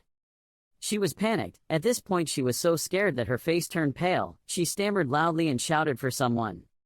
She shouted loudly, "Wardanas also disappeared." While being held captive, one person was still missing. At this time, everyone's mood was extremely panicked. Everyone gathered together and kept talking. They panicked, trying to search around. Ashan panicked and pushed up his glasses to look around. He thought the worst-case scenario was that he was kidnapped, and the blue-haired girl decided to risk everything and sneak away, entering the golem to look for him. Suddenly the orange-haired girl behind her seemed to see something that surprised her. She pointed forward and called everyone to watch. Looking closely, it seemed to be Wardanas. He was standing behind the monster in the rain. Miraculously he was okay. Everyone saw him standing here safe and sound and were surprised to simultaneously call his name. When they saw him standing so close to the golem, their first reaction was surprise, then they quickly warned him to run quickly and not to stand next to the golem for too long. Hearing them say that, he turned to look at it calmly. Seeing him looking at him like that, the golem also seemed to turn down to look at him. Only then did everyone notice that it didn't seem to react. When they saw that, they couldn't help but shudder at his bravery, then couldn't help but ask him what happened. Why did he disappear and then appear there again? At this moment, he pushed his cloak away, revealing a belt. It turned out he had used invisibility magic to get out. It turned out that while the other students were panicking, he used the invisibility spell to test if the golem would react to him when he was invisible. First he tried putting one hand out first. After seeing that it didn't react to him, he finally decided to step out of the line. Luckily, it didn't detect it and he got out safely. In addition, he also discovered an equally important information. Once he left the line, even if he stood in front of it, no matter what he did, it would not pay attention to him. The rest of the people heard that and admired his intelligence. They didn't expect him to come up with this method. After learning that he created an invisibility belt using ancient artifacts, they admired him even more. At this time, he humbly revealed that it was not he who discovered it, but the Presinga group that gave it to him. When the two of them heard that, their faces were scared. They sweat dropped, backed away, then tremblingly asked why he was related to that association. Seeing them reject him like that, his face looked helpless. There was no need to keep that distance. At this moment, Yoner spoke up to break the awkward atmosphere. She seemed to understand the Presinga Guild's artifacts quite well, so she explained to everyone that the Guild's artifacts were not easy to use. The white-haired boy finally realized the problem. He couldn't use that magic tool. He had to find another way. Seeing that he had finally realized it, the two nodded in agreement. When Ashan heard that, he was worried. Seeing that he was the only one who could get out, he asked for help. He asked him to go back and ask the professor for help. He shook his head sadly to show that he couldn't, but in his heart, he already knew he was in for this. It's the professor's fault, so it's useless to ask for help. Suddenly he reached into his pocket as if looking for something. Under everyone's surprise, he pulled out a staff and an orb, then told everyone that we had to solve the problem another way. The ball gradually flew up, thinking in his heart that if this was a test, it was definitely within the range of what first years could do.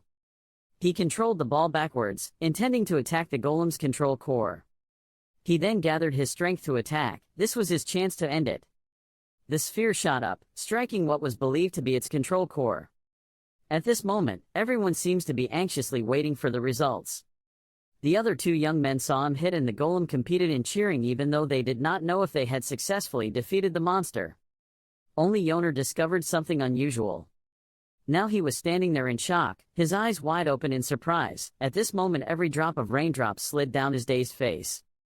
He remembered the moment the iron ball touched the monster's body. Clearly at that moment he had lost control over it. Looking at the iron ball still stuck to the golem's body, he thought to himself, "Damn it, I can't use the iron ball."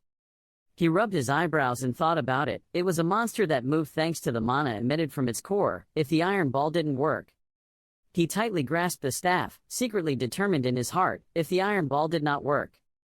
He raised his staff to try another way, and with his shout came a burst of power. At this time in another room, the principal and Professor and Geldel were sitting together. The professor looked very gloomy. It turned out that the professor was sad about his students. He was worried about whether his beloved students were really okay, and what if the students were injured. Seeing that the teacher looked gloomy, he quickly spoke up to comfort the professor. Just now, he only had a head, but now he added an extra hand to especially comfort the professor. The principal said that during his time, the trials were even scarier. While saying that, he winked and acted cute.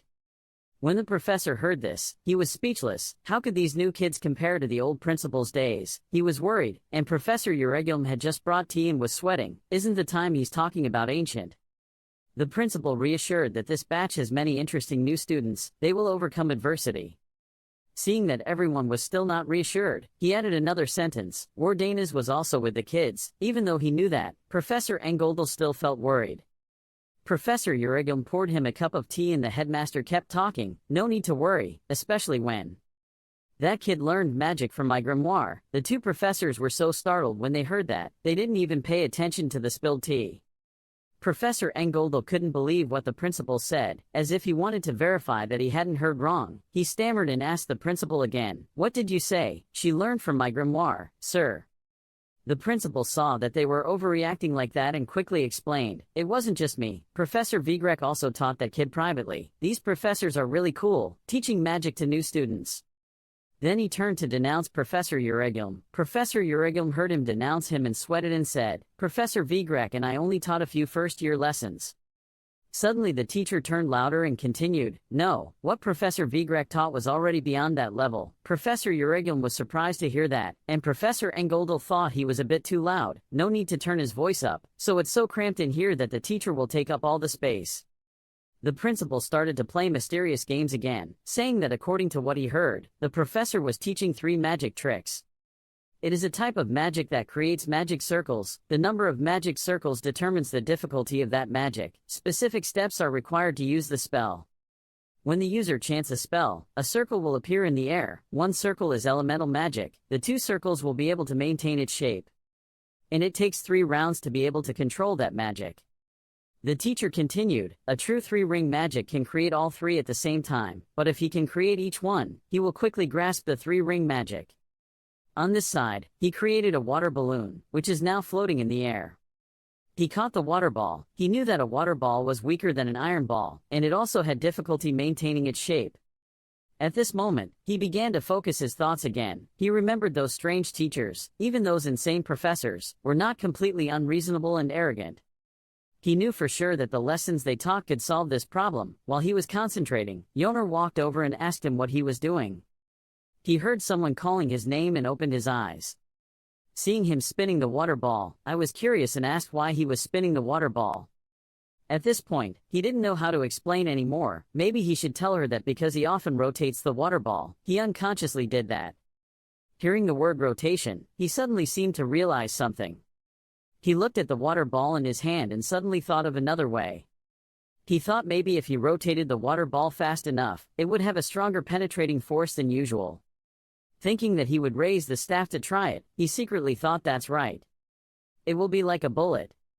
The water ball that was as small as a hand suddenly became incredibly large, flying in the air. It was because Li Han used that piece of wood to control it. He was happy to think that he had finally succeeded after many tries. Li Han was focusing on the large ball when Yoner suddenly called his name. She hesitated, pointing out that she didn't know what magic spell it was. But it was indeed a bit big. Just like Yoner said, the water ball was now quite large in size. Almost the same size as a golem. The students nearby were gathered and chatting about what he had learned. They felt quite dangerous and afraid if Li Han cast the wrong spell in their direction. But Ashan Dalcard loudly defended him, telling everyone to trust him because there was no way the Wardinas would make a mistake like that. Nelia also followed suit, affirming that he was not that weak. Both of them put their trust in Li Han and were sure that he could do it. Hearing that, Li Han's face looked a bit awkward because he felt extremely pressured. Ancient magicians have said, magic is a world in a complete form, so if someone arbitrarily destroys it, they will have to suffer the consequences of magic. The magic spell that Li Han is using is a high-level magic learned from upperclassmen. This type of magic is not learned by first-year students. But Li Han possessed so much mana that he could ignore the usual rules. When he infused mana to maintain the rotation speed, the size of the water balls could not withstand this amount of mana, so they began to deform. So he had to increase the size of the ball. As the size increased, the rotation speed slowed down, so he injected more mana, continuously repeating that process, and in the end it became a giant ball. After Li Han controlled the ball, he immediately calmed everyone down and told them that he could control it. But honestly, Li Han is not feeling well. Maintaining this won't last long and makes him feel pressured. Li Han then decided that he needed to quickly end everything. Then he jumped up. Li Han pointed the big stick towards the water ball. He shouted loudly to attack and then released a source of energy. The ball, under Li Han's control, flew towards the golem's head in an attempt to destroy it. Then suddenly the water ball now crystallized into a vortex. Then, for some reason, the ball suddenly turned towards Golem's shoulder, making Li Han confused because creating a water ball like that is very difficult. The ball hit the golem hard. The unexpected happened. The water ball exploded the golem, shattering it into pieces. Li Han witnessed this scene and was also very surprised, almost shocked. Everyone was stunned by this scene. Everyone stared with their mouths open without blinking. The golem's rocks fell to the ground right in front of Li Han's eyes, making a loud crashing sound. Everyone couldn't believe it, stammering and asking what had just happened, because earlier they had only scratched the golem but now they had smashed it to pieces. The blue-haired male student let out a breath. Then he and his friend shouted with joy, loudly praising Li Han's Wardinas. Nelia's face was full of pride, bragging to everyone about Li Han. But Li Han himself didn't expect the force to be so strong. At first, he couldn't even scratch the golem. He wondered if it was because the water bridge was strong or because the golem was weak. Li Han held the stick tightly in his hand for whatever reason. It was all thanks to Professor Validi's lesson that helped him, Li Han thought, and then breathed a sigh of relief, but Professor Validi also wanted to defend himself by never teaching him such things. But at this moment, Li Han suddenly felt something strange. It seemed like something caused him pain and he immediately fell to the ground. Seeing this, Ashan worriedly asked if he was okay. They were worried about him and offered to carry him but he refused. At that time, Li Han seemed to be better. Everyone stood apart and looked around. Li Han was still leaning on the ground with one hand. He knelt on one knee thinking about the fact that Professor Ingudal had not returned yet. Suddenly the summoned object in his shirt was exposed. Li Han suddenly looked at something moving in the inside pocket of his jacket. He was startled and didn't know why it suddenly moved. Suddenly a loud sound came, catching Li Han's attention. It was a giant golem, perhaps even bigger than before, pushing Li Han's friends towards him. His friend ran as fast as he could, shouting loudly for everyone to run away. While the people standing next to him were still shocked, Li Han felt a bit annoyed, thinking they were a bunch of useless people. Nelia suggested that everyone run apart to create a distraction to buy more time. Everyone agreed with this idea and immediately dispersed, each running in their own direction. Li Han was about to leave when the guy with his hair tied called him back. The guy with the hair tie told him to use Eumedaeus's flowing ballet magic again. Li Han was a bit surprised by the name Eumedaeus. Eumedaeus was the name of the imperial mage famous for his water magic. Li Han was curious because he named the spell after himself. But in the end Golem was about to chase him. Li Han had no choice but to urge the guy with his hair tied to leave this place quickly. Then Li Han cast a spell to hide himself in the darkness. He took out a bag from his body and poured some strange objects into his palm, looking like chalk. Li Han didn't want to use it at this time but there was no other way. Then he took them and threw them forward. Li Han's precise throw helped those long white pellets hit the golem directly. I don't know exactly what effect those things have, but I didn't see Golem reacting after Li Han's throw. Li Han now slowly grasped the hilt of the sword in his hand. He stared at the golem and then used the force to hold his sword and turn it around. Li Han raised his sword high, planning to sneak into the blind spot and attack the golem's legs. Thinking about it, Li Han directly used his sword to slash its leg. As expected, the golem's leg under Li Han's attack lost half of its stone. The crack on one leg looked like that, but it looked quite large, causing the golem to involuntarily curl up one leg. At this time, he tried to approach the golem to make it fall because the larger the size, the more painful the fall. Suddenly, the rock monster kicked Li Han into the sky and flew far away. However, he quickly landed in time. Li Han was also surprised by Golem's attack. What was more surprising was that Betrek fell from the sky. Seeing this, Li Han quickly stretched out his arms to block. Once he was in his arms, he still couldn't figure out what was going on. Seeing that it was taking too much time, Li Han asked him how long he planned to lie here. Betrek trembled. Where did his voice come from? Li Han then placed Betrek on the ground. Having been saved by Li Han, he turned to ask, "Are you Wardanas?" to Li Han's surprise. Li Han also wondered how he knew him while he was still invisible. It was so obvious. He pointed at Golem and said that only Wardanas from Tan Long could do this. Betrek turned to Li Han and thanked him for saving his life. While the two were in love, Golem suddenly raised his hand high and prepared to attack them both.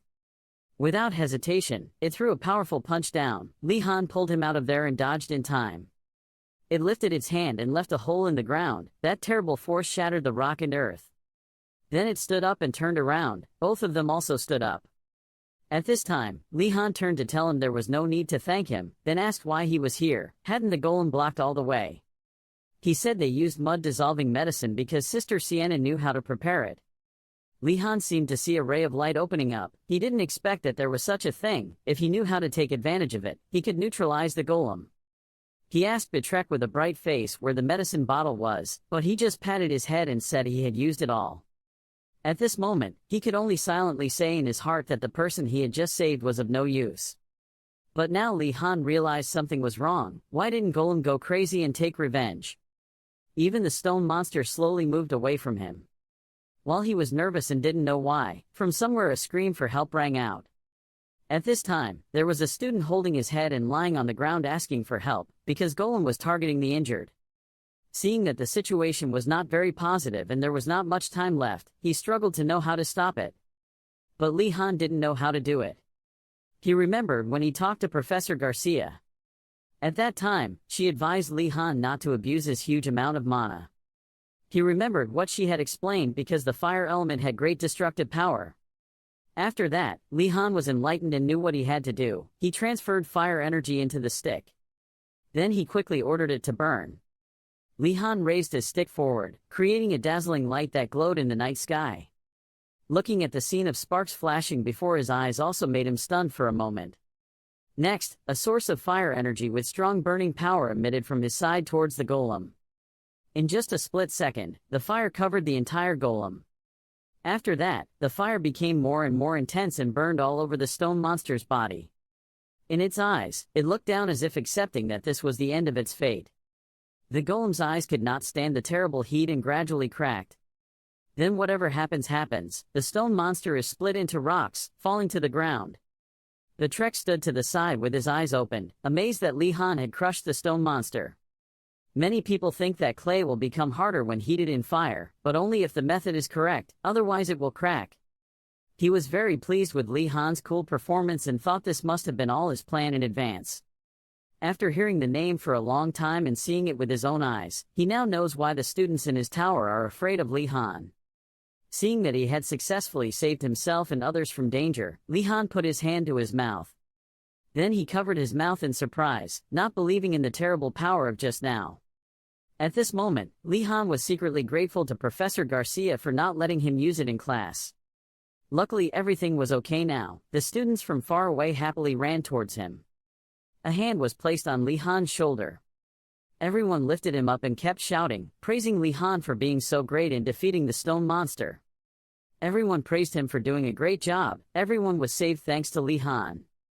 After a while of complimenting, Dumak also realized something.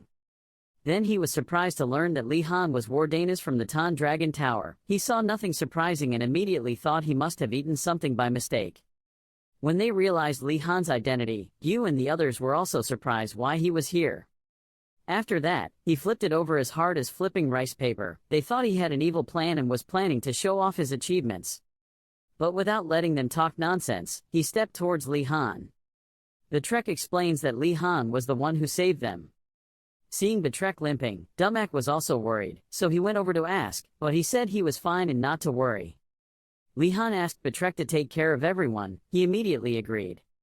When everything was over, everyone gathered, some to rest, some to cook soup, and to get medicine. Other students take attendance, making sure everyone is complete and no one is missing. Li Han went to Yoner to ask about the injured White Tiger Tower students, but Yoner said they were fine because everyone at Vermilion Tower was very good at first aid. When talking about it, we can't forget Sister Sienna. Yoner admires her very much when she can also use pain relievers and reduce swelling. When it comes to Sister Sienna, he's a bit cautious, in case that wonderful person wants him to disappear so she can become first class. Li Han was contemplating what to do next after solving this problem, when Sister Sienna came from behind and called him. She held a box full of medicine bottles in her hand and went to find Li Han. Sister Sienna heard that he directly fought Golem, so she brought Li Han some healing medicine and told him to use it. Seeing her so dedicated and thoughtful, he was also surprised, not thinking she knew such news. She put the pill box in front of him and persuaded Li Han to use it quickly. She did it all herself. Suddenly seeing that he was being cared for so much, he wasn't used to it and had doubts. Many times this was an opportunity. Yoner saw this and stopped him, telling Li Han it was okay, he was not injured at all. But contrary to Yoner's prediction, Li Han grabbed the medicine bottle. Then he quickly drank the medicine bottle as if Li Han had died and hadn't been able to drink water for several days. In a split second, he drank the entire bottle of medicine in front of the two of you, not leaving a single drop. Li Han felt empowered and eloquently said that this was the best healing medicine he had ever taken. Yoner saw Li Han change 360 degrees and was surprised why he behaved like that. He continued to turn to Sister Sienna. She made such wonderful medicine herself. How could a talented person like her be here? Of course this was his natural flattery skill. Seeing Li Han react so violently, she was also stunned and didn't know what to say. The next moment, Sister Sienna smiled brightly like a flower. Her face was cheerful, her heart was filled with happiness when receiving such a compliment. She humbly said that she still had many shortcomings, repeatedly placed medicine in his hand and told him that he could take it all. Li Han got so much medicine that he said this was enough. Sister Sienna was enthusiastic, allowing Li Han to just tell her when he needed it. Sister Sienna then left, leaving only Li Han and Yoner there. After a while of flattery and lifting Sister Sienna up into the clouds, Li Han also breathed a sigh of tiredness. But when he remembered the moment he talked to her just now, he felt something. Sister Sienna is very polite and has an eye for things as expected of a prestigious family. Fortunately, his method worked. Li Han waved at Sister Sienna, and she politely nodded in response. Seeing that she was friendly to everyone she met, smiling and talking happily, Li Han thought that perhaps some of the Vermilion Bird Tower students also had feelings for her. Suddenly, while he was still in a daze, Yoner put her hand on his shoulder and called. Yoner asked if he didn't owe Sister Sienna money. Li Han didn't understand what she was saying. The mountain scene was now late in the afternoon and became quiet. The two of them decided to go down the mountain. At this time, the students were gathering at the foot of the mountain. Everyone seemed to be waiting for someone. A student looked forward and said, "Over there." It turned out that the two professors had returned. From the forest they gradually appeared after a while of disappearing. Professor Euregilm happily said they were back, and Professor Engoldel, worried about the students, quickly ran over to ask if they were okay. The other students saw the professor and stood there for a moment without reacting. Suddenly, everyone got angry and blamed the professor for why he only came back now. Thinking that after a long time of not seeing each other, the students would be happy, but unexpectedly some wanted to defeat me, some wanted to step on me, surrounded by hostility. This made Professor Engoldel extremely shocked. However, Professor Euregilm was extremely optimistic when he looked into the students' eyes and realized that they had learned many things while he was away. Professor Engoldel was speechless when he heard that. The students heard the professor say they had learned many things and agreed, but with a very strange attitude. He said it was alchemy. Professor Uregilm then told the students to always be alert because disaster could happen at any time. But at this time, the students still have not forgiven the professors for letting them struggle alone, so they intend to create a disaster and make the professors pay the price. Suddenly, Professor Engoldel also apologized to the students. He immediately explained that he also wanted to go with the students, but the principal forced him. Before the professor could finish his sentence, they turned around and said of course it was. Both the principal and the professor were the same. Professor Engoldel immediately clarified that he was telling the truth, but the students said it was too late and now they didn't believe him anymore. Hearing the student's face like that, his face turned pale as if he had lost his soul. The professor then slumped down dejectedly when the student he taught didn't believe him. But Li Han, standing aside, saw through it that everyone didn't trust the professor anymore. This was truly a way for them to grow up. Then he turned to Professor Engoldel's dazed look. Li Han thought that with his reaction, the professor must have told the truth. Another student couldn't believe this absurd explanation because it was impossible for a professor to be kidnapped by the principal. Li Han felt that with the bossy personality of the Skull Headmaster, it was very possible, and even Professor Uregilm also noticed Professor Engoldel's mood. Then Li Han sat down next to him and called the professor. He decided to turn his face to the world and believe in Professor Engeldel and even comfort him. Seeing the lovely student before him as the light of salvation, Professor Engoldel was so moved that he shed tears. Hearing that, he did not hesitate to open his arms and hug Li Han. Professor Uregilm on the side also realized that he was too flattering. Then he turned to the rest of the students and asked about the situation with the training. Ashan happily showed him how wonderful it was. Everything went very smoothly. Li Han achieved great success when using earth bombs and fire to defeat Golem. Suddenly, after hearing that, his eyes turned white and his face was sweaty, seeing that something was wrong. Professor Uregilm put his hand forward and told him to wait while his other hand held his head in confusion. His face became panicked when things didn't go as he planned. The professor asked what Golem, what about the bulls, where did they go? When he said he was just preparing the bull, the other students stood still for 5 seconds, speechless and not knowing what to say. They couldn't believe something like that could happen in the world, so they told him he should keep quiet. The professor couldn't fool them. Who understands this feeling? Professor Uregilm tries to get everyone to believe him, but the students just think it's a coincidence. Now, naturally, there is a wall of distance between the professor and the student. He also loses and doesn't know when his student became like that. The professor then decided to go find Li Han and ask him why. He wanted to ask Li Han to make sure it was a golem and not a bull, and he also said it was a golem. Hearing that, Professor Engeldel put his hand on his shoulder. He told him to wait. The atmosphere around him suddenly became darker and heavier than ever. Professor Engeldel asked them with a serious face what they just said with an extremely serious attitude. Seeing that he looked like he was about to swallow him whole, Professor Uregilm hesitantly explained that he had prepared both a bull and a golem, but it seemed like the bull had already disappeared.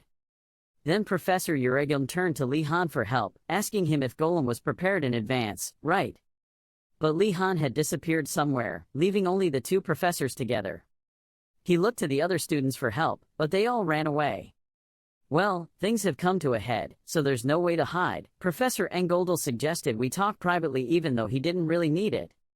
He shouted for Professor Engoldel to calm down, while Li Han ran and stuck out his tongue as if to tease him. That afternoon, in the tower's reading room, there were many different books and documents on the table. The students sat and read books very attentively, but everyone's faces were sullen, tired and constantly complaining. This gray-haired student couldn't stand it anymore. He looked angry because he read but didn't understand anything. As a noble, why did he have to read these things? On the other hand, a female student was also upset when she was forced to learn about the cost of creating a magic seal when she could just spend her family's money. Other students also turned on their angry mode. The scene became extremely frustrating. At times like these, delicious breakfast dishes are the best savior. The food is filled with everything from candy apples to cookies, and even Earl Grey tea, everything for just 1 coin. Seeing paradise before their eyes, the students did not hesitate to agree. Everyone did not hesitate to spend money to enjoy breakfast. And the person who does things like this can only be Li Han. This is his self-service booth and he didn't expect it to be effective beyond expectations. While everyone was still chatting, another male student said those exercises were too difficult for them. He smiled triumphantly and was confident that after the alchemy lesson, this would be a piece of cake for him. He then laughed and bragged about how they had encountered a giant golem in the forest. The blue-haired student saw him talking like he had just slain a dragon and looked down on him, but the girl next to him also saw that he had no cure, so she told him to ignore it. Li Han looked towards the group of people. Do you think they thought only Li Han's group had to go through this? Yoner walked over and told him to focus. Moving to the poison room, a purple liquid was boiling in the pot. This is the alchemy exercise cauldron. The students each have a pot and are following the recipe to complete the exercise. On the other side, a student was putting orc bell flowers and crushed mushrooms into his vase, but it seemed wrong, so the smell was so terrible that the girl next to him had to cover her nose. Suddenly, from the jar, a slimy green liquid looked very strange. Then from the jar, that liquid erupted like a volcano. In this practice room, there were quite a few people who failed. After the first failed attempt at creating, they closed their eyes and snorted at the remnants left behind. Li Han saw that none of the other students had succeeded, and at this moment he also discovered something strange. He knew alchemy required precision and a small difference could lead to failure. Li Han looked closely at the formula paper and thought that although this exercise was quite difficult, no one succeeded, but maybe the formula was wrong from the beginning. It seemed like an idea just popped into his head, making Li Han startled and covered his mouth with his hand.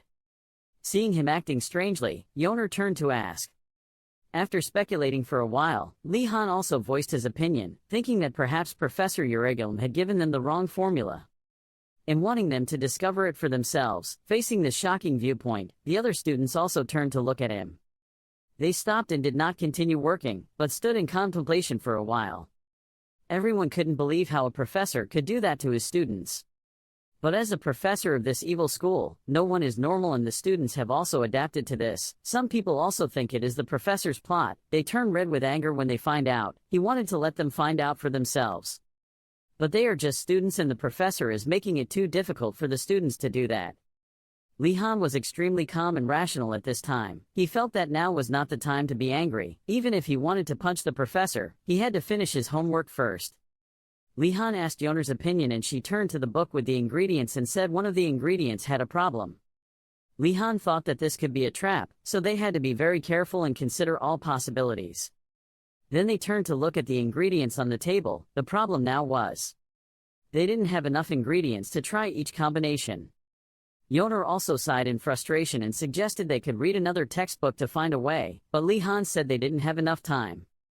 After struggling with this assignment for a long time, he was determined that tomorrow he would apply for a passport to leave school.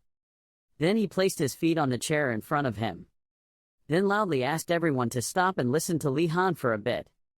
Seeing him do it to that extent, everyone couldn't help but be surprised. Li Han regretfully said that this time the professor played a prank on them, so everyone had to join forces. He told everyone to gather all the ingredients and find the right recipe. Li Han will also go to the remaining towers. He reminded everyone that everyone must work together to succeed. At this time, Ashan happily held the ingredients in his hands and he realized that the ingredients each person had were different. Just sharing was enough. Yoner also suggested that if other students cooperated, they could share knowledge together. Li Han informed everyone and left and said he would come back later. As he walked, he told himself that he had to succeed at any cost. Stepping out the door into the journey that awaits him, Li Han does all of this for his precious vacation. After that, everything went quite smoothly. Yoner and Ashan were able to easily approach the students of the other court. Yoner mentioned the students of the White Tiger Tower, but Li Han shook his head and refused. She, along with Sienna and other students, collected documents and reviewed them together. After hours of careful calculation, they worked out many different formulas. With countless tiring trials, they combined other ingredients together. A piece of paper containing the formula was thrown into the air. Finally, the effort they had put in paid off, and everyone was relieved when the recipe was completed. Working together to help each other is good. Everyone works hard but everyone feels it's worth it. Luckily the results come not too late. Sienna said that now everyone just needs to follow the recipe and it's done. Li Han also said that everyone has worked hard. The other students also did not expect that they would once again unite before Professor Euregilm's trap, but fortunately thanks to Li Han, they were able to find the formula so quickly. The blue-haired male student smiled and said, "Well, you guys come from another tower so I don't know." He continued asking, "Tomorrow Wardinas will use the passport to go out." Everyone heard that and became quiet. After spreading it, they said loudly and went out. They focused their attention on Li Han, some praising and others asking, "How did you get the passport?" They looked at Li Han with admiring eyes. Seeing that, he was extremely confused and thought to himself. Then he remembered that it seemed like the students from the other towers who didn't know that he had a passport would make a fuss about it. The purple-haired male student awkwardly appeared behind and asked Li Han what he was planning to bring back from outside. Before Li Han could answer, a blonde female student nearby pointed at him and said, "Of course it's food along with many small and sweet dishes." Hearing that, Nelia also asked a question, "What about clothes? Durable and comfortable clothes are also great." In contrast to everyone, Ashan wanted to bring school supplies, which surprised everyone. When he heard Ashan say that, someone immediately asked him, "What nonsense is Dalkard talking about? Can the books be eaten, or can you drink ink?" Ashan was confused at that question. "Of course I also like food." However, Ashan is still determined in his intention, "But we need books." Ashan talked about his experience when he went to the royal library where the books were arranged very neatly. Ashan continued with a pained expression. Ashan's experience when visiting Einrogard's library was something of a horror for him because the books there were all left haphazardly and unorganized. Ashan pushed his glasses and continued, "At this rate, we will faint looking for books before even touching our homework. We have to quickly find the necessary books." Hearing him say that, the other two also agreed, "That ain't." While everyone was seriously discussing, a blonde male student spoke up again. "Things like magazines, novels, decks of cards or chess are just to kill time. Why do people have to be so complicated?" The blue-haired male student saw that and yelled at him, "Gainando, what's so important about those things?" Suddenly being yelled at, he immediately objected that those things were also important to him. Seeing that he couldn't argue, Gainando turned to Li Han for help. But Li Han was nowhere to be seen. Yoner stood up and told the other three, "Guys, Li Han has gone to sleep." At the end of the story, everything was as quiet as paper between them, with only a gust of wind blowing across. By this time he had gone to bed. Li Han went to bed and lay down to start sleeping. Li Han closed his eyes and thought, "Tomorrow is an important day, I will be able to go out." He continued to be immersed in thoughts about what to do. Suddenly Li Han opened his eyes. Only then did he realize that because he was thinking too much, he couldn't sleep. At this moment, he thought about what the principal had said. "Remember when you were tired of looking for the wooden house at night?" Those things made Li Han extremely worried. Suddenly, a book was pulled out by a stream of magic. Falling to the ground attracted Li Han's eyes. Li Han looked at that book and wondered, "This is the book the principal gave me, why did it suddenly move?" That book not only moves by itself but also opens automatically. The lines of magic in the book flowed out like water, making Li Han extremely surprised. They moved non-stop towards Li Han, making him panic. Those spells gradually penetrated his body, making Li Han wince in pain. A moment later he opened his eyes. When he fully opened his eyes, he realized he had been transported to a strange place. This place is extremely desolate. Li Han tried to bend down to check the ground under his feet and realized that this was an illusion created by the book. At this moment, when Li Han stood up, the book continued to appear. The book opened and stopped. Gonadaltus walked away arrogantly. Li Han saw that and asked, "It was magic that I learned last time, but it was only the theory part. Could it be that I should continue studying it now?" The book immediately nodded to show that he was right. Li Han looked at it and smiled, thinking, "He introduced this magic because he saw me pondering. What a good book." But then Li Han refused and asked the book to take him back. The book was surprised to hear that. He immediately sullenly turned the pages continuously. Li Han looked at him confused and wondered, "His personality is similar to the principal's, so I take back my previous compliment." Thinking about it, Li Han picked up his wand and spoke to the book. There was no other way. Li Han closed his eyes and began to study. The principal appeared and said fiercely, "Criminal number 24,601. That guy heard that and denied, "Master, I'm not a criminal."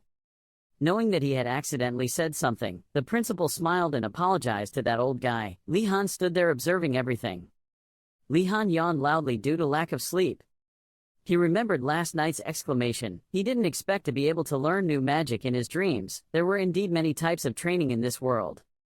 After successfully curing the countryside, the principal said to Li Han, "Congratulations on being released, Wardinas." The principal said with satisfaction, "This is a reward for what you have achieved, so be proud of it." Hearing that, he bowed his head and thanked him.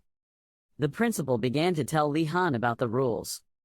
He also added that if you don't return on time, a search team will be sent out, he said, pointing his hand at the guy next to him. Li Han looked at him and sweated, even though he knew the principal was playing big but didn't expect it to be so big.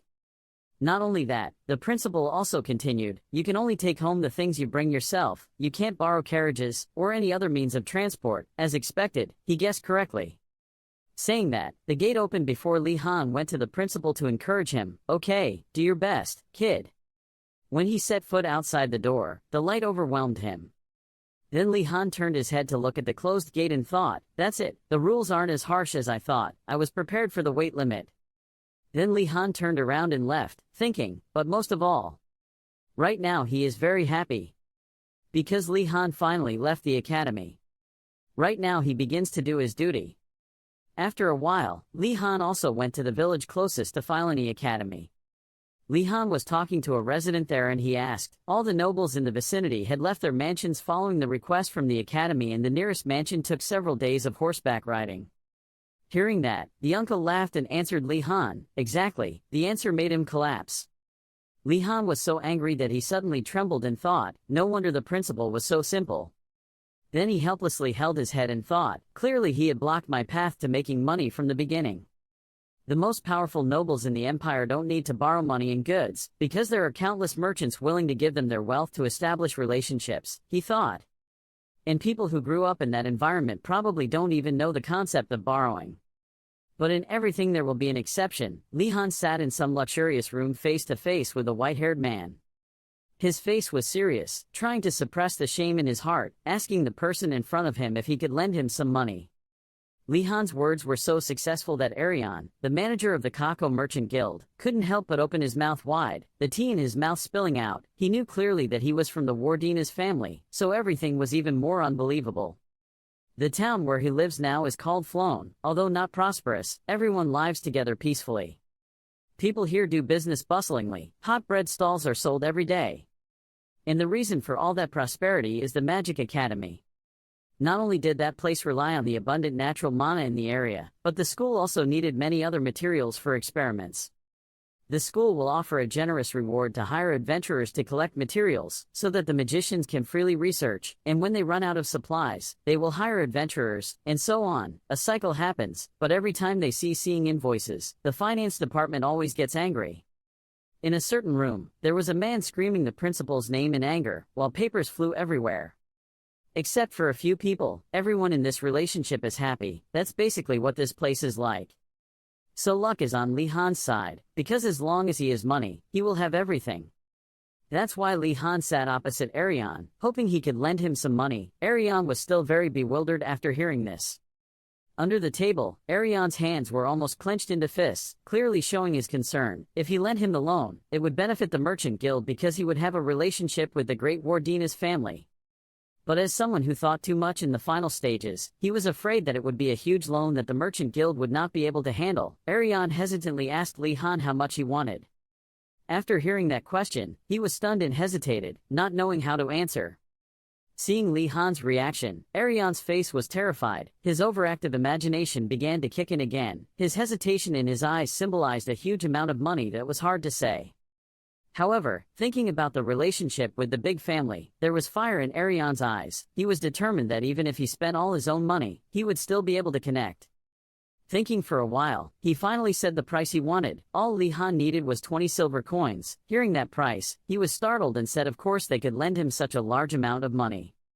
But after a moment of recovering, Arion finally asked again in shock. Li Han was similarly bewildered. His reaction stunned Li Han. He gingerly negotiated another 15 dong. Arion saw that attitude and his face turned red. It turned out he had misunderstood the person. Li Han just needed a little money for shopping, only. When Li Han saw that he didn't say anything, he was scared and thought that the price he offered was too much, cutting it to only 12 silver coins. Arion saw that he kept reducing it, so he helplessly told him that he didn't need to reduce it anymore and that he would give it right away. From the money he borrowed, Arion was able to guess that he needed to buy a few things. He even suggested a tour of the town. Li Han was happy after hearing that, because it was too good. When the merchant guild employee came to give him money, Arion noticed something and turned his head. Looking at the original plates that were still filled with cake that had since disappeared, he was shocked because he didn't see him eat a single piece. Arion turned his eyes to Li Han's figure walking out the door. Attention was caught by his visibly bulging shirt pocket. Arion was speechless looking at that scene, not knowing what else to say. He began to doubt whether Li Han was a noble or not because of his actions, and in his heart began to plan how to deal with him. In his mind, even though Li Han was only a first-year student at a magic school, once he had the chance to go to the store, he would definitely spend freely. He couldn't help but imagine the future. I met Li Han again wearing a sophisticated outfit.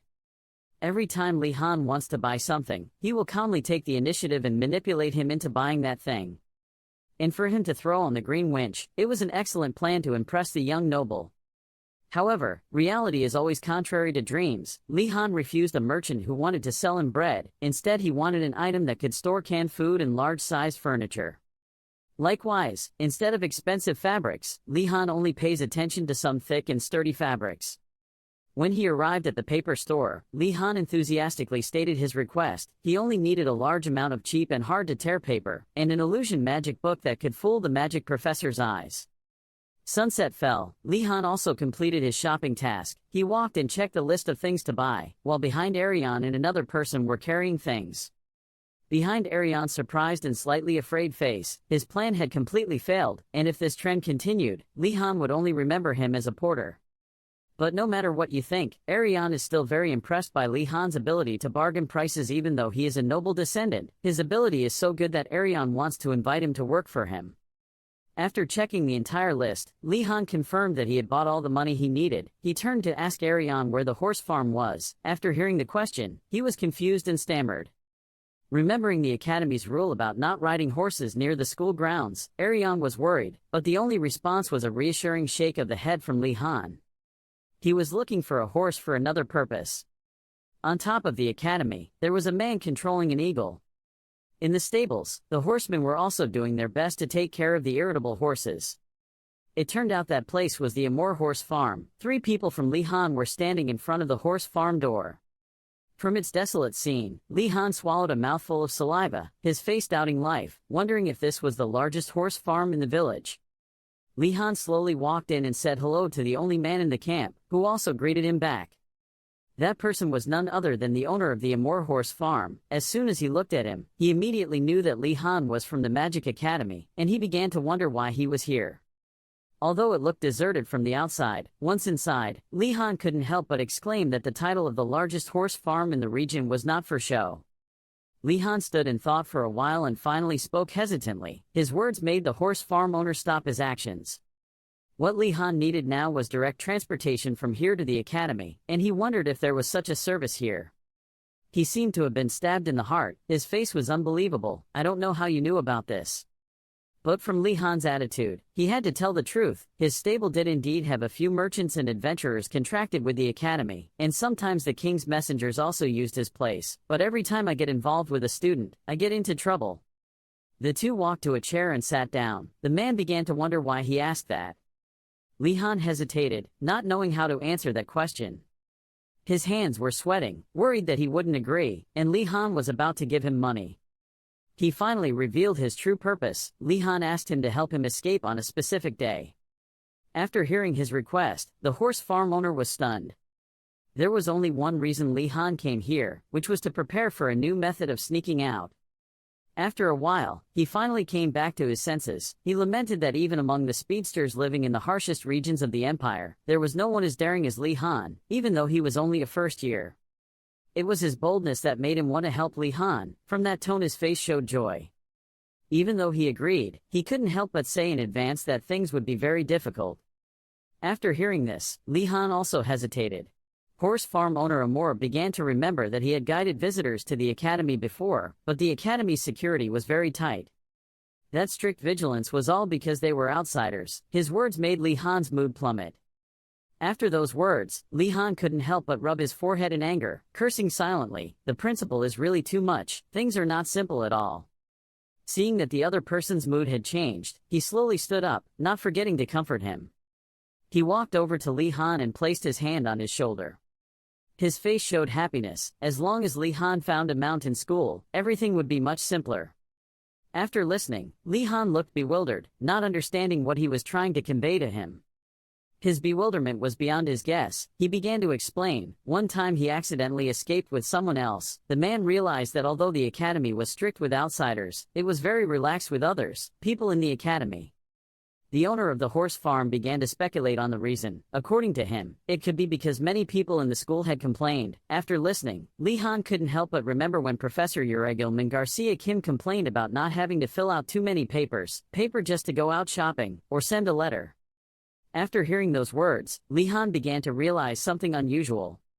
He remembered when he left the academy by carriage, there were also professors in that group. He seemed to guess what he was thinking, so he quickly advised that Li Han would be arrested if he didn't come with him. Just by going with him, he could help Li Han disguise himself as an errand boy or a professor. He seemed very confident and even pointed at himself. Afraid that Li Han wouldn't agree, the horse farm owner had to ask for confirmation again, but he didn't answer and remained silent, thinking in his heart that this was not a bad idea. Good idea, but the problem now is how can you find an ownerless one to ride, Li Han thought thoughtfully. Then, thinking about a certain situation, Li Han's eyes flashed with a mischievous light. He thought about the situation where he had to steal one. However, very quickly, the horse farm owner's words knocked Li Han back to reality. He warned him not to think about stealing.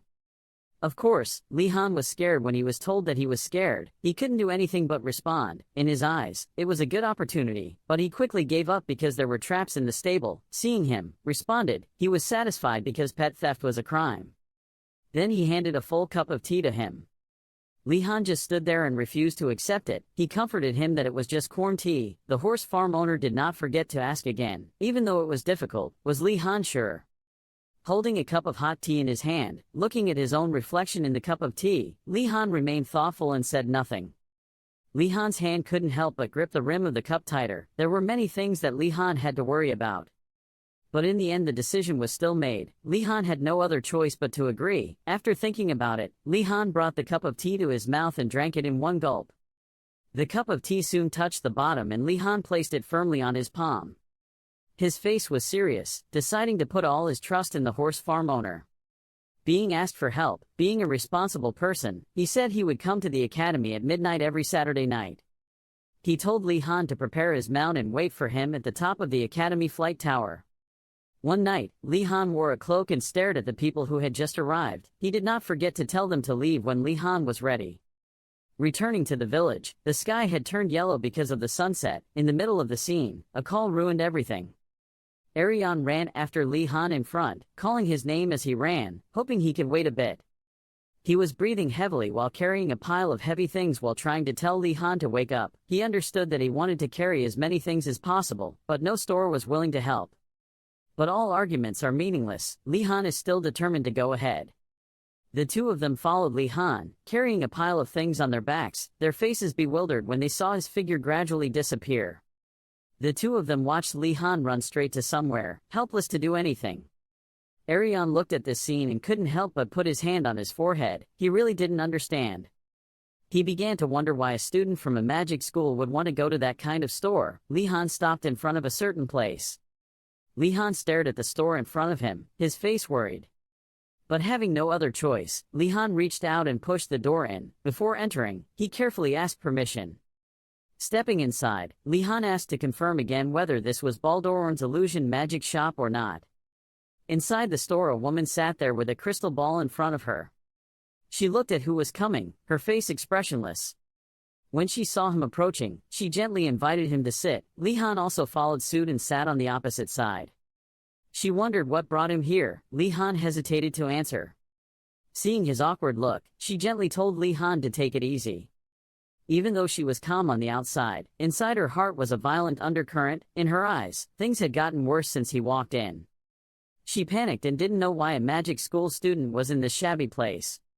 When standing in front of a Magic Academy student, she was like a duck standing in front of a goose. Because she was only a three-circle magician, compared to a student from Einrogard, she was only the size of a fifth-year student. During her second or first year, she began to panic and wonder why Li Han came to her when there were so many magicians in the academy. Finally, after thinking for a while, Li Han said the purpose of coming here, which startled her out of her thoughts. He clearly explained the reason, because there was a tower protected by magic that he really wanted to enter, and that barrier was similar to illusion magic, so Li Han was here to ask for advice. As soon as the other person heard it, she knew that it was definitely a tower in the Magic Academy, which made her panic even more. From his young, bewildered appearance, she immediately guessed that Li Han was a new student, but that's why she was even more surprised when he dared to run away from school, even wanting to break in through security of the academy. Her hands clutched the dress under her body, pensive. Her face held back excitement. Thanks to that boldness, Li Han will definitely be a good magician in the future, just the average of a magician's unique way of thinking. After a while, she raised her hand to her mouth and coughed lightly to break the atmosphere, then explained that, according to her, there were many types of magic that could stop intruders, so many that even an expert could not sure if I know. Talented magicians are like skilled safecrackers. They can figure out the structure of protective magic, and even better ones can use the information to crack them. But that required a lot of experience and understanding. Even if she taught Li Han the method, it wouldn't be so easy to do. Her words made Li Han pensive, but everything was not beyond his expectations. From the beginning he knew it was difficult. But everything has a solution, he thought of something. If I couldn't play it properly, I would play tricks. Li Han immediately asked her if there was any trick that could help him break the spell himself. She didn't close her eyes but just considered it a joke. But when she saw Li Han tilting his head and looking at her intently, she was surprised to see that Li Han was really serious about this matter. Playing with her hand for a while, she remained silent without saying anything. Thinking for a while, she finally said, what Li Han wanted to do was impossible. Afraid that Li Han wouldn't understand, she had to explain more clearly. Even if Li Han understood their structure, those protective spells were still very difficult to remove, wanting to defy everything and use force to break them. Saying that, she paused for a moment before stating the conditions, which required the caster to have a huge amount of mana to be able to overwhelm the spell, in addition to requiring a source of power, enough to shake the magical setting, and that was almost impossible. But as soon as he heard that, Li Han was stunned. Excited, Li Han stood up, not forgetting to hit the table. Mana was not a problem for Li Han, so he just needed her to clarify. But she only saw the other person shaking his head, because in the worst case, Li Han could lose his life, and she couldn't let that happen. Seeing her hesitation, Li Han also prepared in advance. He placed a bag full of silver coins on the table, not forgetting to affirm that he would not put himself in danger. Matter determines consciousness. Even though her face was sad, she couldn't refuse in front of the attractive light of money. From where she took out a circle with mysterious patterns. On it there were also 5 stones placed in a circle. The first thing Li Han needed to do was have a large amount of mana, and it was best to have such a magic circle. Arts and mana stones are a good choice. She started asking if Li Han had learned how to draw a magic circle. Hearing that, Li Han was a bit stunned but also said he had learned it in basic geometry and arithmetic class.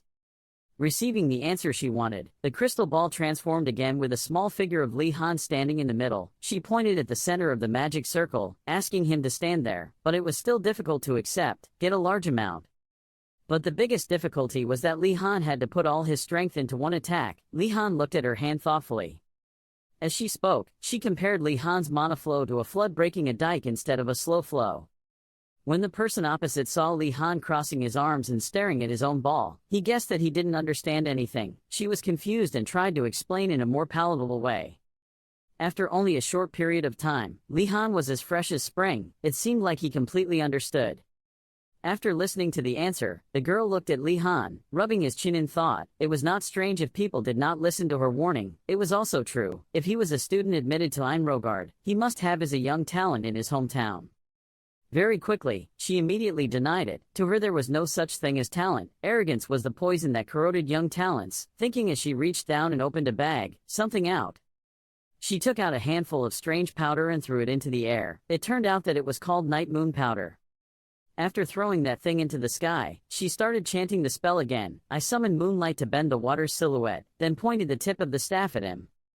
3 magical circles, the lunally and moonlight maze, followed by a dazzling light. Li Han's soul left his body. Li Han floated in the air, surprised to find himself immediately pushed back. But it quickly stopped when I found myself still on the chair. But Li Han still felt like he was separated from this space. He finally realized it was a spell. There was a strange feeling under Li Han's feet, making him feel as if even one step was dangerous. Outside, she held a staff in her hand. To her, this was not a noble illusion magic, but just something she prepared for intruders. But that was enough to warn him, even if Li Han did not, but she still had to warn him not to move. But at this moment, one of his words shocked her. Li Han had already realized that if he took one more step, he would get lost in the maze. After listening, her eyes looked at Li Han warily. Because it was only the new year and he was already so sharp, she finally understood why Li Han was so confident. Sighing, she finally explained that this was just a low-level spell, but that was probably enough of a threat. She also didn't forget to ask if Li Han wanted to continue. Li Han didn't answer, words that seemed enlightening. His face lit up when receiving knowledge. In Li Han's eyes, she was now a kind person when teaching him such things. She was even better than the professor at school. Hearing a gentle lecture like this made Li Han want to cry, because every time he was in school, Professor Volody would beat him, and the person opposite him would wonder because of Li Han's attentive gaze. Li Han stood up on his hands and knees, pushed his chair away, and affirmed that he would try what she told him. Taking out a small wooden staff from his hand, Li Han's face was filled with determination. The scene was still constantly changing. Li Han retreated behind this enlarged, spellbound staff. In his eyes, it did not look like a stream but like a dam. Mana was like a whirlpool of water gathering in front of his staff. Then from there a stream of power like a cannonball shot out. In the place it aimed straight, it was not strange, it was where she was sitting. There was nothing else in her eyes now but only filled with that light. Even though there was no sound, she definitely heard it. The attack came in front of her desk and was blocked by a barrier. But it couldn't be stopped for too long. A deafening explosion made the hat on his head fly away. Accompanied by the explosion was the sound of the spell breaking. From all the doors of the house, a blinding light emitted, highlighting the entire corner. A moment later, the light gradually softened visibly. Inside the house at this time, tables and chairs were falling everywhere, and she was still sitting bewilderedly under the chair, looking at Li Han in disbelief. Her face was terrified, her eyes were A-shaped, her mouth was an O-shaped, and her hair was messy. Seeing the feet of the person coming, something seemed to break out of a cocoon. Li Han asked with a worried face if she was okay, not forgetting to kneel down and reach out to help her up.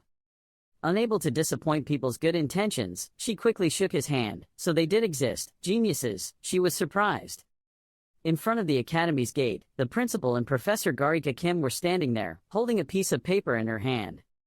Garcia glanced at the skull next to her, trying to chase him away so she could take care of this, but the principal just shook his head, saying how could he leave her here alone. I didn't know he was thinking of something funny and smiled evilly. Professor Garcia Kim looked at him like that and was speechless. She knew in her heart that he was expecting Li Han to come home late, but she didn't say it out loud. Seeing that she could not change his mind, Garika Kim could only advise him not to put his hope in that. Li Han was different from normal students, and the principal did not deny it. But this has nothing to do with talent. Li Han has no money or time. The number of items he can bring back is limited. The more intelligent he thinks he is, the more constrained he is. The principal had an evil face and hoped time would pass quickly. Garcia Kim stood next to him, angry and annoyed by his blunt actions. But from a distance, a figure appeared, surprising her. What appeared was not a human shadow but more like a horse-drawn carriage. Garcia Kim looked at it and wondered. She flipped the paper in her hand to see if that giant carriage was on the list, but as the thing approached, Garcia Kim wondered if it was a giant or not. The figure of that thing gradually became clearer. Garcia Kim seemed to see a ghost and widened her eyes. That person is none other than Li Han. I saw that on his back there was a large amount of stuff in big and small bags, and Li Han was breathing heavily. In addition to the large and small bags on his back, there were also several boxes floating. The principal and Professor Garcia Kim were also stunned after looking, but step by step approached Li Han. The two people were helpless and speechless.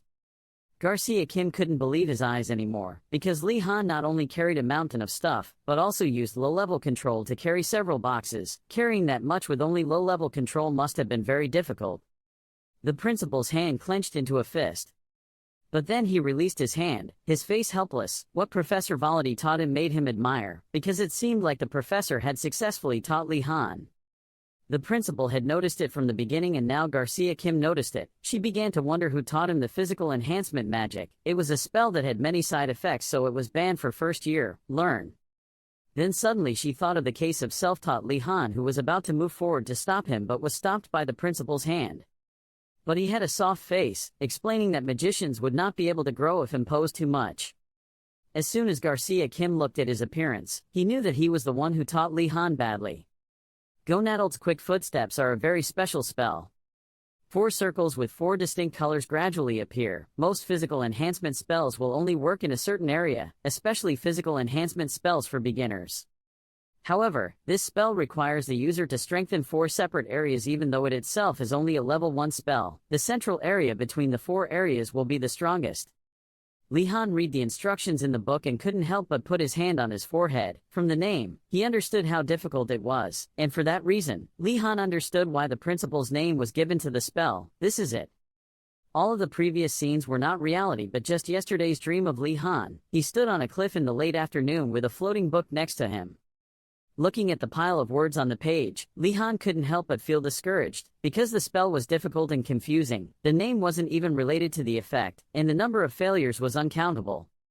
Feeling more and more like he was wasting time, Li Han threw the book behind him and left without mercy.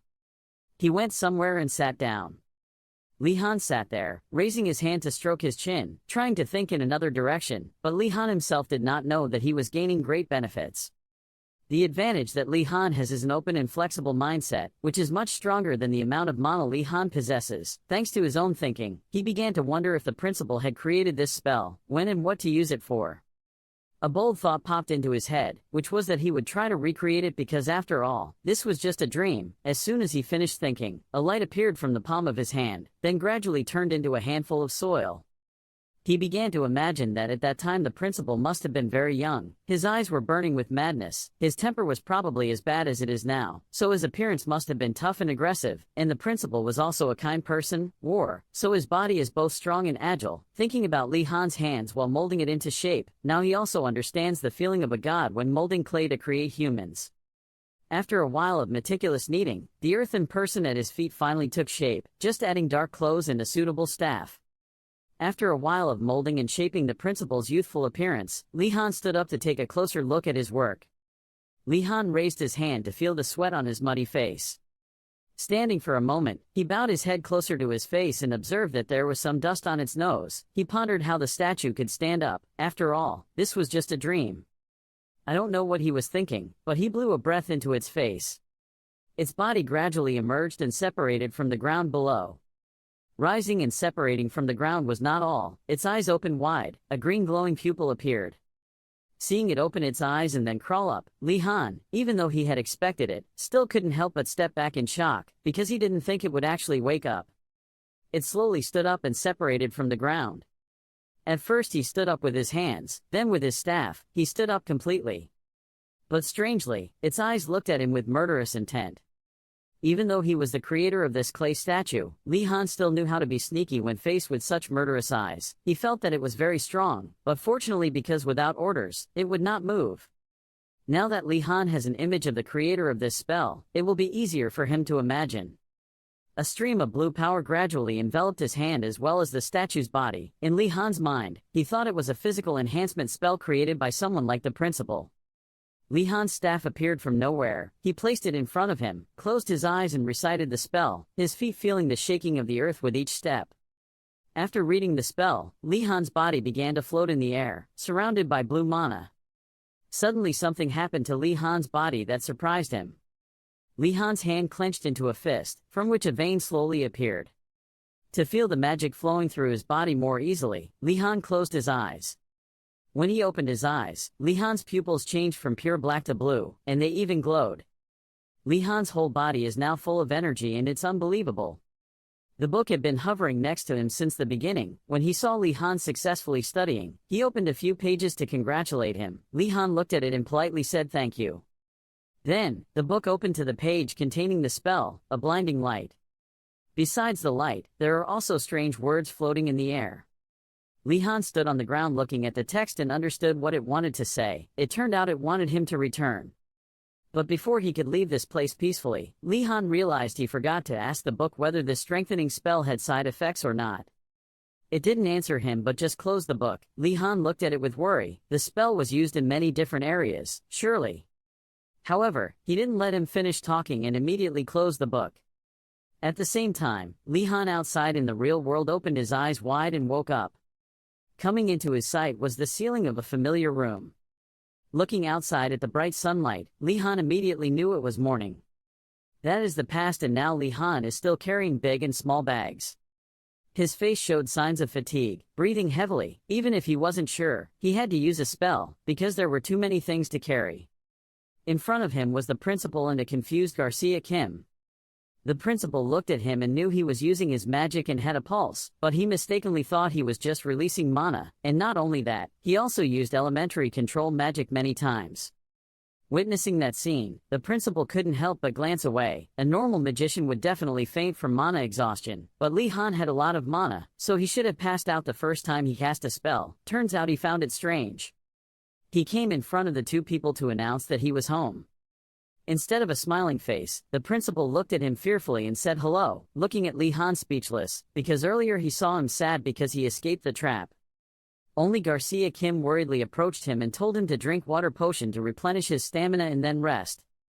Seeing that he didn't answer, she became even more worried and advised him to go back to sleep deeply. Li Han intentionally avoided those eyes, because he had already dealt with the side effects of the spell, but her words scared him. So Li Han had to play cards and leave. The two teachers watched the door close. The principal quickly noticed something strange. He began to wonder where he got the money to buy that thing, without knowing that somewhere Arion was crying, hoping he would remember him. That afternoon, the students were standing there watching the goods being purchased. They suddenly turned happy when they saw someone. That person was Li Han, who had just woken up from a long sleep. Seeing that, the students quickly came forward to ask. They were all worried, asking if he was injured, but he only answered vaguely. Li Han approached a nearby chair, pushed it away, and started thinking about the problem of being too strong. He sat down on the chair and sighed dejectedly. He thought the side effects would last for 2 days. There was nothing wrong with this body, which made Li Han even more worried. A cup of hot cocoa was brought from behind, catching Li Han's attention. The person who gave that cup was Yoner. Her explanation was because she didn't ask for anything. Yoner sat down on the chair next to Li Han and said that he had taken care of the horse while Li Han was sleeping. After listening, Li Han politely thanked him. But he also couldn't help but worry about Yoner because that horse was very difficult to please. His words made her confused because when Yoner took good care of him, when she took him for walks he was very obedient. Hearing that, Li Han's hand holding the cup was tighter than ever. He was angry and couldn't believe that that horse was like that. You already took revenge, just wait and see. Yoner stretched lazily. A new week begins again. She suddenly thought about what homework they had left. Li Han said Professor Uragel's homework was finished. Now there's only one exercise left. That was capturing the flag of the White Tiger Tower. The principal's homework is a basic character magic lesson. Don't know how it will improve one's personality though. But they need to get that flag. Li Han wasn't sure if anyone had tried it yet. The blue-haired male student was immediately frustrated. He tried many ways but it didn't work, and the black-haired girl tried to seduce them with sweets and it didn't work either. Can't break in. The other two immediately reacted violently, asking him what stupid words he had just said. Had he forgotten how they bullied Wardinas? Li Han stood in front of Gainando, advising everyone to calm down. He guessed there was no other way but to ambush. Now he had a way. Before they knew what that method was, the blue-haired male student and the black-haired girl quickly showed that they were relying on him. Gainando still thinks it would be better to exchange flags. After all, those white tigers are trustworthy. Li Han rarely saw him give his opinion, so he wanted to hear more about his thoughts. He immediately excitedly said that when they gave him bread and milk, they spoke to him very kindly. Li Han seemed startled. In a place like this, they give him milk and bread. It's definitely a trap, General. Li Han really couldn't say, did they want to bribe him? But thinking back, he was really a good target. Pitiful for Gainando and innocently asked if he felt the same way. He suddenly opened his eyes wide. An idea just popped into his head. Li Han mysteriously called Gainando closer, making him confused. Then, he whispered a few words into his ear. After listening, Gainando became excited because only Li Han understood him. He said he would be back soon. After speaking, he immediately turned around and left. Li Han smiled and watched his back. A moment later, outside the tower, everyone finished shouting happily. The students gathered to look at the drawing of the white tiger flag. One hesitantly asked if they only needed to exchange this with the blonde guys, right? Marathi thought it looked like the real thing. It was definitely worth the effort. At this moment, Enrogo rushed over to tell the news that the blonde guy had taken the bait, and they would meet him in front of the academy tomorrow at noon. Dumak praised him for doing a great job, but Enrogo said that since he could eat delicious food, he should help them. The brown-haired male student saw that Marathi was still silently thinking. He was curious if there was a problem. Actually, Marathi wasn't sure if that blonde guy was trustworthy. What's more strange is, they agreed to exchange after listening to Wardinas. He was suspicious. Did Wardinas agree to this? Dumak advised Marathi to trust Enrogo for once. The brown-haired male student also agreed with this idea. Marathi suddenly got angry because these guys thought so simply. But he just tried to endure it. It was good to be friendly every once in a while, so he immediately smiled and followed their opinion. Marathi thought to himself, anyway, even if you lose, you won't lose anything, because it's a false flag.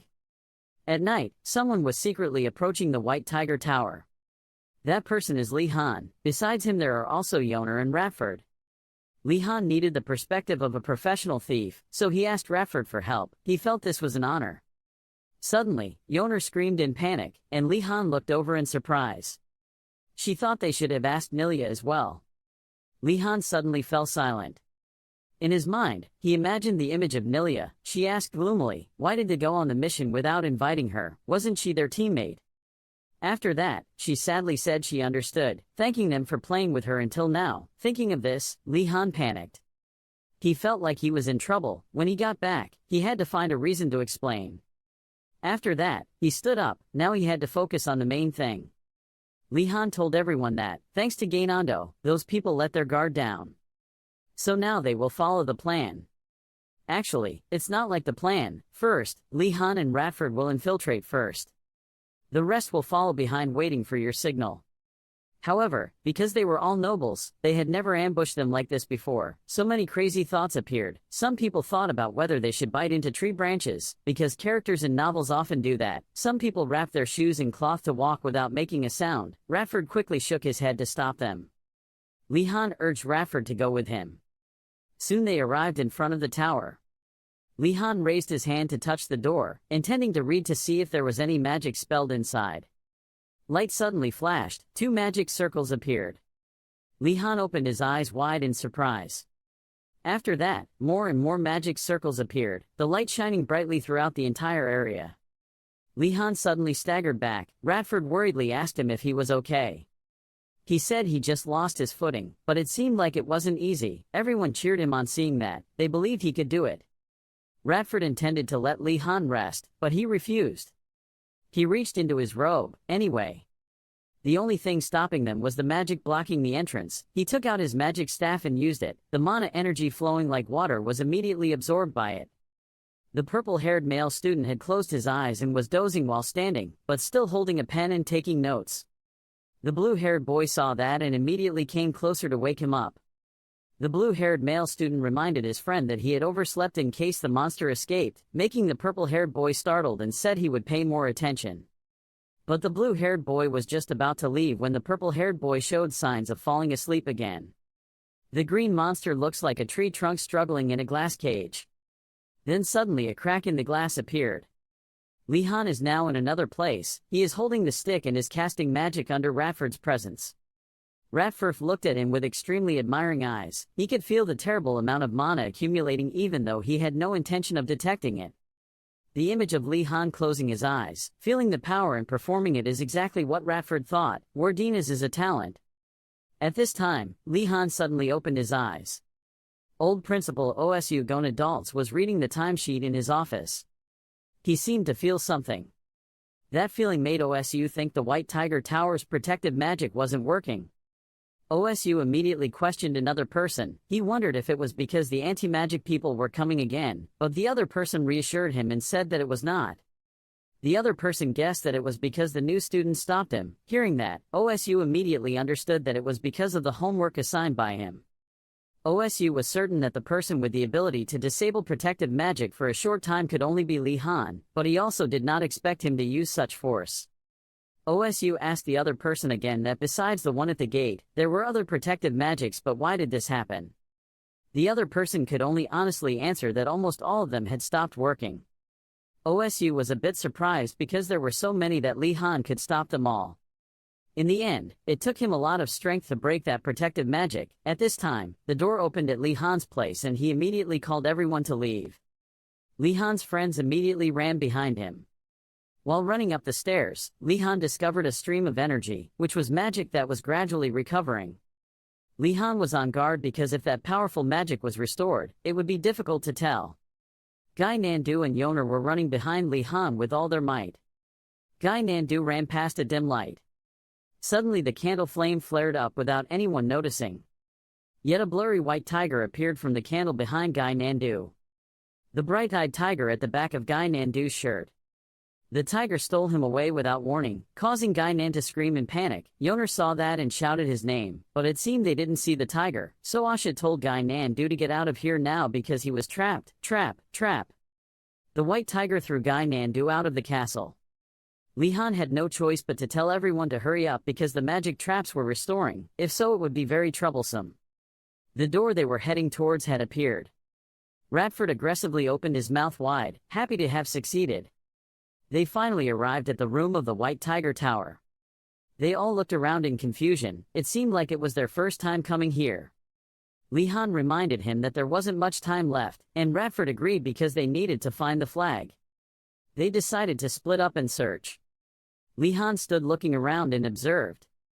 He breathed a sigh of relief because there was no one else here. Because if there was, it would be very troublesome. He was about to search when someone called him from behind. Li Han reflexively turned around in surprise to look. It seemed Drugu was also very surprised when he saw them.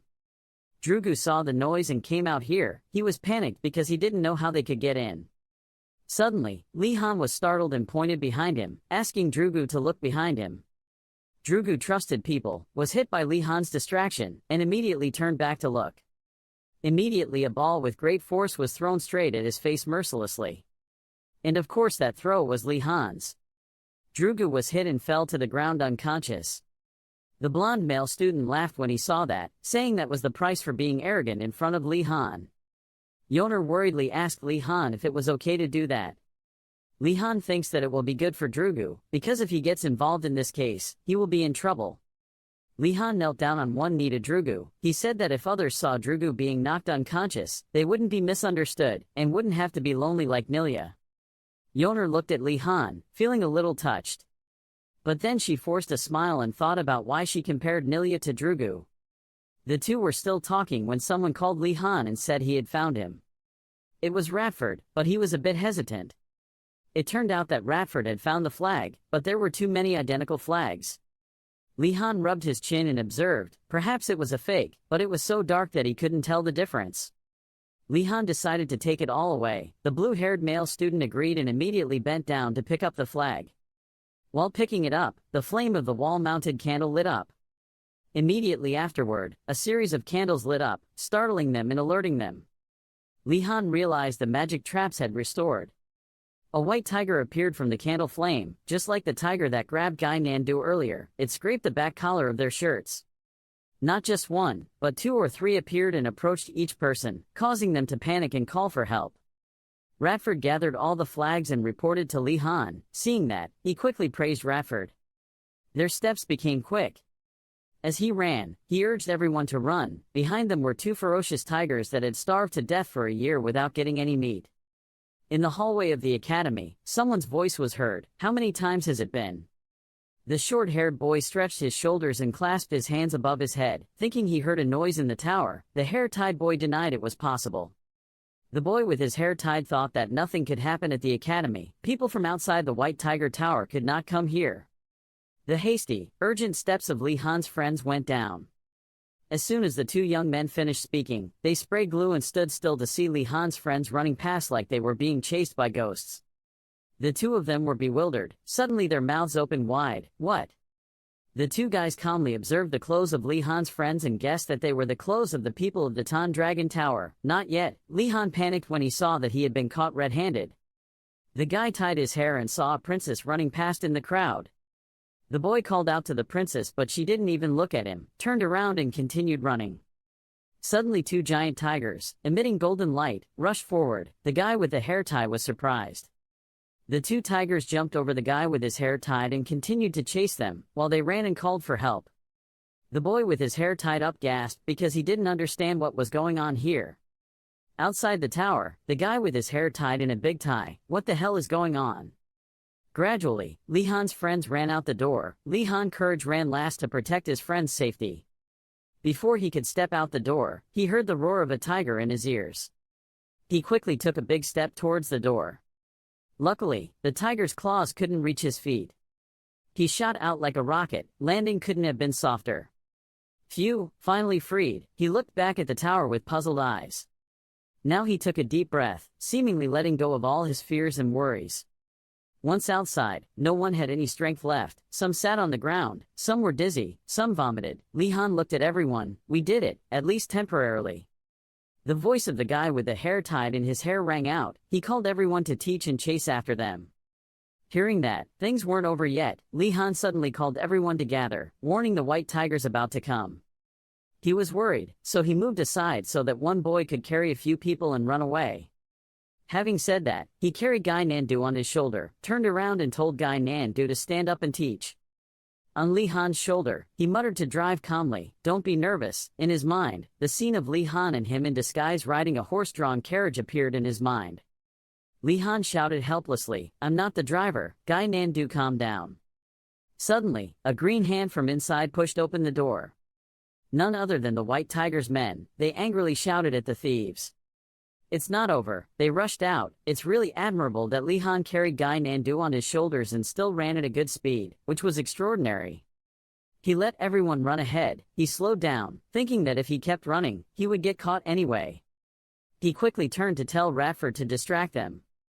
Radford worriedly asked Li Han if he was being used as bait or something. Li Han quickly said of course not. Guy Nandu's face was green on his back and he was vomiting. Guy Nandu's tears held back long tears, swearing at the bastard Wardinas. Suddenly out of the bushes ran a young man dressed head down, with two horns on his head. He shouted loudly, not mentioning Rowena, but Durgu really trusted him. He was angry and bitter, his face red. He asked why Li Han had to rush Durgu to contain him. Seeing this young man running towards him, Li Han had a proud look in his eyes. It was a perfect opportunity. I don't know if it was because he had already planned it all. Li Han stomped his feet and turned around. His appearance is serious, his face is serious, showing the cunning of some kooks, saying that Durgu is just a chess piece in his hand. Durgu is stupid to believe his words. Hearing that, the young man was very bitter. He cursed Li Han as a bastard. Regardless of what the young man said, he still closed his eyes and put his hand in his shirt to get something. Li Han took out his magic wand from his shirt and called out the waves. Around the young man with two horns were ripples that wrapped around his wrists and ankles. He cried loudly. Then he was pinned straight to the ground by those four ripples. He angrily gritted his teeth and cursed Li Han for being a monster. Several people from the White Tiger immediately rushed forward, shouting loudly to that high-horned young man, Enrogo. The few of them came to Enrogo's side with short tears and long tears, but he was so miserable. He was truly an honorable person. Guy Nandu still hasn't woken up, his face is still green. He doesn't understand what happened, but he's still talking nonsense. Cuckoo people can never win against Wardinas. Li Han continues to carry him on his shoulders and go. Li Han stepped forward and raised his wand, calling to them. His face changed to a look of anger, threatening them not to chase him anymore. If they refused, he could use magic as much as he wanted. Not only that, you're also scaring the night away and you won't be able to avoid it. Having finished speaking, he turned around and continued walking. As he walked, he found another way to escape before many people arrived. For the time being, this threat would still work for a while. Unexpectedly, Enrogo was so bold, he told his brothers to ignore him and chased after Li Han as Durgu's enemy. The whole group over there radiated a fiery atmosphere. The fire within them burned. They were determined to capture Li Han to pay the price for betraying Durgu. Unfortunately, Li Han's plan to scare him failed. He regretted not hitting him the most. A green foot walked towards me. Could it be Durgu or not? On the other side is a normal person's foot. Unexpectedly, the four of them were not afraid, but stood around Li Han holding sticks. Seeing this, Guy Nandu raised his head and asked, "Am I dead?" Li Han immediately took a stick and lightly hit him on the back, telling him to calm down. After speaking, he closed his eyes and meditated on how to handle this situation. Lihan Deo on the left uses a water ball, on the right uses a sword to block the attack, then he will run away when he blocks their sight. Suddenly Guy Nandu saw something on his back that startled him, his eyes opened wide. He quickly pointed towards what he had seen. You shouted loudly behind your back, "Pay attention." Guy Nandu didn't pay any attention, but advised you to lie still. The two white tiger guys laughed loudly. Those tricks don't bother me, do you think we're stupid? Suddenly something long and green wrapped around. It wrapped around the young man from the white tiger side. Now that he realized it, he was both shocked and confused. Before he knew what it was, he was lifted into the air. Lihan found it very strange. Looking back, he didn't know anything. Suddenly an announcement from the principal rang out, saying that a monster had escaped from the greenhouse. He didn't know anything, so he asked the culprit to go into the punishment room, be quiet, and catch the monster. The monster continued to lift the guy next to the white tiger. Hearing the announcement from the principal, Lihan didn't care. In fact, it was a touching conversation between the students and the professor about the failed experiment. Unexpectedly, that monster captured all of the white tiger's people. They called for help loudly. Seeing that, Lihan also felt a little moved. He thought that this was not for emotions. He didn't know what to do. He couldn't fight that monster while carrying Guy Nandu. Suddenly, whatever comes must come. That monster comes to attack him. There was a woman behind him standing and looking at him. She is Professor Garcia Kim. She waves her hand to create a blue aura. Throw away the monster's chain and help Lihan. Lihan gasped in surprise. Garcia Kim immediately came in front of Lihan. Lihan immediately recognized that it was Professor Garcia Kim. She immediately ordered him to move behind her. She needed a wand and said she couldn't believe another monster had escaped. This week had been very difficult for the new students, he immediately thought. Another monster. Lihan immediately abandoned that thought and pointed at the monster's red tentacles, asking the professor to catch the vine monster. She held the wand in her hand. Wait a moment, she recited the spell with her wand. Magic circles appeared behind her. A blue light appeared, illuminating the entire forest. The vine monster's tendrils gradually withered. Losing the name of the white tiger also fell to the ground. The name was nauseating. The name could not be said, I don't know. After dealing with the monster, Lihan turned to ask the professor what was going on. The professor immediately explained, about this, although this school has a perfect defense system against outside invasions, it has no effect on what's inside, because we can prevent accidents from happening when learning magic. This summoned monster was such a case. It seemed like the upperclassmen had failed in one of the experiments. The professor immediately laughed, thinking that such things happen often. Lihan really had 3 points, thinking that this was no laughing matter. Students in the school were being attacked and the professor was still laughing. He thanked the professor for explaining the situation. You reported to the teacher that there is not only this one monster, the other monster will also be dealt with soon, right? The professor suddenly laughed again. Don't worry, within a month they will be caught. So from now on, remember to be careful when going around the academy.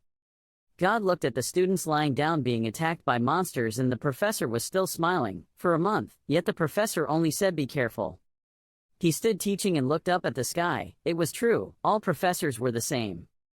The scene changes. The principal's system now announces that a summoned monster is lurking in the school. The students must pay close attention, reminding them that it is because a summoned monster is lurking in the school. In the room, there were 3 students sitting in chairs with their heads down, tiredly looking at the pile of flags on the ground. The black-haired girl was helpless, speechless and didn't know what to say. The blonde-haired male student suspected that they intentionally released the monsters. The blue-haired male student next to him agreed correctly. Otherwise, why didn't they immediately capture them? The person they suspected was the principal. Lihan raised his cup to drink water and listened to their story. He expressed boredom at school, thinking it was just because they were lazy. There are many magicians in the academy. I'm sure they could defeat a dragon if they mobilized all the professors. They will ask students to solve their own problems, but what if the problem is caused by students? The answer is too obvious. He thought it would be best for everyone to give up. He put the cup on the table, causing the other 3 to look. Lihan suggested that they go have breakfast, and he was the one to cook for them. Not joking, he quickly started working in the kitchen. The cuts of the knife cutting the tomatoes were professional. A pot of hot, fragrant soup, he added the meat last. The scene now is so poetic, the smell of the pot of soup spreads throughout the room. Indeed, his skills are very good. He took a spoonful to taste, he cooked a few dishes to nourish everyone because yesterday had exhausted everyone.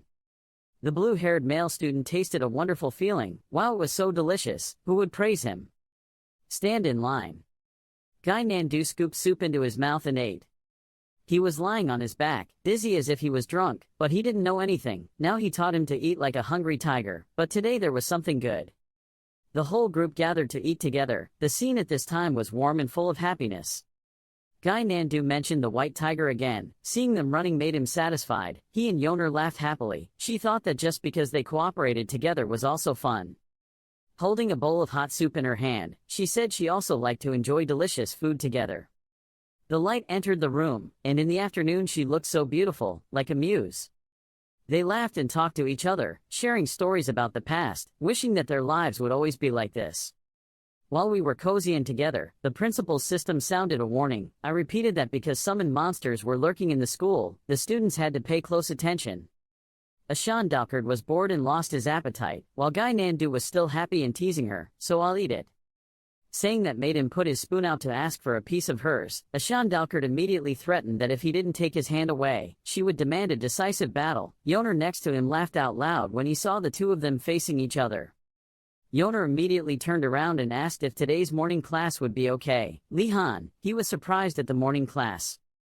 Oh, it seems you don't remember how to behave in class this morning. He said calmly that it would be fine. Outside, two calligraphy students had grim faces, so scary. The two guys next to him were equally scared. The atmosphere was tense. Seeing Lee Han, they were angry, as if they wanted to fight with him. Lee Han felt that this morning's class might or might not be okay. Thinking about the magician students, it was definitely not okay. A voice called from behind Lee Han. A pale student with a tuft of hair on his head walked over. He asked him to talk to Lee Han.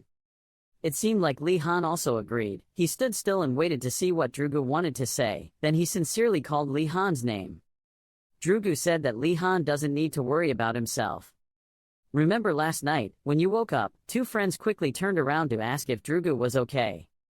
At this time, Drugu was a bit confused and asked what had just happened. That friend quickly replied that the people from Tan Dragon Tower had broken into their tower. The more he talked, the angrier he became. The boy angrily added that Wardinas had taken advantage of Drugu and then tossed it aside. The boy next to him also cried in response. The two friends sincerely invited Drugu to join the group and promised to protect him. At that moment, Drugu also realized that Lee Han had taken on the role of villain to help him. As for now, Drugu is a bit afraid to face Lee Han. But then Drugu happily continued, if he didn't dare approach Lee Han because he was afraid of random gossip, then we wouldn't be friends now. Lee Han wouldn't have to embarrass himself. Lee Han also thought that these words were very sincere, but deep inside he thought that stealing the flag and knocking him unconscious was not honorable, but if he thought so, then so be it. While having an emotional conversation, a voice rang out and broke the atmosphere. Look, Drugu has been fooled again. Two of Drugu's friends walked in front of him to prevent Lee Han from talking. They asked Drugu to step back so they could deal with it. Seeing the three of them moving further and further away from him, Lee Han thought this was fine and good for Drugu. Then the professor's good morning voice rang out. Seeing Professor Engoldal coming, the students simultaneously wished the professor good morning. Professor Engoldal simply recounted the story of the morning when he woke up and saw a group of monsters roaring around him. It was really weird. The rest of the students also agreed with that idea. But as a dedicated teacher, because his students were still here and had to continue learning, Professor Engoldal tried to find a way to see how this situation could help his students. Just hearing this, Lee Han already felt a sense of foreboding. This conversation was probably going in a bad direction. Professor Engoldal solemnly declared after careful consideration.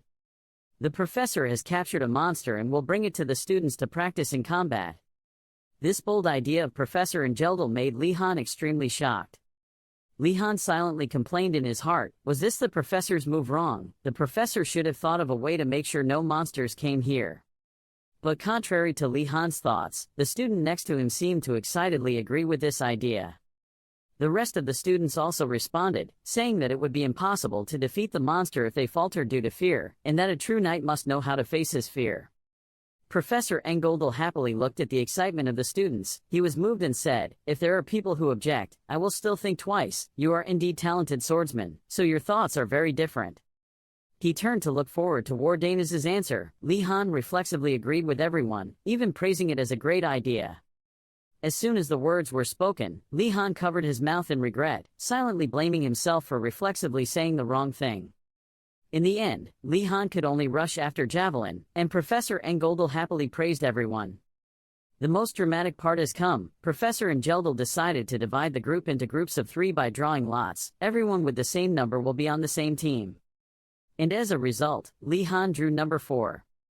Drugu's lottery ticket coincidentally also said the number 4. What's more surprising is that Giselle is also number 4. So the unfortunate fate pushed 3 people, Li Han, Drugu and Giselle, into group 4. Li Han began to blame himself for being too naive, too many people, and yet he got stuck with this group. Giselle smiled contemptuously and secretly thanked her. Thanks to Wardanez, she has been very happy in the past, since that day. Li Han remembered that last time he accidentally drugged them and made them faint. He sighed to gain courage. Li Han stood up to explain that his previous actions were childish and hoped everyone would forget those things. But maybe Giselle didn't agree. He snorted and asked, "What? Forget it." Giselle angrily left and thought that Li Han's words were silly. Drugu saw that things didn't look very good and turned to ask if Li Han was really serious. Drugu said that because they were both from the north, they understood Giselle's personality very well. He was an endlessly vindictive person. Drugu somewhat sincerely told Li Han to be careful because Giselle would get in the way. He even offered to protect Li Han, while Li Han whispered that the upcoming group would be very tired. Professor Engeldel's order to assemble rang out. The students voluntarily gathered, then the professor announced something new. To facilitate the selection of group leaders, the professor prepared something special for the students. He held up a lottery sheet on the form and pointed to the red dot. Whoever had the red dot on the paper would become the group leader and would be the one to command the rest of the people who would have to follow and fight the monsters. Seeing that he had to elect the group leader in this unique way, Li Han felt a bit uneasy. Looking at his blank piece of paper with only the number 4 again, he felt even more uncomfortable. In the end, Li Han put all his faith in Drugu's last hope, but he apologized. "It's really gone." Both of them looked at the remaining Giselle member in panic. Then I saw Giselle arrogantly holding up her piece of paper with a red dot. Giselle also emphasized that she will be the leader of the group. Giselle. Li Han helplessly called the group leader but was retorted by Giselle. The word Giselle was not there. Li Han had no choice but to obey and call the group leader Giselle. At that time, Li Han was like a machine, continuously calling team leader Giselle until he nodded in satisfaction and then stopped. Then Li Han said with a fake smile, but it was actually a threat, hoping he would give instructions if he didn't want to be stabbed in the back. Giselle also responded with a smile but secretly scoffed. "I look forward to working with you, subordinate number 1. The two of them continuously praised each other. Li Han was looking forward to the fighting techniques of the north and Giselle replied sarcastically, afraid that Li Han wouldn't be able to keep up. No one noticed Drugu standing to the side watching, silently sweating. There is a great saying that knights who have witnessed a blizzard in the northern mountains will no longer be afraid of anything. Drugu is also one of them. But looking at the two people standing in front of him fighting with each other, Drugu was really scared of the current situation. Another practitioner raised his hand to speak. He ran to ask the professor about the monster the whole class was about to confront. The rest also listened quietly. But Professor Engoldel could only answer without revealing anything, making the student a little surprised. The professor smiled kindly and explained that in order to fight the unknown monsters of the future, the students must learn how to fight without any information about them. Hearing that, Li Han and Giselle's faces immediately darkened as if they couldn't believe it, and even had a bit of contempt. "You brought up the professor's irresponsible opinion, so what can the professor pay attention to?" The black-haired male student cheered when he heard that. Turning back, he saw that everyone was determined to complete the task his teacher assigned him well, and would show him the honor of a knight. When Li Han heard this, he denied it because this was a magic school. Giselle saw the frustration and immediately cursed the idiots. He just turned to look at her for a moment and she scolded him. "But you just see that we have the same thoughts." She dismissed it as nonsense, because everything he did was following her orders, but he responded as long as her orders were reasonable.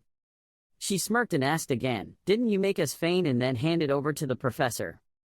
But he reassured them that they were on the same side, but she angrily told him not to say anything more. Durgu here consoled that there were some misunderstandings that could no longer be explained. But he did not accept it and blamed Durgu for having a talent for irritating others. One by one each group entered, monsters waited inside, each group used their own way to run. The three of them, Durgu, Li Han and Giselle, walked forward together. Li Han bravely opened the door. He slowly walked inside. And even he had to admit that it was still pitch dark inside at noon, probably simulating an encounter with a monster. Suddenly Li Han held wooden sticks and lit them. A stream of light covers this place. Giselle on this side also looked impressed. She hesitated to think because this energy source was a strengthening drug. All three were excited. Suddenly one of the monster's feet stepped on the floor. It looks like a bull covered in diamonds, growling face with scary eyes. Giselle asked if it was the bull from before, but he denied it was not. And there was a loud sound. That energy is like a strengthening drug. Remember what the professor said, don't say it's a cow. But Li Han still firmly said it was not so. Durgu felt bad and asked him what was wrong. And he knew he should focus on the situation at hand. Because he felt two different types of energy from it, the enhancement drug and the spirit. Durgu started to get confused and didn't know what to do. Giselle found it easy to see and easy to analyze. Li Han then explained that normal attacks were ineffective and asked the two friends if they could infuse mana into their weapons. And all three said in unison that they could. Giselle on this side angrily wondered where he came from the Night Clan and how he did this. Then she spoke to Durgu and asked him in the center position, who would stand in the most dangerous place, standing directly in front of the bull would easily attack. She kept saying ignoring Li Han standing next to him. He asked Durgu to tell Giselle that the center position was naturally taken by the captain, causing him to suddenly include Li Han as well. Then she slowly teased Durgu by raising her middle finger. And these two feel like children. The three decided on a game of rock paper scissors, a while later. Every single step. It was Li Han who came forward. He was sad because it ended up like that. Simple strategy, we will split into three different sides and slowly approach until it reacts. The targeted person will focus on dodging, the remaining two will attack. The problem was the person dodging the attack, and he felt that it would only make the person doing the decoy more tired. Without waiting any longer, the bull moved forward with its head. It growled and screamed, looking very ferocious. Start casting your magic spells. Not only did Giselle become deaf, but also Durgu. When fighting, Li Han felt like this one wouldn't be easy to defeat. If so, then instead approach it. Then he asked to listen to the flow order. Holding a sword in one hand and a wooden stick in the other, he looked so serious and fiercely majestic. But on this side, the bulls are no less. Its eyes began to glow, baring its teeth, just looking at it was terrifying. Durgu also couldn't believe it, as expected of Li Han. But there was something that made him cry out in alarm. Looking at the direction the water bridge was pointing at the bull, Giselle could guess somewhat. Giselle stood still and saw that all the water bridges were facing the bull. The wand appeared billowing with mana waters that were still sustaining them. Li Han's face was expressionless, he just calmly performed his magic. Seeing Li Han act like that, Giselle was extremely upset and angry and scolded Li Han for this name. An idea had previously come up when she chose a position for each person, after seeing Li Han talking to Durgu. Giselle wanted to lure the bull towards Wodana's, causing her to smirk smugly. However, as always, Giselle thought that Li Han had the same plan as her. Not to be outdone, Giselle rushed forward because for her there was no way she could not defeat her. Giselle stood behind Li Han, surprising him, thinking that she had caused him difficulties. She was even more pleased. However, every move she made was discovered by him. Li Han deployed magic to hide in the darkness, leaving behind a rushing stream of water. Giselle was startled, she did not expect that he would disappear. At the same time, the bull approached her while she wasn't paying attention. Giselle didn't expect it to come so close. If you throw a javelin, you must follow the climb. Giselle makes a move to turn the bull into gold. The first wooden sword grazed the bull's neck, causing it to clench its teeth and a bright color spurted out strongly. After being attacked by Giselle, the bull's body cracked further, revealing the bright color of mana. Being attacked, the bull turned and ran away out of control. Spots of light appeared on its body. Giselle stood still and watched it run away. Looking at the wound on the knife and the bull's current situation, Giselle expressed regret because the wound was too shallow. After a while, the bull recovered and returned to its original aggressive state, exhaling white smoke. Without hesitation, Giselle decided to rush forward because she knew that she had no other choice but to block the attack. Giselle's entire body emitted a burning golden aura, her hand tightly grasping the wooden sword in her hand. Giselle started to challenge and pointed her sword at the bull, and if you said, "Well, come here," she will want to destroy it. But unfortunately, Li Han was quicker. His sword forcefully appeared on the bull's head.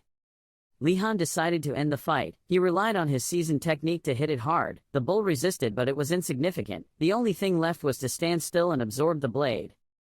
The bull looked blankly and didn't even understand what was going on. The swing of the sword caused the bull to fly far away, its whole body floating in the air and then landing on the ground. Giselle lowered her sword next to Durgu, who was also standing motionless, looking at the motionless bull. Gi stood looking at the bull with a bewildered expression. Even Durgu was scared to the point of sweating at the scene before his eyes. Li Han's voice spoke and he appeared in the light, truly a special person who always knows how to make an impression. Seeing Li Han appear holding a wooden sword made Giselle surprised.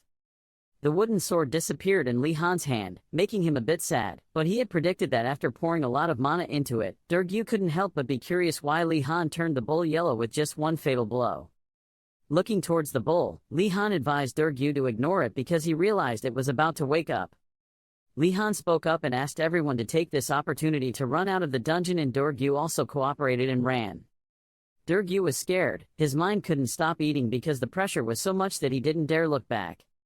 Knowing that she was dealt a painful blow, Giselle was angry and didn't expect you to dare to take advantage of me again. You watch out for me. The three of them hurriedly ran away. Durgu had some doubts about whether this was okay, but Li Han was definitely okay. Because the team disbanded after this class anyway. Loud screams rang out. The students ran frantically out of the base, everyone's faces filled with fear. The students sat panting outside the corner of the wall. Everyone's faces were ashen as the rest of the class. Everyone was in a daze because they had just passed through death's door. Seeing the last group running out, Li Han thought the class was over. At that moment, Professor Angeldal appeared and asked the students to gather. Looking at Professor Li Han, he felt a bit confused. Li Han wondered how the group could defeat the monster by channeling mana into their swords, but how the other groups could overcome the bull. Professor Angeldal mentioned the recent competition. He meant to mention that there was a group that wanted to defeat the bull, which made him a bit surprised. When Li Han and group heard it, it was as if they had been hit in the heart. Li Han thought back that the mission was just to escape, but he didn't think he would especially praise his team for defeating it. This move was unpredictable. The whole class began to discuss who would defeat the bull. Among them Giselle was mentioned as a candidate. Giselle standing next to her shivered when she heard it. They had already overestimated her a bit. Professor Angeldal wanted to know the students' assessments of the monster. All the answers he received were that it was strong and immune to attacks. Professor Angeldal was not surprised to hear that. He even comforted the students, but Li Han's group turned pale. He said that after this successful escape, the students will realize there is no reason for us to be afraid. Students must face their fears if they want to overcome them, and this is also true of swordsmanship. He hopes that the students will always calmly analyze the enemy. If they cannot win, then running away is the best policy, and he also knows that the students will learn their own lessons. Durgu sadly nodded in agreement. Professor Angeldal suddenly remembered the problem. Angeldal announced that he would keep the group intact until the end of the semester, making Durgu want to turn to stone after hearing it. Durgu turned around in panic. He was still in doubt and couldn't believe his ears. Even Giselle and Li Han were shocked. Their faces darkened. The three of them looked at each other awkwardly. This move was extremely uncomfortable. Now that the three of them are stuck together until the end of the term, Li Han wants to reconnect with the old love, so he asked Durgu if he should apologize for what happened in the past, but Durgu only hopes that he will be a bridge between the two sides for safety. Moving to the dream hall of the alchemy class, two students appeared. Yoner waved his hands and said he was ready for class. On the contrary, Nelia looked at her blankly.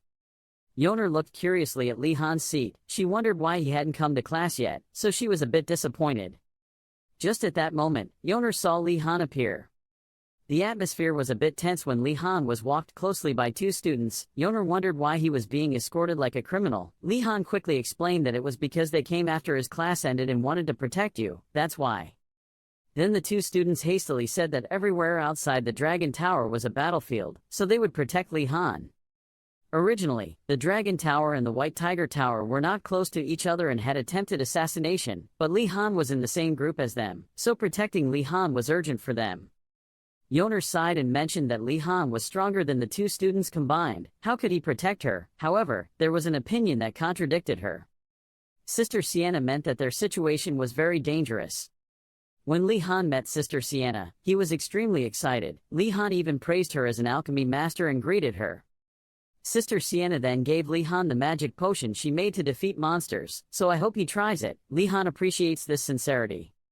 Seeing Li Han acting so freely, Nelia couldn't help but be surprised. She thought Li Han owed her a debt. Yoner also had the same thoughts as her. A moment later, Professor Euregilm entered the classroom and asked the students to return to their seats and avoid gathering, and Li Han was also escorted back to his seat. Professor Euregilm walked up to the podium and wanted to know about the students' weekend. But what he cares about is whether the student has completed the magic medicine. Stupid smiles and absent-minded eyes are the current state of the students when mentioning the disastrous weekend, thanks to Professor Euregilm, very true to the saying that cruel people often live carefree lives. Li Han was a little confused. He seemed to read all their thoughts.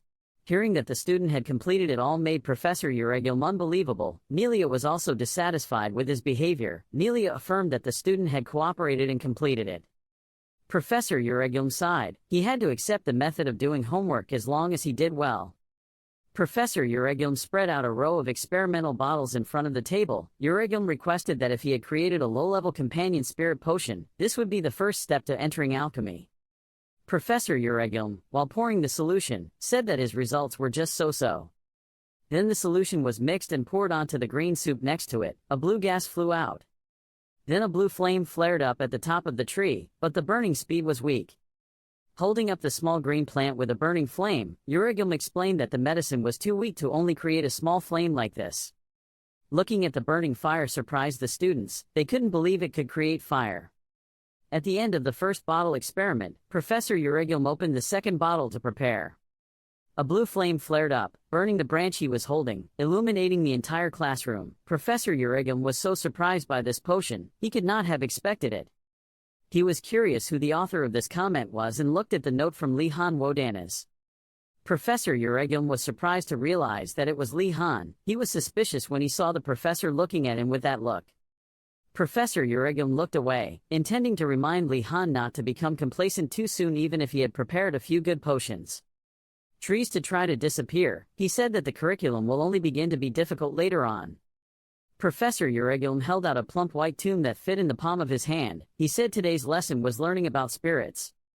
He mentioned that if you want to become an alchemist, you must prepare good magic medicine and also need help from spirits.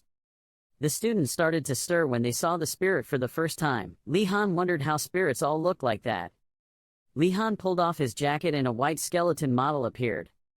He observed it for a long time. Li Han understood why no one wanted to learn black magic.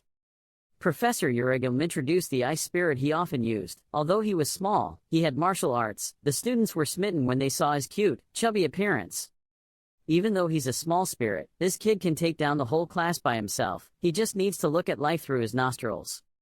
Li Han and Yoner began to enjoy the spirit in front of them. He did not forget to remind the students that it was too early to form a contract with this child, so they should try with a low-level spirit first. You cannot immediately make a contract with a high-level spirit, but first need to start with a low-level spirit and build trust, which is important to repeat 3 times. Spirit energy appears in abundance, a jade-green color in many different shapes.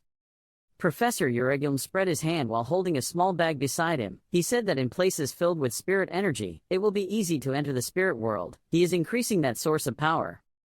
He asked the students to make a plan to become close to a spirit through sincerity and honesty. Yoner began to lick her lips in preparation. Professor Euregilm also reminded that if you approach a spirit with bad intentions, it will detect it and run away. He hopes the students will do well. Having heard him say it for a long time, Li Han now has the view that this is a supplementary class, his most helpful ever. Each student was given a blue potion. He asked the students to drink it. Li Han hesitated for a long time. He still didn't open the lid and kept looking at it. Yoner then obeyed and started drinking. Ashan was a bit hesitant. She raised her hand to adjust her glasses. Li Han opened the lid of the medicine bottle and started drinking. Professor Urigun smiled. He really wanted to see the student's new image. He wished the student a happy trip. Truly cruel people often live leisurely lives. A moment later, the energy flow transported Li Han, who was still dreaming. Li Han started to wake up and opened his eyes slightly. Li Han was present in the spirit world, covered with snow all year round, rolling mountains and hills.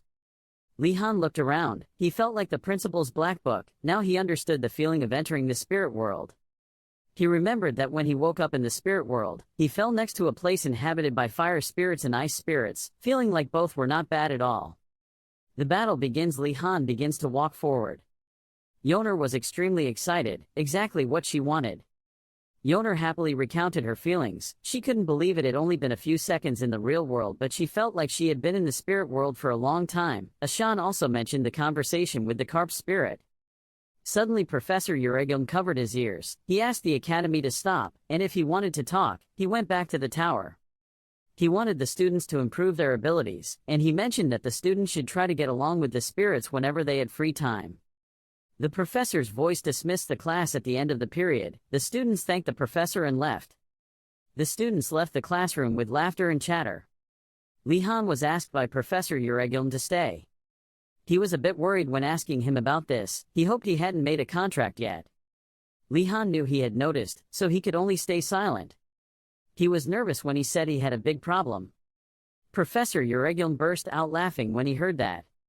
He thought this was a true alchemist rookie. He asked him if they didn't listen to him, but the problem was more than that. Li Han pointed at himself nervously. He said everyone gave up when they saw him. He met many spirits, but they all ran away. There were fire dogs, but they all ran right before his eyes. Even pigeons had the same result. He didn't understand why. He was startled when they all ran away. Li Han bowed his head in disappointment. Professor Urigun stroked the legendary beard. As far as he remembered correctly, he had heard the same thing before. It is the story of a magician who returns to the spirit world after becoming a great magician. That person entered the spirit world more easily thanks to his abilities, but the spirits did not like him. That's because the aura emanating from his soul scared everyone to death.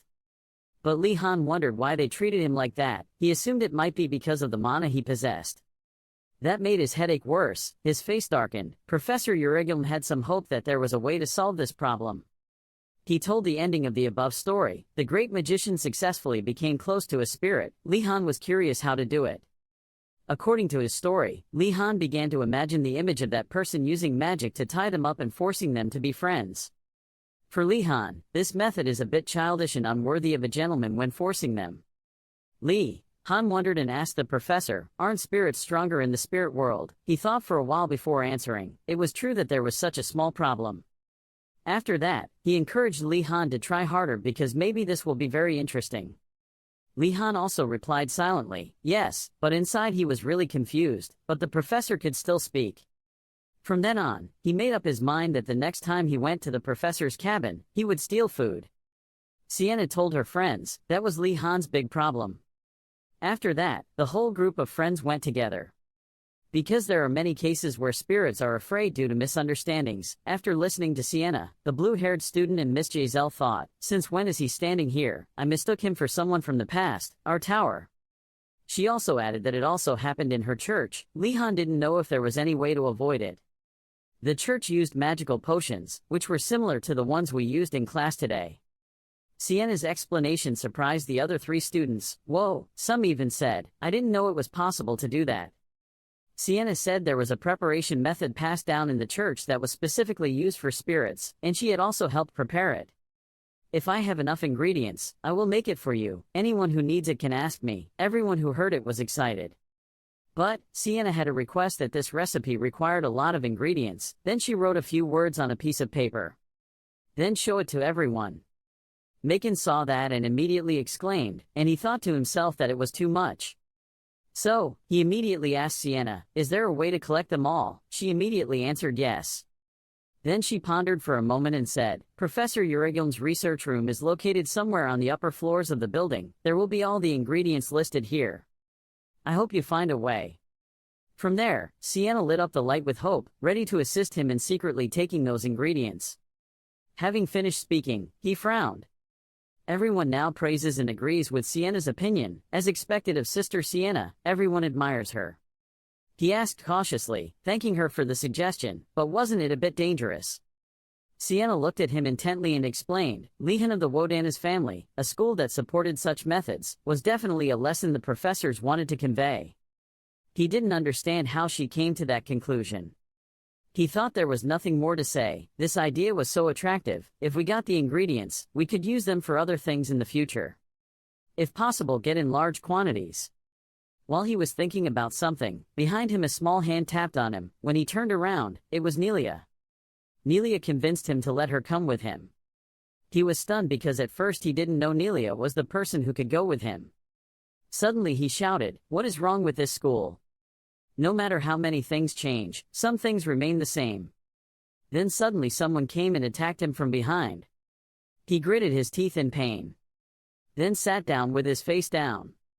For example, this is Professor Volati's class, and he was told that he was not paying attention. Knowing his mistake, he apologized to the professor, but he still couldn't understand how to react when the professor increased the difficulty again. Lihan has a silly face, where are his interesting lessons? Professor Volati had nothing more to say to him, asking him why he could avoid such difficulties. He thought, clearly the professor could easily penetrate the student's defenses, but the professor didn't even realize that. After pondering for a long time, he came to a different conclusion. The professor could read his thoughts and replied that he understood. Face to face and look at each other, the teacher stops and then we take a break. The teacher explained that Wadanaz knew the reason why he couldn't concentrate in class. He suggested, "You want to recreate the spin like when you defeated the golem, right?" He sighed and thought, "Simply because it's too difficult. Trying too hard will become too late, no need to rush." Suddenly the professor threw something at him. For the first time, put yourself in the student's position to think. What if I were her? Even if I was banned, I would still do it. Because anyone who is afraid and cannot move forward will not have the qualities to be a magician. The professor replied that he understood. He was confused as to why the professor understood. He came closer and knew his temperature was getting hotter. The teacher said something that made him blush, "I will help you concentrate." The answer is very simple. Before he could figure it out, the teacher gave him a blow that he couldn't dodge in time. Suddenly, the professor's magic made him scream, causing him to have his shirt torn on his shoulder. He avoided it, thinking it was just luck. Before he could completely dodge this blow, he suddenly had to dodge more blows that the professor gave him. Too helpless, he used all his strength to control his staff to control the professor's power. The professor was always the one who helped the students in the school. Why now he harmed each of them and he was beaten up, which surprised him, but he had not yet developed his full strength. Li Han was attacked to the point that he was completely drenched and looked very miserable. He looked at Professor Volati and wondered, what the hell is that? Seeing that he was so self-indulgent, even the magic balls were heavier. Oh. Li Han looked at Professor Volati's face and asked in his heart, is the professor planning to attack his student? He bowed down tiredly and continued to think, if it was Professor Volati, it would be possible. Li Han frowned, thinking, everything had come to this. A thought that made him fear that he would have to punish his teacher, but then he thought again. While he was busy thinking, Professor Volati continued to attack. Fortunately, Li Han reacted quickly and dodged the attack. Li Han looked nervously at Professor Volati and thought, although it seems impossible, I have to think of a way to stop him first. He held his wand tightly and decided to take action. Li Han recited the spell, the village flowed, a large source of water gushed out. Professor Volati saw this and wondered, she was trying to increase the number of control water balls. Seeing that, Professor Volati couldn't help but applaud him, but his direction was wrong. Although he was successful, he consumed quite a lot of energy, making him pant. After resting for a while he stood up. This move is called, the magic shield covers a large water shield that he throws out. This water shield was a second-level magic, it completely embraced Li Han. The magic itself isn't too difficult, but it made Professor Volati very impressed because Wodanas had never learned water shielding. Professor Volati saw this and was pleased that this showed that his potential was great. But that wasn't enough. Professor Volati looked at Li Han and thought, however, once I penetrated, that thin barrier would be useless and continue to attack him. Li Han hummed coldly when faced with Professor Volati's attack. The professor's other ball hit his shield with extremely strong force. He gathered his strength to directly confront Professor Validi's attack. It was unexpected that Li Han could cause Professor Validi's attack to be disabled for him. The professor was quite surprised to see that his move did not cause any damage to the other country's shield. At this moment, the professor saw that the reason Li Han was able to block his attack was because he did not need to control the barrier back and forth like a water bridge, so he only needed to focus on compressing and strengthening the shield. Li Han smiled with satisfaction. Right after that, he immediately returned the blow to Professor Validi. The professor did not react to the attack. He just gently tilted his head to avoid it.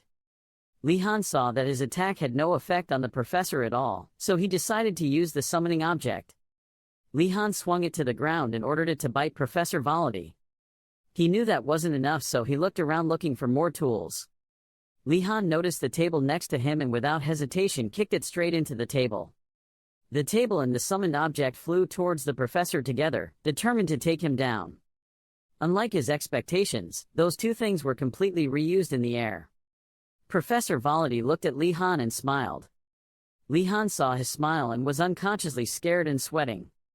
The professor waved his hand around a nearby sphere that emitted red light. The next second the ball started moving. It rushed off the table in an instant.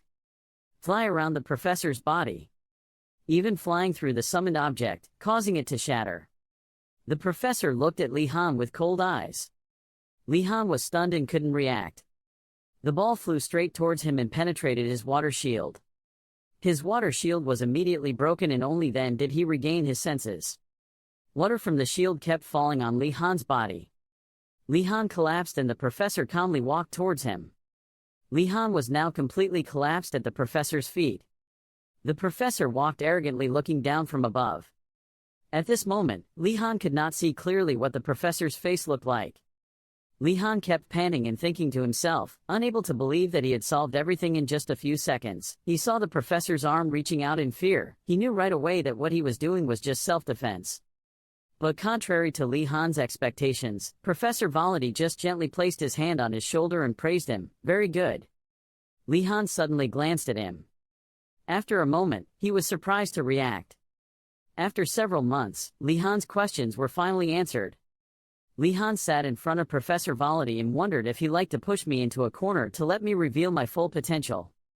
Li Han thought bitterly, next time it's your turn to do it again. The professor said slowly, wanting to improve your strength is understandable, but one day you will learn, so don't be hasty. The professor also added that sometimes taking a step back is a shortcut, although the professor said that his imagination was very different. Seeing Li Han frozen, the professor spoke to comfort and encourage him. Don't be discouraged, the next class will be about what you just showed. He suddenly replied, yes. He looked at the professor in confusion and wondered, what is the professor talking about? Is it possible that he intends to ignore minor details and do whatever he wants? While he was thinking, the professor deployed magic. The table and chairs Li Han was sitting on began to move, making Li Han fall straight to the ground and scream in pain. He didn't understand anything and asked the professor in panic, what? All tables and chairs were now controlled to fly into the air. Professor Validi explains to him, from now on, we will learn how to concentrate in chaotic situations. After saying that, the professor returned the other objects to their original place, still calmly telling him, you are allowed to do what you did earlier. I will increase the difficulty level if necessary. Hearing that, Li Han could only whisper, please, stop. The sky was covered by darkness. The professor was singing while leisurely going to see his beloved garden. Suddenly behind the wall, he discovered someone hiding behind. It turned out to be Li Han, but in the middle of the night, he sat here alone with a haggard face like a ghost, startling the professor. He quickly worriedly asked why he looked half dead like that, but Li Han quickly said it was nothing. It turned out that he looked like a lost soul because Li Han had a difficult class with Professor Validi. Hearing that, he didn't understand why he was so foolish. When Li Han heard that, he asked again, but the professor covered his mouth and said it was nothing. As the two of them walked, the professor asked Li Han if he had any questions while studying here. He also thought for a while. Then he asked the professor a question about whether or not pets were allowed in the school. The professor wondered why he asked that. But Li Han just said he was curious, but maybe he didn't know that white horse was a griffin. The professor also replied that in the academy there is everything from forests, mountains, rivers and lakes to dungeons. If you work hard you will find it. Li Han wondered if he could tame it if he found it, but the professor said it would be difficult, because wild monsters are not easy to tame even by experienced people. He placed some rocks in the stream and considered if that was the case. Then Li Han wants to learn from the professor in his free time. He believes that he can teach him how to tame monsters, and of course his goal is to escape from school. Hearing that Li Han had such a passion for domestication and determination, he couldn't help but be surprised. In response to Li Han's enthusiasm, the professor also agreed to teach him. Their voices still echoed in the quiet forest. Li Han agreed with the professor that he would not regret it even if the class was difficult. The next day, because he didn't sleep the night before, Li Han kept yawning because he was sleepy. He and Yoner started the day by taking a class on basic magic understanding. Yoner saw that he had been drowsy all this time and asked him if he couldn't sleep. Li Han just said he had a nightmare. He told Yoner that in his dream he saw Professor Volody. Li Han was truly obsessed with him. Yoner also understood some of Li Han's hardships, so he patted his shoulder to comfort him. Suddenly the door opened and the professor walked in to start the class. Professor Garcia happily greeted the class, and everyone politely greeted her back. Looking down at the gentle professor in front of him, Li Han felt that at least she did not terrorize him mentally. Hearing Professor Garcia talk about Professor Morton teaching black magic before, all the students were scared and did not want to continue studying that subject. Then she reached out the door and introduced this week's new teacher. A foot slowly walked into the classroom. The professor put his hair in a neat bun, put on a black suit and approached Professor Garcia. She then introduced herself to the students as Professor Millii, who would be another professor teaching them summoning magic. When the students heard there was a new teacher, they were very excited and kept shouting with joy. Professor Millii was also very pleased to see the students welcoming him so warmly. Professor Garcia introduced summoning magic, which they would be taught in second year, but that was what Professor Millii was here for. Suddenly, a few crows outside the window cried so loudly that they drowned out her voice. That's why I didn't have time to hear the reason, but only heard Professor Garcia's final words. Then Professor Millii coughed a few times and started today's class. When she polled the students' interest in summoning magic, many students raised their hands. Li Han looked around and saw that everyone raised their hands, which was probably because summoning magic was very convenient. As far as Li Han knew, there were so many types of summoning magic that it was impossible to know them all. And they even appear in fairy tales. So it means that if you're lucky, you can win a jackpot. Professor Millii feels very happy that many students are interested in this subject. But the next second she asserted that only a few students here could learn it. Professor Millii reminded that this subject is very difficult. If they register for this subject out of curiosity, they will have to struggle. Even though he had not yet studied but had heard the threats, Li Han was also surprised by this upcoming subject. However, Li Han really liked these words. He thinks like that, then he is truly a professor, and other people cannot understand these profound words. Recalling the image of Professor Volody always threatening him with life and death matters, he saw him more like a thug. Professor Millii said that summoning magic involves many other fields, so to be successful, knowledge must be comprehensive. Even summoning things that are not living things is very difficult. Once again, she advised students to stop if they only participated out of curiosity. When other students heard that, they also decided to give it a try. Seeing that despite all my advice, everyone still maintained their decision, she sighed and gave up. Professor Garcia stood up and asked Professor Millii to give the students a chance because they were all very talented. She finally agreed and then used her stick to tap the air a few times. A series of scrolls appeared in front of each student. On that magic scroll was engraved a magic circle symbol. Yoner held the scroll in his hand very excitedly because it was not the disposable type that was torn in half. Li Han also realized that this was a normal scroll drawing a magic circle. She asked the students if they were studying basic geometry and arithmetic. The students sadly admitted when they heard about it. Li Han saw that the classroom atmosphere had become gloomy. There were indeed some students who were not good with numbers. But even so, he still found it much easier to study here. Guy Nandu next door had not yet studied and felt discouraged. Hearing the mention of calculations and the students were out of energy, Professor Millii said that there was no way they could use summoning magic. She asked the students to pay attention during that class because drawing a magic circle also required calculation. Then the professor told them to draw a circle in their heads. Before practicing, Li Han picked up the scroll to examine. He looked closely at the magic circle before his eyes. It resembles a type of circuit board. The flow of mana in it is similar to the current in a microelectronic board. The higher the level and difficulty of the magic, the more complex it is. The magic circle was born to help with these things. These are amplification, reduction, bypass, containment and many other things.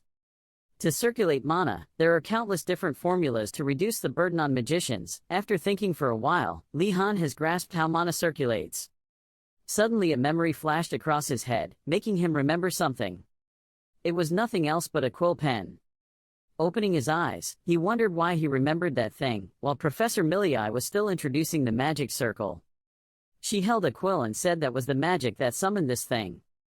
Hearing the magic that summoned goose feathers, Li Han also thought of something. After that, Li Han also knew why he remembered them. When he had conveyed all the knowledge, Professor Millii asked the students to start practicing. The students all chanted spells, waved their arms and legs, and did everything they could to summon a quill. Suddenly, a ray of blue light shined directly on the paper. Then the paper exploded like a firework, only to see a bright blue light that blinded the students' eyes. They realized that even high-level magic scrolls would be damaged if abused too much, so the professor immediately gave them new ones to continue practicing. Right where Adenart was sitting, a blue light appeared, causing everyone around to pay attention to the princess. From the princess's hand that successfully summoned the quill, the other students also summoned the same thing. When everyone could do it, the students burst into laughter. Even Professor Garcia below was speechless, thinking that they shouldn't be satisfied with just summoning the same thing. It's the meticulous attention to detail that makes summoning such a difficult subject. Summoning the same thing means failure, unless everything is perfect, otherwise it's meaningless. In creating that requires a magician's will, Ashan was currently struggling with the quill that refused to listen to him. There was a slight possibility that it would attack the summoning magician, but Gai Nandu was repeatedly hit on the head with a quill. Ashan was not yet proficient in controlling the quill, causing it to move wildly, attacking Gai Nandu to the point that he held his head in tears and scolded him. Being overwhelmed by the situation, Gai Nandu told Li Han that someone was intentionally trying to kill him. Li Han was too familiar with this game, so he calmly told him to be quiet. He was still focusing on summoning his quill. Seeing that Li Han had not yet summoned the brush, Enrogo couldn't help but feel pleased. He has such an attitude because he has summoned a complete brush. Then he glanced at the other student, confidently thinking that no one else could do better than him. Enrogo put his hands down on the table and stood up, intending to show off to the arrogant Tan Dragon crowd. He went to Li Han and teased him when he still couldn't summon him. However, Li Han only saw Enrogo's words as the wind blowing through the clouds, so he remained silent and did not respond. When he saw that he was being given a huge lump of butter, he bitterly told Li Han to look here. Yoner saw that and said that he didn't have a brush at home. Why did he have to scream like that? Enrogo wanted Li Han to look at the brush he summoned, but he still didn't care and picked up the stick. Then Li Han concentrated on chanting the spell. Then he ordered the brush to appear, and around his body began to emit blue light. Suddenly Li Han's paper flew up and moved back and forth, just like a naughty boy. Then in front of him, strips of blue light emitted from the paper everywhere. The symbol engraved on the paper still radiates strong streams of light. The paper just glowed without any change, and nothing appeared. Right now you're a little disappointed thinking you failed. Suddenly from outside the window, an extremely strong light shined in. It seemed that Li Han had just been shocked, so he fell to the ground and lay motionless. Yoner saw everything happening in the blink of an eye, then turned around and stammered to ask what was going on. Enrogo said it sounded like something had exploded, but Li Han didn't seem to care too much, because now he had successfully summoned the brush. The shocking thing was that he summoned not just one pen but countless pens. Quills fell from above and fell all over the classroom, making the students bewildered at this rare sight. Everyone was amazed at the scene before their eyes. They thought it was Li Han who summoned them all. Hearing that Li Han surpassed them, he also did not accept the truth. Then Li Han held in his hand one of the feather pens he summoned. Even he found it difficult to control the abundant mana he possessed. He secretly thought that he shouldn't overdo things like this. Li Han thought that he had used too much energy, so the scroll must have been abused to the point where it could no longer be used. But surprisingly, it remained unharmed and completely normal. Li Han wondered if there was really such a thing as a scroll so strong that it could withstand this much. Li Han did not expect that his ability to control mana was better than he thought, all thanks to the special training course with Professor Valadi. A feather pen landed right in Professor Garcia's hand. She held the feather pen in her hand with a very satisfied expression. Professor Garcia then looked towards Professor Millii and thought that it was very difficult to summon just one meeting, but to be able to get so many, Professor Millii must be very proud of Li Han. But in complete contrast, she had an uncomfortable frown on her face, dissatisfied with what he had just done. She immediately stepped forward to relieve Li Han, saying that because he had too much mana, this was understandable, but Professor Millii still did not agree. She said that this was not a mistake. Professor Garcia heard that and asked in surprise. Professor Millii looked at Li Han and had to admit that he was very talented, but there was a problem. The next second, she raised her glasses with a stern expression, judging him to be too arrogant. She then said that Li Han summoning so many brushes was because of arrogance. Professor Garcia defended him and said that was not the case. Professor Millii saw her keep defending her students and glanced at her with sharp eyes. Seeing that, Professor Garcia was a little hesitant and laughed it off. On the professor's side, there is also a hierarchy, which is even more accurate when a professor was once a student of another professor. It turned out that Professor Millii had once been her professor. She reminded her that it was good to care for her students, but she had to teach them their behavior. She had no other choice but to obey. Seeing that Professor Garcia seemed uneasy, she looked at her for a moment. Then he reassured her and told her there was nothing to worry about. Professor Millii looked at the students and said there were many ways to treat arrogance. Li Han also retaliated against Enrogo for teasing him before by writing on his face while he was extremely resistant. Then the whole class was in an uproar. Some said they had to protect Enrogo, some said stop. The confused professor standing below could only ask the students to calm down. Then she asked the class to be quiet so the lesson could continue.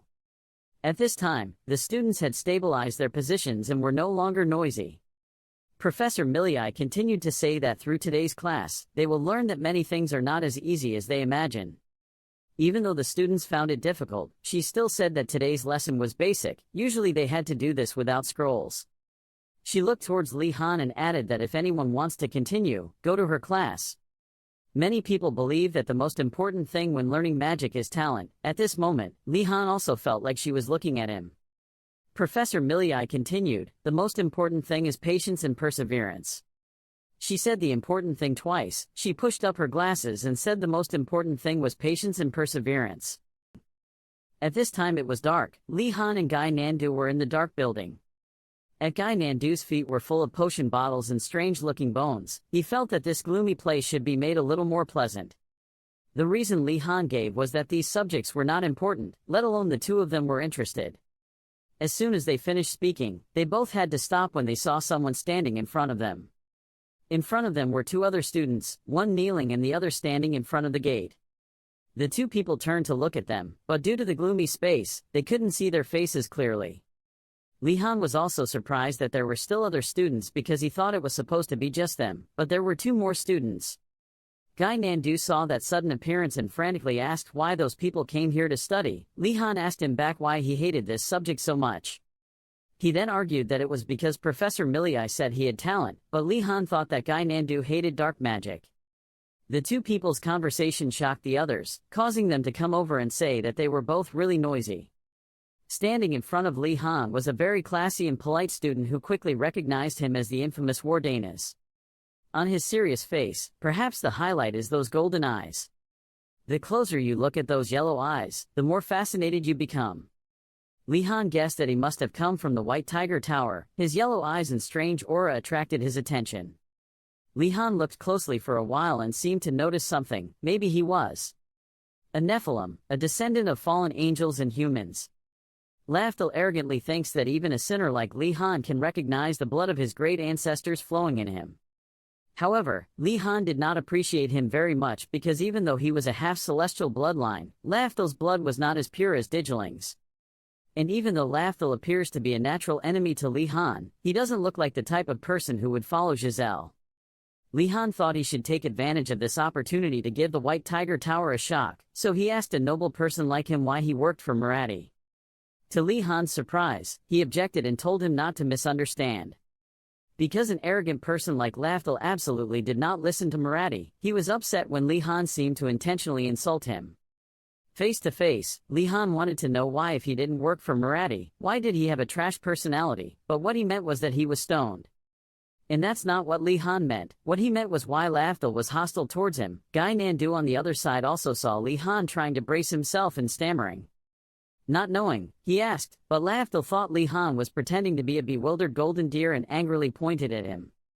The reason he was hostile towards him was all because Gyu, Lafdal's respected friend, had his honor insulted by Li Han. It turned out that it was because of great friendship. At this time, Li Han also understood, but he also gave up on such a reason. When Guy Nandu heard about this, he suddenly realized that perhaps he was from the Graal family. The Graal family, which is a family of knights from the south, is very proud of their angelic blood and is also one of the families that worships justice the most. Lafdal also admitted that he was from the Graal family, but what Guy Nandu wondered was why he learned dark magic, when that family was famous for its knights. He looked disdainful when student Tan Long also needed to explain some basic things. He learned to kill dark magicians faster. Li Han thought that if the professor heard these words, he would cry. I was talking to Lafdal all this time and forgot there was another student there. Guy Nandu looked that way and asked why he was learning dark magic. Suddenly that tall student stood up and made Guy Nandu completely startled. She was like a big bear. Guy Nandu only stood close to her shoulder. Guy Nandu smelled danger and immediately trembled and hid behind Li Han. He was also impressed by the other student's height. Li Han thinks that she possesses such outstanding height because she probably possesses half of the bloodline of a giant. But the interface was one thing and the operating system was another. She turned around and politely introduced herself as Immerg. Nice to meet them. Just met, but Immerg was very friendly, saying that he liked dark magic so he came here, hoping to get close to them, but Lafdal stood to the side and seemed to refuse. In response to this kindness, Li Han also hopes that everyone can get along. He also changes his opinion about her. It is true that he cannot imagine her by looking at her face. She was happy to hear that Li Han also wanted to get along and the two gave each other their first handshake.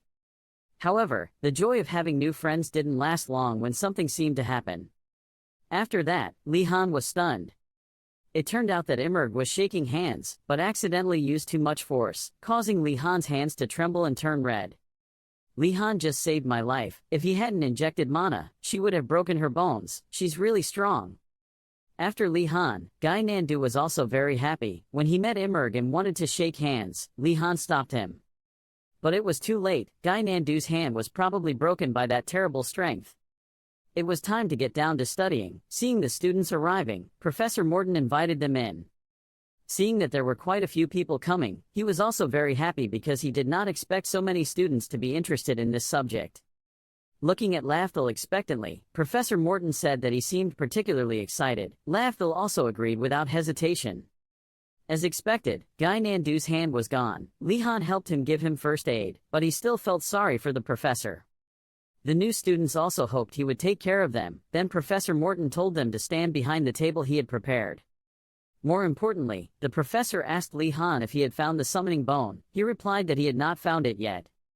Hearing that, the professor winked and suggested that he try going to strange and dark places to find out. Although the suggestion sounded very unusual, Li Han still reluctantly agreed. Professor Morton asked everyone about the previous lesson and said that today they would first improve their understanding of the curse. Guy Nandu quickly said that cursing was much more fun than summoning, so the professor who was explaining the concept immediately stopped hearing that. Then he turned to ask if he had learned summoning. Guy Nandu calmly confirmed. Suddenly, he asked with a dark face how the other students reacted. Guy Nandu quickly said that they all liked it. Everyone else came to the classroom today, and Li Han sitting next to him was also speechless. The professor's mood after listening was gloomy and not very happy. Then, his hand placed on the books and said today. Then the professor, looking up, decided to teach them how to summon undead instead of learning curse spells. When everyone heard that, they were very excited. Only Li Han was skeptical and wondered if it was okay. Because he realized, they had leapfrogged countless knowledge already. Professor Morton said that summoning undead was the core and most basic thing. Lafdal immediately had a question. He asked if it wasn't necessary to summon the undead. Professor Morton saw that and immediately replied, it's true that in the past, there were some dark magicians who still enjoyed digging up graves even though they knew it was taboo. Hearing that, Lafdal continued to say that if it was a taboo, magicians would still dig up graves. Right, he did not hesitate to answer, there are indeed people like that. Li Han next to him wondered if Lafdal knew what he was saying. What not? And then, he said that he would not force the class to summon complete undead because he knew they would lose control. Morton's cold face slowly turned around, scaring them that they were probably going to visit their grandparents. Li-Han was confused why they had to do this. Guy Nandu heard that he could pay homage to his grandparents, and he told about how he almost died because of a magic brush. Starting the lesson, he said, the first thing would be the hands. The magic begins to be performed. Li-Han was still looking very attentively. A cloud of black smoke gathered on each person's table. Everyone was surprised because a magic circle appeared on their table. The summoned object appeared, a bone hand emerged from the magic circle, it wiggled its hand. Flex your bones and joints, straighten your arms on the table. And then, it appeared on the table, everyone was surprised. After finishing casting the magic, the professor mentioned that everyone wants to learn this summoning because it's cool and great, but it's not that simple to learn. It remains to be considered whether it is a normal monster or more difficult to control factors if summoning an undead monster. And that's why they need special methods to approach death. So they couldn't perform magic yet, now they just needed to try to approach the hand using any method they could think of. Guy Nandu starts with light touching first to see how it goes. Li-Han pondered for a moment. He asked the professor a question, asking if there were undead monsters that were easily frightened. He replied that there would be no because they weren't creatures, so they didn't know what fear was. Before he could finish his sentence, his eyes opened wide. Opened very, very loudly and was surprised. The summoned object was trembling. It trembled, right in front of Li-Han too. The professor was worried why it was behaving like that. He wondered if there was a problem with the medicine he was using. Turning to Guy Nandu, seeing him being attacked by it on his face causing swelling, I thought it was not normal because of the drug. He immediately had an idea, maybe it was. Then call Li-Han in. Please try summoning one yourself. He hesitantly asked if he could do it, but the professor still confidently said of course. He threw a small bone to Li-Han, explaining that the strength of a black magician is that the training can be adjusted. After listening, Li-Han secretly thought that this was improvisation rather than self-adjustment. The object in his hand placed one end on the wooden floor. The magic bracelet appeared again, right under his feet, and he told him to chant the spell. He sighed, no matter where he goes. He threw the small bone his grandfather had given him into the circle. A flood of incantations was recited by him. He shouted, commanding the skeletal hand to rise, the wand to glow. Everyone's faces were tense. Black smoke circled around the stick. The professor looked at him attentively. Then, the black mass of magic headed straight towards the small bone. It started to glow. A skeletal hand is summoned. He was so worried that he was sweating. The skeletal hand is gradually perfected. It lowered its fingers. It still stood there right in front of him. Li-Han looked at it and wondered if he had succeeded yet. Then he got worried and turned to the professor and saw that he was still silent.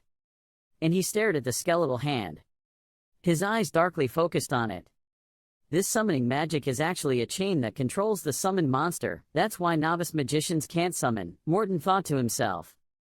He clenched his fist. Magic could be unleashed at any time if the skeletal hand attacked Li-Han. The skeletal hand continued to move. He was secretly surprised and afraid why it reacted without any command. He immediately blocked Li-Han's body, preparing to cancel its summon. Its 5 fingers stretched out. It did not attack but fell to the ground in front of the surprise of the two of them. It lay on the ground trembling. Both looked at it without understanding. Outside the building. In the professor's room, he explained that the incident just happened because he had too much mana. He wanted to reduce them but he stopped him, that was his natural talent. He gave advice, from now on you don't need to approach the undead monsters, you just need to make them subdue by force. Li-Han also thanked him and thought the teacher wouldn't be of much help. Suddenly there was a scream from behind. That was Guy Nandu. He was beaten by a bone hand, his beautiful face was swollen, he decided to risk his life on it. He was so angry that his head was about to explode. Li-Han has nothing more to say. Compared to the rest, isn't Guy Nandu talented in this field? The professor also said, talented but he hasn't developed his full strength yet, of himself. After a while the 3 friends finally left the professor's room. Guy Nandu's face was still swollen. As he walked, he blamed the zombies for not having any noble character. After applying the medicine, Guy Nandu with a swollen face told Li Han to come with him to the summoning class, as long as he wasn't a zombie. After listening, Li Han did not answer but began to wonder if he was sure, because most of the summoned creatures, including spirits, were ferocious, because they were usually monsters or demons. Behind him, the magician student looked at the two people side by side and couldn't help but curse under his breath, "Damn the black magician, all his actions just now made him pin him." He angrily pointed at his swollen face on one side and wondered why Li Han dared to slap him. That reproachful statement made Li Han turn around and explain that he had just accidentally done it, but the magician student didn't believe it and continued to grumble. Would earlier, during class. Not only summoning, Li Han also wanted to test what orders he could give. To what extent, in the classroom, Li Han had a control staff in his hand, causing something to crumble. The professor next to him was shocked, excited when he saw that he had successfully let it self-destruct. The mage student holding a bone hand heard that and glanced at him. He approached where Li Han was sitting and spoke ill of him as an evil bastard. After his words, the bone leg on Li Han's body began to move. Without Li Han having time to say a word, that bone leg flew straight towards a certain direction. It fell and landed perfectly on the ground. When the magician students saw it, they were alert. That bone leg flew into the air, and the magician students were bewildered when they saw that. Before he could realize anything, that bone leg slapped him straight in the face. After that slap, a dark aura enveloped the entire building. Returning to the present, Li Han crossed his arms over his chest, sincerely apologizing for the unfortunate accident just now, all due to the summons acting on their own. After hearing this, his friend Guy Nandu pouted and called him by name. It turned out that the magician student had already left. Li Han felt a bit sad when he saw that, but it didn't last long. After a while of walking, the two students arrived in front of the ceremonial hall, where Professor Milia worked. Seeing no one to guide them, the two boys just walked in. Guy Nandu nervously looked everywhere. Li Han similarly observed the scene here, then was surprised because it was completely different from the Shadow Court. Here, there is also a toxic lake. Two students walked to a door and raised their hands to knock. Without waiting for the person inside to agree, Li Han opened the door and walked in but did not forget to apologize to Professor Milia for being late for some personal matter. In this large library-like room, there was only one woman sitting there reading a book attentively. When the woman saw him coming, she looked at him with dissatisfied and annoyed eyes and said that if he had something to do, then it couldn't be helped, there was no need. After hearing what she said, Li Han and Guy Nandu froze for a moment. Seeing the two of them just standing there, they had to apologize. After that, he didn't look at Li Han anymore and returned to his work, but Li Han was not that calm. He was confused when he saw that Professor Milia was not surprised to see him present. Questions began to arise in Li Han's mind. He wondered if Professor Mortem had told the other professors that he would become his disciple, warning no one to touch him. It was very possible, happen.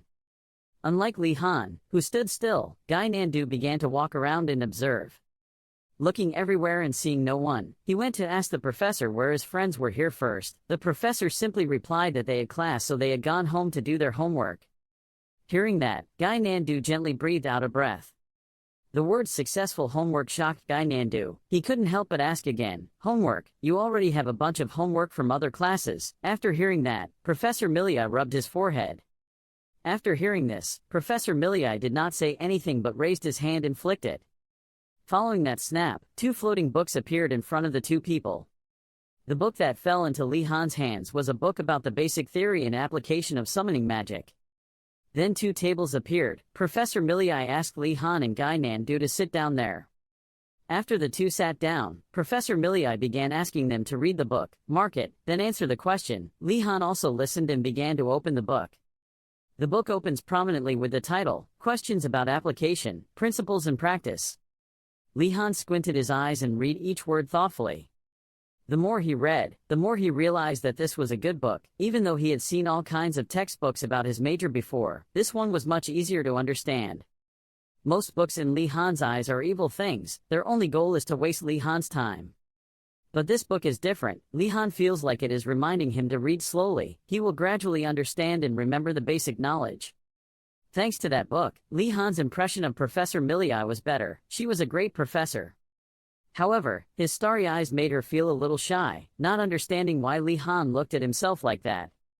Guy Nandu collapsed in front of the book. He lowered his head and groaned that he missed Professor Mortem. Professor Millii, even though he looked at him like that, was still very surprised. Normally, this type of teaching would make students angry, complaining, especially these kids.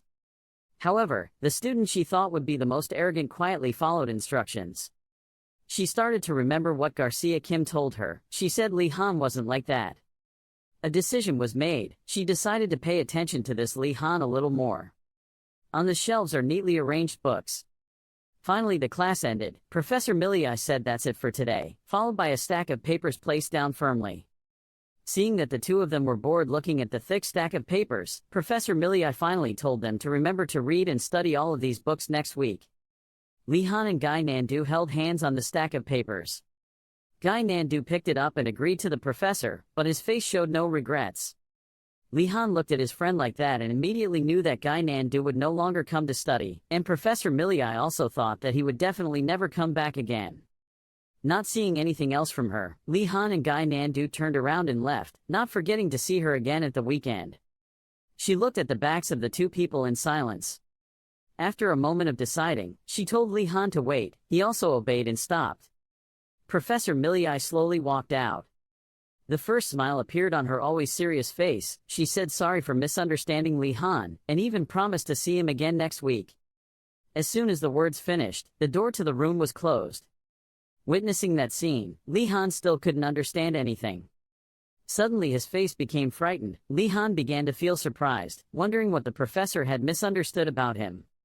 In a classroom with two students sitting next to each other in a very awkward atmosphere, the principal spoke up. Li Han and Yoner sat opposite the two students, looking intently at the principal. He said it was time to learn life lessons. After saying that, the principal even raised his tongue to lick his teeth. His face clearly showed evil, asking the students meaningfully, surely they haven't forgotten the homework he assigned, now he wants to look over it together. After listening to Li Han, he was speechless. How could he forget that the principal's homework was to retrieve flags from other towers? Seeing that no one reacted, he finally said he would look at the Xuanvu and Fire Phoenix first. The two female students sitting below exchanged glances and nodded. After that nod, the two people stood up using the table. The two girls stood up, their faces happily expressing how they had exchanged flags peacefully. After listening, the principal also announced that Xuanvu Tower and Hoa Fuang had completed their homework, but the mirror clearly waved his hands in frustration. The two students below looked at him silently, wondering if he needed to, showing obvious disinterest. After a while, the target finally arrived. The principal asked about Li Han's Dragon Tower. He stood up and announced that his group had also gotten the flag. But using a peaceful method, the principal once again despondently congratulated the Dragon Tower on completing its homework. He flew down with a disappointed face, but his mouth was still praising. Good, good, you did very well, very wonderful. Li Han stood there with a dead fish in his eyes. After thinking about it, the principal turned back, his eyes serious. The students under those attentive eyes also felt startled. His bony face was exaggerated. Calling his honor night students in a friendly voice, the principal asked if they were carrying flags, and the expected answer would be yes. The students sat there listening without saying anything, but their faces turned red. While he was still close to those students, sitting above Li Han felt someone pointing a laser at the back of his neck. Not seeing an answer, he decided to ask again why they didn't bring out the flag, at which point Marathi hesitantly stood up and apologized. In a gloomy mood, he announced that his tower had not been able to get any flags, to which the principal immediately declared that the White Tiger Tower had not completed its homework. Although his face was calm, Marathi's hand clenched into an angry fist. He cursed silently. This would definitely affect his score. In complete contrast to the students, the principal smiled like he had a good time and joked that it seemed like they had failed in their negotiations. On the one hand, Li Han just wanted him to shut up. The principal started preaching about the purpose of this class, which is for everyone to get to know each other and get along at school, but he was very sad because no one understood that. All the students were silent, because he knew he was lying. But it didn't stop there. The principal immediately said that he would make the homework easier to understand this time. Afraid that the students wouldn't understand, he began to explain that if they turned to the west of the academy, the students would see a lake, and those who had seen it knew it was as big as the ocean. The principal continued to speak. In the middle of the lake there was an island. And he hid a ticket that allowed students to go outside the academy on it. Hearing that, all the students seemed to be energized. The girls were surprised. The boys were equally surprised. Their HP bar was fully charged, their fiery eyes looked at the principal. He didn't find it strange, but just sighed a little. But this time there's something special included. The principal wanted everyone to cooperate and bring it back here to him. That request made the boys depressed, only the girls were happily chatting with each other. Guy Nandu was so angry that his whole body was shaking. He silently cursed the principal as a damn skeleton. He couldn't hold back any longer and angrily pointed his finger and asked why he had to work with these people. The other party couldn't help but respond, asking Guy Nandu what he was barking at. Back a while ago, the principal had completed the team pairing. Xuanvu and Fire Phoenix would be on the same team. The Azure Dragon and the White Tiger would be on the same team. But he also did not forget to put a barrier in front, depending on whether they wanted to follow instructions or not. The model of the dragon and White Tiger in his hand was broken, leaving behind only an empty hand. The principal's face filled with murderous intent threatened that if they failed because of that, there would be big consequences. Returning to the present, while the girls were chatting happily and harmoniously, the boys were extremely gloomy and disappointed. Li Han stood looking at everyone, lost their souls, and exclaimed, the atmosphere was so heavy, and if things kept going like this, things would gradually get worse. Unable to leave things like that, Li Han stepped up and said in a flattering voice, dear friends at the brave White Tiger Tower. He proposed that everyone can ignore all misunderstandings and cooperate, so that honesty can still reach out. But the person over there didn't respond. He criticized this as being more unlikely than the academy collapsing. After hearing it, he argued that it wasn't that bad. The person opposite continued to curse loudly. They got this score because of Li Han. He was surprised he didn't think they were worried about such a score. However, Li Han was still determined. He went forward to explain that it was just a misunderstanding, and advised them to think carefully. Afraid they wouldn't believe him, he began to explain, if the principal taught the class to be able to teach students, would he really give his students an F for just a small mistake? But an F will come if they don't cooperate. Li Han continued to explain, whether they thought, but someone interrupted. From behind a slow figure approached, advising everyone to wake up. The person who came was Marathi. He stood with his arms folded on his hips. Marathi's attitude is extremely bad, advising everyone not to be fooled by Li Han's boneless tongue, because they have never had a good thing happen when they were involved with him. They were even punished because of Li Han, or recently they were secretly attacked. Li Han stood aside and listened without having time to refute anything. Marathi added another question at the end. He asked everyone who thought they tricked Urgu and Enrogo. After that sentence everyone turned around, throwing Li Han a look of hatred. Yoner saw that the situation was not good, walked up and patted his shoulder and shook his head. Unable to do anything else, Li Han can only do that. He called Drew Gyu, who was passing by, to come closer to him. When he saw that action, he wondered. Even though he didn't understand, Gyu still approached and Li Han raised his hand. Without saying a word, he held him down by the neck, and that made Gyu confused. Then the wand was pressed directly into his face, and Li Han loudly threatened that if he did not cooperate, another tragedy would happen. This time he would drop Gyu into the lake. That action surprised the students at the White Tiger Tower. Yoner behind him did not expect that his friend would do that. And the main character doesn't understand anything. His face was worried. He didn't expect Li Han would choose this despicable way to make everyone cooperate with each other, panicking and asking for help.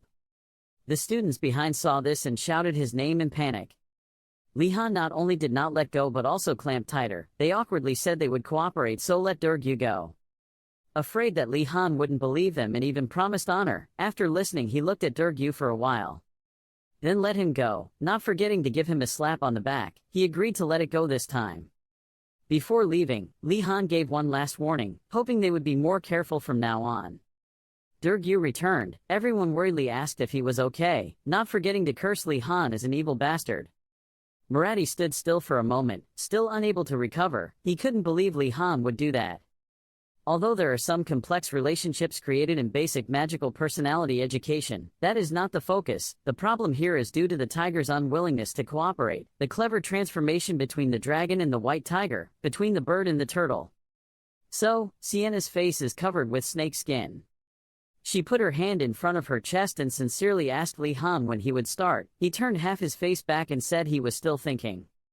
Because the raid on Professor Uregum's laboratory is a truly urgent matter. He closed his eyes thinking that the right moment was very important, making Macon a bit hesitant about suddenly being so formal with Sister Sienna. Put your hand to your mouth to signal Macon to be quiet. If we go there, Narrowing his eyes, he looked through the half-closed door. Professor Uregilm has a bushy beard, eyes as bright as car headlights, and is holding a bottle of medicinal herbs standing in front of the door. If this happens, he will probably have nightmares for the next month. It's best to find a doctor, out his schedule without being discovered. There are white hills and mountains of all sizes lying in the distance. The basic horse riding training lesson has come to an end today. Everyone did very well. Image of students standing and talking, including Wardanas and Macon. The professor called behind Wardanas and he turned around to look. Turn around and walk towards her. What's wrong? There's no need to go to the tent today. The professor happily said that she would take her nephew to the market with her. The thunderous news that he would only return tomorrow made his eyes widen. After saying that, the professor left, not forgetting to wave goodbye to him. In his heart, he thought they would leave tonight, so suddenly. Maybe it's just what you mean. This is a rare opportunity, so you have to take the opportunity. He was full of enthusiasm and walked towards Macon. His friends were also there. Macon raised his voice and asked what was going on. He walked straight, wrapping his arms around everyone's neck and whispering something. The time to act has been decided, he said firmly. It was tonight that made Nelia a bit surprised. Tonight.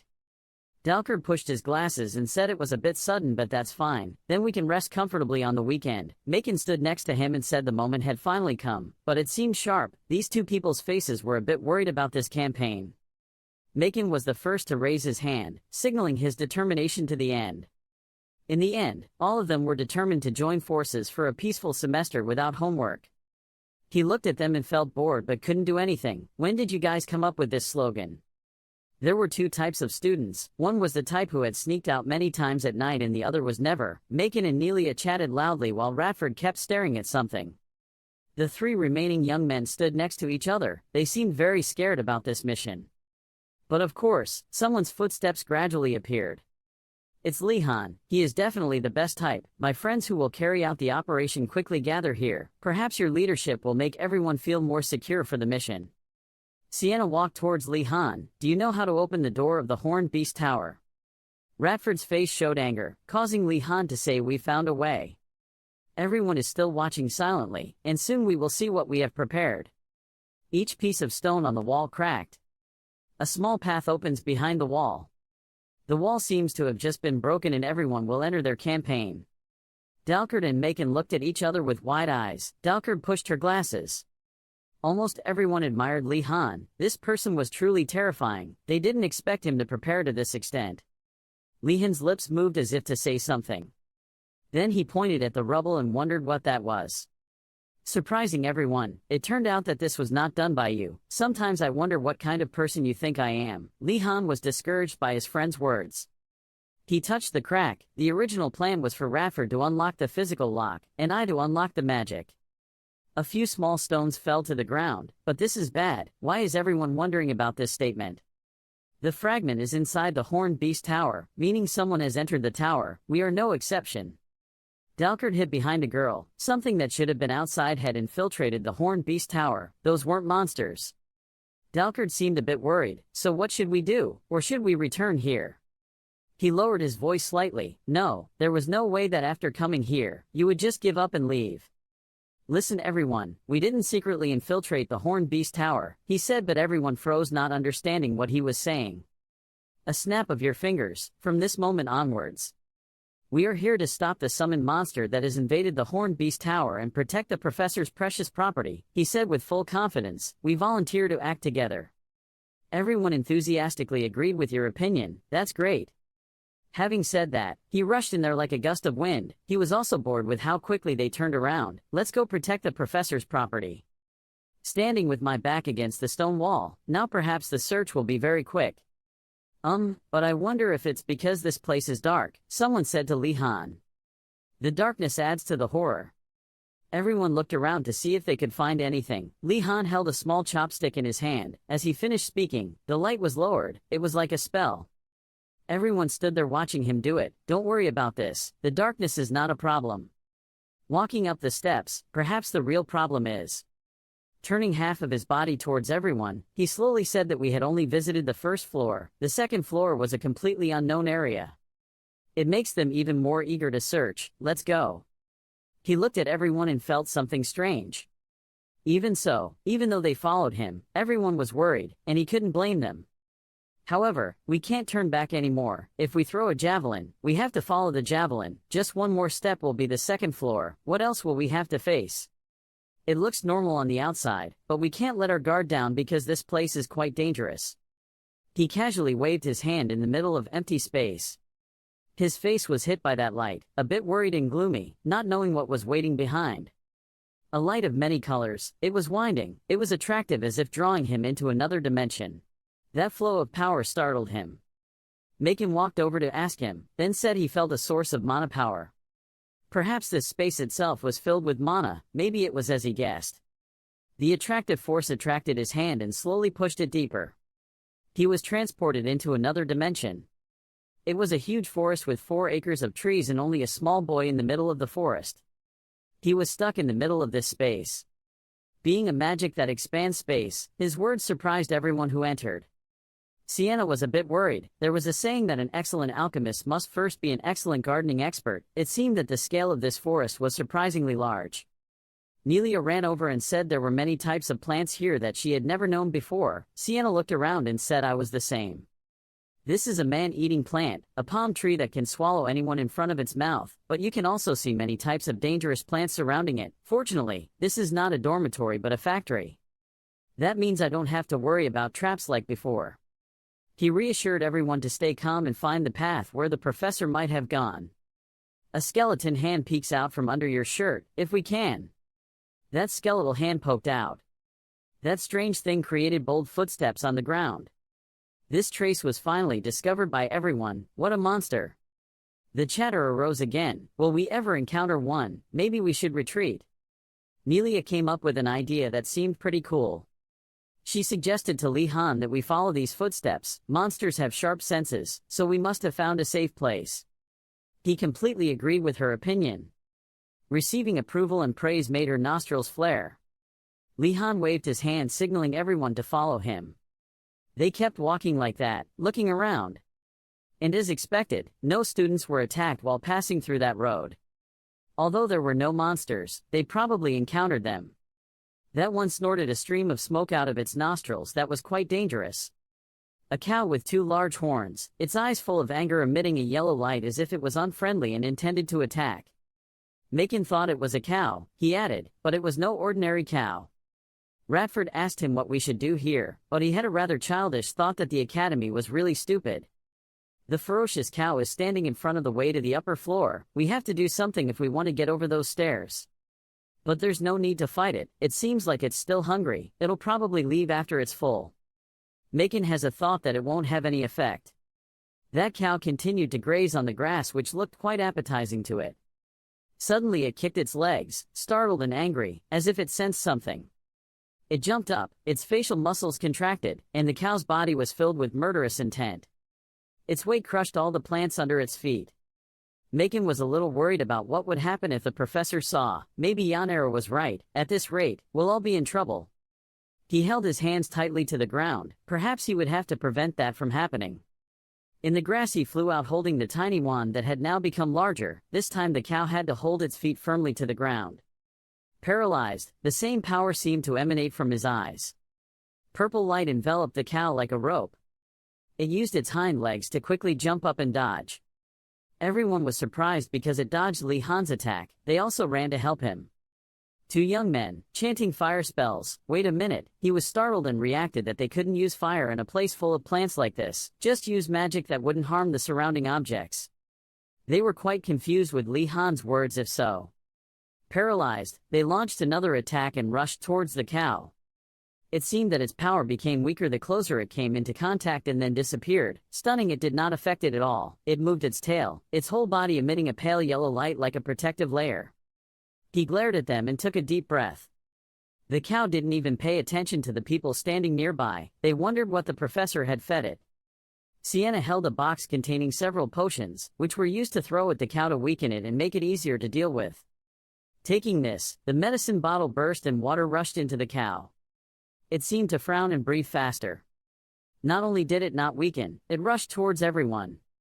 Macon reassures everyone to calm down. Its resistance to magic has decreased, so magic should have an effect on it. Please cast a spell on it. Paralyze a huge stream of power from 3 wands shot at it. Paralyze, paralyze, damn it. The magic gradually seeped into its body. It stopped attacking, it seemed to have worked. The cow gradually weakened and fell to the ground. It ran like crazy, rushing towards where everyone was standing. Then suddenly it rushed forward again. It could move, get out of the way. It flew straight over the head of a purple-haired young man. Help me. Guys, Li Han witnessed his friends being injured. They won't be fine at this rate. He gritted his teeth in bitterness. Right at this moment, this critical situation had become the motivation for him to become even stronger. The magic had been activated before he even recited the spell. The wand emitted a blast of power like lightning, which in the future would become a moment that would one day be likened to a miracle that would surprise everyone. Paralyzing a rush of greater power, this small but mysterious change, in the future will become a moment that will be likened to a miracle that will surprise everyone one day. While watering the plants, suddenly there was a sound, Suddenly a question arose, what is that? A buffalo whose horns are wrapped in vines is rushing forward. Suddenly rushing in front of Li Han, it suddenly fell down without warning. He was about to attack, but unexpectedly the buffalo suddenly fell down, making him a bit surprised. Other students around were also frightened by its large body. One of them breathed a sigh of relief because he was saved. At this time, someone spoke up and asked, was he saved? Having said that, they waved their hands to thank Li Han, but at this moment he affirmed that he could not rest yet. After speaking, he held the stick firmly in his hand. The more he thought about it, the more strange it became. He felt like there was some very familiar magic present around here. He made it clear to everyone that the huge buffalo could wake up at any time because he had just knocked it unconscious. He was still quite skeptical about this place. Li Han wanted to know if there was anything magical around here when suddenly the branches next to the tree began to move, causing the surrounding ground to shake violently. He was so shocked that he stood there dumbfounded, not knowing what to do. The other students were so scared that they screamed at each other, not knowing what was going on. The sound of willow tree leaves rustling and shaking violently. The tree roots began to move closer to them. The students felt like something was coming. From the tree trunk appeared a fierce face and shouted at the people in front of him because they had desecrated this place. Seeing that the tree could talk, everyone panicked and screamed. Some people were surprised by the fact that the willow tree could talk. They were all scared and screaming. Some wanted to run away because they thought he was a monster, but Li Han calmly calmed everyone down. He stood in front of that huge tree trunk and thought to himself, this willow tree is not ordinary. He even guessed that this willow tree is the ruler here. He glanced behind him suspiciously. Then he calmly explained to him that he was just protecting Professor Euregum's tree. Yoner also echoed him to make him more confident. At this time, that willow tree was also more harmonious than before. He praised them endlessly for their efforts in protecting the tree when the professor was not present. Li Han only bowed his head in polite response. Then the willow slowly introduced himself. He was a botany professor, you could call him Willow. As soon as he finished introducing himself, he bent down to look at the fainted animal below and began to praise him. Seeing that, he also accepted the compliment and thanked the professor in front of him. This professor slowly used his vines to wrap around the animal and then explained to him that this was the cow that Professor Euregum raised, but because it was so clumsy and could not distinguish directions, it ran away naked. Seeing that, he continued to ask him if he was always taking care of the trees here. Professor, Willow slowly answered, today I was assigned the responsibility of protecting this place. Speaking of this, he began to sigh and complain to him, because Professor Euregum went to meet the king's people, so now he has to take care of this place. Hearing that, Li Han was a bit surprised. He naively said, Professor Euregum said to go to the market with Professor Thunderstep. He asked again with some doubts, but Li Han did not lie. He told him to ask Professor Thunderstep to know. Seeing that he had been tricked, he was shaking all over, trying to squeeze out every word to thank you. Then suddenly he asked him what he would like to give because he had a great contribution in killing the cow to protect the flowers and grass here. He did not hesitate to ask directly about the ingredients and reagents for performing alchemy. However, after hearing that question, he hesitated a bit and said that this place had too many dangerous things for them. Seeing that he did not succeed in his plan, he immediately decided to change to another method to convince him to reveal the ingredients. Then he scratched his head and apologized to Willow, because perhaps he was a bit greedy with this wonderful place. He slowly covered up his plan. He switched to another explanation. He said that he was also curious to see Professor Euregum's laboratory. It seemed impossible, but he agreed to his proposal, making him a little surprised and stuttering. After that, he moved to the third floor. As he walked, he told them to follow him upstairs and give them what they could use. He still didn't stop rambling. This professor even wanted to blame the cow just to help the students get the necessary things. He walked up the stairs following Professor Willow. His arm passed through the colorful barrier. Stepping through that door, everything seems to become completely different. Because there was no light in the surrounding space, Yoner was a little panicked, and he couldn't use the light spell. Seeing that they were having a bit of difficulty, Willow reminded them, then used her vines to emit light to help them go easier. In front of them was a door with a bright light coming from it. One of them was a bit surprised because it felt like something was running past. Getting closer to the door, people also began to see more light coming from the door. On the door now appears the number 6. Seeing such a situation, every one of them was surprised because it felt like the door had just jumped in front of them. The door opened inside and everything seemed completely frozen. The cold had enveloped that room. From the tables and chairs to the stairs were covered in ice. Cold air emanated from inside, covering Li Han's outer space. The light shining from inside made the professor a bit surprised. Suddenly the door was slammed shut right in front of everyone. Professor Willow believes that this laboratory should be closed permanently. Similar things happened in other laboratories. Professor Willow then summoned a few more laboratories for them. But the unfortunate thing is that the space inside those summoned doors is not reality. At this moment, there was a rustling sound because someone was taking notes. That person was Li Han, and he looked at what he wrote down just now. He seemed to understand something. He realized that the first and second floors didn't have many traps, but the third floor was carefully guarded. He closed the notebook and thought that the notes on how to summon the laboratories had been written down by him, so it might be okay to take them out and use them now. Suddenly he turned around and thought a bit. The pile of bags was tied tightly on the other side. Those were the gifts given to him when he found the professor's laboratory. He sincerely thanked Professor Willow. He thought he couldn't do anything, so there was no need to thank him, but he was still very grateful to him for letting them come to this place. He was happy because everything was going in the right direction that he had outlined before. He thought he could easily escape from here without any problems. But life at the Magic Academy is not easy, because later they all returned to their original positions, but Professor Willett reminded them that they had to water the whole garden. He looked stunned. He couldn't believe how this had happened. Before they left, the professor told them to bring back the gift bags they had received, and he would clean up this mess later. Seeing that, they thanked him and left first.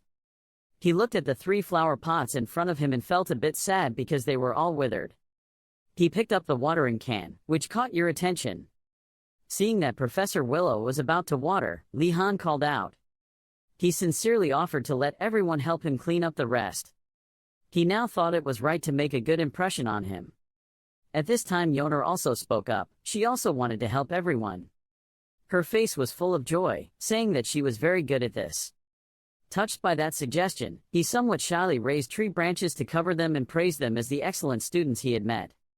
Seeing that they were interested, the professor decided to give them gifts. Both of them were very curious about what he planned to give them. But the professor is still a professor, even if it's just a willow tree. Who would have thought that he would take them to a place and tell them to water the entire area? They were a bit confused. They thought they were being given a gift, but unexpectedly they were taken to another place and told to water the entire area. Before he could ask, the professor disappeared without a trace. He felt guilty and raised his hand to his head in reproach. He apologized to her and then took all the responsibility on himself. At this moment, she was holding the water bottle. She had not heard anything he said. Her face was now extremely bright and radiant. He approached and gently told her that he felt that the amount of work the professor assigned was a bit much. On the contrary, she felt that this work was quite fun. She said as she pointed towards those rare plants. Seeing that, he just sighed. He thought that at least she liked this. He finally decided to pick up the watering can. Then the 2 people started watering the gardens around this area. Behind the 2 of them there is a lake that looks very clean and cool.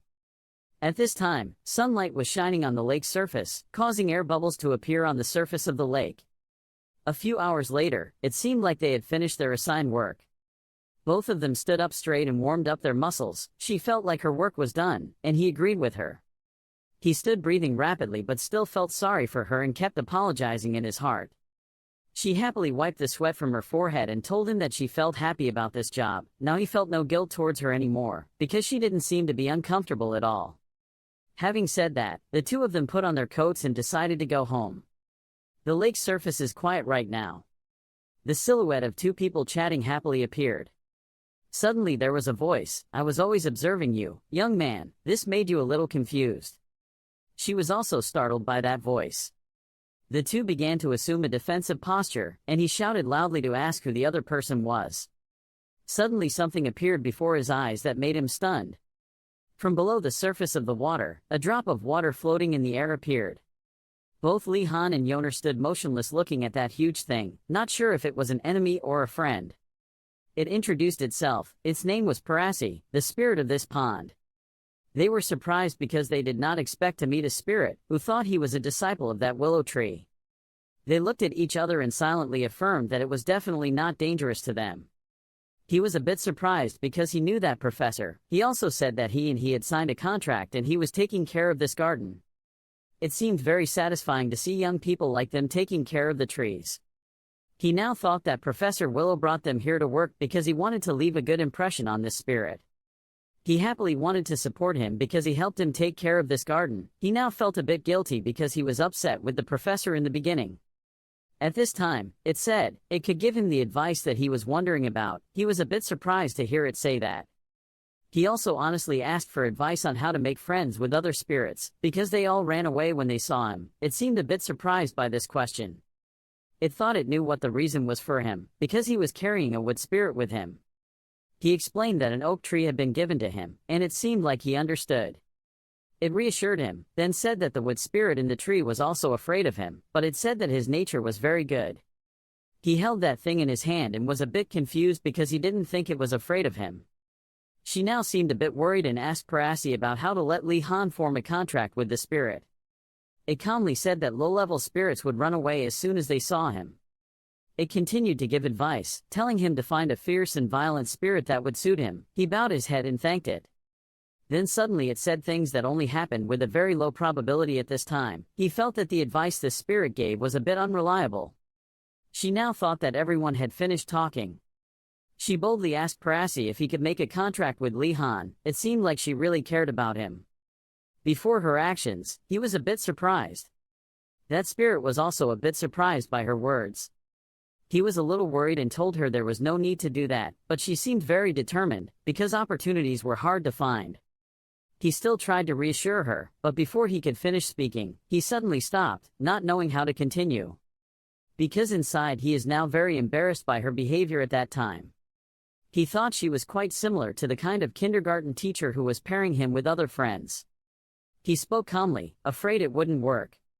Because it had already signed a contract with that willow tree, it couldn't sign any more. Hearing this, she was a little disappointed and he was a little less shy.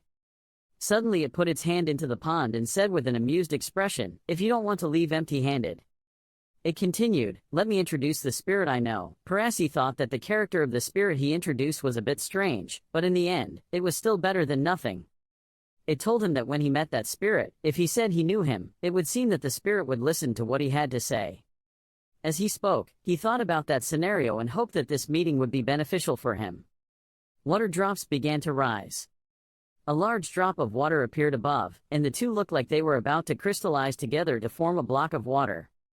After saying that, it flew up high and drained all the water from the pond. Below the pond is a large hole.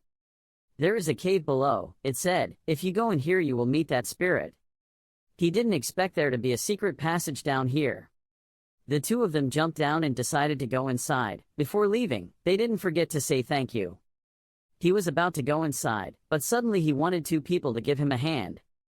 As soon as it was brought out, it shot some kind of liquid onto the two people's hands. His hand now glowed a bit, which surprised him. On the back of his hand, a mark appeared. It said that this was its power transmitted into this spell. This spell could help them there one day.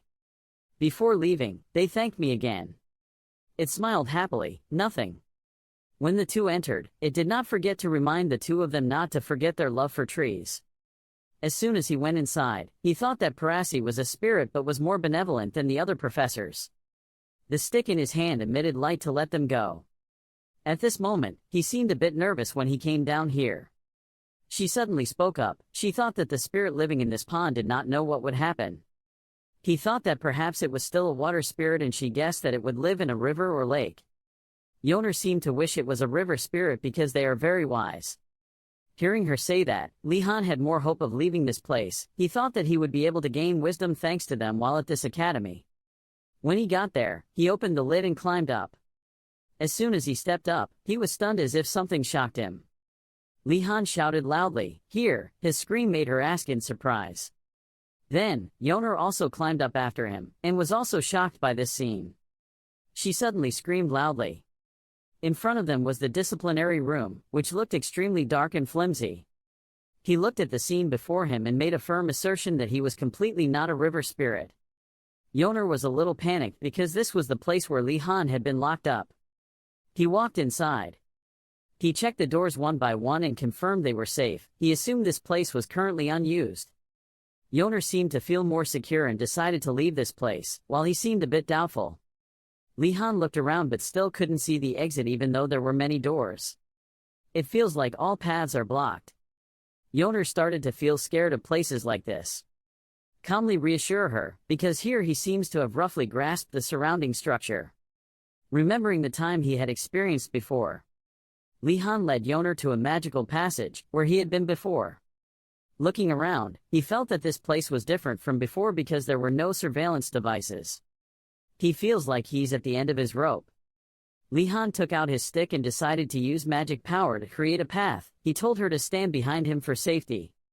"Let's start, using magic power the same way you broke open the dormitory door." Li-han gathered powerful magic to create a path. At this moment, suddenly there was a scream, "Stop now, you idiot!" He was startled and stopped. The two of them were surprised and asked who made the loud noise. That spirit had a very noble personality, so he didn't want to tell them his name, but instead asked who they were, and quickly said that Parasi had introduced them here. Continuing to explain, he said he told me to come here and there would be a spirit to make a contract with. The spirit continued to say, "They are young people, Parasi is very soft-hearted towards people like them." That spirit decided not to sign a contract with him and chased the two of them back. Yoner turned to him and thought the spirit had disappeared. Then he sullenly thought that this time he had failed again.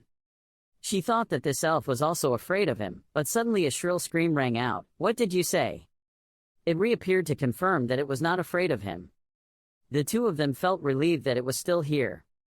Yoner still firmly believes that it is avoiding him.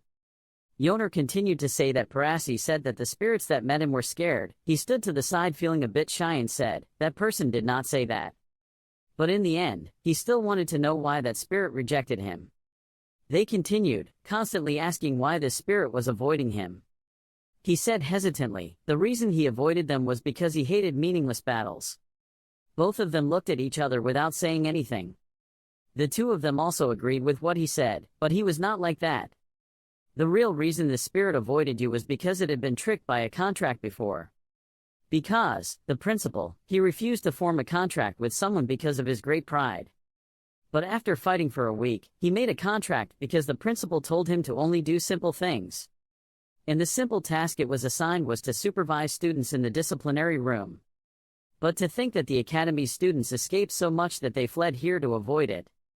It was haunted by that, so it didn't want to make a contract, but they didn't think it would feel insulted in this way. They realized this spirit had a lot of pride. The fact that they said he was afraid offended his pride. And not happy that Li-han and Yoner doubted its power, it would show him and her a part of its power. Ask Li-han to concentrate the most magic power and convert it into an element. Laughing and asking Li-han to change into a more destructive element, he replied, "Okay." Li-han seemed serious, vowing not to let that happen again, so he concentrated as much as possible. Suddenly, Li-han was also surprised. He picked up the stick and spoke, bursting into flames. The fire burned bright red. The ashes of the fire scattered. The fire is getting bigger and bigger. It seemed, Li-han was too worried, but the magic was still stable. Then suddenly there was a flash of light. Li-han himself held the torch with that light. Yoner standing next to him was also surprised. Shocked because he couldn't believe that Li-han could summon such a large lightning bolt in this place, and I don't understand what's going on. Both of them seemed to be having a lot of fun. She suddenly noticed and asked him what he was doing. He thought the letter K in his head, then rays of light shone around. He screamed and couldn't believe it. Even so, elemental transformation failed. Elemental transformation was an ability that spirits who didn't want to show off showed off, and transformed. And having the ability to interfere with magic and elements, that was a way to prove strength. Li Han sighed and wondered what was going on. It was frustrated that it could easily deal with elements, but couldn't transform fire magic. Was it thinking, or was there something special about magic? It discovered something and screamed, "No way." It looks normal on the outside, but inside it hides magic power. As if seeing the dragon's fire itself, a thought flashed: did this young mage create that fire? Li Han bewilderedly asked himself, did he just release lightning? This would be extremely dangerous. He still stood in front looking at the lightning spirit. Thunder Spirit believes that the magical abilities of young magicians are very weak, like a child holding a bomb. However, he wondered how Li Han had so much mana. It's not just this punishment room. But they themselves will be in danger, followed by the image of Li Han and Yoner lying in a fire. Every ray of light flashed again. The lightning spirit thought, this is no longer a matter of self-esteem. He whispered, I need to destroy the magic before he panics. On the one hand, Li Han told Yoner that the lightning was very cool and wanted it to open the way. Then asked if anyone could pave the way for us. Don't, angry spirit, don't move your staff. Li Han was bewildered, not understanding what it had to do with the stick, and he shouted, not to move. Both he and Yoner seemed to not understand anything. He pondered whether he should tell him that it was dangerous or not, for fear that he would be surprised and the fire might explode. Therefore, the Thunder Spirit expressed his attitude that he did not like others waving sticks in front of him. Looks like Yoner has some idea. He thought about how to destroy that magic. Li Han's weak ability to control magic could not be easily destroyed. The Thunder Spirit imagined, and if Li Han panicked before the magic was destroyed, an explosion would occur. He thought that there was no other way, so he had to try. Turning to Li Han and saying that he had changed his mind, Li Han, even though he didn't understand what was going on, still replied yes. Then asked to make a contract with Li Han. Li Han didn't understand why he changed his attitude 180 and why he changed his mind. The Thunder Spirit changed his mind because he saw his ability.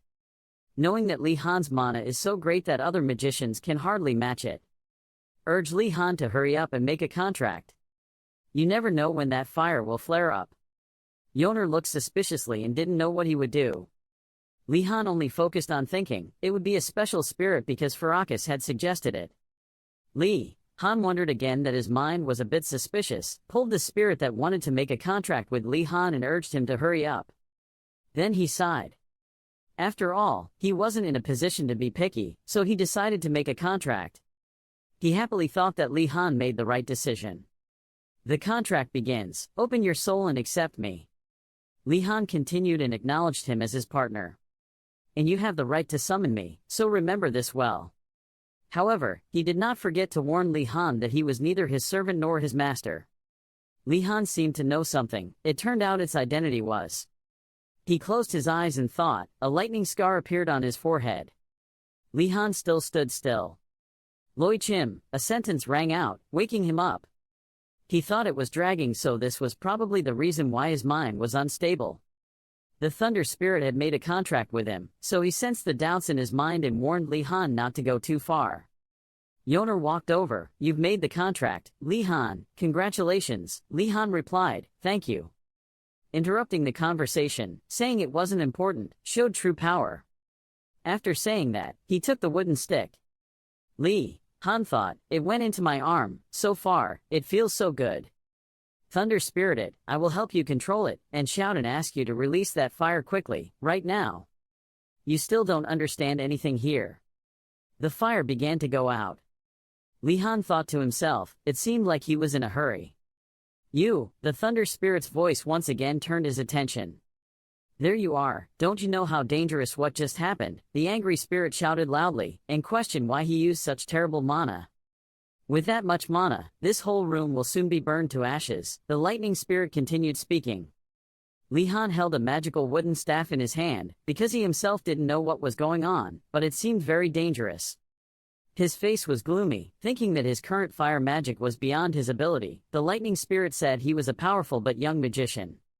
The thunder spirit kindly asked if you were okay. The sun is already rising, the lightning spirit subconsciously reminded him. Don't you guys have to go to school, making Yoner and Li Han startled. Li Han stammered, no. It's just that now they have basic imperial geometry and arithmetic, as well as submitting homework, so when they were reminded of it again, their faces turned as pale as banana leaves. Li Han shuddered as he remembered Professor Morton's last class. Remembering it, he secretly felt lucky because he had done his homework and wouldn't be able to submit it late. Suddenly Li Han looked up and asked Mr. Perchuntra to please lead him out of here. Perchuntra heard that and stopped talking because he couldn't do it. When Lihan and Yoner heard that, their faces were filled with disappointment. Because I had made a contract to protect this place, said the spirit. He frowned and thought, even if he helps, I'm not sure if I'll be able to get to class on time. Lihan was so angry that he shouted, oh my god, how could you help me? Why did you even make a contract with me? Yoner thought he was crazy, a graduate student afraid of submitting his homework late. Being stuck in the punishment room is another matter. Wait until you get out of here, summon me again and I will prove my true bravery to you. Now I can only open the blocked path for you. I can't leave here, just recite the sealing spell here, and with that the door leading out will open. He put his hands on his hips and took a light breath. Puff, okay. Seal here for a moment, then the chain and lock appear. Then the lock tight. He turned around, grabbed Yoner's hand. Let's go, she replied, okay. Wait until the two are about to leave. Drag the speaking spirit after you. Wait until you go out and don't forget to summon me. My bravery is much better than this. On this side, Lihan and Yoner are speeding out. A white sheet of paper is placed on the ground. A line of pen is placed on paper. Both of them looked at the map together, but it seemed like everywhere they went was a dead end. Lihan was surprised to see a skeletal hand. He asked, are you guys looking for a way? It wiggled and shook its head. Lihan was helpless. Okay, then. Looking at the map, everywhere you see architecture like ant nests, it is difficult to escape. He ordered to check the hallway on this side, because the two of them were wasting their time. Look at the wall making noise. Next, a voice appeared at a door. Are you guys looking for a way out of here? Lihan slowly approached. He thought to himself that there must be someone in the prison and asked, who is it? The other person heard his voice and was a little surprised, recognizing this voice. Ask Lihan, aren't you that new student who was caught after escaping from the basement? She was a senior who was arrested for stealing from the principal's warehouse. What mistake did she make this time? Lihan placed his hand on the door and asked back. Yoner came closer from behind. Who was she? When I was locked in the punishment room, this senior was in the room next to mine. The skeleton slowly approached. He didn't pay attention here. The person inside also said, the way out, it's not easy to find. Its skeletal hand prodded Lihan's body. Lihan waved his hand away, waiting for me. Then it just left. It ran back to its bones. The small parts begin to connect to form the complete piece. Then run towards both of them. Why should I tell you? The senior inside said. The guy on the outside thought to himself, this time I don't have anything to convince her. The skeleton was still clinging to his shirt. This time he turned around and was ready to get angry. I told him that before he finished speaking. Mr. Lihan suddenly stopped. He widened his eyes in surprise. Look at the skeleton in front, which is the hand. Which is the leg? A very complete animal. It raised its neck up. Then Yoner screamed loudly, monster. Lihan next to her stopped her. Wait to calm down. It thought it had summoned it. He bent down to its level and asked, is this human skeleton a leopard? Did you reassemble this skeleton yourself? It nodded. I think this is good again. Okay, so we need to find the bone hidden in the punishment room, he said. Hearing him say that, the inside suddenly asked, wait, what? The senior inside spoke out. You said you summoned a skeleton. Did you accidentally learn black magic from Professor Morton? So what's the matter? He said. That hand remained on the door. The person inside put the letter through the slot and told him to take it. You asked for directions out, right? Good luck, the senior said. Lihan turned pale and thought, why did I not feel happy after taking this map, and said thank you. Finally, Lihan said to Yoner, let's go. Then he quickly continued, we're leaving, let's go. She still stood there silently. Inside, the senior looked through the door and thought to himself, a first-year student learning black magic. I have to meet him later. Sunlight began to filter through the school. There were a few students there who were bored and tired from today's class. They bowed their heads to thank the professor for today's lecture. Lee Han and Yoner observed everything. He sighed with a tense expression and looked his head in. Inside the room, he saw the professor collecting all the homework and he thought it was too late. The lecture was over. Yoner is so worried out here. What about your cards? He secretly thought that this professor didn't take attendance, but if he submitted his assignment now, the professor would definitely say things like, "You guys didn't even bother to come to listen to the lecture." Then he would continue to say, "Why would I have to waste his time? Looking through your homework is not time conscious." Yoner suddenly called out to Lee Han, "Let's go." He reached out and pulled out the magic wand from his pocket. She was startled, not knowing what was happening, and tried to restrain him, because he could not attack the professor. Lee Han was confused, looked at her and said, "Over there, I have no intention of doing that." "Because you're aiming for the pile of homework." And about to put both of their cards in the pile of paper, Yoner asked with an incredulous expression if he could do that. Lee Han reached out to pick up the exercise book. Of course he could, and he would throw it in there right away. He calmly stood in front of the pile of homework, completely prepared. "All the troubles I went through because of my professor were this moment." He raised the tip of his stick, tilted it towards the stack of papers and shouted loudly, "Get out of the way." Yoner stood next to him, watching with only admiring eyes. He did elementary control magic. It looked so easy. Lee Han was truly outstanding. "Hold the stick firmly in your hand." He raised it high and thought, "Simply put them in the stack of papers and not be detected. Then, close your eyes tightly." Suddenly there was a silhouette, briefly behind him, whispering in his ear that he was concentrating. Lee Han was stunned for a moment. Then he opened his eyes wide in panic, thinking that he had encountered too many things and had hallucinations. Suddenly, he heard Professor Volati's voice. A voice came from behind. It was just a simple operation like stuffing paper into a stack of papers, but... Lee Han turned around to look. He actually didn't hear wrongly. It was Professor Volati's voice. He crossed his arms and told you, "Why are you looking this way? Let's concentrate." Hearing that, both of them turned pale and thought that besides meeting the professor unluckily, who was the professor standing next to them? He had yellow hair, one hand was raised to his chin with a judgmental expression, but there was a barrier around the target, right? As soon as he touches the barrier, he will immediately report back. Although it is invisible, it is quite fragile and meticulous. He raised his stick and pointed in the other direction, making the stack of books float. He hesitated and thought, "A barrier." Then looking closely at the stack of books in front of him, he whispered, "Now that he looks closely, he can see a little." If he could see it, 2 books were flying in the air. The 2 professors were still discussing because they couldn't surpass him. He tried his best and thought, "I can do it." 2 books were flying towards the stack of books. Just fly straight there. Finally, 2 books fell down. In the end, his and Yoner's 2 books lay peacefully there. Returning to the staircase scene, it's a bit murky. Lee Han's charismatic and confident face is still clearly visible. Seeing Yoner and Lee Han talking, the 2 professors were surprised by something. Because of such a thin barrier, it is possible to notify him if he makes a small mistake. It's unbelievable. How could he do that? The blonde professor exclaimed.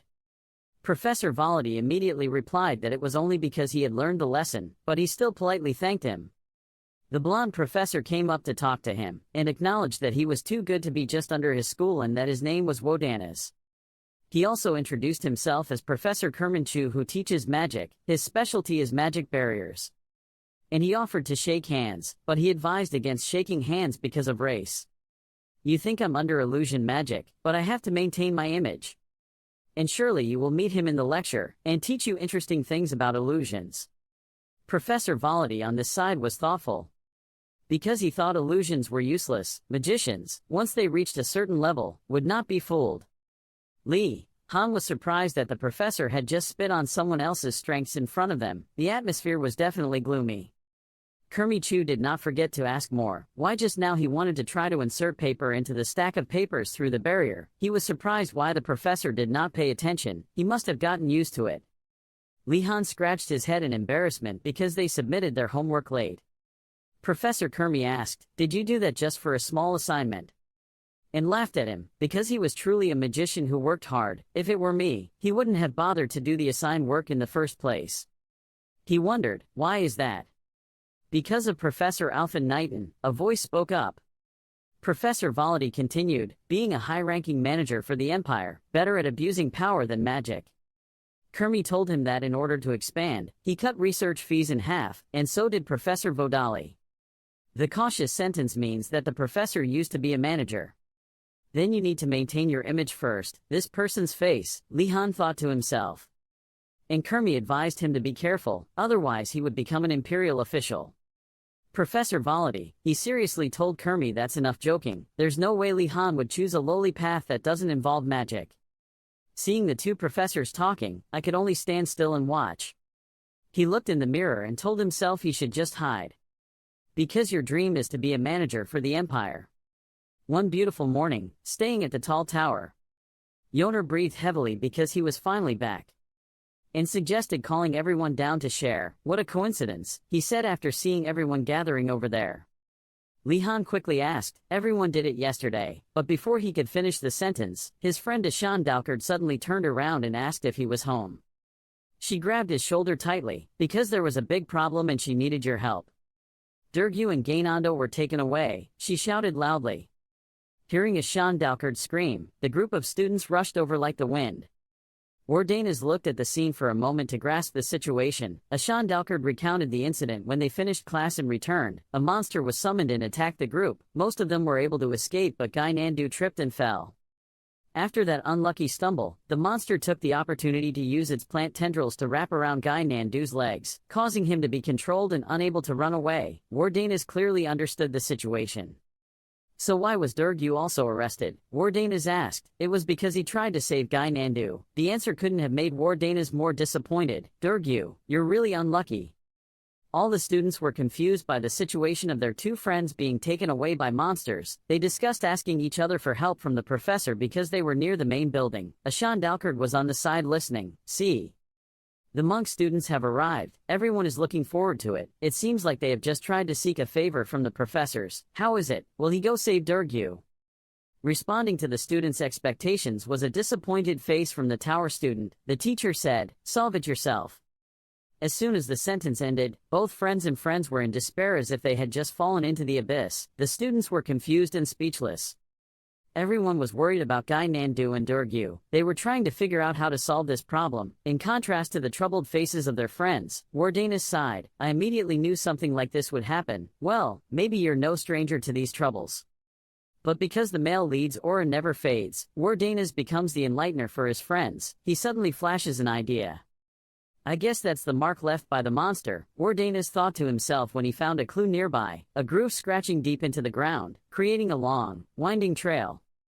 Wardanas pointed towards the monster's path. Things have come to this, we can only follow the traces they left behind. This is the only way we can find the next clue ourselves and rescue them. Master, if you want to save Durgu, come with us, Wardanas suggested to the students before leaving. The two monk students seemed uncomfortable with Wardanas's recent proposal because they felt they were being asked to be his minions, but because they also wanted to save Durgu, they had no choice but to agree, follow Wardanas. The students were excited about their upcoming challenge. They began to become more determined and united to solve the problem at hand. They all tried to rescue Gai Nandu and Durgu. They didn't miss a single moment. The blue-haired student with a face full of forced resignation, Wardanas, we can do it, it will be okay, Wardanas answered confidently and firmly. If the professor doesn't want to help, we'll have to find another way, Wardanas said complacently, determination shining in his eyes. He reached into his coat pocket, preparing to pull out something. It was his familiar staff. He held it with both hands and placed it on the ground, pressing it with great force. Everyone was surprised by his sudden action. Li Han, what are you planning to do? Li Han remained silent, looking mysterious. He began to raise his hands in preparation for some magic ritual. Lightning began to appear from his hands and fly into the air. He was using his magical power to summon a spirit. Oh spirit, call rain and lightning to me. Even though he was the guardian of the once collapsed Bell Tower Kingdom, those who often traveled the sea still haunted his name. Adenard saw the magical scene before his eyes and kept thinking, the spell used to summon a spirit shows the proficiency and level of that spirit. Would Wardanas use such a long spell? So how powerful will this spirit be? At this time, Wardanas still focused on the summoning rituals. He began to recite very long spells to summon the spirit. I, the one who made a contract with you, have the right to call you. Appear. He finished his spell as the tip of the staff lit up, streaks of lightning beginning to appear around it. This light gradually forms streaks of light, which create the shape of a flower petal using lightning. Petals began to appear, from one petal and more appeared. A total of 5 petals made of lightning formed from Wardanus' staff and placed completely in his 2 hands. This thing then disappeared, leaving only a ball curled up from the lightning just now, floating in Wardanus' hand. Watanaz was surprised by its appearance after the final summoning ritual was completed, just as small as a ball of lightning. He began to feel confused. The glue was stiff and unacceptable. What's wrong? I thought it was going to be some kind of powerful spirit. His friend started to look down on the spirit that had just been summoned. He was so small, haha. Why did you only appear partially? Watanaz bewilderedly asked the lightning spirit. Have you forgotten? I'm stuck somewhere because of you. Even so, this is too small, Watanaz sighed. If you always have a reason to hide when I need you, how can I trust you anymore? Watanaz's face darkened in disappointment, and he said. Watanaz's attitude made the lightning spirit extremely uncomfortable. He secretly thought that he could shock the arrogant and illogical old men to death if he wanted at any time, pulling the spirit to show a tense expression. There is an enemy, someone is hiding. The spirit sent a warning to its master Watanaz. Watanaz felt a bit scared when he heard it. I will hide in the darkness. Watanaz carefully looked around in case of danger. He was here, I didn't see anything nearby. But what Watanaz did not expect was that cracks began to appear under his feet, on the ground, and the earth began to move. Below him, the thunder spirit quickly alerted its owner, but the monsters acted too quickly. They began to rise from the ground. Giant moving trees and tendrils appeared on the ground, dynamic. Watanaz had not yet had time to react to the sudden change before his eyes. He had no prior preparations. It immediately used its tendril power to wrap around the legs of the nearby students. The students screamed in terror. That monster was probably capable of walking underground. Thunder miscellaneous speak. Probably the magician in this place did something unnecessary, for example giving it a skill, pulling the spirit to say what it thought to Watanaz. He stood to the side and observed carefully and guarded against danger. On one side, his friends were hung upside down by the tendrils. The monster's magic power radiated a red color around them. It drained their magic power to the point of exhaustion. Be careful if you get caught, then you will suffer like them, said the thunder spirit. Okay, I will destroy it immediately, Watanaz said loudly with determination.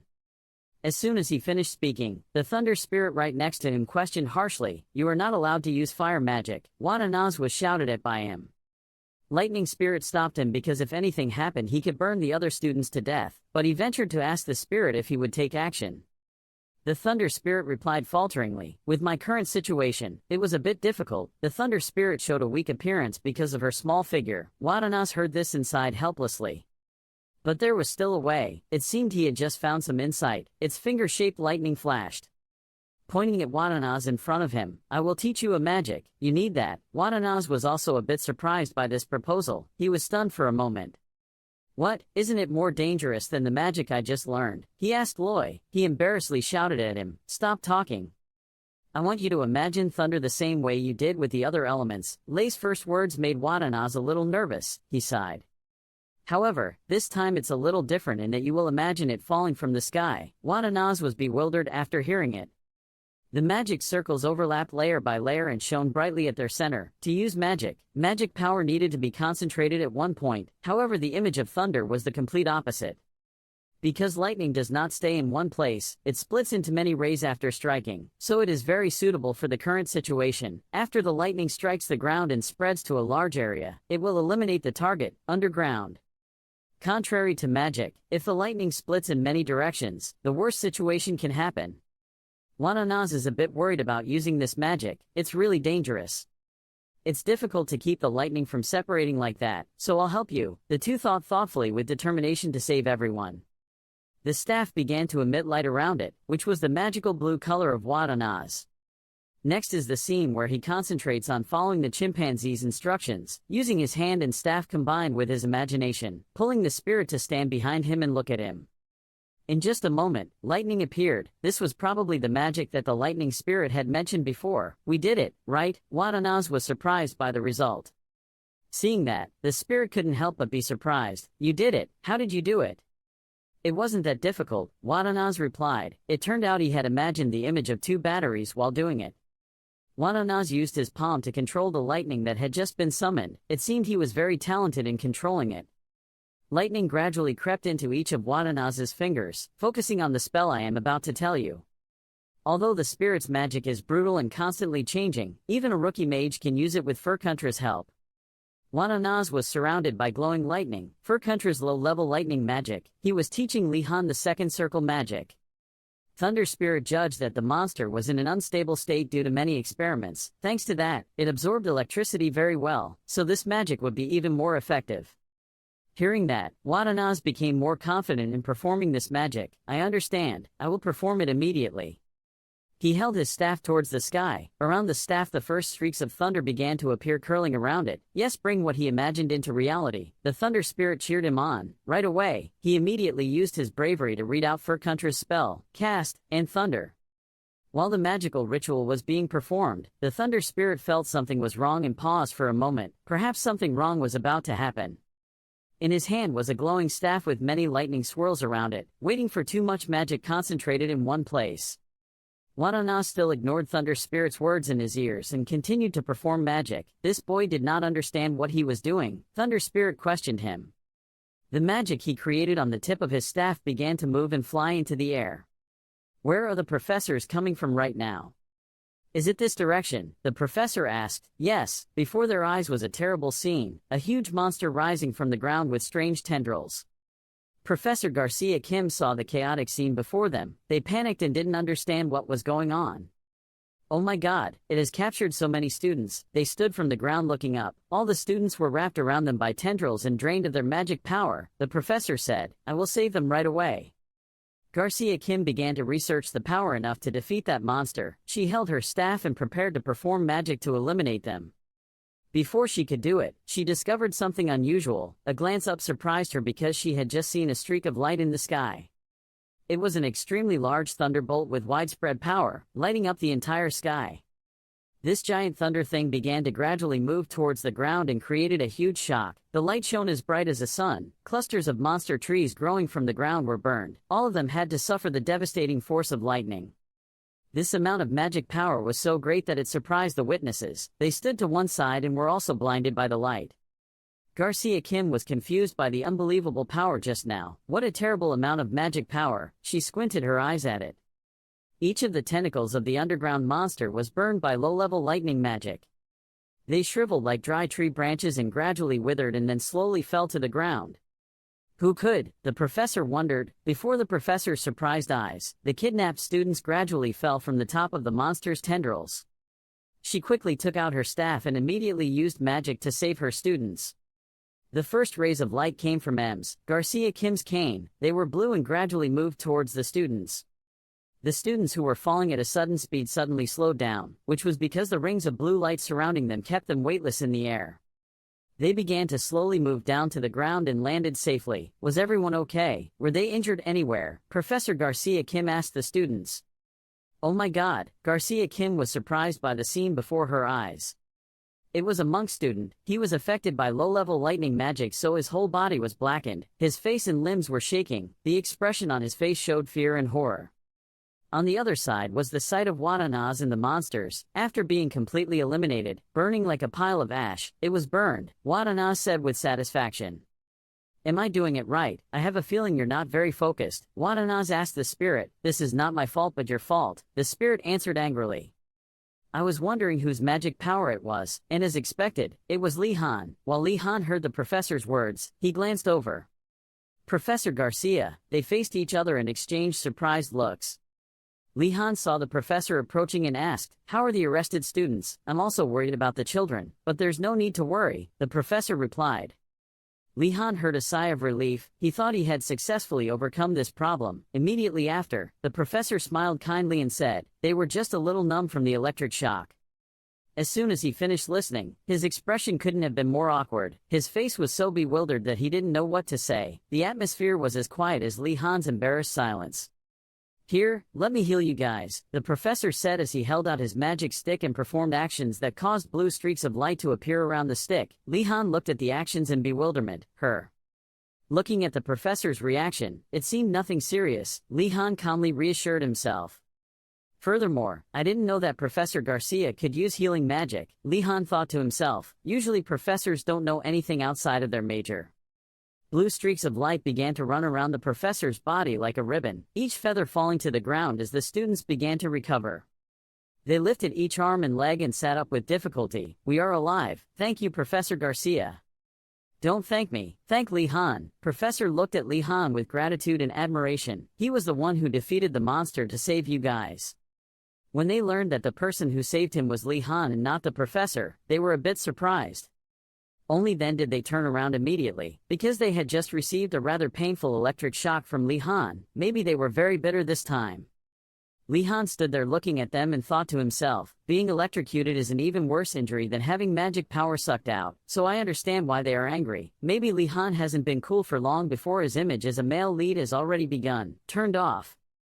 Li Han stepped forward to say, if you have any problems, before finishing your sentence, the monk students bowed their heads to thank Li Han. Thank you Li Han. Li Han was a bit confused by this action of the mage student. It was indeed awkward, but for a knight, if I was helped and not thanked, it wouldn't be right, the mage student replied, with a look on his face. Even though he was a bit tearful, he was still shyly grateful to Li Han. Immediately everyone came and were grateful to Li Han. Thank you for that, I can understand why Dorgyu believes in you so much. Thank you Watanaz. This thank you made Watanaz a little touched, his face showed happiness. Not long after the seemingly rosy outlook, a sentence seemed to pierce Li Han's heart. Of course I don't intend to consider you a friend, however I won't forget this. I cooperate best was on the lake mission. Maybe they wanted to repay Li Han for saving his life, so they wanted to offer to cooperate with him next time. See you later. The monk student said goodbye to him and left. These people know how to draw boundaries, Li Han thought to himself. Professor Ogre Garcia Kim seemed curious. She wanted to approach Li Han to ask about him. Li Han, can we talk about the lightning magic just now? The thunder spirit standing next to him looked surprised. It's time for you to explain. Watanaz turned to talk to his spirit, but the spirit seemed uneasy about this proposal. Sorry, but the summoning time is almost over, lightning spirit replied seriously. Looks like you have to deal with it yourself, the thunder spirit said to its owner. The professor standing on the side was a bit confused. Next time I will show you my true power. As soon as he finished speaking, the thunder spirit disappeared into the air. The remaining pieces of light lingered for a bit and then disappeared. The disappearance of the lightning spirit left an awkward space between Watanaz and the professor. Are you a user of lightning magic? The professor asked. Faced with this question, Watanaz did not know how to explain. He wanted to tell her the story behind it. A foot stepped in front of Professor Garcia and Watanaz. They suddenly raised their eyes to look at that person.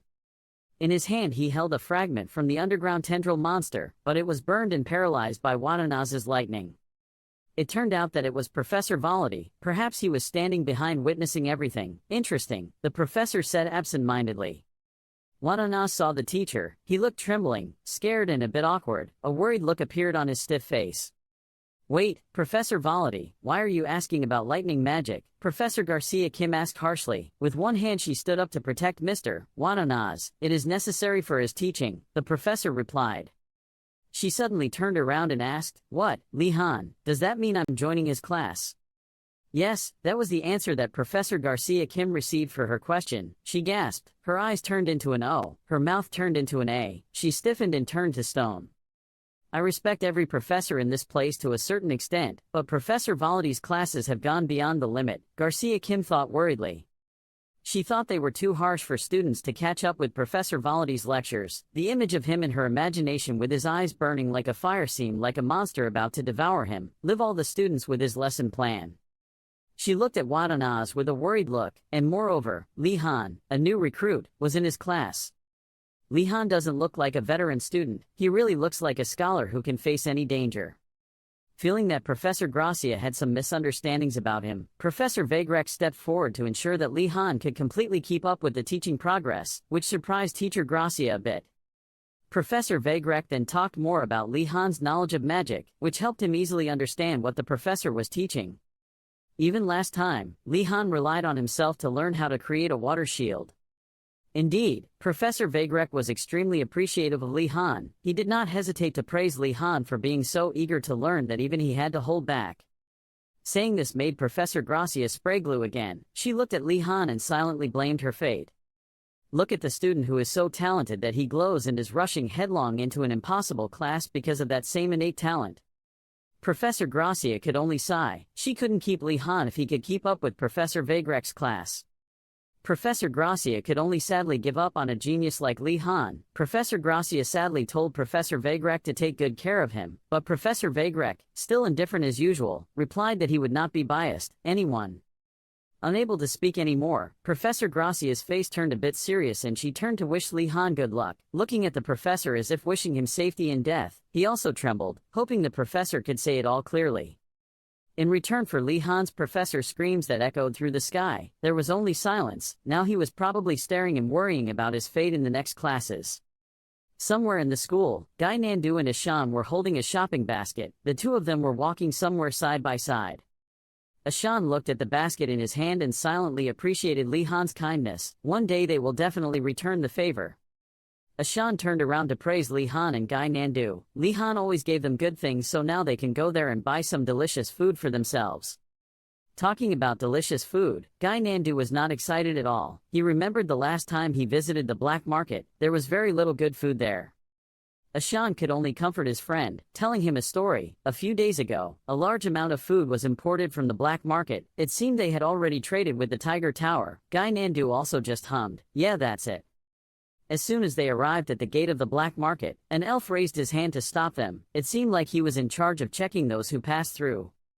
That boy looked at the two of them and said, "Hello, everyone from the Tan Dragon Tower, nice to meet you," then introduced himself. He is Salko from the Tutana family. Ashan had heard the name of this family. They were very famous in the field of stone mining in the empire. Looking at the boy in front of him, Ashan was a little confused because that dwarf family was very good at manufacturing, but why was there an elf in this family? But Ashan still politely greeted him and introduced himself as Ashan comes from the Dalkad family. Ashan lifted the cloth covering the basket to reveal the potions stolen from Uregum's laboratory, then said his purpose was to exchange these potions for other things. As soon as Salko looked in, he was silent for a moment, as if he had realized something. Salko seriously apologized to them and then refused to trade, which made Guy Nandu and Ashan scream in surprise and ask why.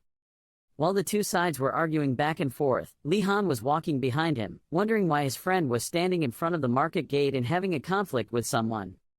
As soon as they turned around, they saw him carrying a basket coming. The two of them quickly shouted, "Li Han!"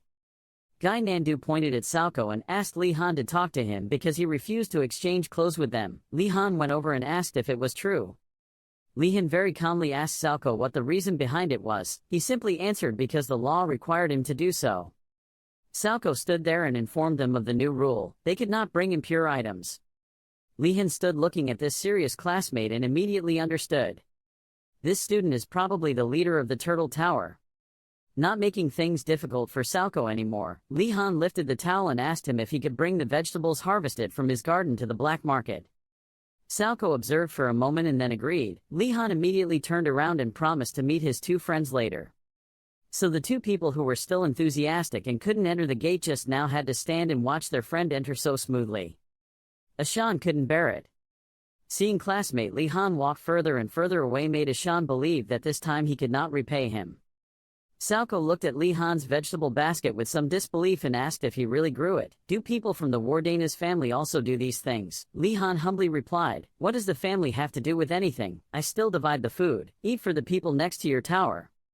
Hearing that his people were eating Li Han's food, Salko was a bit startled and asked why they didn't pay the fee. Just as Salko was about to return it for them, suddenly his stomach growled loudly without following Salko's control. Allowing himself to be so disrespectful in front of outsiders, Salko felt a little embarrassed, clutching his stomach and trying to explain. Li Han delicately selected a brilliant potato to offer to his classmates. He even advertised that it was delicious to the picky princess. Recalling Adenart's adorable potato-eating appearance, Li Han somewhat disagreed with the fan's nickname. She was clearly an easy eater. But that Salko rejected Li Han's good intentions because he had nothing of value in exchange, but Li Han didn't pay attention to those things and told Salko to just take it. It seems like Li Han has touched Salko's pride. He is a dwarf of the Tutana family and will not accept things without paying a fee. After saying that sentence, Salko turned around and left, leaving Li Han helpless, still holding the potato in his hand. Li Han stood there silently, a bit confused.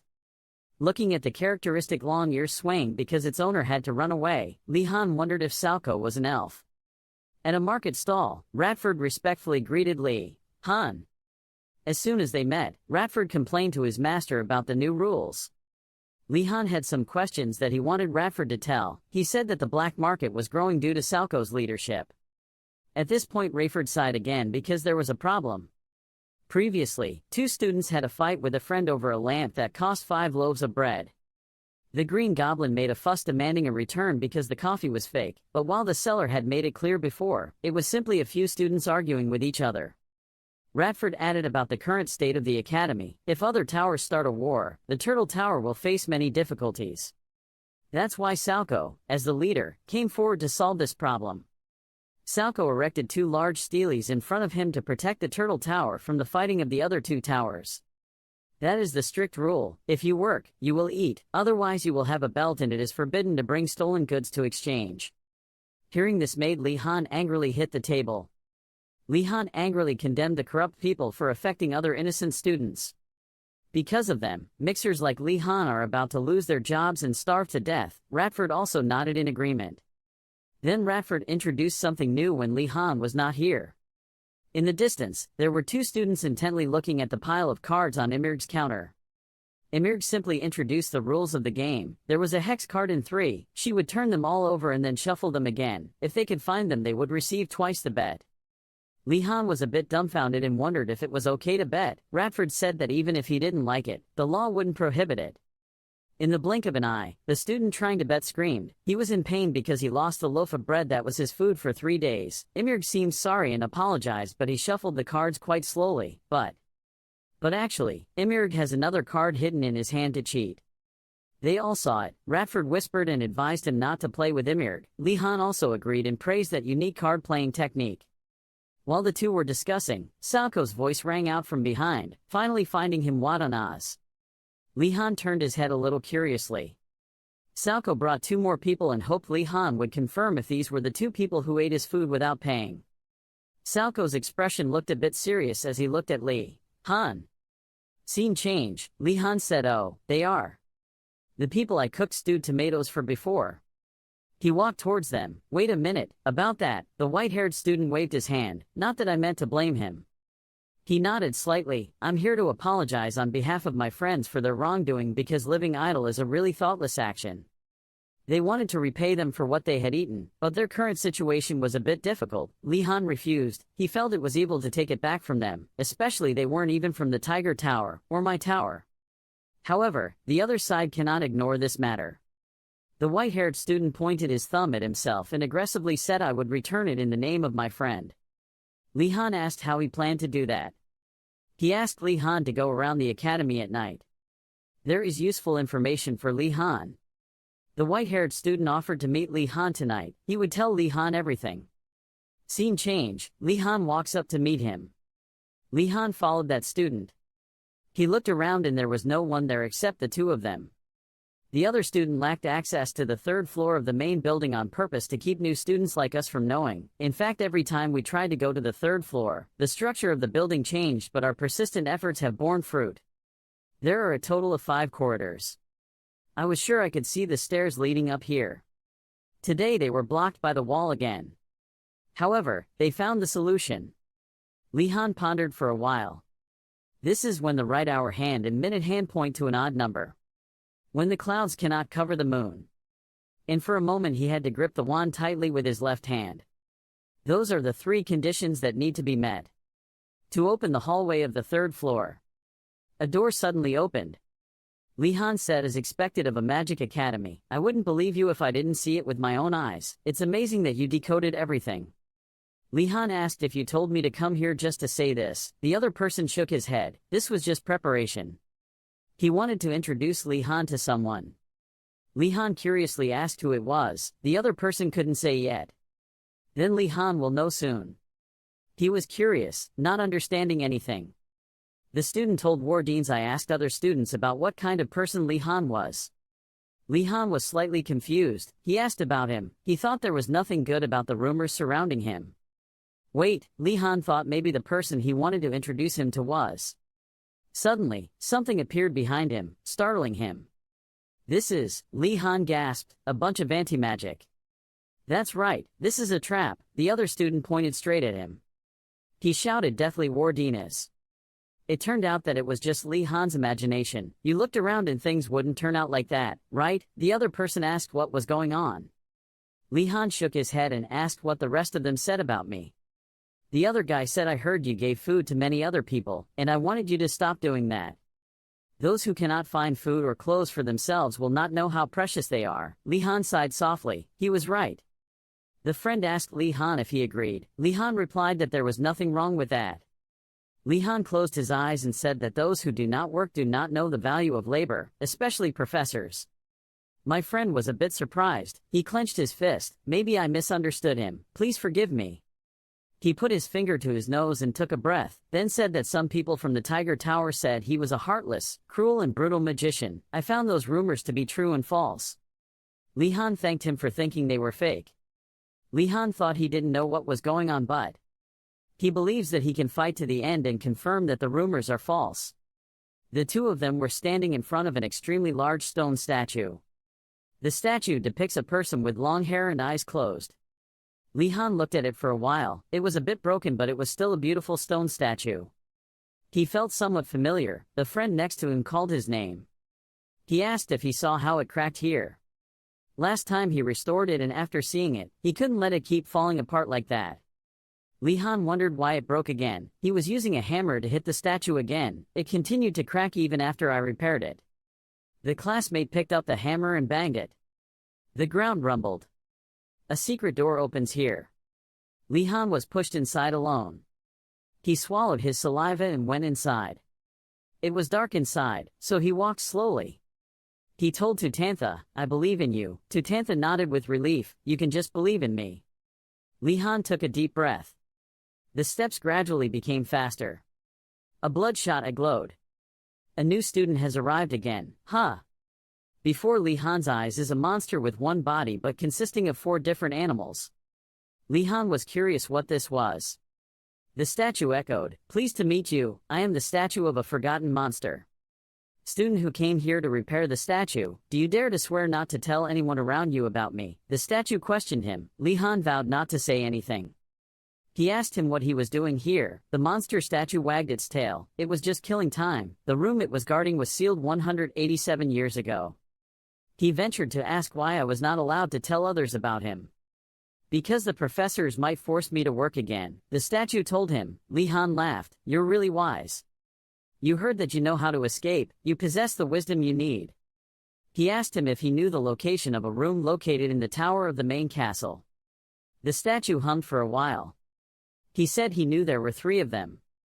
Li Han enjoyed it in the end. Then, suddenly, it stomped its feet, but before that, you must beat me in a race first, the monster said to Li Han.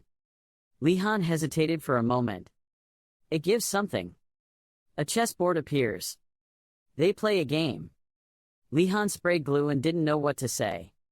Scene change. Tutantha is using a hammer to carve another statue. He carved a small statue next to the large statue from before. He knew that the monster statue possessed ultimate chess skills, even he couldn't get a single point from it. Tutantha thought Watanaz would almost certainly lose. He thought he would have to comfort Li Han. He had to respect his pride. Suddenly, Tutantha turned around. Li Han is back. Tutantha sighed. He said he would guide Li Han until he defeated it. Whenever he wanted to challenge him again, he would tell Tutantha. Li Han didn't need to interrupt him. Li Han won. Tutantha was so shocked that he dropped the hammer he was holding in his hand. Li Han said that statue was worse than I thought. He said his skills weren't even as good as the foreign professor who lived next door to him. Of course, maybe that professor was super good. Tutantha didn't believe it. Really? Li Han nodded yes. He also told me that thanks to me he could finally sleep well. It's good that Tutantha's voice is low. He led Li Han back. He asked Li Han how he won. Tutantha wants to talk to you about the dwarf opening, the characteristics of the Tutantha family and the strategy of bringing the knight to f3 when the opponent has one of your pawns. Li Han laughed loudly and nodded in agreement. Scene change. On the way back, Li Han is tormented by Salco's chess stories. The next morning, Sunday, Li Han stood on the sandy shore. You see, this place is so big. He thought that skullhead master, I don't even know if he expected me to complete this mission. He looked through the water bottles he had collected, wondering if any of them could help him cross this lake. But all he had was royal wine and a bottle of eye medicine, both of which were useless. Last night, after Li Han returned, someone asked Guy Nandu, "How did you create a low-level mana potion?" Guy Nandu replied, "Cutting off the bottom part of the Garla Mardu and cutting the remaining part into parts about the length of 2 little finger knuckles. Right after that, you will have to cut the snow incense tree into thin pieces by hand. You have to do it quickly before the Garla Mardu dries. Next, Yoner interrupted. Li Han, look, this is a wise potion. It will make you smart just by drinking it." Li Han looked at the bottle Yoner held in his hand. He took the bottle. He asked Guy Nandu, "What is 14 times 19, degree 417? Wrong, 2 people spray glue. The correct answer is 266. Li Han asked Guy Nandu to tell him again how to make a low-level mana water potion. Guy Nandu replied, "Cutting off the bottom part of Garla Mardu and cut the remaining part into parts about the length of 2 little finger knuckles." Yoner shouted loudly, along with what? "Okay, this is not wise water medicine. It is confident water medicine, not wise water medicine. All I have is just 3 bottles of that medicine water. Right now I don't have a jar of lust that is useful to me. The problem is this lake." Li Han thought to himself, can't he create a makeshift canoe with magic? There was a cautious sound behind him, and Li Han turned around. There was a sound behind the bushes. He curiously approached. "No need to worry, okay, slowly put it down." There were 2 people with a big boat. The other said he had done this countless times back in his mother's hometown. A canoe. He hid behind a tree. "Hey," the voice startled the other 2. Li Han held the stick and pointed at the 2 people in front. They fell to their knees and shouted loudly, "You bastards! Are you planning to steal this boat from us? You can't steal Baphomet from me. I haven't even given you a name yet." Li Han slowly said, "Don't move." Suddenly, a thought flashed through his mind. Why did he threaten them? "You told the 2." They seemed to have misunderstood. "I didn't come here to steal the boat, I just wanted to ask where it was going." They feel a little more secure, is that so? The monk student asked if he was interested in the boat I created. He laughed loudly and told Li Han to test drive it. Li Han was a little confused. "So you did it yourself? I feel very uncertain about this." The 3 of them sat together on the boat. Li Han suddenly realized that this boat was quite sturdy. It did not leak water when there were many people sitting on the boat. Li Han continued to look at the other 2 guys, not believing that they would be so easily lured by him. Remembering that time, he pretended to doubt their skills. The 2 of them offered to look around to prove their honor. Li Han was also quite surprised when the 2 of them left one of them alone, like to go on a boat. Li Han's speculations were completely opposite to reality. He flashed a hope that the 3 would be friends. Li Han said that now let's determine the location of the island. Arango also agreed. Their boat is still moving smoothly. Li Han thought he needed a pair of binoculars. Suddenly he remembered Alrarlong's words. He once told you, a swordsman achieves certain levels will be able to use mana. Although it doesn't provide much magic, it strengthens the physical health of a person in danger. Li Han thought that if he was right then he could use it. And can enhance vision to find the island. Li Han used that power. An endless stream of bright blue light radiated from his body. Li Han has not yet reached the point where he can enhance certain organs, allowing him to mimic the effects. It was thanks to that power that he found it. He told the other 2 people that he had found the island. Everyone was bewildered after hearing the news and half doubting it. Li Han believes it was just luck, and now all 3 know the direction. He turned to look at the other 2 and was about to say something. They were afraid of the magical power radiating from Li Han, so they held a wooden sword in front of them. He was a little confused but received nothing in return. Li Han suggested that we have to go back. Everyone understood. Arango is still the one in charge of sailing. Even though he was feeling very tired, he still tried. He was worried at first but everything was fine. Arango tried to maintain his speed to return as soon as possible. Suddenly Arango stopped, making Li Han a bit confused. Arango hesitated as if he had just poked something. A small drop of water began to appear below. That drop of water reflected the image of the 3 of them. Li Han was worried when he felt that aura emanating. Somehow, the drop of water emitted shimmering light against the sky. Li Han realized it was a water spirit. The water spirit shot out powerful jets of water, creating a shower. The guy screamed in fear and turned to ask Arango what he had done. At that moment, confused, he could only apologize. Li Han was still standing. He couldn't tell from it that it was a high-level spirit. He thought the culprit who scared the water spirit was him, not Arango. Li Han reassured Arango to calm down and stand up, because Li Han needed his strength. Arango hesitated because he felt like Li Han didn't blame him. Arango still thought it was his fault. Then he pondered for a while. Li Han turned to look at Arango because everyone makes mistakes, it's important that we face them. Arango was touched by those words. Li Han ordered him to continue rowing. Hearing that, he immediately sat in position, both hands holding the oar firmly, showing that Li Han should give everything to him. He began to lightly glare at the water spirit. The spirit met that ice-cold gaze and immediately trembled all over. From the spirit's perspective, it feels so small when facing you, and was agitated by Li Han. It continued to emit bright light. Li Han was worried because he had a bad feeling. Around the three of them, other water bubbles began to appear. They all emerged from the water. The other two men were scared and hugged each other. Li Han was helplessly hunched over. The water spirits radiated identical light one after another. Li Han saw that the situation was at a disadvantage. He summoned a shield in front of him. The shield blocked a large amount of water at once, otherwise, there was no telling where their boat would have drifted. Li Han urgently called on the two people to quickly row the boat out of here. The two of them were still scared, but still very obedient. He ordered the two of them to row with all their might and not think about stopping. After that battle, the island returned to a peaceful scene. Arango was exhausted at this point, wondering if they were far enough away. Li Han felt it was probably okay. But something hesitated. And then their boat stopped on the golden sand. Because you thought we would go back, but we ended up on the island. Indeed, the three of them in a wooden boat reached that island. Everyone is going inside. Arango turned his head to look at the boat and rubbed his hands because he was tired. So Arango suggested taking a break. Rowing was tiring, so Li Han agreed to let Arango rest. Arango, with a tired expression, said thank you. Meanwhile, there were voices praising that the sand on this island was very soft. The sand is so soft that it can sink at any time. And at the same time, his friend slowly sank down. When that happened, all three were panicked and surprised. Li Han stood motionless in place because he knew it was the principal's trap. In panic, Arango could only signal for everyone to run away from the sand, ignoring Li Han's warnings. And gradually Arango also sank.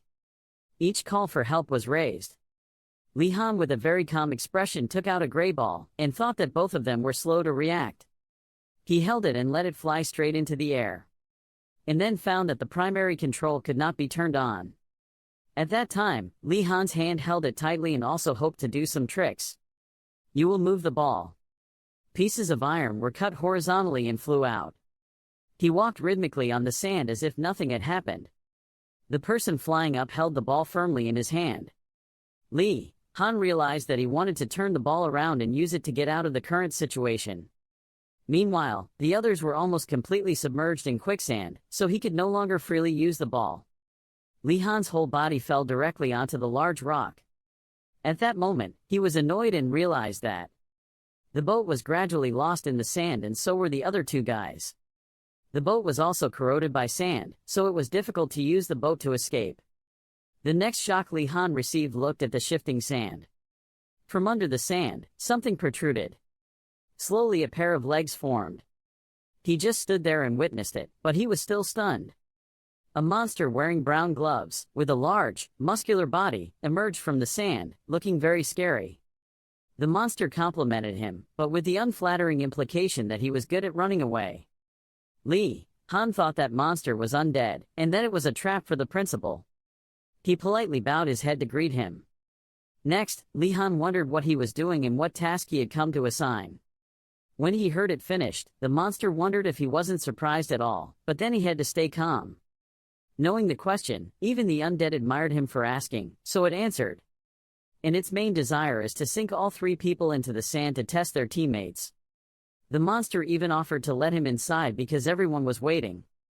As soon as he agreed, Li Han immediately pulled out a brown wooden stick from his hand. Li Han raised the wooden stick at the undead and ordered the iron ball to go. The monster was hit in the head with a ball but did not react. Then it just fell to the ground. At that time he was angry because he didn't understand what he had just done. Li Han immediately bowed his head to admit his mistake, making Undead surprised with his attitude right now. Meanwhile, it ordered him to go. Each heavy and ferocious step continued. This time it was actually hit by something. Li Han continued to swing the wooden stick again, making the monster really angry because he was toying with him. Hearing the scolding, he stood dumbfounded. Li Han pondered for a while. Instead of trusting his teammates, he would rather defeat them. He started chanting the spell. The monster was surprised why this Li Han could know its spell and thought he stole it. He thought that he didn't even want to learn that magic, and shouted loudly and began to rush forward. The monster raised its arms to fight, thinking he was a nuisance. The undead recognized his move and immediately took advantage of it. He thought that for a new student, his thinking was bold. And that's all it took to look down on him. At this moment, its body emitted bright red fire. The monster's angry fire had covered everything around. Li Han came to this island like a mouse caught in a trap and could not escape. The spike was released slowly. Make it crash into you. Undead always provokes you to not run away, blaming you for absorbing its mana. At that time, Li Han pulled out the sword called Morning Star. The sword is made from black magic stone. In such a situation it has the ability to absorb mana.